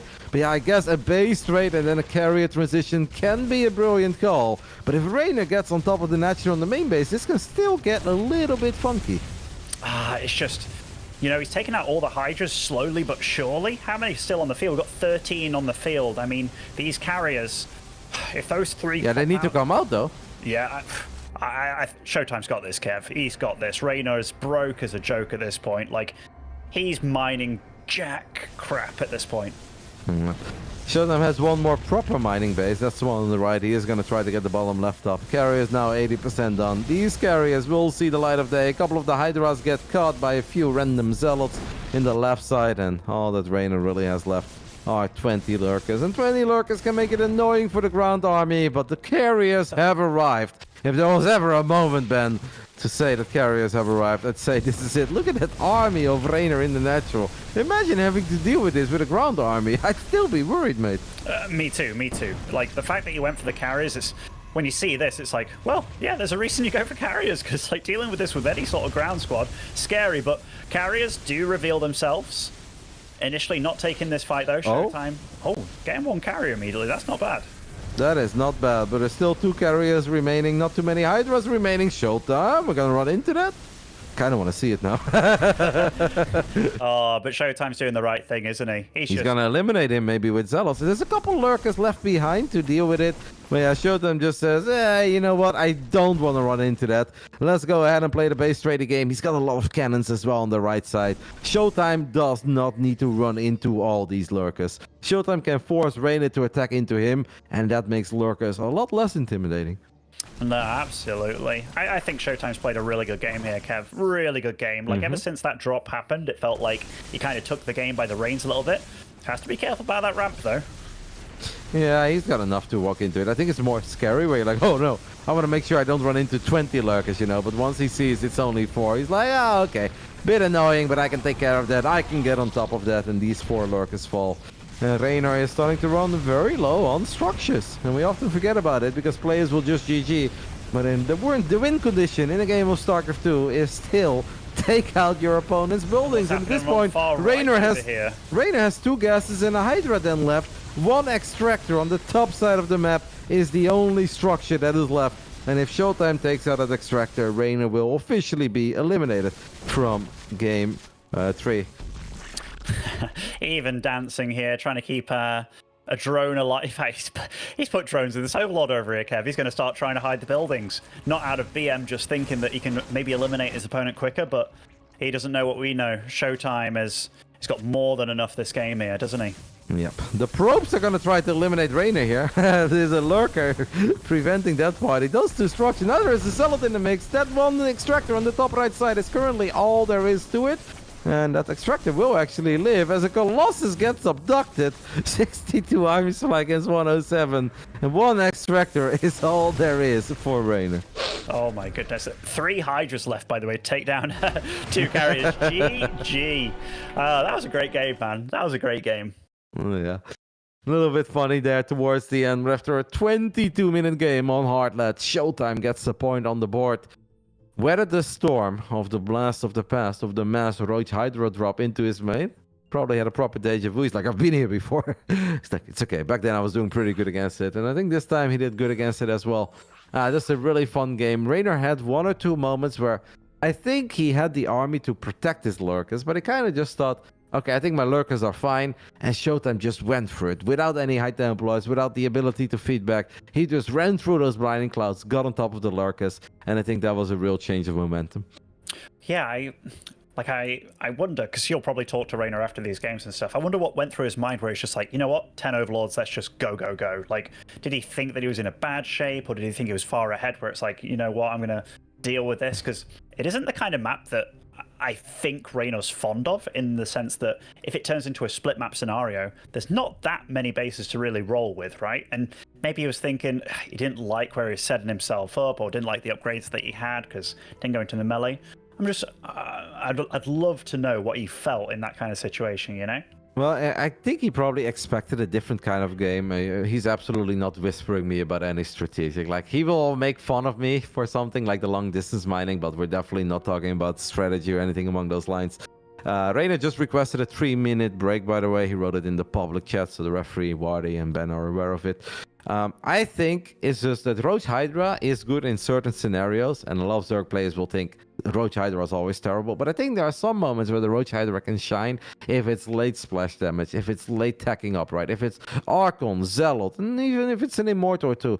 As long as there are no Disruptors, Colossus, Storm, like Roach Hydra can get the job done. But if you find yourself playing Roach Hydra against double Robo with the Robo Bay online, cannons, batteries, and Colossus, I just don't like, what are you going to do? And if you just sit back and you max out, but then the Protoss maxes out as well, you get a move before you have Vipers out. So I think Raynor's idea was just to make that mass drop play into the main, to buy some time, to get that Lurker then online, make it into Hive safely, and take the game from there. Because if he doesn't do anything, Showtime will just a move him, and 200 supply of Roach Hydra is not going to cut it against 200 supply of double Robo. No, it was a nice game. I'm very happy for Showtime to get a win on the board, actually, because if he was to get 3-0'd by Raynor, really wouldn't have sold how cool some of these games have been between them, because there's true battles. They're both knowing when to go and walk about. Showtime was extremely patient in that game. Like, he knew he was ahead, just kind of didn't truly fight the lurkers when Raynor really wanted him to, you know? It's like Raynor darted across the map, took out that base, and Showtime's like, let's just cause a base trade, cause a ruckus. I've got more than you. Might as well do this. Very patient call by him. I liked it a lot. Good StarCraft. Yeah, I think in the end, at one point, he thought, I can run into these lurkers. But then after one carrier got abducted, and you're like, okay, I only have 2 left. And you're like, I'm probably fine, but I'm not going to take the risk. I will not do that to myself. Because you'll never forgive yourself if you actually end up getting obliterated there by lurkers and you're losing against the Zerg with 0 drones. I think it was a smart choice to just go for the elimination, because in the end of the day, that is the oldest win method in many RTS games. Not all of them, but StarCraft 2, you still need a building. No buildings, no victory. And we didn't quite get to see that, but that's basically what it came down to. 1 extractor is all that was left by the time that Raynor tapped out. Let's go ahead and hop into Game 4, Site Delta. It's going to be a fun one. Or what was it that Fear Dragon said again, Benny? It's probably City Delta. I don't know. It's something ridiculous. Something Spanish. Something. Yeah, spawning over in the top left-hand side, representing Team Basilisk, it is Raynor. Still enjoying a 2-1 lead over this man in the bottom right side, playing an awesome best of 5 and just a fantastic ESL regional so far. Our German Protoss, a veteran at this point, representing Berlin International Gaming. It's Showtime.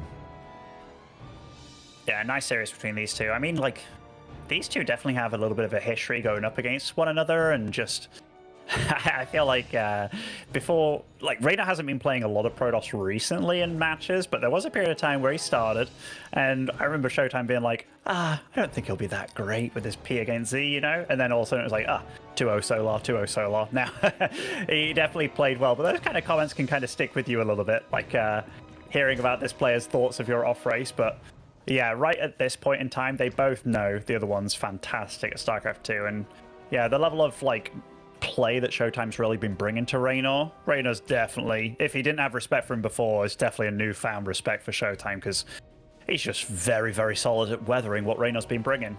I think these two have a lot of love for each other, for sure. Yeah. I feel like almost all the pros in Europe hold Showtime to a very high standard, because he's been one of the only Protoss players for the longest time that plays an honest, fair macro game, right? Where a lot of other Protoss players at first, even if they find some success, it's this all in, it's that all in.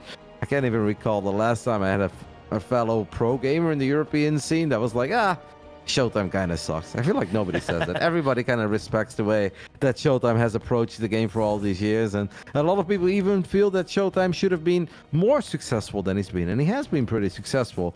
But a lot of them even think that he should have been more successful and that there were times that he was actually a lot better than how he performed in some of the big tournaments. I mean, it's funny to think, like, I was watching your stream when you guys, well, Raynor was kind of memeing on, like, it's him and Serral pulling all the Zergs. Like, he was totally memeing, obviously, but even back to a totally different era before Serral and Raynor, when it was, like, the Nurtio Snoots of the world, Showtime was battling those bad boys back then. And he was like, he was the Protoss Protoss looked at, and it was like, you can do it, Showtime. Sometimes he did, sometimes he didn't, but yeah, now he's doing it against the new era of Zergs as well, and he's just been around for a long time, and he's always been damn good. Yep, obviously a DreamHack champion, taking out Nerd back then, but Showtime has had a lot of good runs over the years. But yeah, some feel that he was capable of even more. But clearly he ain't done yet, because if you make top 4 of the upper bracket and he's still in it, he could very well turn this around and potentially guarantee himself a top 3 finish, because that is what the Nerds are battling for today. You win this best of 5, you're guaranteed top 3, which means that ESL will take care of your flight and your hotel for the upcoming DreamHack Masters Atlanta. And obviously a guaranteed pay jump, which is not too bad either. I mean, a guaranteed top 3. Oh, nice little start for these Adepts to get things go 2. Very good start. 2 for nothing. That's a great trade, one I'd take any day of the week. And yeah, top 3 and a dance with the very best in Serral. That's priceless, as they say. I don't know if that's something I would look forward to, but all the other things sound really good. Oh, mate, I think any one of these guys, playing against Serral is a treat, man. Like, sometimes it could be an absolute horror show, but, like, sometimes it's a treat. Good start, though, for Showtime, as you said. Like, these Adepts didn't even take any real damage, only shield damage. You don't see that very often, that Adepts only take shield damage and somehow kill 2 drones. First Oracles on the other side of the map as the Lings are trying to be annoying. Lings get the wraparound, but there is another Oracle that's going to show up. Activate Pulsar Beam. Showtime definitely playing very well. He's dialed in as he's going to activate Pulsar Beam. A lot of drones here in the main. Perhaps on purpose. Maybe Raynor felt that he couldn't quite protect them if they were already mining from the natural, so he kept them in the main base a tiny bit longer. Possibly. I mean, you always have to be careful. It's not when where the drones are, it's about getting to, isn't it? So spawning in the main, keeping them there for a little bit. You might be absolutely right. Showtime definitely not missing a beat so far, though. Has yet to lose a unit in this game, in fact. I mean, we're 5 minutes in. It's been a couple Lings on the other side of the map. But you're right, Ben. It's been flawless so far. Absolutely flawless, Kev. I just after the games that we've had between these two, no. Okay. What's up? I thought he was going to lose an Oracle as he tried to drop a stasis trap, and I was like, Ben, you're jinxing him. He hasn't lost the unit yet. Adepts are going to shade in the center of the map. Lings are on top of it, but the Oracles are here to protect the Adepts one more time. It seems like we can have a somewhat similar setup to maybe Oceanborn. Maybe Raynor picked up on that, and he's going to drop the hatchery a lot quicker, so he doesn't have to worry about Oracles dropping stasis traps and Adepts camping those bases. Yeah, I guess we also can't forget, like, the game that Raynor did lose was the one that he did that proxy hatch in his base kind of thing, and it was a weird setup, right? Like, it definitely was, but right now we're getting into a very normal PvZ between these boys, and so far, drone count, probe count tied up. Melee upgrade start this game for Raynor, along with a lair, and Blink and Robo on the way for Showtime. This is a cool one so far. Yep, nice positioning on the sentries there. We obviously don't want to see those sentries exposed, because that could allow Raynor to get on top of it. Oracle, no, Adepts, excuse me, in the natural. Getting a few more. And while these Adepts are going to keep the Queens busy, maybe the Oracles can find another opening. Mate, those drones ran so far away from that natural there. Did you see? They were like almost at the third base there. I think Raynor's feeling a little bit flustered here. I think overall he's not been ultra happy with this game, because maybe he just lost a few more drones than he felt he was supposed to lose. Started off with the first 2 Adepts, obviously. Yeah, but absolutely. There's a lot to play for. He did get up to 4 bases very quickly. He's on 77 drones. We have a few Lings on the other side of the map, but there is no opening there, as Showtime has all of the Stalkers and Sentries together. Raynor now dropping all the tech that you could expect of a Lair Tech Zerg. We've got the Hydralisk Den going down, we've got the Bailing Nest going down, and we've got a Roach One going down. got so many drones in his main still, by the way. Do you think maybe there's a messed up rally point? Because earlier I was like, okay, perhaps, but now he's got to be fixing that. He cancels the Hydra then after it's pretty much done, so he's going to play Ling Ravager Bane, I guess? I think he's flustered, man. I mean, 12 drones have gone down this game, which, while keeping those 3 oracles alive, is a pretty big deal. I think it is just going to be Ling Ravager Bane. Like, what if he's baiting him into making Colossus, because Colossus are good against Hydras, but then they're not that good against Roaches and Ravages? Could be a play, Kev. Could be a play. I won't doubt what either of these players do. They're far better than I'll ever be with their respective races for sure. Raynor. Oh, well, including your Terran, Ben, don't you worry. My Terran's pretty sick, all right, Kev. I'll Ben, get out of here. Back in my day. But Raynor's starting up the +1 carapace before, like, +1 attack for the Roaches. That kind of makes me think that he's not super committed to that, but who knows? Well, we're heading into Ling Ravager Bane. Showtime obviously is going to have a terrifying army. Like, Colossus are not great against Roaches, but if you have 4 of them, and the Roaches and Ravages line up, I mean, they melt. And obviously they're fantastic against Zerglings. You can always go back into Immortals, and if I was Showtime, I really wouldn't hate to add another Immortal or 2 into my army. Raynor is dropping a Spine Crawler, but Spines, they just don't do that much against these massive Protoss armies. It's time for a hive, I think, for the Raynor, and he's going to fire it up immediately. 8 minutes, 23 seconds. And will he be able to get Vipers out by the time Showtime thinks of attacking him? This is a weird one, man. Like, this feels weird. Like, if I'm Showtime, do I feel safe? I mean, he's pulling out a lot of crazy units, and so far, maybe he got the scout in the Hydralisk den and didn't see it was cancelled. He's like, where is your army? Like, when's it coming? It's like he's gearing up for an attack that's not actually going to happen, which automatically makes you go like, whoa, what the hell is going on? And then before you know it, like, Raynor's got this small window where he's a bit vulnerable against what Showtime has, and unless Showtime can clue into that, he's going to be in trouble. Showtime was pretty passive on Golden Aura, right? Where he also had a very good army. Technically a better army than Raynor, but because there was a lot of creep, I think he was a bit intimidated to move out. Raynor has been spreading out a few Overlords, and I'm just wondering if he's going to morph them into Dropalords. The Baneling count is already quite high, so I think just in case Showtime does decide to attack early, Raynor wants to make sure that he can roll these Banelings on top of the Protoss army. It's been a lot of Spines, man. For a game where Showtime has not really done anything when it comes to Zealot run-bys, when it comes to War Prisms, a lot of Spine Crawlers on Raynor's side.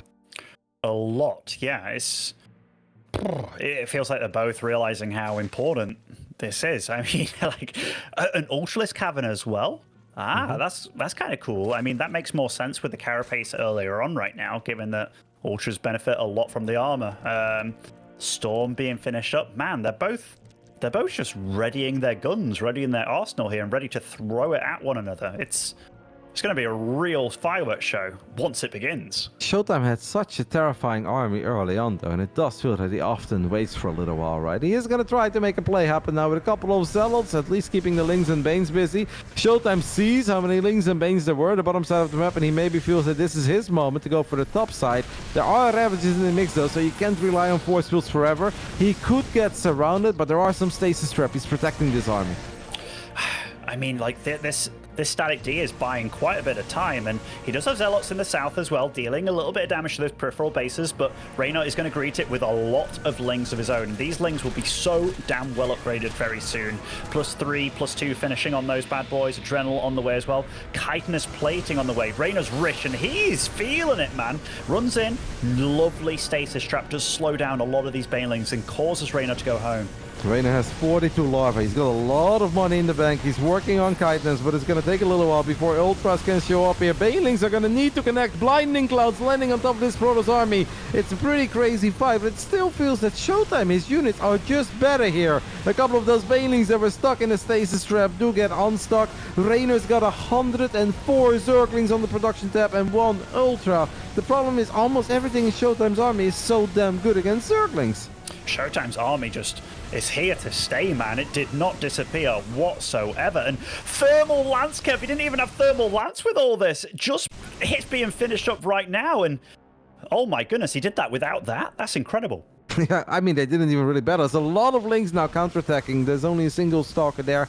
There was a battery. Raynor's going to turn these Lings around. He's going to try to get on top of this army one more time. The Blinding Clouds are very good once more. There is a War Prism in the back. The Lings are having a hard time really finding staying power, but they're starting to nibble their way through. The War Prism goes down and the Ultralisk shows up. What a fight here between these two. But the final two Immortals, that final Colossus, 3 Immortals even, do stand strong. And don't forget that Raynor spent thousands of resources and not one, but 2 waves to deal with that initial army. Yeah, the good thing for Raynor, if there is anything good out of all this, 3-2 finished up kind of after that fight finished. So his army is as strong as it can possibly be right now. But Showtime did get home with most of his army still intact. And those Ultras, they're only as good as the lack of Immortals in your opponent's army. Raynor's definitely not happy about this situation. No, but the fact that he lives, I guess, in a way, is kind of impressive. He is retaking that hatchery already in the top side of the map.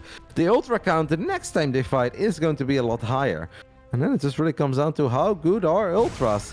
The fact that Showtime managed to get his hands on that 5th base in the top right side is a serious problem for the Italian Stallion, who hasn't really seen it yet, but I'm sure that he kind of knows it's there. He's gonna think of making a move now, but Showtime is maxed out. It's very Zealot heavy though, right? 22 Zealots on the map. That is 44 army supply of Zealots. But hey, if there are no Banelings to kill them, Zealots can be useful. Ultras, however, are very good against Zealots too.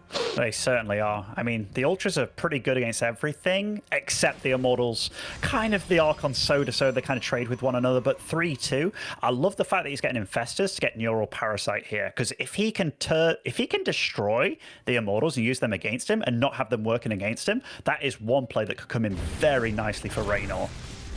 It's funny, if you look at Raynor's army, you don't really feel like it's a maxed out Zerg army right yet, but obviously these Lings can really shine, especially if a Blinding Cloud lands on this Protoss army, a Fungal, Blinding Cloud, and Lings and Ultras get on top of it. These are going to be some very interesting fights.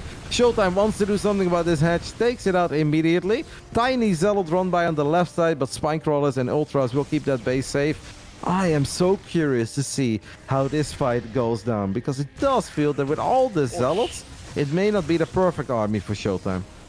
No, it certainly doesn't. I mean, they're both so... going into the storms here. Those are big storms, but...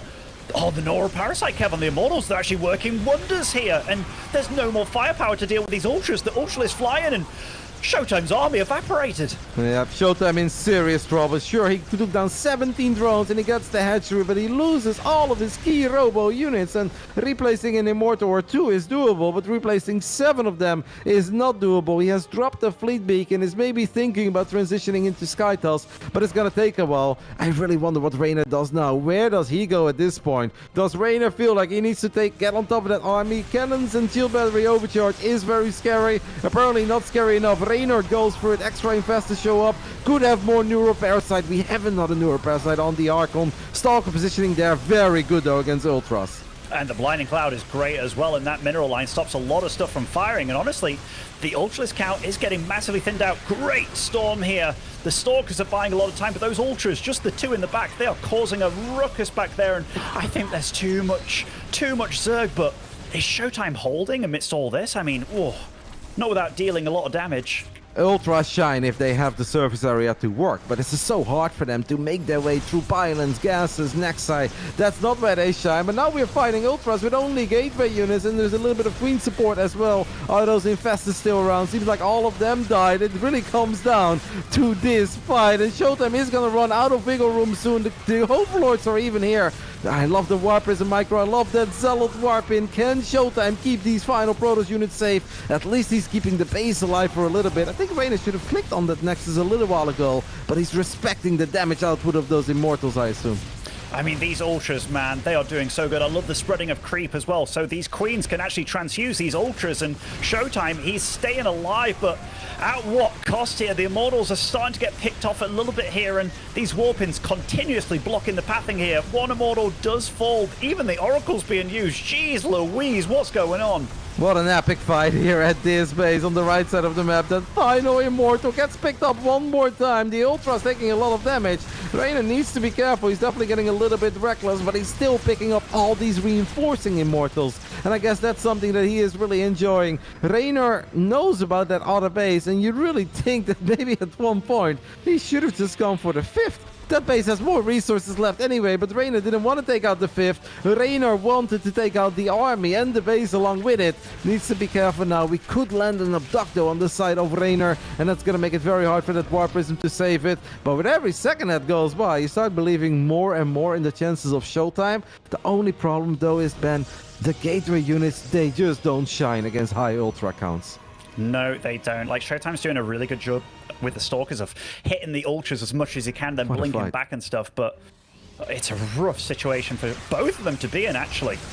This is something that I think Raynor is now thinking. It's like, maybe I should have done this earlier. Cannot lose a Viper, by the way, to the cannon. The Zealots and the Stalkers are here. Showtime does not want to give up on this base, and he gets on top of the Queens immediately. The Vipers are not totally sure what they want to go for. This is a very chaotic fight. The Queens have all fallen. What does Showtime go for? Well, Showtime is just going to try to battle everything. He is getting on top of the Ultras. He gets 2 of them very quickly. Another one shows up on the left side.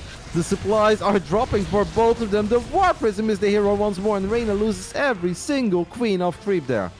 This is a crazy game, man. Like, he's down to 1 queen. He hasn't been injecting behind this. Look how scrappy they're both being. Oh my goodness, supplies are so close. Resources lost is within 1,000 of both of them. That mortal in the back there, can it get the job done? They're both reinforcing with everything that they have. Oh, the War Prism needs to save it, and it will save it one more time, but the Archons have fallen, and 3 Stalkers and an Archon. I think it's not going to be enough. This is turning into an absolutely epic slugfest, but I think Raynor can now finally finish what he started, and that is getting on top of that 5th base, taking out that very important 5th base, and that obviously means that Showtime's economy is in shambles. He may have 64 probes. He cannot put 64 probes to good use as the Lynx and Ultras try to get on top of the Protoss army one more time. Raynor cannot fight near a battery. The armies are way too tiny for that. Oh, one of the most brutal games I've seen in a while. 19 minutes in. Oh, those Lings. They're going to deal with that base, Kevin. I think that is sort of the nail in the coffin here. Showtime. Oh, what a miracle game. Jeez Louise. After an epic 5-minute fight of a couple of Lings and Ultras, it is Raynor who's also going to advance into the upper bracket finals and guarantee his ticket and all expenses paid trip to the DreamHack Masters Atlanta. He will meet his teammate in the upper bracket final. It's a Raynor versus Serral upper bracket final. That is a ZVZ to look forward to. But Ben, what a game, what a battle.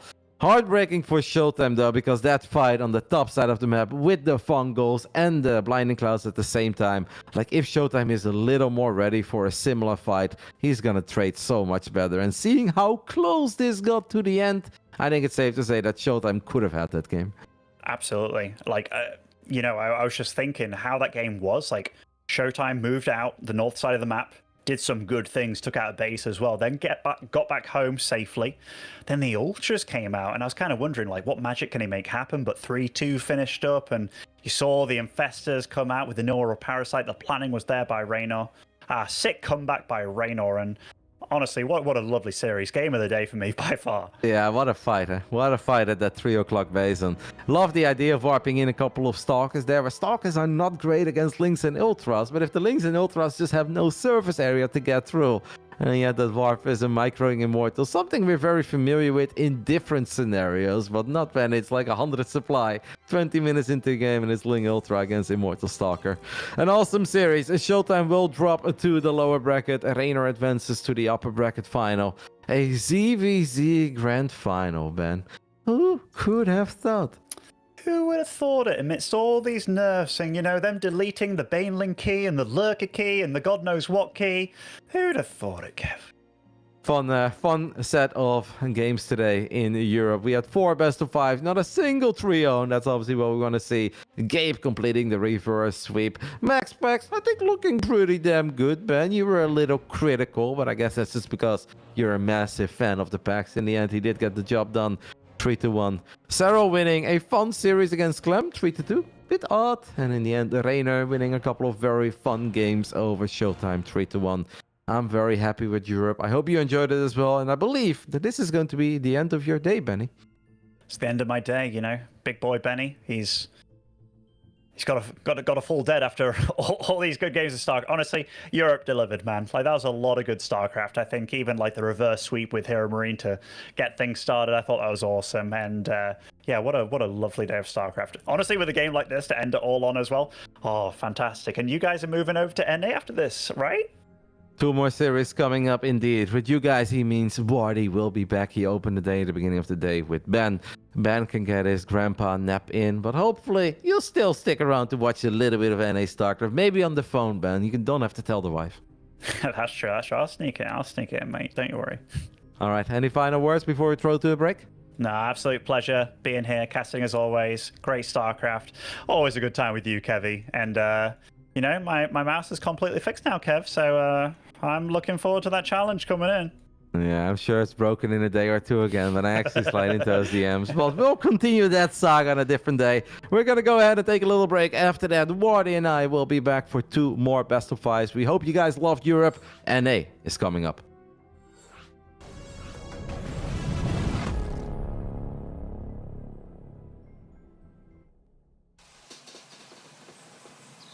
You love it, you wear it. Wear your passion. Share your passion. Wherever, whenever. Gaming is a lifestyle. Get your merch at shop.eslgaming.com.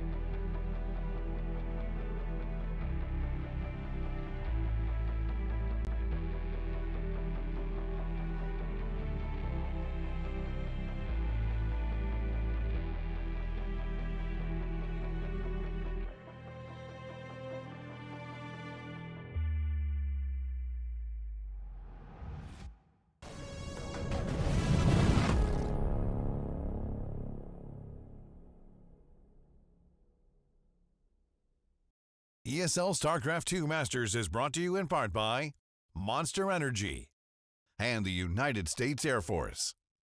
Straight to the Americas as Europe gets rounded on out. I'm Woody, joined by Roddy as we get ready to cast some games. Roddy, I don't think we've casted anything together this season, have we? Like, it's.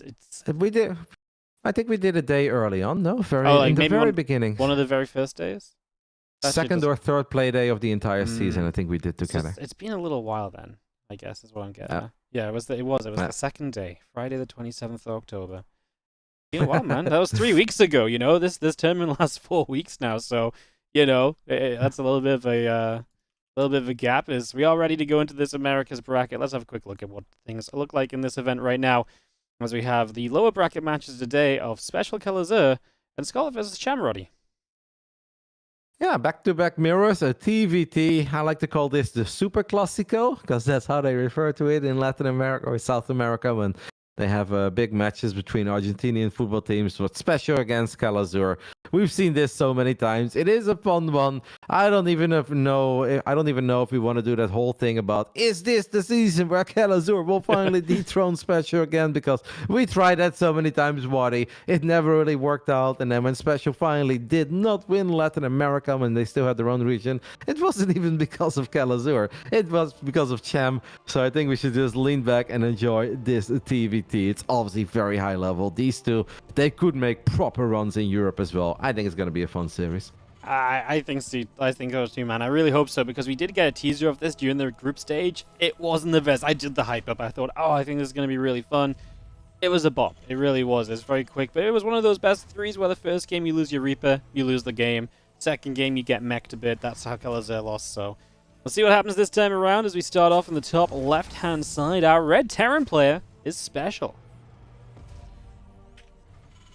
And in the top right side, we are looking at the main base of the man who is teamless. Obviously represented Team Liquid for a long time, but he's currently still looking for a new org to join and represent them. A lovely fella, great player. He's been around for a long time. We all love him. The citizen of the world, Kazur. Can think of many places that this man has not lived, Waddy. Not in the UK, I guess. Smart man. No, I know, but he's been in Europe for quite some time, so I think that kind of counts. Netherlands, UK, you know, what's to it? Obviously, there is ping advantage, as we're joking a little bit about where Kazur has lived. This is important to keep in mind. This is the ESL Americas, and obviously because it is the ESL Americas, we are supposed to play on American servers. Now, Kazur is living in Europe, but that does not mean that these games will be played on the European server. They will still play it on America. He can obviously choose if he wants to participate in the Americas, or I think he has the right papers to participate in Europe too. But he wants America. He feels that he can do better in this region. If only it wasn't for that Mexican dude that keeps on stopping him. Yeah, no, it's very true, man. He's been stopped by this man so many times. As our CC goes down, we do get our depot coming up from Kazur in the main base. The command center on the natural. Hey, Reaper is on the way around as well, just heading down the bottom right corner, looking to see a little bit of what is going on. I feel like we've had a couple of very surprising opening maps today to these best of fives, like Equilibrium, Ratu Set. Yeah. It's like, I really thought that these would just be almost default vetoes, where it's like, oh, it's nice that we have 9 maps, but they're always going to veto these two, and then we basically still have like a 7 map pool, but that is absolutely not the case. No, we're getting them played a lot. Obviously, maybe in a TVT I can understand this one surviving a little bit more, but yeah, I haven't seen Radu said a few times today. I'm with you, mate. I'm sat here thinking, like, what are they playing this map for? And then it feels like everyone tries to play like some funky mind game, like, oh, you know, I'll let it into the matchup where maybe it's not so good for me. I'll play this mind game, and then they just die because the map's not good for them. It's kind of it's kind of been a funny day, but yeah, Equilibrium for TVT, big map. We'll see what Special has planned, especially. I don't think we're going to see too much weakness out of Kazur. I think he's going to play a pretty typical kind of, you know, Terran versus Terran, but Special, I could see him mixing it up with some mech at points, and that, of course, can get very interesting in terms of what he can then do. Yeah, Kazur is often the aggressor, right? And he just keeps on running into Juanito, and then he doesn't quite find the damage that he's looking for, and then the weird builds of Juanito start hitting like a truck. Special, of course, ended up in this lower bracket after losing the TVP he played against Trigger a couple days ago. And we mentioned earlier that in Europe the boys don't always scout. I feel like Clem is only the real honest TVT player in the European scene. These two, Wadi, haven't really seen a whole lot either. We're 4 minutes into Equilibrium. Kazur has seen as far as his natural goals, and Special only now is sending out his first Reaper to make it to the 50-yard line over here on Equilibrium. They like to play in the dark, I guess. Yep. Yeah, they are just going to play completely blind. And it's funny because you see the fast cloak Banshee on the way up here from Special, but there is a Raven, and now a second one building, and Cyclones coming out from Kazur. Obviously, this depends on whether he moves across the map with these Cyclones or not. If they stay at home, he is well set to make sure the Banshee will do absolutely nothing. Juanito and the Cloak Banshee, name a more iconic duo. He often tells us that he'll never see it coming. Well, let's see if Kazur can see it coming. He's going to split off the Hellion, but still ends up losing the Hellion. Nice on Burrow immediately. I also always feel that Special, he's got hit or miss moments overall in these tournaments. Like, I think Trigger played very well against him, but I don't think he really played his best. But it seems that whenever Special goes up against Kazur, he always brings his A game, like it's personal or something. Yeah. It's true, man. He almost levels up, even when he's not been playing as great recently, as the Hellions actually are winning out over on the natural. Cyclones locking on, but they get out of reach. Here comes the Banshee. The Ravens and the Cyclones will be pretty darn quick to get over there, and this is going to be the first Banshee getting chased away, going down, and that's kind of rough when you're trying to build more Banshees and Hyperflight Rotors. Losing a Banshee like this already doesn't exactly set you up well for the follow-up, which is also going to be Banshee reliant. No, Juanito is busting out all the stops here with weird stuff. Did not reveal, by the way, that he had Cloak there. In a weird way, I kind of like it, right? Because what's the point of activating Cloak if there are two Ravens on top of your ass? Yep. Yeah, that it makes no sense at all. And now at least he's going to make sure that I guess Kazur does not think it is Cloak. There's no missile turrets. And if the Ravens go for their own journey, look at Banshee number 2. They never see it coming, to quote the man himself. They have some potential. They have some potential. Coming around this top left-hand side, there's the Ravens. Look to get on in. The Mother Banshee coming across the map. It's double auto turret. Quick response from Special, though. We saw in some of the earlier TVT, Ravens really kind of added up a lot of workers over time. This time the SCVs pull quickly.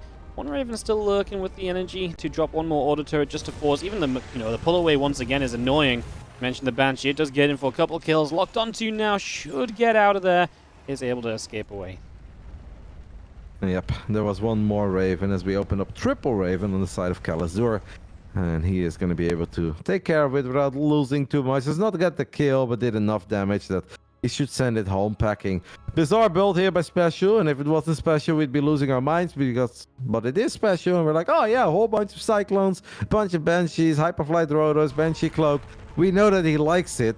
Like, what would you like to see Diego do here? Keep it simple, just wait for 1-1 upgrades to come online, Stim, Combat Shield, couple tanks, and then start dictating the pace of the game, or is there something else you'd love to see? Yeah, I think just keeping it simple is fine, especially against this kind of mech, because you don't need to kind of like rush into like air control of your own or so.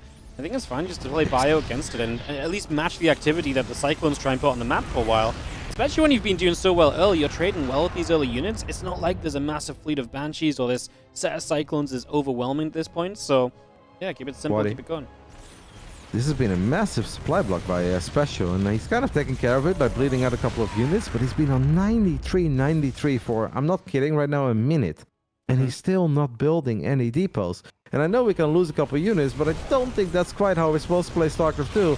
Taking care of supply blocks, but just losing Cyclones over and over again. He's still losing more Cyclones. The man has not built a depot for almost 2 minutes at this point and desperately needs it. He's not going to send in the Banshees as well, but there's more than enough anti-air on the side of Kazur. And as much as we love weird stuff and as cool as we think this all is and it looks, it feels like it's really not going anywhere. Not even for Juanito today, as he does lose those 2 Banshees. He is finally going to build depots. He's been at 93 for so damn long. Yeah, no, this is all going wrong. He's just been very ineffective with his units thus far. And you can see Kazur just continuing to move on up. And I'm a little worried about what we actually have to hold off this army. There's 1 tank out from Special. Well, now there's 2, but there's 3 Ravens and 2 of them are pretty much full energy. So unless they go down to these Cyclones in the next couple of moments, I feel like we have an attempted bust on this third that's very likely going to work. You're going to get tanks in position. At the very least, your Special's probably looking at an SCV pull to have a chance of surviving. That's obviously not exactly great as these Ravens are going to come in. And Matrix just to threaten the tank back. I mean, more than anything, you're just losing the position, and that's significant enough here. Even if these SCVs turn into gladiators, mate, I don't know if I really believe that we can survive. That 1 Cyclone is a hero, though. Somehow kills not 1 but 2 Ravens. That is pretty good, but we have a couple of bio units on top of these SCVs. A lot of SCVs are injured. Smasher has 4 Cyclones on the other side of the map, but it's not doing anything. As another interference matrix goes down, that 1 final Cloak Banshee is not enough damage. It feels that Diego should be able to end it, but he obviously does need a few more units. Does kill that final Banshee. Another matrix goes down. I don't see a way for Juanito, but I would love to prove me. I would love to see him prove me wrong. But even the orbital dies. We did not repair it. This game's just a disaster. GG go next, I think, is the motto here from Special as he loses another siege tank as well. This was a disaster from the start, man. Like, everything about this has just been bad. Like, he just did not play a good game. Yeah, it was funky, it was different, but like, you know, he's used to playing this and we've seen him succeed with it before. This was just not it at all. No, it's not close, and that is not what we expect. And often when it's not close between these two, it is in favor of Juanito, who's got a very good historic track record against the man from, well, Brazil, America, currently living in the Netherlands, Diego.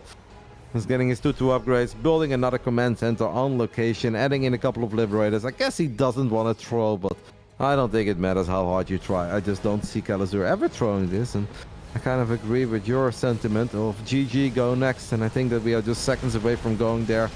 It was not Juanito's game. Whatever he had in mind, it did not work out at all. Nope, it really did not, as our tanks just push further up. There's already a drop in the main base as well.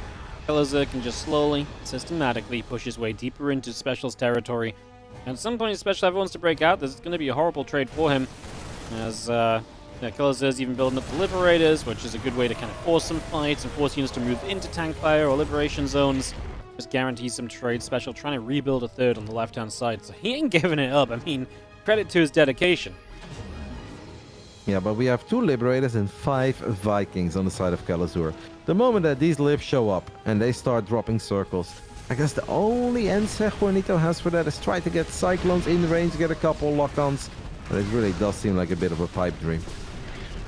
Banshee gets a tank, but again, we need so much more than just a single siege tank kill. As 3 tanks and 4 Cyclones do build at a time. We finally kind of go into production mode, but yeah, what's the answer to the Liberators? Getting Cyclones in range ain't really going to do it. Bio jumps on the tanks as they try to unsiege and reposition, and this is just all Kazur for this game number 1. Yep. I want to take a little look at once that 93 out of 93 started and once it ended. And I know he bled out like a couple Cyclones here and there, but that is not a way you take care of a supply block, right? Like, let's lose a unit and then rebuild it.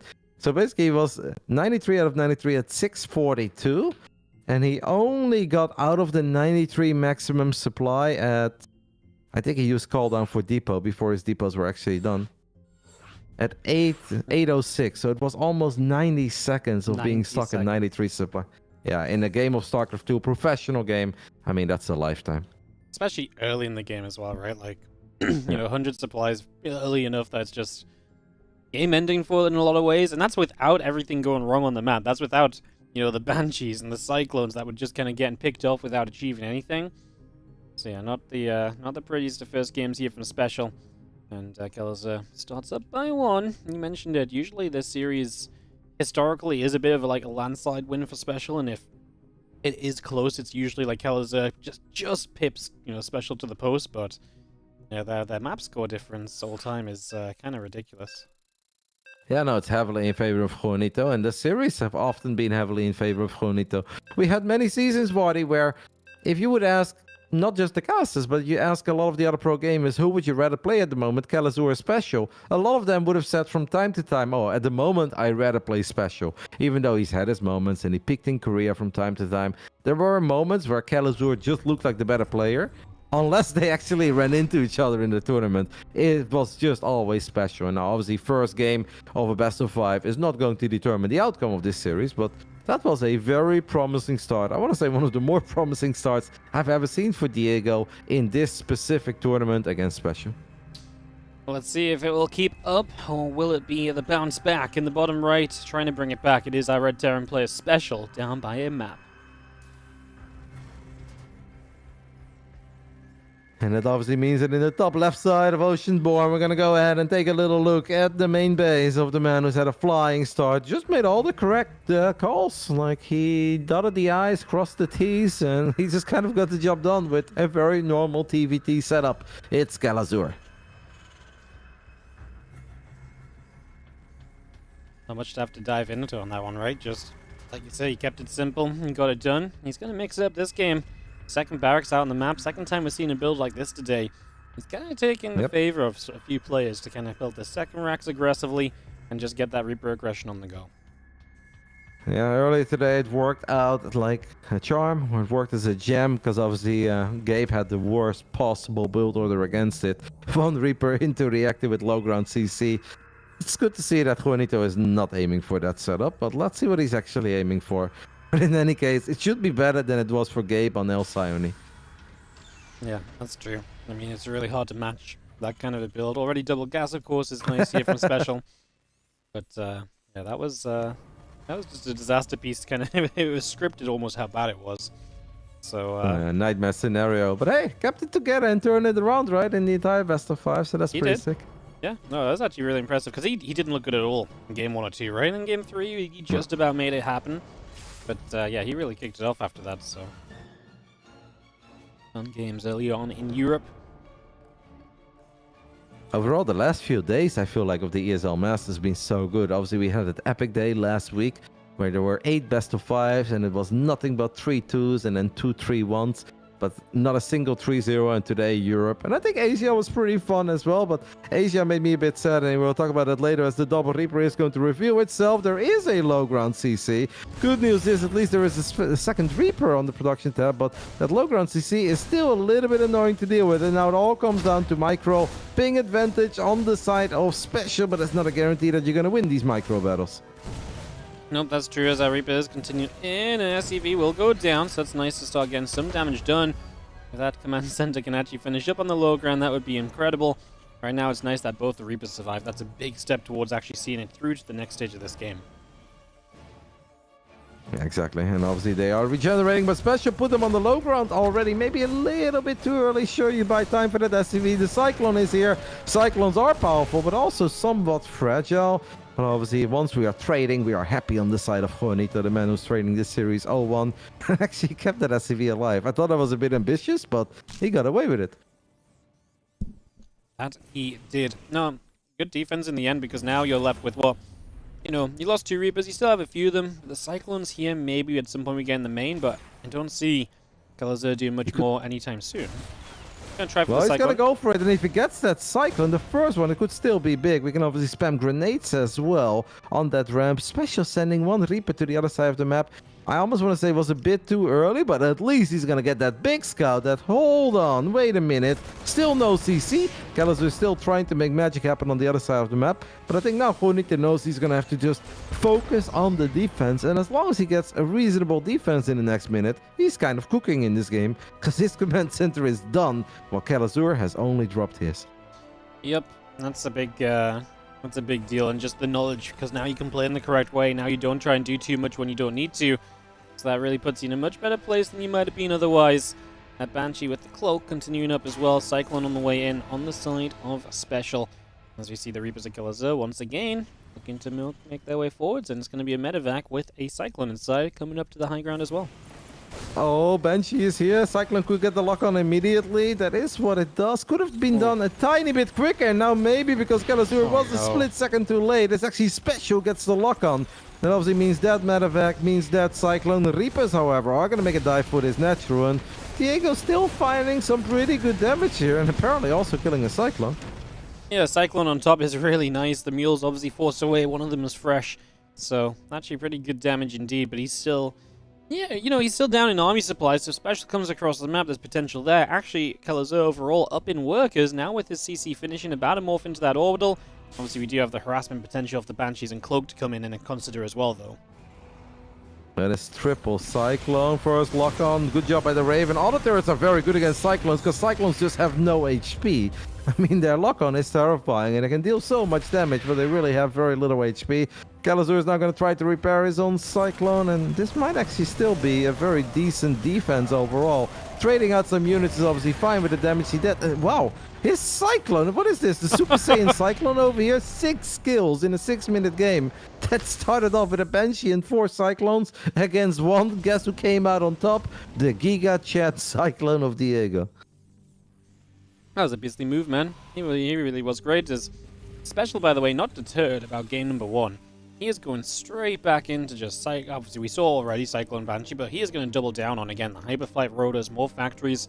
He clearly liked the style, clearly knew it didn't go well last game, and clearly still believes in it. So it'll be interesting to see just how much better he does control-wise and execution-wise to make sure that this army composition can be used to success.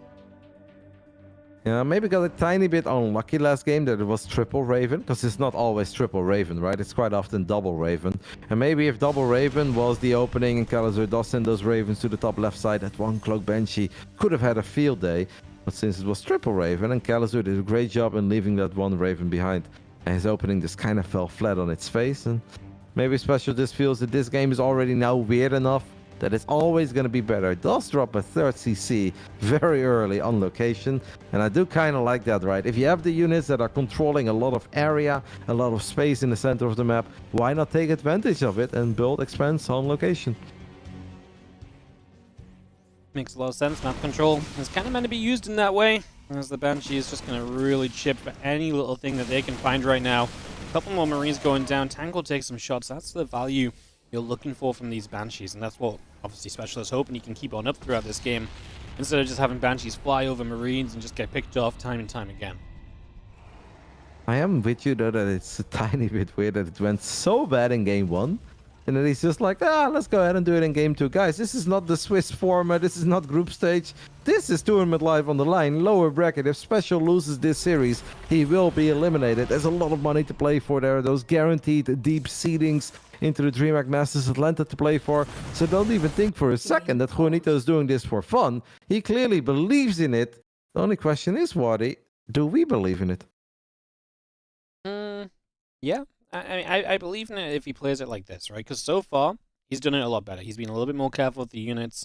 Maybe I say there's a bad time as we see a Cyclone getting caught, and maybe a couple of these may go down, but in general, I feel like he's done much better. You have a couple Widow Mines and Special to stop Kazur just running across the map easily, so we'll see. The Banshees are also poised to maybe come in towards the main base as Kazur moves out, so a lot of possibilities here when we come out of this pause. Yeah, this is going to be fun. There's also 2 Widow Mines, by the way, chilling behind these Cyclones. I only noticed them now. That's so odd. So we have Banshees on the top, Cyclones in the middle, and Widow Mines behind. Ravens are going to reveal it, but if these Ravens pull back, if the Cyclones can hide it, what is... Yeah, I mean, this is just something you never see in DBT. A bunch of Widow Mines in the center of the map. Cool. Definitely an interesting little moment, but the Banshees actually decided to turn away as well. They did not find anything in the main, so they're going to come back and maybe try and help this army. The double Raven. It's a little scary because one of those Ravens is bruised. We saw the Hero Cyclone last game doing well. As these Cyclones starting to go down, this is where it starts to feel like it's Disaster Town, just like last time. And that's a Banshee that goes down as well, so that's an issue. And the Cyclone's still hurt. We do have the other Banshees in the upper left going to come on through. That tank is going to siege up, and we are going to start picking our way through this 3rd location. Kazur has worked his way into great position. Oh, there's still a Raven here. There's still a Raven here special. I mean, he does get one of the tanks, but he loses a Banshee. The Orbital's taking a lot of damage. We're going to have to repair that Oracle. Excuse me, that Orbital real quick. No more Oracles. The day of the Oracle is over. We've seen enough of them. Yeah, Good repair, because that would have been a disaster. Protoss too busy in the winner bracket to be in the lower bracket games of America already, so Oracles will be back tomorrow, don't you worry. The Cyclones wrap around for the reinforcing Viking. That's a good grab. Marauder and Marines going down too. The army of Kazur still sat out down to the south. The Cyclones, one goes down, a Viking goes down. Fun fight. This Kazur is actually not doing half bad against us. Another Viking shows up. What is this fight? What are these games made? I have no idea. Interference Matrix lands on one of the Banshees. Okay, I don't know what that was all about, but it happened. No cloak for you, as I'm a Raven. Well, I don't know what's happening, mate. We are going for NA. Yeah, they really do embrace the Americas and the Americas region, as we do lose 2 Banshees there. I mean, tank count's being kind of chipped away at for Kazur, so he doesn't have as much kind of staying power here, but looks good enough to me to still stick around. He's going to move on forward. There are going to be a lot of Cyclones now. This may be the problem. But man, Cyclones, they are so fragile. The few battle units will help out. The Vikings even landing as we do end this trade. Special coming out of Heaven Supplies, mostly in that work account especially. That's cool, by the way, with the Vikings trying to use the side blocker there, even though there was a Banshee on top of it, but making it seem like you're retreating, turning around. In the end, that indeed went very good for Special, and Banshees did a good job, I think, in picking up some reinforcements and floating over this orbital immediately towards the 3 o'clock base, landing it. I do really love these skulls, right? When you're under pressure, when it's a bit chaotic, you don't float a base around like, oh, okay, I need to run into the tanks right now that are sieged up, and then you have to run into all the turrets too. No, just float it over immediately. Take a different base than what your initial plan was, but make sure you get back to mining ASAP. And with those 78 SCVs that he has, I think that's a really good call. And like it do is Bio finds just a scouting depot on the map. And we wait to see what's next. Special just taking the base straight away. All the extra barracks coming up from Kazur, so he's ready to really round up into a great amount of production here. As the Banshees again try to find a little extra. They will find a couple bits and pieces they fly through, but still going down. And overall, I'm not sure how much I've loved the Banshees in this game. Like, they've had their moments, but they've not been like this killer thing that's been unstoppable. They got a tank there as well. So tank, nice. 6 SCVs, 4 stars, I think 2 scans even, because all the Ravens died. So this one I don't hate, because somehow one of the 2 Banshees actually makes it out with 6 HP. That was a pretty good flyby. I think that Juanito is going to be pretty happy with that one. And that's probably the best it's been as our army of Kazur begins to move through the center again. So he wants to keep up, man. He wants to keep on being aggressive, being active. So he moves straight through the middle of the map to that bottom right-hand side. And we look to see whether or not this army of Special is going to be able to hold off this army of Kazur very shortly. I think he'll be okay. At this stage, I think he's got the army up. So go ahead. Very late +1 armor, by the way. And +1 attack was done very quickly, but he fired up armor very late. It's almost like maybe he didn't want to do it, or he just wanted to get attack upgrades, which is something that Terran players have sometimes done. But then he's like, oh, I don't have an armor yet, so he went for armor perhaps anyway. But that's obviously a little bit late, because +1 has been done for minutes. Yeah, especially when you're only on 1 engineering bay. You really want to just get those going, keep the upgrades going as well. Miss out on +1 Often armor doesn't even really save you against mech. It's like either you get a great engagement and your units will just kill everything, or the engagement is not that good, and it doesn't really matter how good the armor upgrades are, but they'll still get obliterated. That's true. I always felt this when I played against mech. I was like, man, you know, like, what difference would an upgrade make? My tanks either blast me or, well, the tanks blast me. I don't usually do the blasting. Exactly.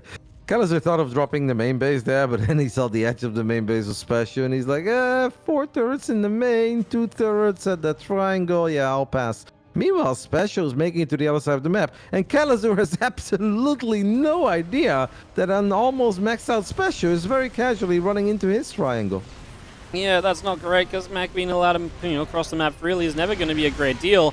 Mech army is meant to be slow, it's meant to be punished when it moves forward, and this obviously was not that at all. The Liberators, though, may be the saving grace, because there's been quick to build these in both games so far. And right now, they might actually be a saving grace. They're going to knock down this first line of tanks, because the Cyclones struggle to get on top of them without taking mega damage themselves.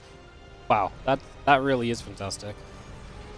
I felt like the Hellbats did more harm than good there. Now all the tanks on siege. Here come the Marauders. Not enough Hellbats. Cyclones left. I mean, Spectre's going to lose everything here. I do think that he was far enough ahead that he can sort of afford it, but yeah, that wasn't it. I mean, just 2 or 3 Liberators seems to completely shut all of this down. And these Cyclones were like blocked by the Hellbats over and over again. A lot of Cyclones on move command there in the center. This is awkward. High ground tanks might make this a little bit of a weird situation. We scan up. Now Kazur at least knows what he's playing around as he has to scan Liberators, take out the Banshee. For an additional moment as you do just see these Libs, though, will continue to control this space and just, again, difficult for the Cyclones to justify getting on top of and locking onto the Liberators. They're just taking so many losses in that process. We have a Big Daddy Thor in the mix right now, and that's obviously going to help a little bit. Once these Liberators are gone, I think Special is going to feel a lot better about it. Has a Viking showing up as well. There are 3 Vikings for Kazur. Kazur is still going to try to get some value out of the fact that his army is mobile.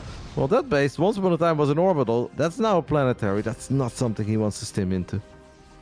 Absolutely not, as our siege tanks will continue to sit just out in the center. More bio coming across, a couple of Libs getting set up. We are going to look to try and siege these up, as a lot of the tanks just are not siege. They're going to siege up where the Liberators are sieging, which isn't exactly a great sign. The bio on the bottom dealing with the Cyclones, zoning those away from those Liberators. A few tanks left up on the top. There's a tank on the high ground as well. It looks as though Kazur will just not quite win out as he tries to break through a little bit extra. That one Viking runs on top of a siege tank on the top, gets a final kill. But that is now going to be Kazur pushed back. Wait, why is there a barracks with a tech lab in the center of the map, Waddy? I have no idea, mate. Where did this come from? How long's that been there? Not very long. I guess we just randomly, it was flying around, and at one point he's like, oh, F it, I want to go ahead and get some value out of it. Now, these are some new tactics. Imagine you go into, you're scanning this, and you're like, WTF, mate, what the hell is that? I've brought my production to you.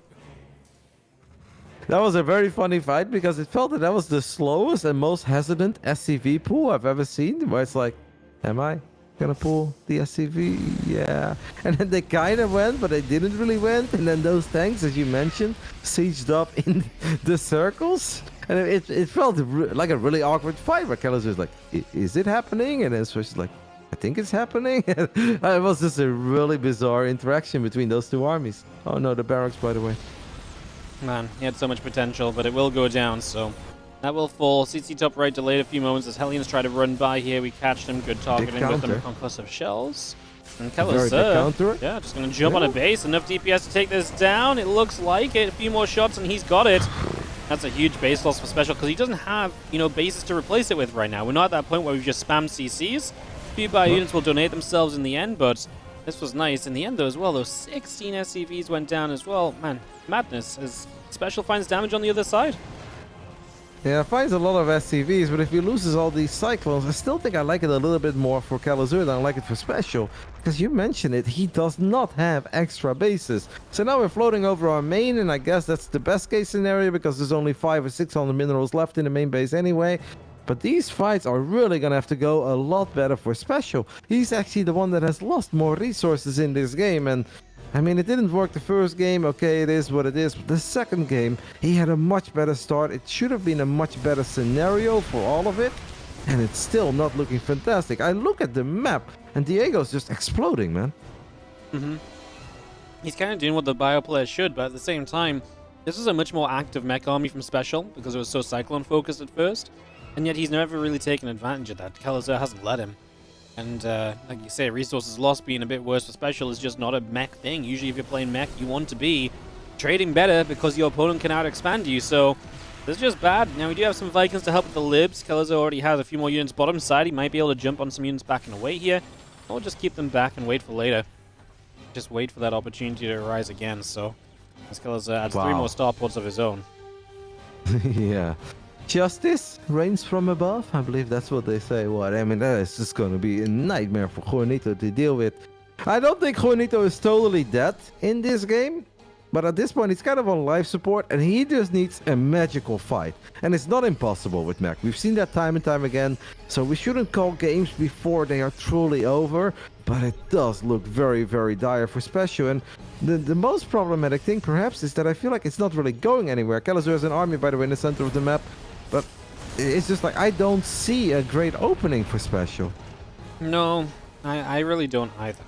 Like, Kazur just sits here, and unless he's just going to run headfirst in, which, sometimes does happen. Yeah, I feel like Special has to wait for Kazur to make the mistake more than he can make the play himself. And especially now as Kazur has the extra starports up, he can reinforce the air units or the air kind of army just in general way better I think that's one of his biggest strengths. He's even going to get Caduceus Reactor, so, you know, it really is a series of everything. We built something, we cancelled it, and I guess now we're building another armor. Maybe there was a starport for a split second, and he's like, ah, never mind, I've got 5. There's no need to be that excessive. Special has somehow been able to get another base up over here on the bottom side of the map. Obviously, they have both been maxed out, or very close to maxed out a little while.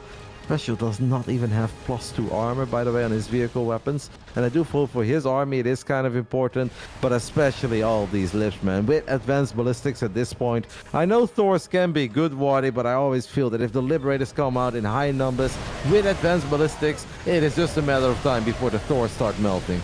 I'm with you, man, as this fight from Kazur is not it. He just ran in. These siege tanks got to absolutely eat up this army. Now a few units left over can run out, but yeah, that was a big supply dip for Kazur. And he has siege and liberators all over the place, causing trouble on mineral lines, on siege tanks and so on. He's denying the mine off the bottom base, but I mean, Special might have a time to go, Roddy. This might be the opening. Yep, I mean, that was an incredibly good fight because Kazur had so much supply all over the place. Does have a couple of tanks left behind in the center. That's going to buy time. Low HP Marauders counterattacking in that base on the right side. I kind of like it, man, because it just gives him time, right, to spend all that money to get something out of all those extra bases that he's been mining from all this time. I love it. Like, sure, these Marauders are stuck. Oh, Special, that is not how you deal with it. I mean, even if they have 1 HP, mate, they still pack a punch. Yep, they are just going to be left there. Special is almost all in with his economy being so low, and these Liberators are putting in work. The Vikings, however, will work their way through those Libs, and these Libs need to start doing something, because just letting the Vikings kill you ain't it. Kazur is actually going to have a gas issue here, Roddy. He's not going to have enough gas banked up to fight this. Kind of think that's a little bit personal, Waddy. I don't think we should be talking about that. No, I was thinking about it earlier. You should have taken those refineries a whole lot earlier. Bad joke, mate. Someone made that the other day to me, and I was like, oh my god, I hate Twitch. But now I'm going to use it the next time one of my fellow commentators says it. No, but I think he has taken those refineries, and we went from producing 1 or 2 Vikings at a time to 10+ Vikings at a time. A bunch of Marines as well. Special still bleeding out SCVs to another Liberator that sees up on that triangle.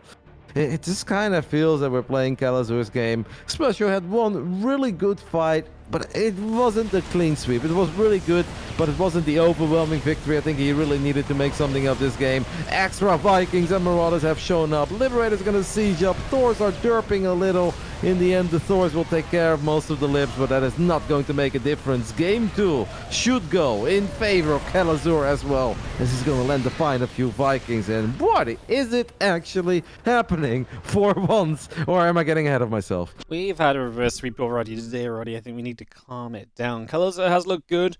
There's been moments in this game when he nearly gave up the lead, right? So I'm not going to get too excited until it actually happens. There is the GG this time. Kazur is going to take that 2-0 lead over Special for the moment. Wow. I mean, what a wild game. Even at the end, like, there was an SCV flank from Kazur. I don't know where they came from. That's just the kind of game we're playing, apparently. So, fun stuff. Game number 2, delivering. Much better game from Special, obviously, because he actually survived, you know, and it did go better for him for a while. And then it started to go bad, and then he kind of brought it back again, so maybe it is time to just leave this style in the dust, though. It just isn't working, right? Yeah. No, I think at this point we really have to let it go. It's 0-2, it's lower bracket, tournament life is on the line. You've done historically so good against your opponent when you just do the same stuff. Well, every now and then he's always throwing in a mech game occasionally, right? But I can't really remember a series where it was mech all the way from Juanito. He's such a good Marine tank player too. It's rough. I really think that a lot of people looked at Special as obviously one of the contenders to potentially ship the entire ESL Americas. Maybe he's an underdog in this day and age against Scarlett and obviously, Australia. I was going to say Neep, but Neep's not playing. But, you know, a serious contender. I didn't think it'd be in this much trouble. And I don't want to say early, because obviously we're kind of deep into the playoffs. But 0-2 with 6 players left, did not really expect that. Nope. It's definitely been a much better showing from Kazur than we expected. Especially, again, because for me, the group stage match between these two is really quite damning for Kazur, you know? Like, it was you are not set up well. Like, you know, Special really kind of has your number a little bit, again. And Kazur just fell apart, so we'll see what happens going into Game number 3. Can Kazur get it done? What do you think, Roddy? Gets it done? Or do we go to some more games? At this point, it almost feels crazy to say that he's not going to get it done because he has just looked pretty dominant. Not flawless, but still in control of the games. Let's see, it is Hecate. It seems that one of the boys is leaving town. Another boy is just going to build a supply depot. We'll talk about that later.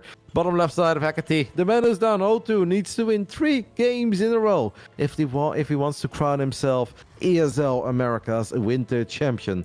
This is Juanito. Obviously, he needs to win a whole bunch of series after this too, but it starts by winning these 3 games. That's what I meant. It starts here. It ends on Sunday. In the top right side, our blue Terran player, 2-0 in the lead. One more map will send him through to the top 4. It's Kazur. I do think it's important to mention one more time. These games, guys, are played on US Central. I think that's the best server that Special can play on. He doesn't have perfect ping because obviously internet from Mexico, maybe not quite perfect yet. But his ping is definitely, I think, better than the ping that Kazur has from the Netherlands. So there are no ping issues involved here either. And if anything, the ping favors Special. I'm really surprised by how this best of 5 is panning out so far. Can only echo it, man. Like maybe if Special was playing from Korea, it was also the middle of the night as well. Because I feel like that's been the thing for Special in the past. When we've seen him like flop, it's like, well, you know, it was early on. He hasn't set his sleep schedule up. You could tell he was playing tired. This ain't it anymore, right? Like those factors just aren't there now. No, it should be perfectly fine time zone wise. Like I don't know what it is for Juanito, but maybe 3-4 p.m. He should be chilling. Anyway, we have a CC on the low ground. Kazur did not scout a whole lot. We mentioned that on Equilibrium as we were like, I don't know, 4 minutes into the game, and the man literally only saw his main and his natural. Has not scouted this time around either, and Juanito is clearly going to punish him, or at least try to punish him for it. Reaper is going to show up real quick, and it's... where's the Reaper of Kazur? Oh, it's on the low ground. Yeah, not great. Needs to make sure that this bunker does not go up, of course. He is making a Marine on the follow-up. The benefit of that is it builds quickly. The negative is that, well, it doesn't regenerate like a Reaper does, so it's a little bit more kind of, likely to die. But for the moment, good defense. Kazur gets rid of the depot, the bunker, sorry, and that's a big first step. Yeah. And an SCV for an SCV, which I think is perfectly fine, right? If you're the defender, if you are the one dropping that CC on the low ground, needs to be very careful here. Knows that, can buy some time maybe with a grenade. But 2 Marines, even if they don't regenerate, they do pack a little bit of a punch. Especially at the bare minimum wants 1 more SCV, but it also means that the Reapers are a bit stuck. No, those Reapers are stuck. Yep. I think one of them should always go down, but at the bare minimum, he's hoping to kill the Reaper of Kazur, and he does. And that Reaper in the end will fall 1 for 1. At least the command center is done on the side of Kazur. He's going to be happy with that. Yep, he's got the CC much faster. There is going to be a 3rd Reaper now popping out from Special. Let's see if he can do much. Hellion is not far away. Actually loses one of the Reapers already. That's obviously a big deal. Now the Hellion's here as well, so this next Reaper is also in trouble. I mean, Kazur saw where it ran to. Can the Hellion catch it? He didn't quite have vision. He didn't know which way it turned, so that Reaper does get away. Nice jukes. Cristiano Ronaldo, the Reaper. But the Reaper is still going to run into the Hellion, perhaps. Cyclone is in the natural, but it's obviously nice for Kazur to know that Cyclone is here. He's going to get his own Cyclone. Barracks is going to help out to give some vision, maybe with the lock-ons. I mean, these TVTs between these two are just wild. It's a lot of battling. Special definitely finding some good damage now because Cyclones are so crazy good. The lock-on needs to be on the Cyclone, right? Whoa, Kazur locked on the Reaper. Yeah, that's not great, but he gets the Cyclone anyway. Just cost him a Cyclone as well. We now have this Barracks trying to build a Marine. There's another Cyclone Special coming across the map. Maybe he just attacked the Reaper, or he can just lock on everything, but it felt that he locked on the Reaper first. I think that was a tiny mistake, because I don't think he had to really lose. I mean, we are building Marines in the natural of our opponent, Waddy. We are looking at this like it's just another day at the office, but what on earth am I looking at? It's the Barracks rush. The Barracks rush, yeah, we need this Cyclone to come down the ramp. It was sat in the high ground AFK for a little bit, but comes down now. Yeah, man, the Barracks rush, but, I mean, maybe it's just revenge, you know? We had the Barracks in the middle of the map from Kazur last game as well. These Barracks don't know where they're meant to be anymore, apparently. Medevac can obviously help out a lot, right? And a lot of micro potential to break those lock-ons, and Kazur needs to be very careful what he locks onto once to kill that Barracks, so he at least doesn't have to worry about any additional Marines popping. We have gone 4-8. Juanito misses the pickup. That is not good. That's a full Cyclone that should not have died when the Medevac is there. And now look at what Kazur has. He's got the Ravens, so you've built a medevac that then didn't go on to save the Cyclone like it should have done. And your opponent has the Raven, which is just a good unit to have throughout from here. And you actually see the Liberator coming up as well from Special, so he's going to continue looking to harass. Does bring the Cyclones back across. Kazur currently building Cloak, Roddy. How much of a mistake do we think that is? Yeah, that's interesting. I mean, maybe we missed the new patch and the Ravens can cloak right now. By the way, that medevac was so risky. The Cyclones could have been able to get the lock on there, and the top right side is still going to get the double lock on. Juanito is playing without any fear, and sometimes that's a good thing, but I feel like it's really not working out for him. What are we finding in the main base? Auto turrets landing. It's just, it feels like an almost nightmare series. There is a Liberator for Special. Maybe that Liberator can get done a little more than it should, as he is dropping another CC on location, but I am not really feeling a lot of these trades for the Mexican Terran player. Nope. I'm with you, man. I do not think that this is, I do not think that this is it, honestly. Yeah, the Lib is going to get a couple of SCVs. I mean, overall, I guess, work accounts are fairly even. Resources lost is actually even as well, so all said and done, the real deficit I see here from Specialist, the third CC, is faster from Kazur. And I guess in a way that he's kind of playing the same style as before. Obviously, no Banshees for him this time, but once again, going Mech, going Cyclones, getting Hurricane Thrusters. That's his current game plan.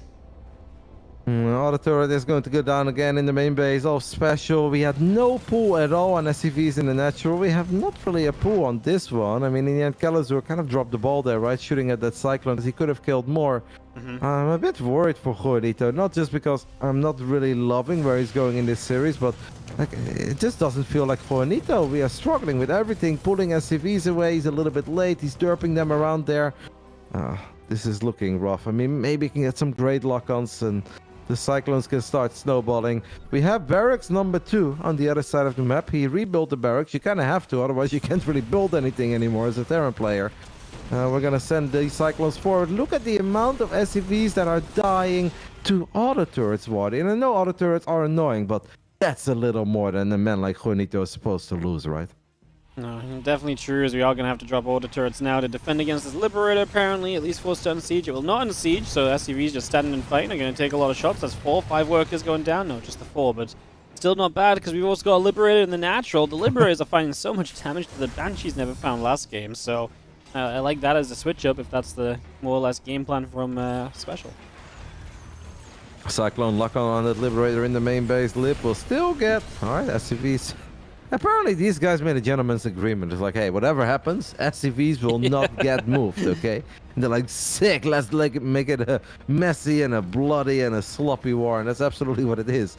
39 SCVs have died in an 8-minute game. Yep. Oh no. Cyclone there gets caught. Bio and Tanks is going to come through, knock that down straight away. Ravens overhead. Just seeing Kazur pushing in. Raven is going to drop an auto turret down as well. The Cyclone gets turned back a ways, back into the center. This is 4 Ravens, by the way. There's 4 Ravens in the mix. There is 1 Viking that was used defensively. The Cyclones have turned around for Juanito and are thinking of going into the natural, but Stim is done. And Marauders pack such a big punch. 1 Stim is done, and I mean, this is not really going to do that much damage, I think. Almost all of these Cyclones die. We have an anti-army missile. Marines and Marauders stimming forward at the bottom side of the map. All the turrets going down. Missile turret not quite ready yet. I mean, at least Kazur lost a lot of units there as well, and these auto turrets will expire. I am worried. The Cyclones need to shine brighter than they have shined throughout this entire series so far. It's now going to be the Liberator of Special coming in to do damage, but Marauders are going to go over onto that mineral line. This is going to take a few moments to clean up, so a few SCVs continue to go down. Special is going to have an auto turret coming in that's going to try and fight a little bit. A Viking landed is actually going to lose out to the Marauder on that left-hand side, so that's a big deal. This Liberator going to go for a siege tank now. Auto turret and Cyclone together will get it, but it costs you the siege tank. I mean, Kazur is still taking the edge at the moment. He actually got 2 tanks there, right? With a single lip, just YOLOing, he got 2 tanks. I think that was okay, but Special needs a little bit more because he doesn't have a lot of battle units left. He's got 2 tanks, 3 Cyclones, 1 Viking, against 6 Marauders with Stim. I mean, it feels like there are so many openings, and the 3 Cyclones are even on the other side of the map. They will get lock-ons on the reinforcements, so that's a couple of Marines falling. Vikings will land. Cyclones do feel mega stuck, and I don't see a way how any of these Cyclones is ever going to make it out. I mean, they are kind of cheap, I guess, Waddy. They bought some time, but Can Juanito crank out enough units defensively to weather the next storm as Kazur is doubling him in army supply? Yeah, not really feeling it because you're only on what? I mean, 3 tanks is okay. The missile turrets are important because they're going to stop the Ravens from getting matrixes. That's going to be an auto turret eating 1 shot. The tanks just, I mean, they go deep, but then they don't reach far enough, right? So now this base has to lift off, go elsewhere. This is time in which you're not mining properly, and that's obviously a big problem as Kazur puts that orbital low. Can't quite justify killing it. It does feel like Kazur's got momentum on his side. 4th base building on location, so he feels comfortable. He's got map control. Hard to disagree with that statement, that feeling. Yeah, I think he's got everything. Special rally 2 Cyclones into the 3rd base of Kazur. Got a couple SCVs there, but Kazur is pretty quick to react. And as he's showing us, he is going up to 4 bases. I am very, very worried here for Juanito. I don't think this is the exit that many of us StarCraft 2 fans expected. Like, we know that Kazur has the skills to bring fire to Special, to make him sweat, and to eventually take him down in one of these regionals, but this is almost just a little bit too one-sided. It should never be this one-sided. We know Kazur is good, but Special is one hell of a player. Just whatever he's trying to do, it's not really working out today. He's down 40 supply, struggling to land the 3rd while the opponent's going up to 4 bases. A tiny chance, Waddy, but he's hanging on the edge of a cliff. I think the real, thing to seal the deal right now from Kazur would just be build Liberators, because there's not really kind of an answer to Libs outside of a couple missile turrets, but generally I think Libs would just really kind of push Special to his limit right now. I mean, it might just be a surge of bio to get it done anyway. Is just all up a ramp, and obviously only defending 3 bases should be fairly doable for Special, but then, of course, you're only defending 3 bases and you don't have a 4th in sight, so, yeah. I like Lips, but you know what I also wouldn't hate? It's just 2 more medevacs and drop 4 medevacs into the main. Like, Special has 2 turrets there, but there's honestly a pretty big gap between those turrets. There's a misready tank there for Kazur, so he's struggling a little bit. Special is going to try to get 4 bases up and running, and if he gets that 4th base, then I might believe we're going to have a little drop on the tanks on the right side. That's not really getting a whole lot done, but that main army of Kazur that you were looking at is going to get on top of these tanks. These tanks fall, and Kazur says, at least not yet, Juanito. You're definitely not going to get that 4th base that easily. And the supply is just looking a little bit sad. 10 SCVs went down in all of that chaos. Where do we turn things around? At least the medevacs died, I guess, to look at the bright side. Well, not all of them, but there is no more healing power with this army on the left. But there are still 2 medevacs either on the bottom right side. Okay, good tank shots there in the center. Yep, tank shot's going to push a bunch of that bio away as medevacs wanting to come through. Liberator just disappeared off the map as Kazur still just staying split on 2 sides, trying to make it so Special has to spread out too thinly, so that then he can kind of puncture through. Special's actually going to start moving up through the middle, saying, well, maybe if he misses this, yeah, I mean, maybe if Kazur misses it and Special gets a siege up, maybe that's a fight for him, but I don't think so. As actually we lose a couple tanks on the bottom side as well. Kazur's just all over every move he makes. Yep, Kazur is in all the right places. He's everywhere he needs to be. And Special thought maybe I can just indeed send. Oh, he's going to lose another tank all by itself. Now he's going to try to save that tank, so he loses a Cyclone. We're going to lose a couple of Hellbats. It's just so hard to engage with mech, right? Like, you don't see 70 supply of mech engaging into 110 supply of biomech. That's just not really a thing that happens. Normally it's slow and steady. Even a single tank is just causing all sorts of issues. With that entire army on the right side, Kazur with a low HP army is still going to try to stim in. This is a little overstimmed, Marty, but it's all good because it is going to get where it wants to be, and that is the natural and main base of Special. And Special's supply is about to dip into double digits, and it really does feel that that is the beginning of the end. Any unit that spawns here is going to die, and that's going to do it. Kazur gets the 3-0. The unexpected result, Roddy. That is yeah, he did it. Like, he just 3-0'd him, man.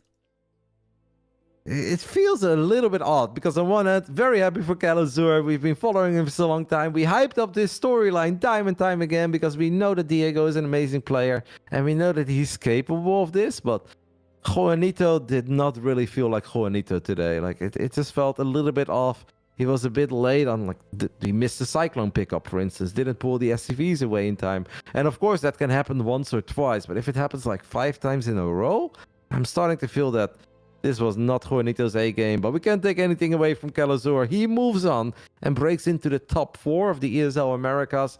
An amazing run for him. And obviously at this point, if you are Kazur and you're this deep body, you start dreaming about winning it all. It's like, if I can take care of my kryptonite, why can't I win it all?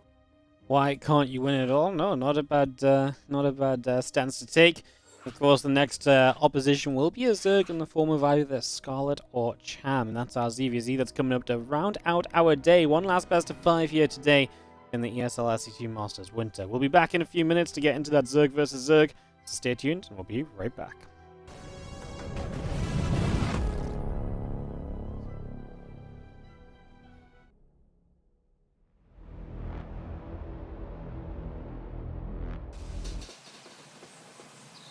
You love it, you wear it. Wear your passion. Share your passion.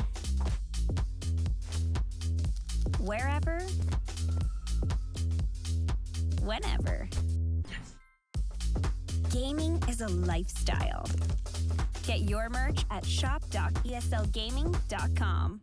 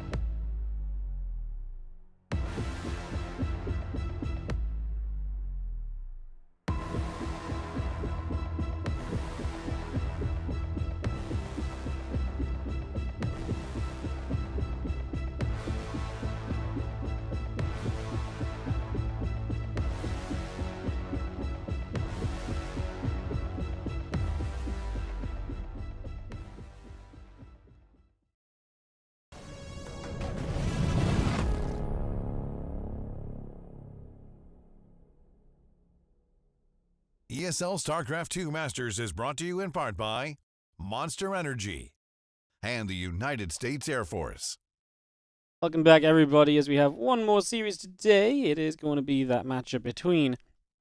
it is going to be that matchup between Scarlett and Cham. Some ZVZ action to round us out, Roddy, as we get this one up and rolling. What are we thinking? Do we think Cham's got the upset potential? It's not been a landslide kind of history between these two for Scarlett, as some might expect. No, but Scarlett does always speak in the regionals, right? Like, when is the last time that Scarlett lost way too early in the regionals? I can't even remember that. It feels that she's pretty much always guaranteed top 3. Even after we combined the regions, she obviously had a great run in the summer season as well. There's always potential in ZVZ, knife fight in a phone booth, yada, yada, yada. But I think we all agree that Scarlett is a pretty big favorite here. And it almost feels that Cham is, I wouldn't say overperforming, but he's doing a little bit better than I perhaps thought he would. And that's mostly just because it's been a little quiet around Cham in 2023. And he made a couple tweets as well where he said like, look at me, doing a little bit better than I thought I would. Because I think he doesn't expect the world of himself either at the moment. Yeah, no, that's fair enough. Kind of had a shaky group stage as well. Like, he wasn't perfect in the groups, but then he really kind of 3-0 disc and just said, no, I really mean business now in this lower bracket. So let's see if he keeps that up. As in the bottom right, how a blue Zerg is going to be Cham. Yeah, I watched all those games. They were kind of funny. Cham played well in those, but that's obviously a completely different matchup. And Disc is great, but not quite as great as his opponent today. In the top left side, we are looking at the main base of Heartlet of the one and only Shopify Rebellion's Scarlett. Scarlett is still in Korea though, right? Yes. Okay. As far as I know. So that does mean that Cham is going to have a pretty serious ping advantage, and that can make a real difference in ZVZ. I already hate microing Banelings with 0 ping, so I don't want to imagine what it is when you have to do it cross-server, and your opponent actually does have the low ping that they are used to, so that bodes well for Cham. But I think ZVZ is a matchup that it doesn't always have to come down to execution. I think you can get serious advantages by just playing in specific ways and going for certain build orders where it's not all about the micro. And Scarlett has just a ton of experience in this matchup. And I think she's always been an excellent ZVZ player. Yeah, that's very true. She was always so dangerous in ZVZ. She was always the player who was very happy to kind of get very cheesy as well. And that makes it difficult to play against her because you've always got to be on edge as to what exactly is she about to do. So, yeah, I'm with you on that one. As we have somewhat normal openings here, both players going hedge first. We had a very long day of StarCraft Warrior. You've been going at it for 9 hours and 30 minutes, non-stop casting, observing, having to listen to Ben and me bickering back and forth. Any highlights of the day? Loved the Hero Marine turnaround. I thought that was very cool. Serral Clem was kind of wild as well. It was the game where Serral very nearly brought it back. That was really spectacular because he was like dead. And then he just wasn't dead for the next 10 minutes, but still lost. But that's the kind of level you want to see from Serral Clem. It's hard for that not to be a highlight. Anytime Serral Clem play, it's very rarely not good. So, yeah, probably Serral. Yeah, the game on Heartlet, I guess, is the one you mean, right? Yeah. That was definitely very cool. Yeah, I liked it. I thought that obviously Gabe finally getting the job done again against Spirit. Yep. We all knew he was capable of it, but it's been a little while. And then the reverse sweep after looking a bit underwhelming in the first 2 games. I thought that was very cool. Maxi Paxi is, for me personally, always a treat, but that will not come as a surprise to you. Yeah, no. It was actually kind of fun seeing Christiana take the first game, right? So it was a bit like, okay, we're partying. And then Max Pax stepped it up a little bit and definitely was the better player on the day. But yeah, it was cool to see Christiana step up and, really show what he's, gotten here with, which is, a lot of great PvP results. So he put that into practice. It was cool to see. Yeah, got here by winning 4 PvPs. Unfortunately, Christiana's journey has ended. Scarlett is the one that kind of pulls the trigger here with 16 links on the production tab. There is no Baneling nest yet on the side of Scarlett, so there is a good chance he's going to skip that altogether. And then it obviously makes sense that if you want to go straight into a Roach Warren, that you make a bunch of links first. The idea behind this is not necessarily to find crazy damage on the other side of the map, but if you are skipping banelings yourself, you want to make sure that whatever battling is happening on the other side of the map, because you obviously don't want to battle Ling Bane with pure Lings, and Scarlett gets on top of the first two banelings that were morphed in the center of the map. It's a tiny bit odd, Waddy. Yep, it's a weird place for them, as we just have now these Lings coming across. More Lings on the way, so not stopping there, and the Roach Warren, as mentioned, is on the way up as well. Can she take this fight right now? Yes, and she's going to cancel that Banelings to Cham. In a little bit of trouble. Can Cham keep the Queen alive? Scarlett didn't leave quite enough Lings on it, so Cham is going to turn this around for the moment at least. 25 Lings on the map for Scarlett against the 15 or so of Cham, but Cham is going to get a few Banelings. Should have Banelings. I've never seen the Ling Bane player have such a hard time to make a Baneling. Yeah. With 4.5 minutes, we've tried quite a while. The first two Banelings will finally go down. Scarlett has fired up 9 Roaches on her side of the map, and now also drops a Baneling nest. So I was worried there for Scarlett for a split second. She was going to run into the Banelings, because Cham has finally got a Baneling out. Yep, finally got one of those explodey boys up and running. I like that Scarlett is going to get that Bane Nest as well to go with this Roach attack, because obviously this is just Ling Bane from Cham. A couple Banelings from Scarlett alone would really make a big difference and affect how Cham can take the engagement as these Roaches are seen. Cham now kind of knows what's up. Let's see where his response is. Well, I mean, obviously a lot more Lings, a few more Banes. This is where you kind of think maybe a Spine or so even, but I guess there's no time for that. Yeah. I don't want to be a party pooper, Waddy, but this just seems mega over to me, unless Cham pulls off a miraculous hold. Because 9 Roaches, it's not like this is an attack with 2 or 3 Roaches. Okay, maybe you get a full surround on all the Roaches and can actually cancel all those Banelings. I mean, this is about as good as it will ever be for Cham. And I still don't know if that is necessarily going to be enough, but that is as good as it will ever be. Done a good job in reducing the Roach count, has done a good job in preventing Scarlett from getting her Banelings up. And that is a hold and a half by Cham, and I think that should have never ever happened. If Scarlett would have either protected her Roaches with the Lings or just fight with 2 Banelings, no way that would have ever happened. That was 9 Roaches. Yeah, she just went a little bit too soon, right? She just went a little bit too aggressively, and like you say, just, you know, didn't get her own Banelings up. They morphed too close as we have to micro back here. That one Morphin Bane will survive through. And yeah, the other thing is just if the Roaches weren't left on their own, then these Lings can never initiate that fight, which obviously would have been a very different scenario as well. Funnily enough, coming out of this, Scarlett drones into a worker lead, still has the Roach Roar on advantage, which is something that Cham has to now play catch-up on. And the game looks surprisingly similar on both sides of the coin, considering how this all got going. Cham actually going to be behind a lot of workers right now. Scarlett masked up a lot of them just there. She just started 15. Yeah, I mean, this is just a crazy difference. 6.5 minutes into the game, where I think Scarlett already kind of dropped one opportunity to end the game, but is still super far ahead, unless he really messes up here against the Ling Bane. There are 4 Banelings in the mix here. Hey, those Banelings will connect with drones. That is 9 drones going down immediately. Cham once more gets 11. Still a couple workers behind, but that's a lot better than being down 20 workers. That was progress at least, right? Because, you know, beforehand it was unwinnable, now it's playable. As he does start up his own Roaches, and Scarlett wants to decide what she's going to do. Is not replacing those drones, it's just massing up units of her own. Lings, a few Roaches. It's going to be fairly similar for the most part. It's going to be the Roach count of Cham that really kind of surpasses that of Scarlett. That's going to be the biggest difference. He has a few Lings get across, and we'll see the Roaches of Cham as well for confirmation. That is a good scout, obviously, by Scarlett, right? Because imagine if Scarlett didn't see all these units and she think like, oh, okay, that was a bit chaotic, that was a bit wild, let's go ahead and tack up, make drones fire up a lair. Scarlett could have been in trouble. No, I don't think Scarlett should be in all that much trouble. Cham is going to be forced to keep these units at home. I have rarely seen a high-level ZVZ where they produce this many Lings, Roaches, and Banelings in the first 7.5 minutes before anyone has gone into a lair. I'm with you, man. It's kind of wild as now the lair is on the way up from Scarlett. At least she's going to try and dive around the right side with some Lings. Cham's army supply is high, up by about 15 to 20 at any point in time at the moment. And if he's just, I mean, he's going to go because he's not setting up for any sort of future here apart from an attack. So, yeah, he's going to go, and Scar's just still droning, and at some point it might be a bit too much. Stop. Scarlett needs to stop with the drones at this point. Actually taking 2 more guesses, taking another base. Scarlett has ran in her links like 3 or 4 times at the 3rd base at the bottom. And everything times she did not see a single worker, but she's not that scared by it. Now obviously with the amount of drones that Scarlett has, Scarlett can lose 20 or so and still be fine. But I actually think she's in danger of potentially losing a whole lot more than 20. Now we have these spines going down. But Cham with the 8 minute 35 seconds hatchery tech timing, that is so many slow roaches, Marty. Yep, so many of them. Scarlett doesn't really have a competition in this right now as the roaches split away from those banelings. They can't find a good enough connection. Scarlett trying to get extra roaches out, but it looks as though Cham is going to be good.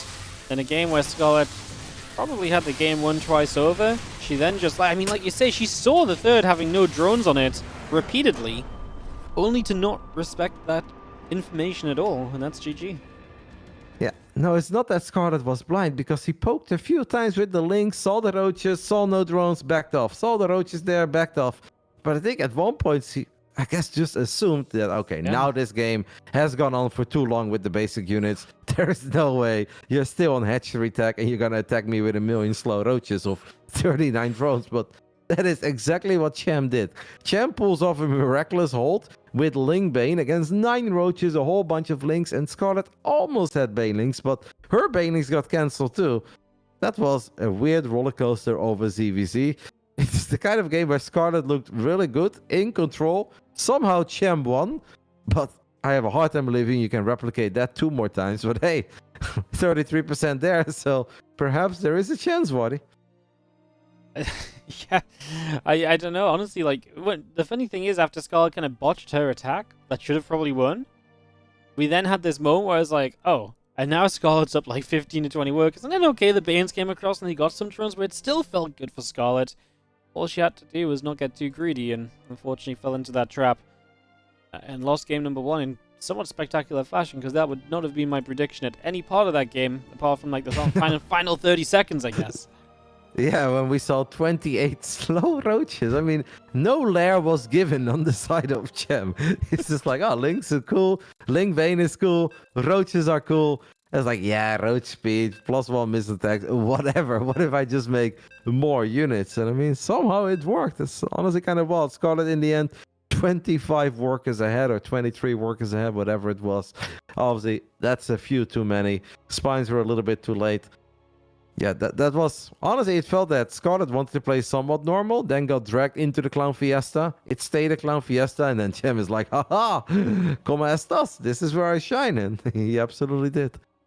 Absolutely did. We're going to Alcyone for map number 2 as Cham leads 1-0 in this best of 5 elimination match as well. It is, you know, pretty competitive down in this lower bracket. All the best in the Americas, apart from a couple of Protosses who are already in the winner bracket finals.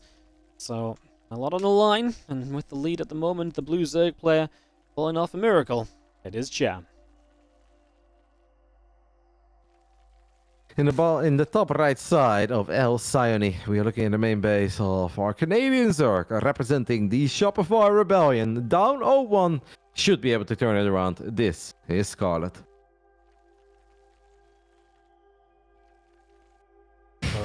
Almost everything about that game was just really weird to me, Waddy. Especially where Cham was the Ling Bane player and just couldn't get a Baneling up for 4.5 minutes.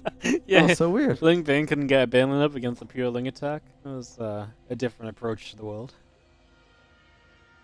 Scarlett is going to make it a bit weird this time around by choice. I see he's sending out the drones. He's going to take the gold.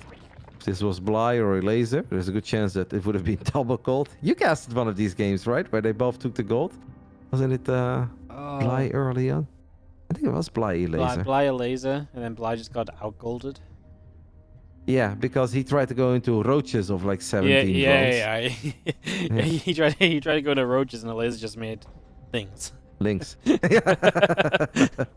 you were casting with Loco that day. That was a fun day. I enjoyed that broadcast.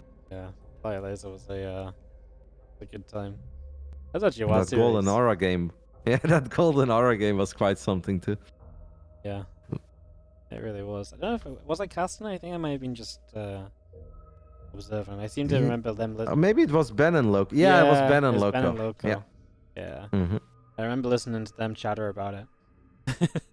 There was a funny moment where one of the, I can't remember who, one of them was like, I kind of love these roaches as they got surrounded. I was like, I don't love it for these roaches. And then you were in chat saying, these roaches are going to die. I was like, yeah, I'm with you, man.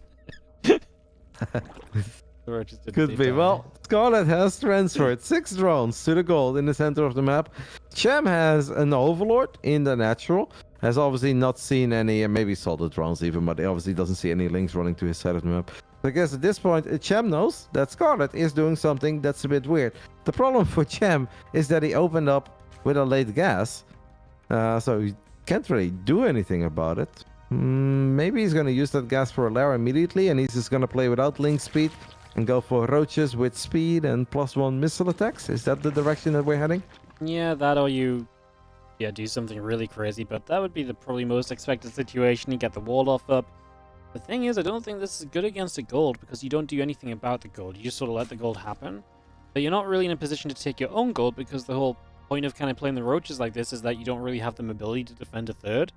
So when you do take a third, you're still playing with the slow roaches. So if they're going to move out to defend this gold, the natural's going to be wide open. So not really ideal, and I feel as though Scarlett's getting into a pretty good starting spot with this. But I mean, Cham knows, like he knew the gold was there. He decided to do this still, so maybe he could Nidus? Yeah. Yeah. That's my Nidus the main. Yeah. I think Nidusing the main is always an option.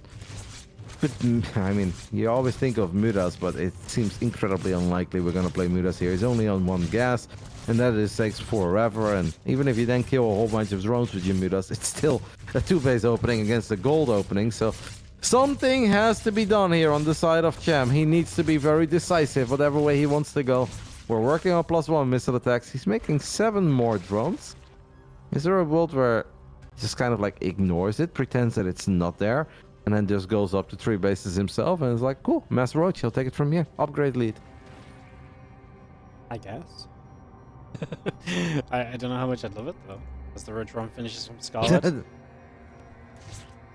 That is the direction that we're heading in, but yeah, I don't know how much I love it either, but it definitely does seem like that is the plan for Cham. He's just like, nope, you guys can theory craft all you want about the weird stuff I should do. I'm just gonna make some roaches, enjoy the upgrade advantage, and take it from there. The upgrade advantage is, of course, nice. It's the question of does the upgrade advantage outweigh the economy advantage that Scarlett has? Scarlett starts to miss a spine crawl here. A little worried, perhaps, about the timing of these roaches before, the third comes up from Cham, because Cham right now has nothing to do but build roaches, so just gonna make sure she's okay. The Ling's just gonna check. But generally say that Scarlett should be kind of fine right now. She has got a good amount of roaches out. It may just be a case as well of, having this spine here just because it can be a bit awkward, kind of getting roaches in position on this location, so maybe that's part of it as well. It's kind of annoying to think, though, that Scarlett, her roach speed is going to be very late, because, like, if Cham starts moving these units around, if he pretends that he's going for the gold, but then he makes a left turn and he only goes for the natural of Scarlett, it's going to be very difficult for Scarlett to get her units in the right position. Yeah, I think that's why the spine's important, right? At least on the third, but then at least on the gold, but then there's not one on the actual natural location, so yeah, we do see the roaches moving forward. I mean, right now, Cham is attacking into a 20 army supply deficit, so he needs to be careful.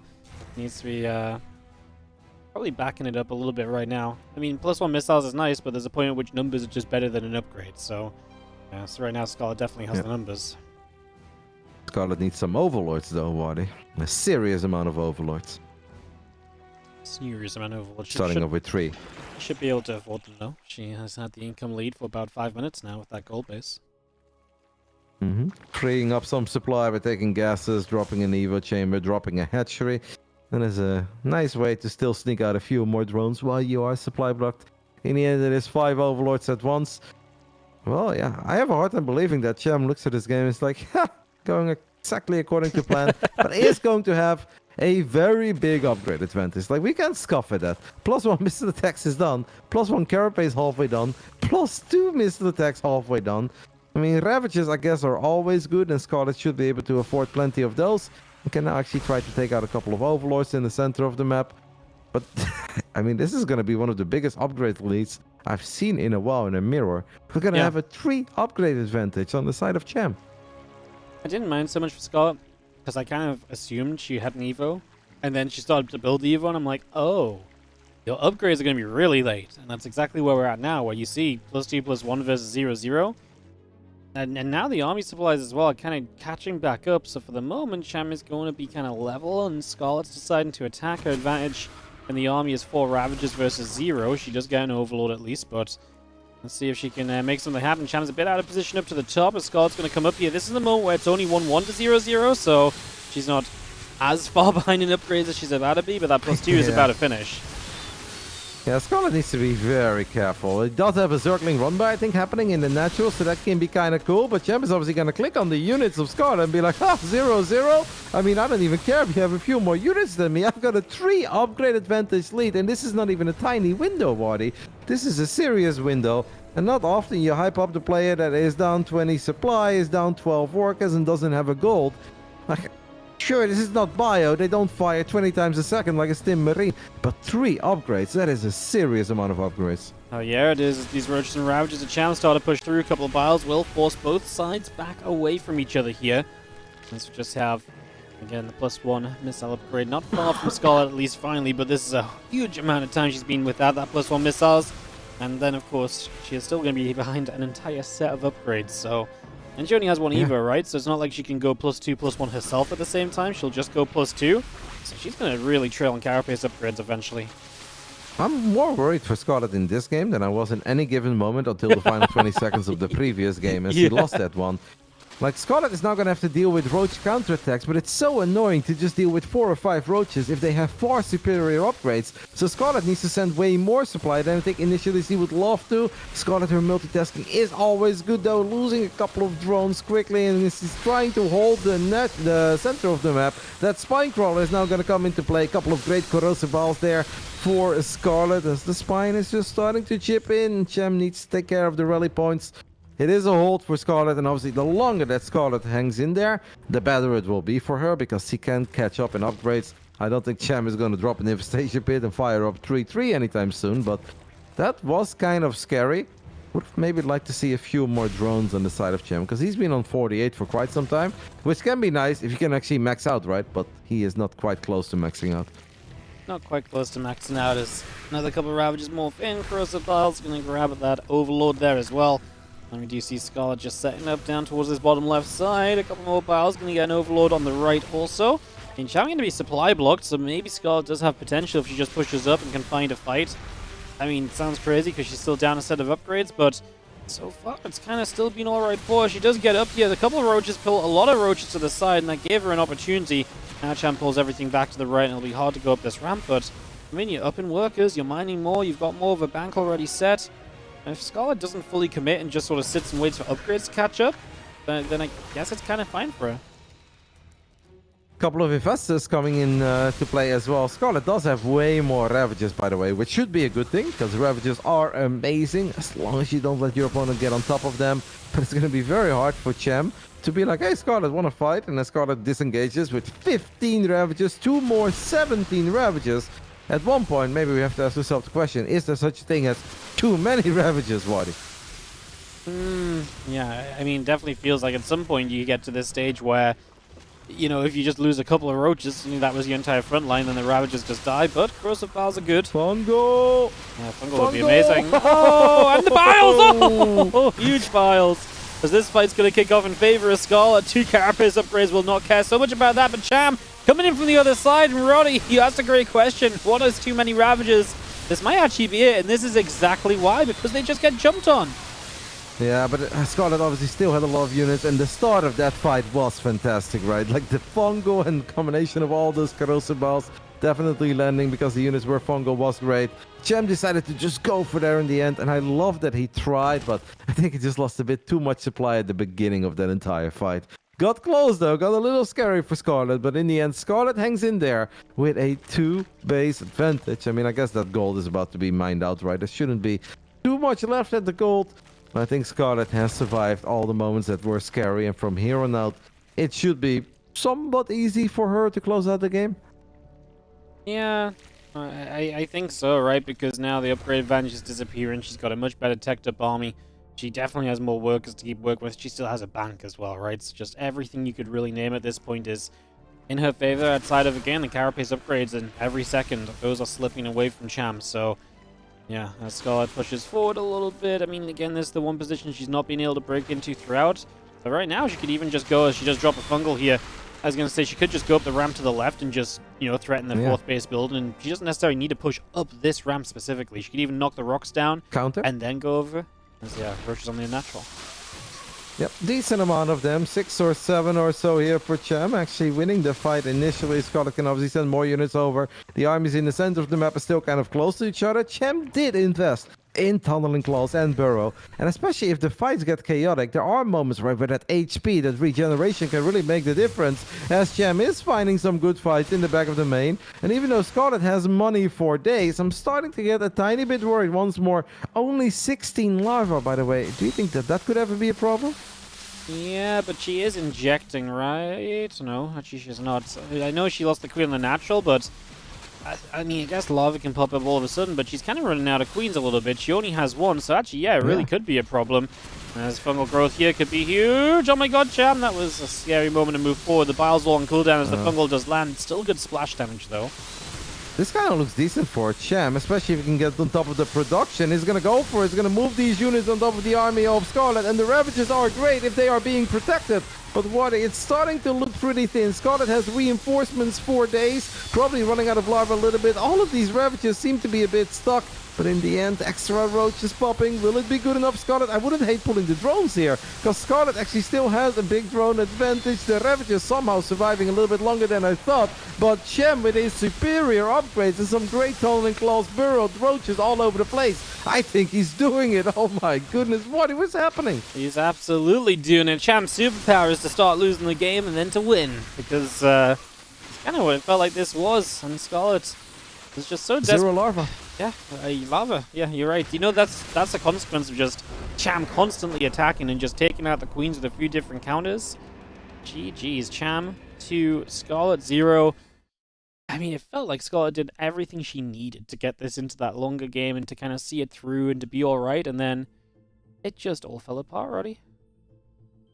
Yeah, it's crazy game once more. I mean, a couple of great fungals, great corrosive biles. Maybe Scarlett, obviously, in the end, the classic of ZVZ, where it's like, I've got a better economy, but I've got more drones. More drones means less army supply. And because Cham had better upgrades, just splitting off a few units into the natural, into the main base, Scarlett needs to send way more supply than I think she would love to clean up these hit squads. And on top of that, she already had less units because she had more drones, and there was a key moment where Cham was basically full sending it, killed 6 or 7 drones. Scarlett was still 12 workers ahead, and she queued up 10 more drones. And I think if those 10 drones were maybe roaches, and you can morph some of them into Ravages, I think it would have all been very doable for Scarlett. But making even more drones while already having more drones and having all the money in the world, felt that Scarlett was preparing for a phase of the game that Cham never even thought of. This fits some kind of meme format where it's like, winning with a 3 upgrade lead? Nah. Winning with a 1 upgrade lead just about at the end? Absolutely, because Cham couldn't end the game to save his life beforehand, and that's what gave us a lot of hope for Scarlett again, and then, yeah, then it all went wrong. We're just waiting for one of our other casters to re-log, but we are good to get in towards game 3, as suddenly Scarlett's tournament life is on the line in this very map, Roddy. NA so far, 5 maps have been played, and all 5 maps I would have been like, oh, I think I pick the other player. I think, you know, it's like, okay, Special goes down 0-1, can probably win game 2, right? Special's down 0-2, well, not really looking to play yet, but I still think he can win game 3. Nope. Clean sweep Diego. Cham against Scarlett. It's like, well, Scarlett is a pretty damn big favorite. Always performs well in these regionals, whether it was just NA or now it's the big Americas combined. Cham has made some tweets where he says, oh, I'm not all that active, you know. I'm like, oh, actually playing a little bit better than I thought I would. You go in with not all the expectations, and it's a bit weird how we got here, but Cham is up 2-0. He now has 3 match points to close it out. And no matter like how confident you are in CVC, having to win 3 in a row against a crazy YOLO Zerg like Cham is damn difficult. Yeah, no, it really is. Cham's in the upper left, Scarlett's in the bottom right. Game number 3, her tournament life on the line. Can she bring it back? We will be finding out very soon as we wait to see what the builds are going to be. Of course, here on Golden Aura, we have a gold in the bottom left, but that's not one that we're going to go taking early or anything, so let's see what the early game looks like, as it should for a few moments at least be a little bit more standard. If you were Cham and you were thinking of one crazy build, right, where you're like, I kind of like this weird stuff in CVZ, or there's actually this one thing that I've seen that I think has some potential, this is just a perfect moment to bust it out. Like, I don't even think that Cham had a whole lot of preparation for this series, where he's like, all right, and once I'm up 2-0 golden aura, you know, like you almost think like that's a bit too much to even think about that. Probably come in with a plan for every single game. I want to do a bit of this, I want to do a bit of that. And then it obviously depends on how Scarlett is going to open. Speaking of how Scarlett is going to open, Waddy, well, NA, baby. NA, baby. 3 hatch before pool. You put a hatch in your wall, and that's something I've only ever seen in NA. I've seen it before, but it wasn't NA. I'll tell you that much. I don't think you're the only one, mate. Yeah. It's a style. So you kind of get the benefits of 3 hatches, but without having to defend the 3rd hatch location, which seems a bit silly, but in some regards it can be kind of cool. It's one of those builds where it's almost like a check of your opponent's, like if Scarlett was up 2-0, I feel like I wouldn't mind this, because it's like, okay, check your opponent's like composure and so on. Like, are they going to freak out when they see this? But I actually don't love her doing it when she's down 0-2. This feels a little bonkers, but we'll see what she has planned with it. Maybe there's something special about the way that Golden Aura walls off, that Scarlett absolutely loves it, but I'm with you. It feels a little bit weird and it feels a little bit out there, but hey, maybe Scarlett just feels very safe with this build, and maybe she feels as long as I make it up to lair tech and I'm not in a terrible spot, I'm going to be okay. But to be fair, she was. It's just that I remember in the old days when Cham actually started to make a name for himself, and think back of like maybe 2016, 2017, you know, he went to DreamHack Tour, the one that Showtime won, we mentioned it earlier. He had a good run there, and a lot of the European Zergs, and this went on for like 4 or 5 years, they were often molding over Cham. They were like, man, the way that this guy plays CVZ, it's just wild. Like, it's just wild. Like, Cham doesn't care, Cham doesn't scout, Cham does this, Cham does that. And I think maybe that last game is a bit of a prime example of what made a lot of the Europeans mold, where the man just maxes out on double Evo 48 drones, and he shows up with 152 army supply, where if you're sitting on 70 drones, you're like, well, I've got 130, and if you're an upgrade behind and down 20 plus army supply, yeah, good luck, have fun winning a fight that's roaches against roaches, right? That's just really damn difficult. Absolutely. It's very tough. As I was waiting to see what Cham's going to do. He's going to drop a Roach Run and Evo Chamber, so he's going to set that up. Scarlett with her own Ling speed finishing soon, making a lot of Lings. That's the benefit of this extra hatch. You have a lot more lava available because you've got triple injects early. So let's see how it goes. Let's see if this spammer Lings can find something. It does not feel like Cham is prepped for this at all right now. Needs to make Lings and nothing else. Needs a couple of Banes as well, would be nice. Yeah, making 3 Banelings immediately, as long as these Banelings can come online. Like, there is a world where this goes well for Cham. If the Banelings finish up in time, he has a bit of a wall off, has a Roach Run already, fired up Lings, I think pretty quickly. Scarlett sees the Banes. Needs to be super careful, and I can only imagine how stressful this is for Scarlett. Playing from Korea with a bit of latency. I actually think this is picture perfect by Cham, or am I crazy? I think he is in fact good right now. I think you're right. The Banelings came up. It's hard for Scarlett to commit into that. Now he's already on his way to Roaches, which is Scarlett's next step as well, but they're doing this off equal workers, and of course Cham's 3rd hatch is actually on a location to mine, so there's a benefit to be had there as well. Cham moves forward just a little bit. I mean, the big difference is that Cham doesn't have to worry about Banelings, deals with those Lings very well, and Cham is chasing across the map. I mean, again, maybe we don't go all the way, but Cham has other ideas. Cham is just hoping for that one magical connection. I mean, Queen's gonna help out, but the Lynx can just settle for this hatch. The Banelings can protect the Zerglings. Yeah. Scarlett cannot keep this hatchery alive. Needs to cancel it ASAP. Will cancel it. Cham wants to get that drone as well. Gets that drone, turns around with the Banes for a split moment. Cham is in an amazing position here in Game 3. And this, I mean, we've had upsets, obviously. We maybe even had some upsets today, right, throughout the previous days. But if Cham 3-0 Scarlett, to me, that is the biggest upset of all 3 regions so far. I'm absolutely with you. Cham's been building only Roaches and Lings, by the way, so as Scarlett goes back into some drones, she will start to take a little bit of a worker lead, but Cham just has the units to deal with Lings, and, well, we'll see where we go from here. Again, the extra, the 3rd hatch is able to mine is a big deal if you get drones on it, so plenty of Lings from Scarlett still moving around. My issue almost is that she has so many Lings. She has 70 Zerglings on the map already. if Cham just morphs in a few more Banes, it's a great answer to 70 Zerglings. Yep, Cham maybe doesn't quite know that it's that many. Obviously saw many Zerglings, but maybe thinks like, from here on out it's going to stop. But obviously Scarlett made even more at a certain moment. There are a couple of roaches now for Scarlett, keeping his hatchery safe. If Scarlett brings this back, it is definitely an epic comeback, because I was not feeling her position here at all in Game 3. I was wondering if maybe Cham was like a tiny bit indecisive. Cham has 22 roaches, Wadi, but he's not attacking. Yeah, it's a weird one, He right? is attacking. Yeah. The moment he moves out, though, these Lings are going to come running in the other side. The Queen moves forward. Good response from Cham, and it's a good enough choke to hold. And he's not so far out that he can't get back home. Great hold there, because if these Lings get in the main and natural, you're losing, a bunch of stuff. So that is a big deal. Also, because your own units would then struggle with the choke point getting through there. So that's a massive response from Cham. Great reaction. Yeah, really close, because obviously these roaches don't have roach speed yet. The lair is not quite done yet on the side of Cham. This is a little bit risky. I feel like if we're moving out, we want to move out with everything. And I know that's very difficult, because then you have to worry about the Link counterattack. But maybe a couple Banes could have kept your natural safe. Maybe this was just a fake out where he's like, Scarlett, I'm moving out. And then it's not actually moving out and dropping the Spire. Lair is done. Spire in the back of the natural.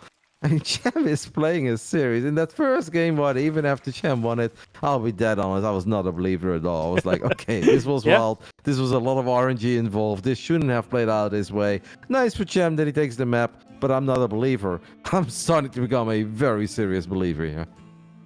I'm absolutely with you, man. I mean, it was one of those times where I was like, okay, well, he kind of shouldn't have won that game. And in game 2, I was like, okay, you didn't win it when you should have won it. Surely. And here we are now as, Lings do run in. Do we have a Baneling hit? Yeah, that was a big Baneling hit. Big Baneling hit. Like 25, 30 Lings or so. There were a couple of Lings obviously running on top of the third. They tried to get a drone or two. Scarlett, her Link count is now 25. You know what I don't get, by the way, is my Cham. Like, I love the Spire, Waddy. The Spire is fine, but if we're sitting on 27 roaches, I kind of think that the roach speed would be okay. I'm glad you brought it up, bro, because I was thinking these roaches are running over here real slow, but yeah, he just wants to have as much money in mutas as possible. Scarlett's Overseer Scout is missing the Spire right now, so she's really going to see these mutas maybe not as late as possible, although if this Overseer goes down before any pop, that's a big deal. I mean, she sees the gases in the main base.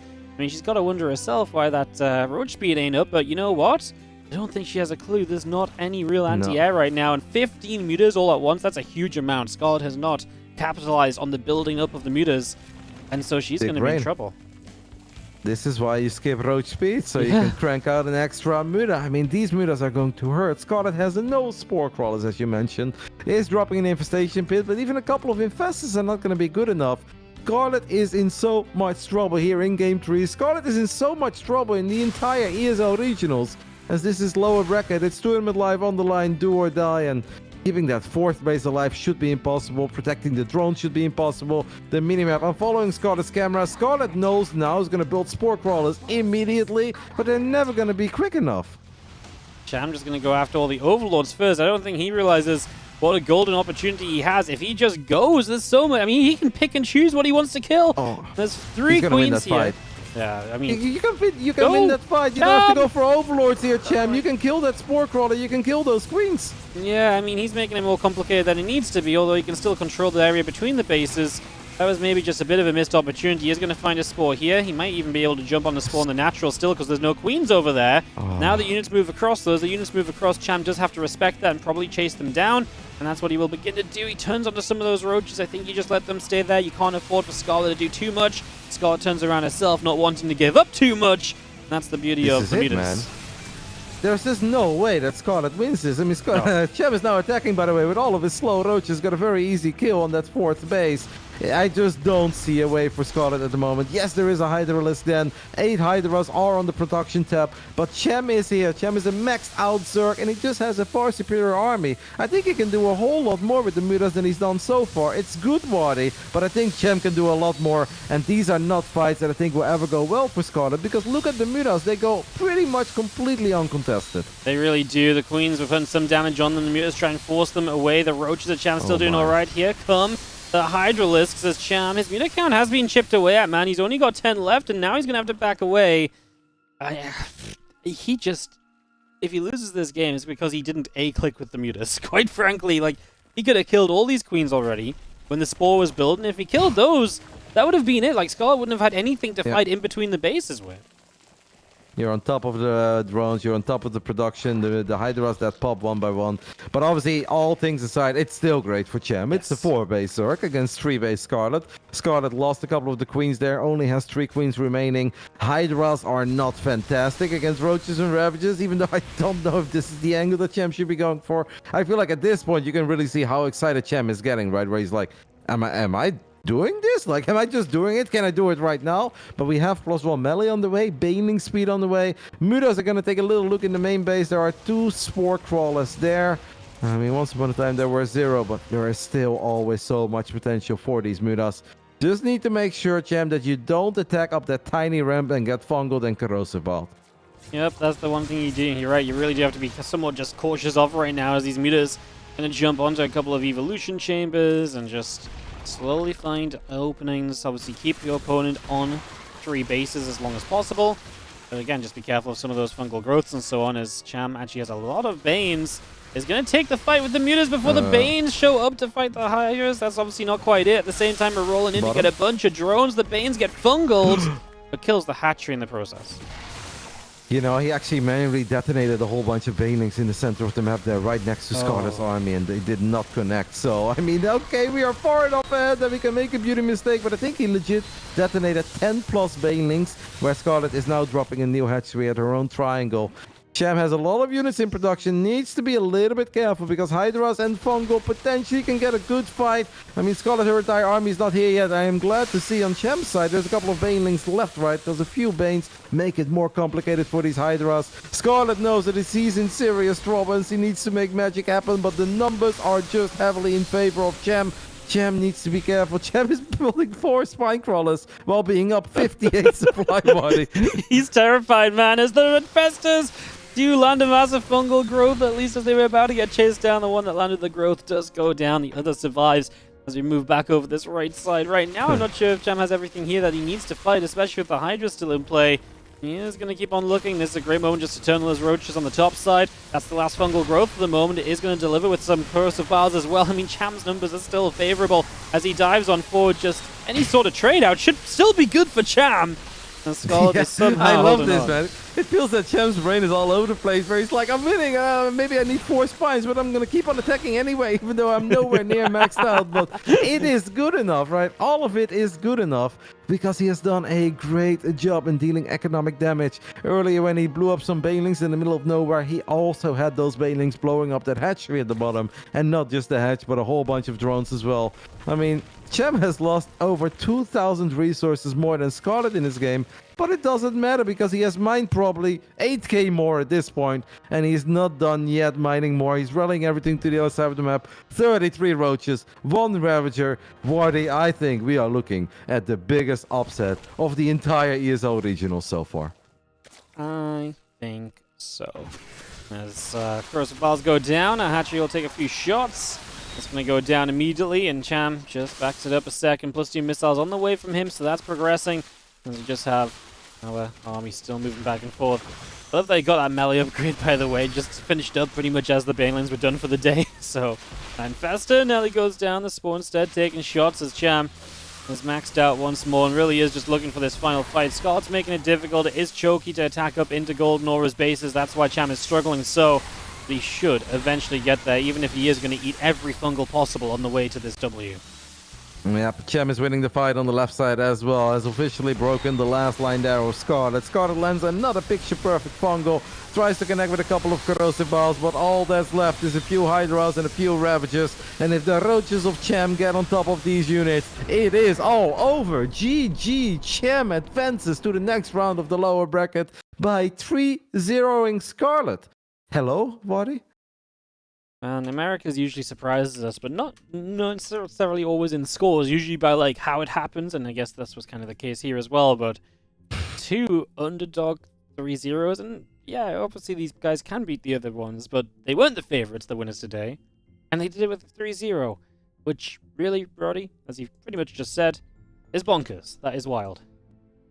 Especially this one. I mean, the TVT, Diego is so damn good, and Special was maybe a bit stubborn, but I mean, these EVCs were obviously all weird and unique in their own way. I think the last game, Cham had a really sweet opening, though. Did not panic against the weird hatchery opening, and you already said that you weren't that big of a fan of it. Scarlett made a lot of links, but Cham had a perfect response, and from that point was basically ahead, but still had to do a lot of things right. The quick spire, I mean, maybe that extra, a little bit of gas for that one extra Muda by delaying road speed. Crazy game, crazy series, and the craziest outcome of them all. Like, I don't know. I'm kind of speechless. I'm going over a couple of the highlights of the game. I just want to see where... I want to see how many bailings he blew up, and I want to see how many links he ran into that one bailing, but whatever. 3-0! I mean, I'm shocked. I'm legitimately shocked. It has been a long day, and we're obviously struggling a little bit after 11 hours of non-stop StarCraft, or however many hours it was, but 3-0, Waddy? That's crazy. Yeah, that's pretty wild. Cham moves in that lower bracket on to play Kazur, another Latin America classic. That will be a big one to fight for top 3. Meanwhile, Trigger and Estrella still sitting in the winner bracket finals. The winner of that is obviously in the grand finals. Those 2 matches happen tomorrow when we come back for more Americas. Did you find what you're looking for already? Did you find the Bane? Oh, yeah, that one Baneling connection killed 20 Zerglings when Scarlett was still very Ling heavy. Yep. And now I just want to look at the funny moment where he's attacking with the Banelings, and he did obviously have a good attack at the bottom, but I mean, I'm shocked, Waddy. I don't want to say I'm lost for words, but this is one that I would have never called. Yeah, no, if you had Cham 3-0 written down today, then... The Banelings actually got fungled, so that's why they all exploded in the middle of nowhere. Okay. Those were the ones I was looking at. I didn't know if it was the ones I was looking at or if there was different ones. Yeah, they were fungled and they built it. Yeah, they blew up the hatchery as well. So it wasn't that bad in the end, I guess. No, that was perfect. I mean, that's obviously not his fault. I was watching at that fight in the bottom side of the map, and then I panned over to the other fight, and I saw a big explosion. I'm like, oh my god, did he hit the key? But no, he...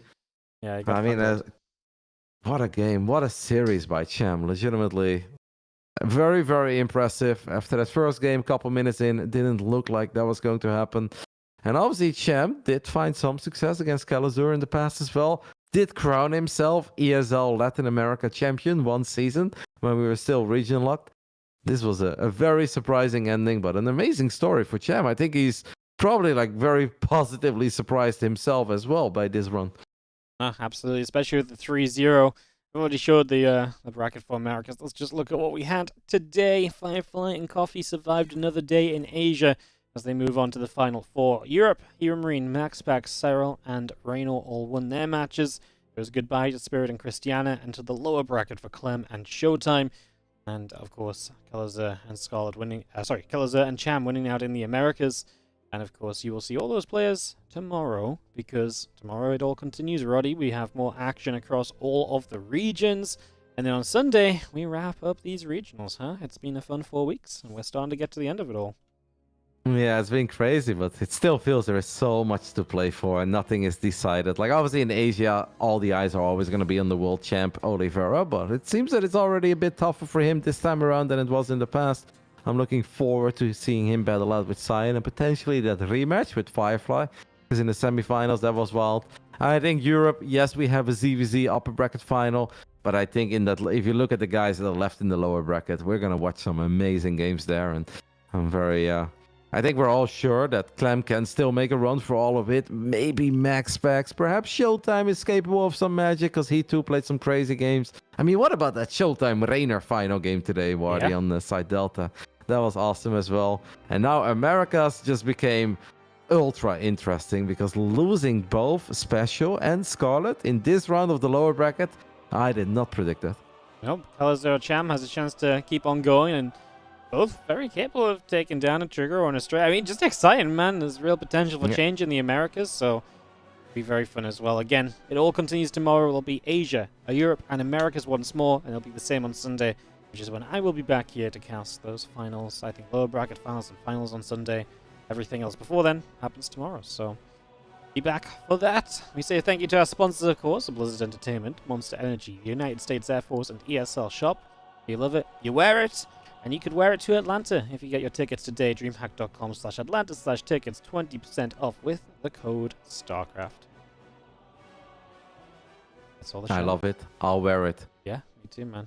I actually had a ESL hoodie to wear today. I took it off because it was too warm when I started and I didn't put it back on. But tomorrow, Sunday, I'll wear it because I love it. So there Yeah. you go. I want to say so. I'm back by the way as well on Sunday. You're not alone, Yeah, Waddy. yeah, and I know you're coming back on Sunday. Me, Who else you, is on with us on Sunday? ZG. She's back from her Sick. adventures. We're gonna have a fun day. And who's casting tomorrow? No idea. They don't tell me that, Roddy. They don't tell me the days I'm here, apparently. All right. Well, then I think it's time to wrap up a very long but Yes. ultra exciting and fun day of StarCraft. I had a great time, and I hope you had as much fun as we did. I Yeah. speak for Ben and me. I think you know. You speak for Ben. Okay. Well, no, we had a great time. It was a lot of fun. I think whether you could just wrap it up and get some rest in and for the next days of StarCraft. So you guys take care. Come back tomorrow from SC2 in the ESL SC2 Masters. We'll see you there.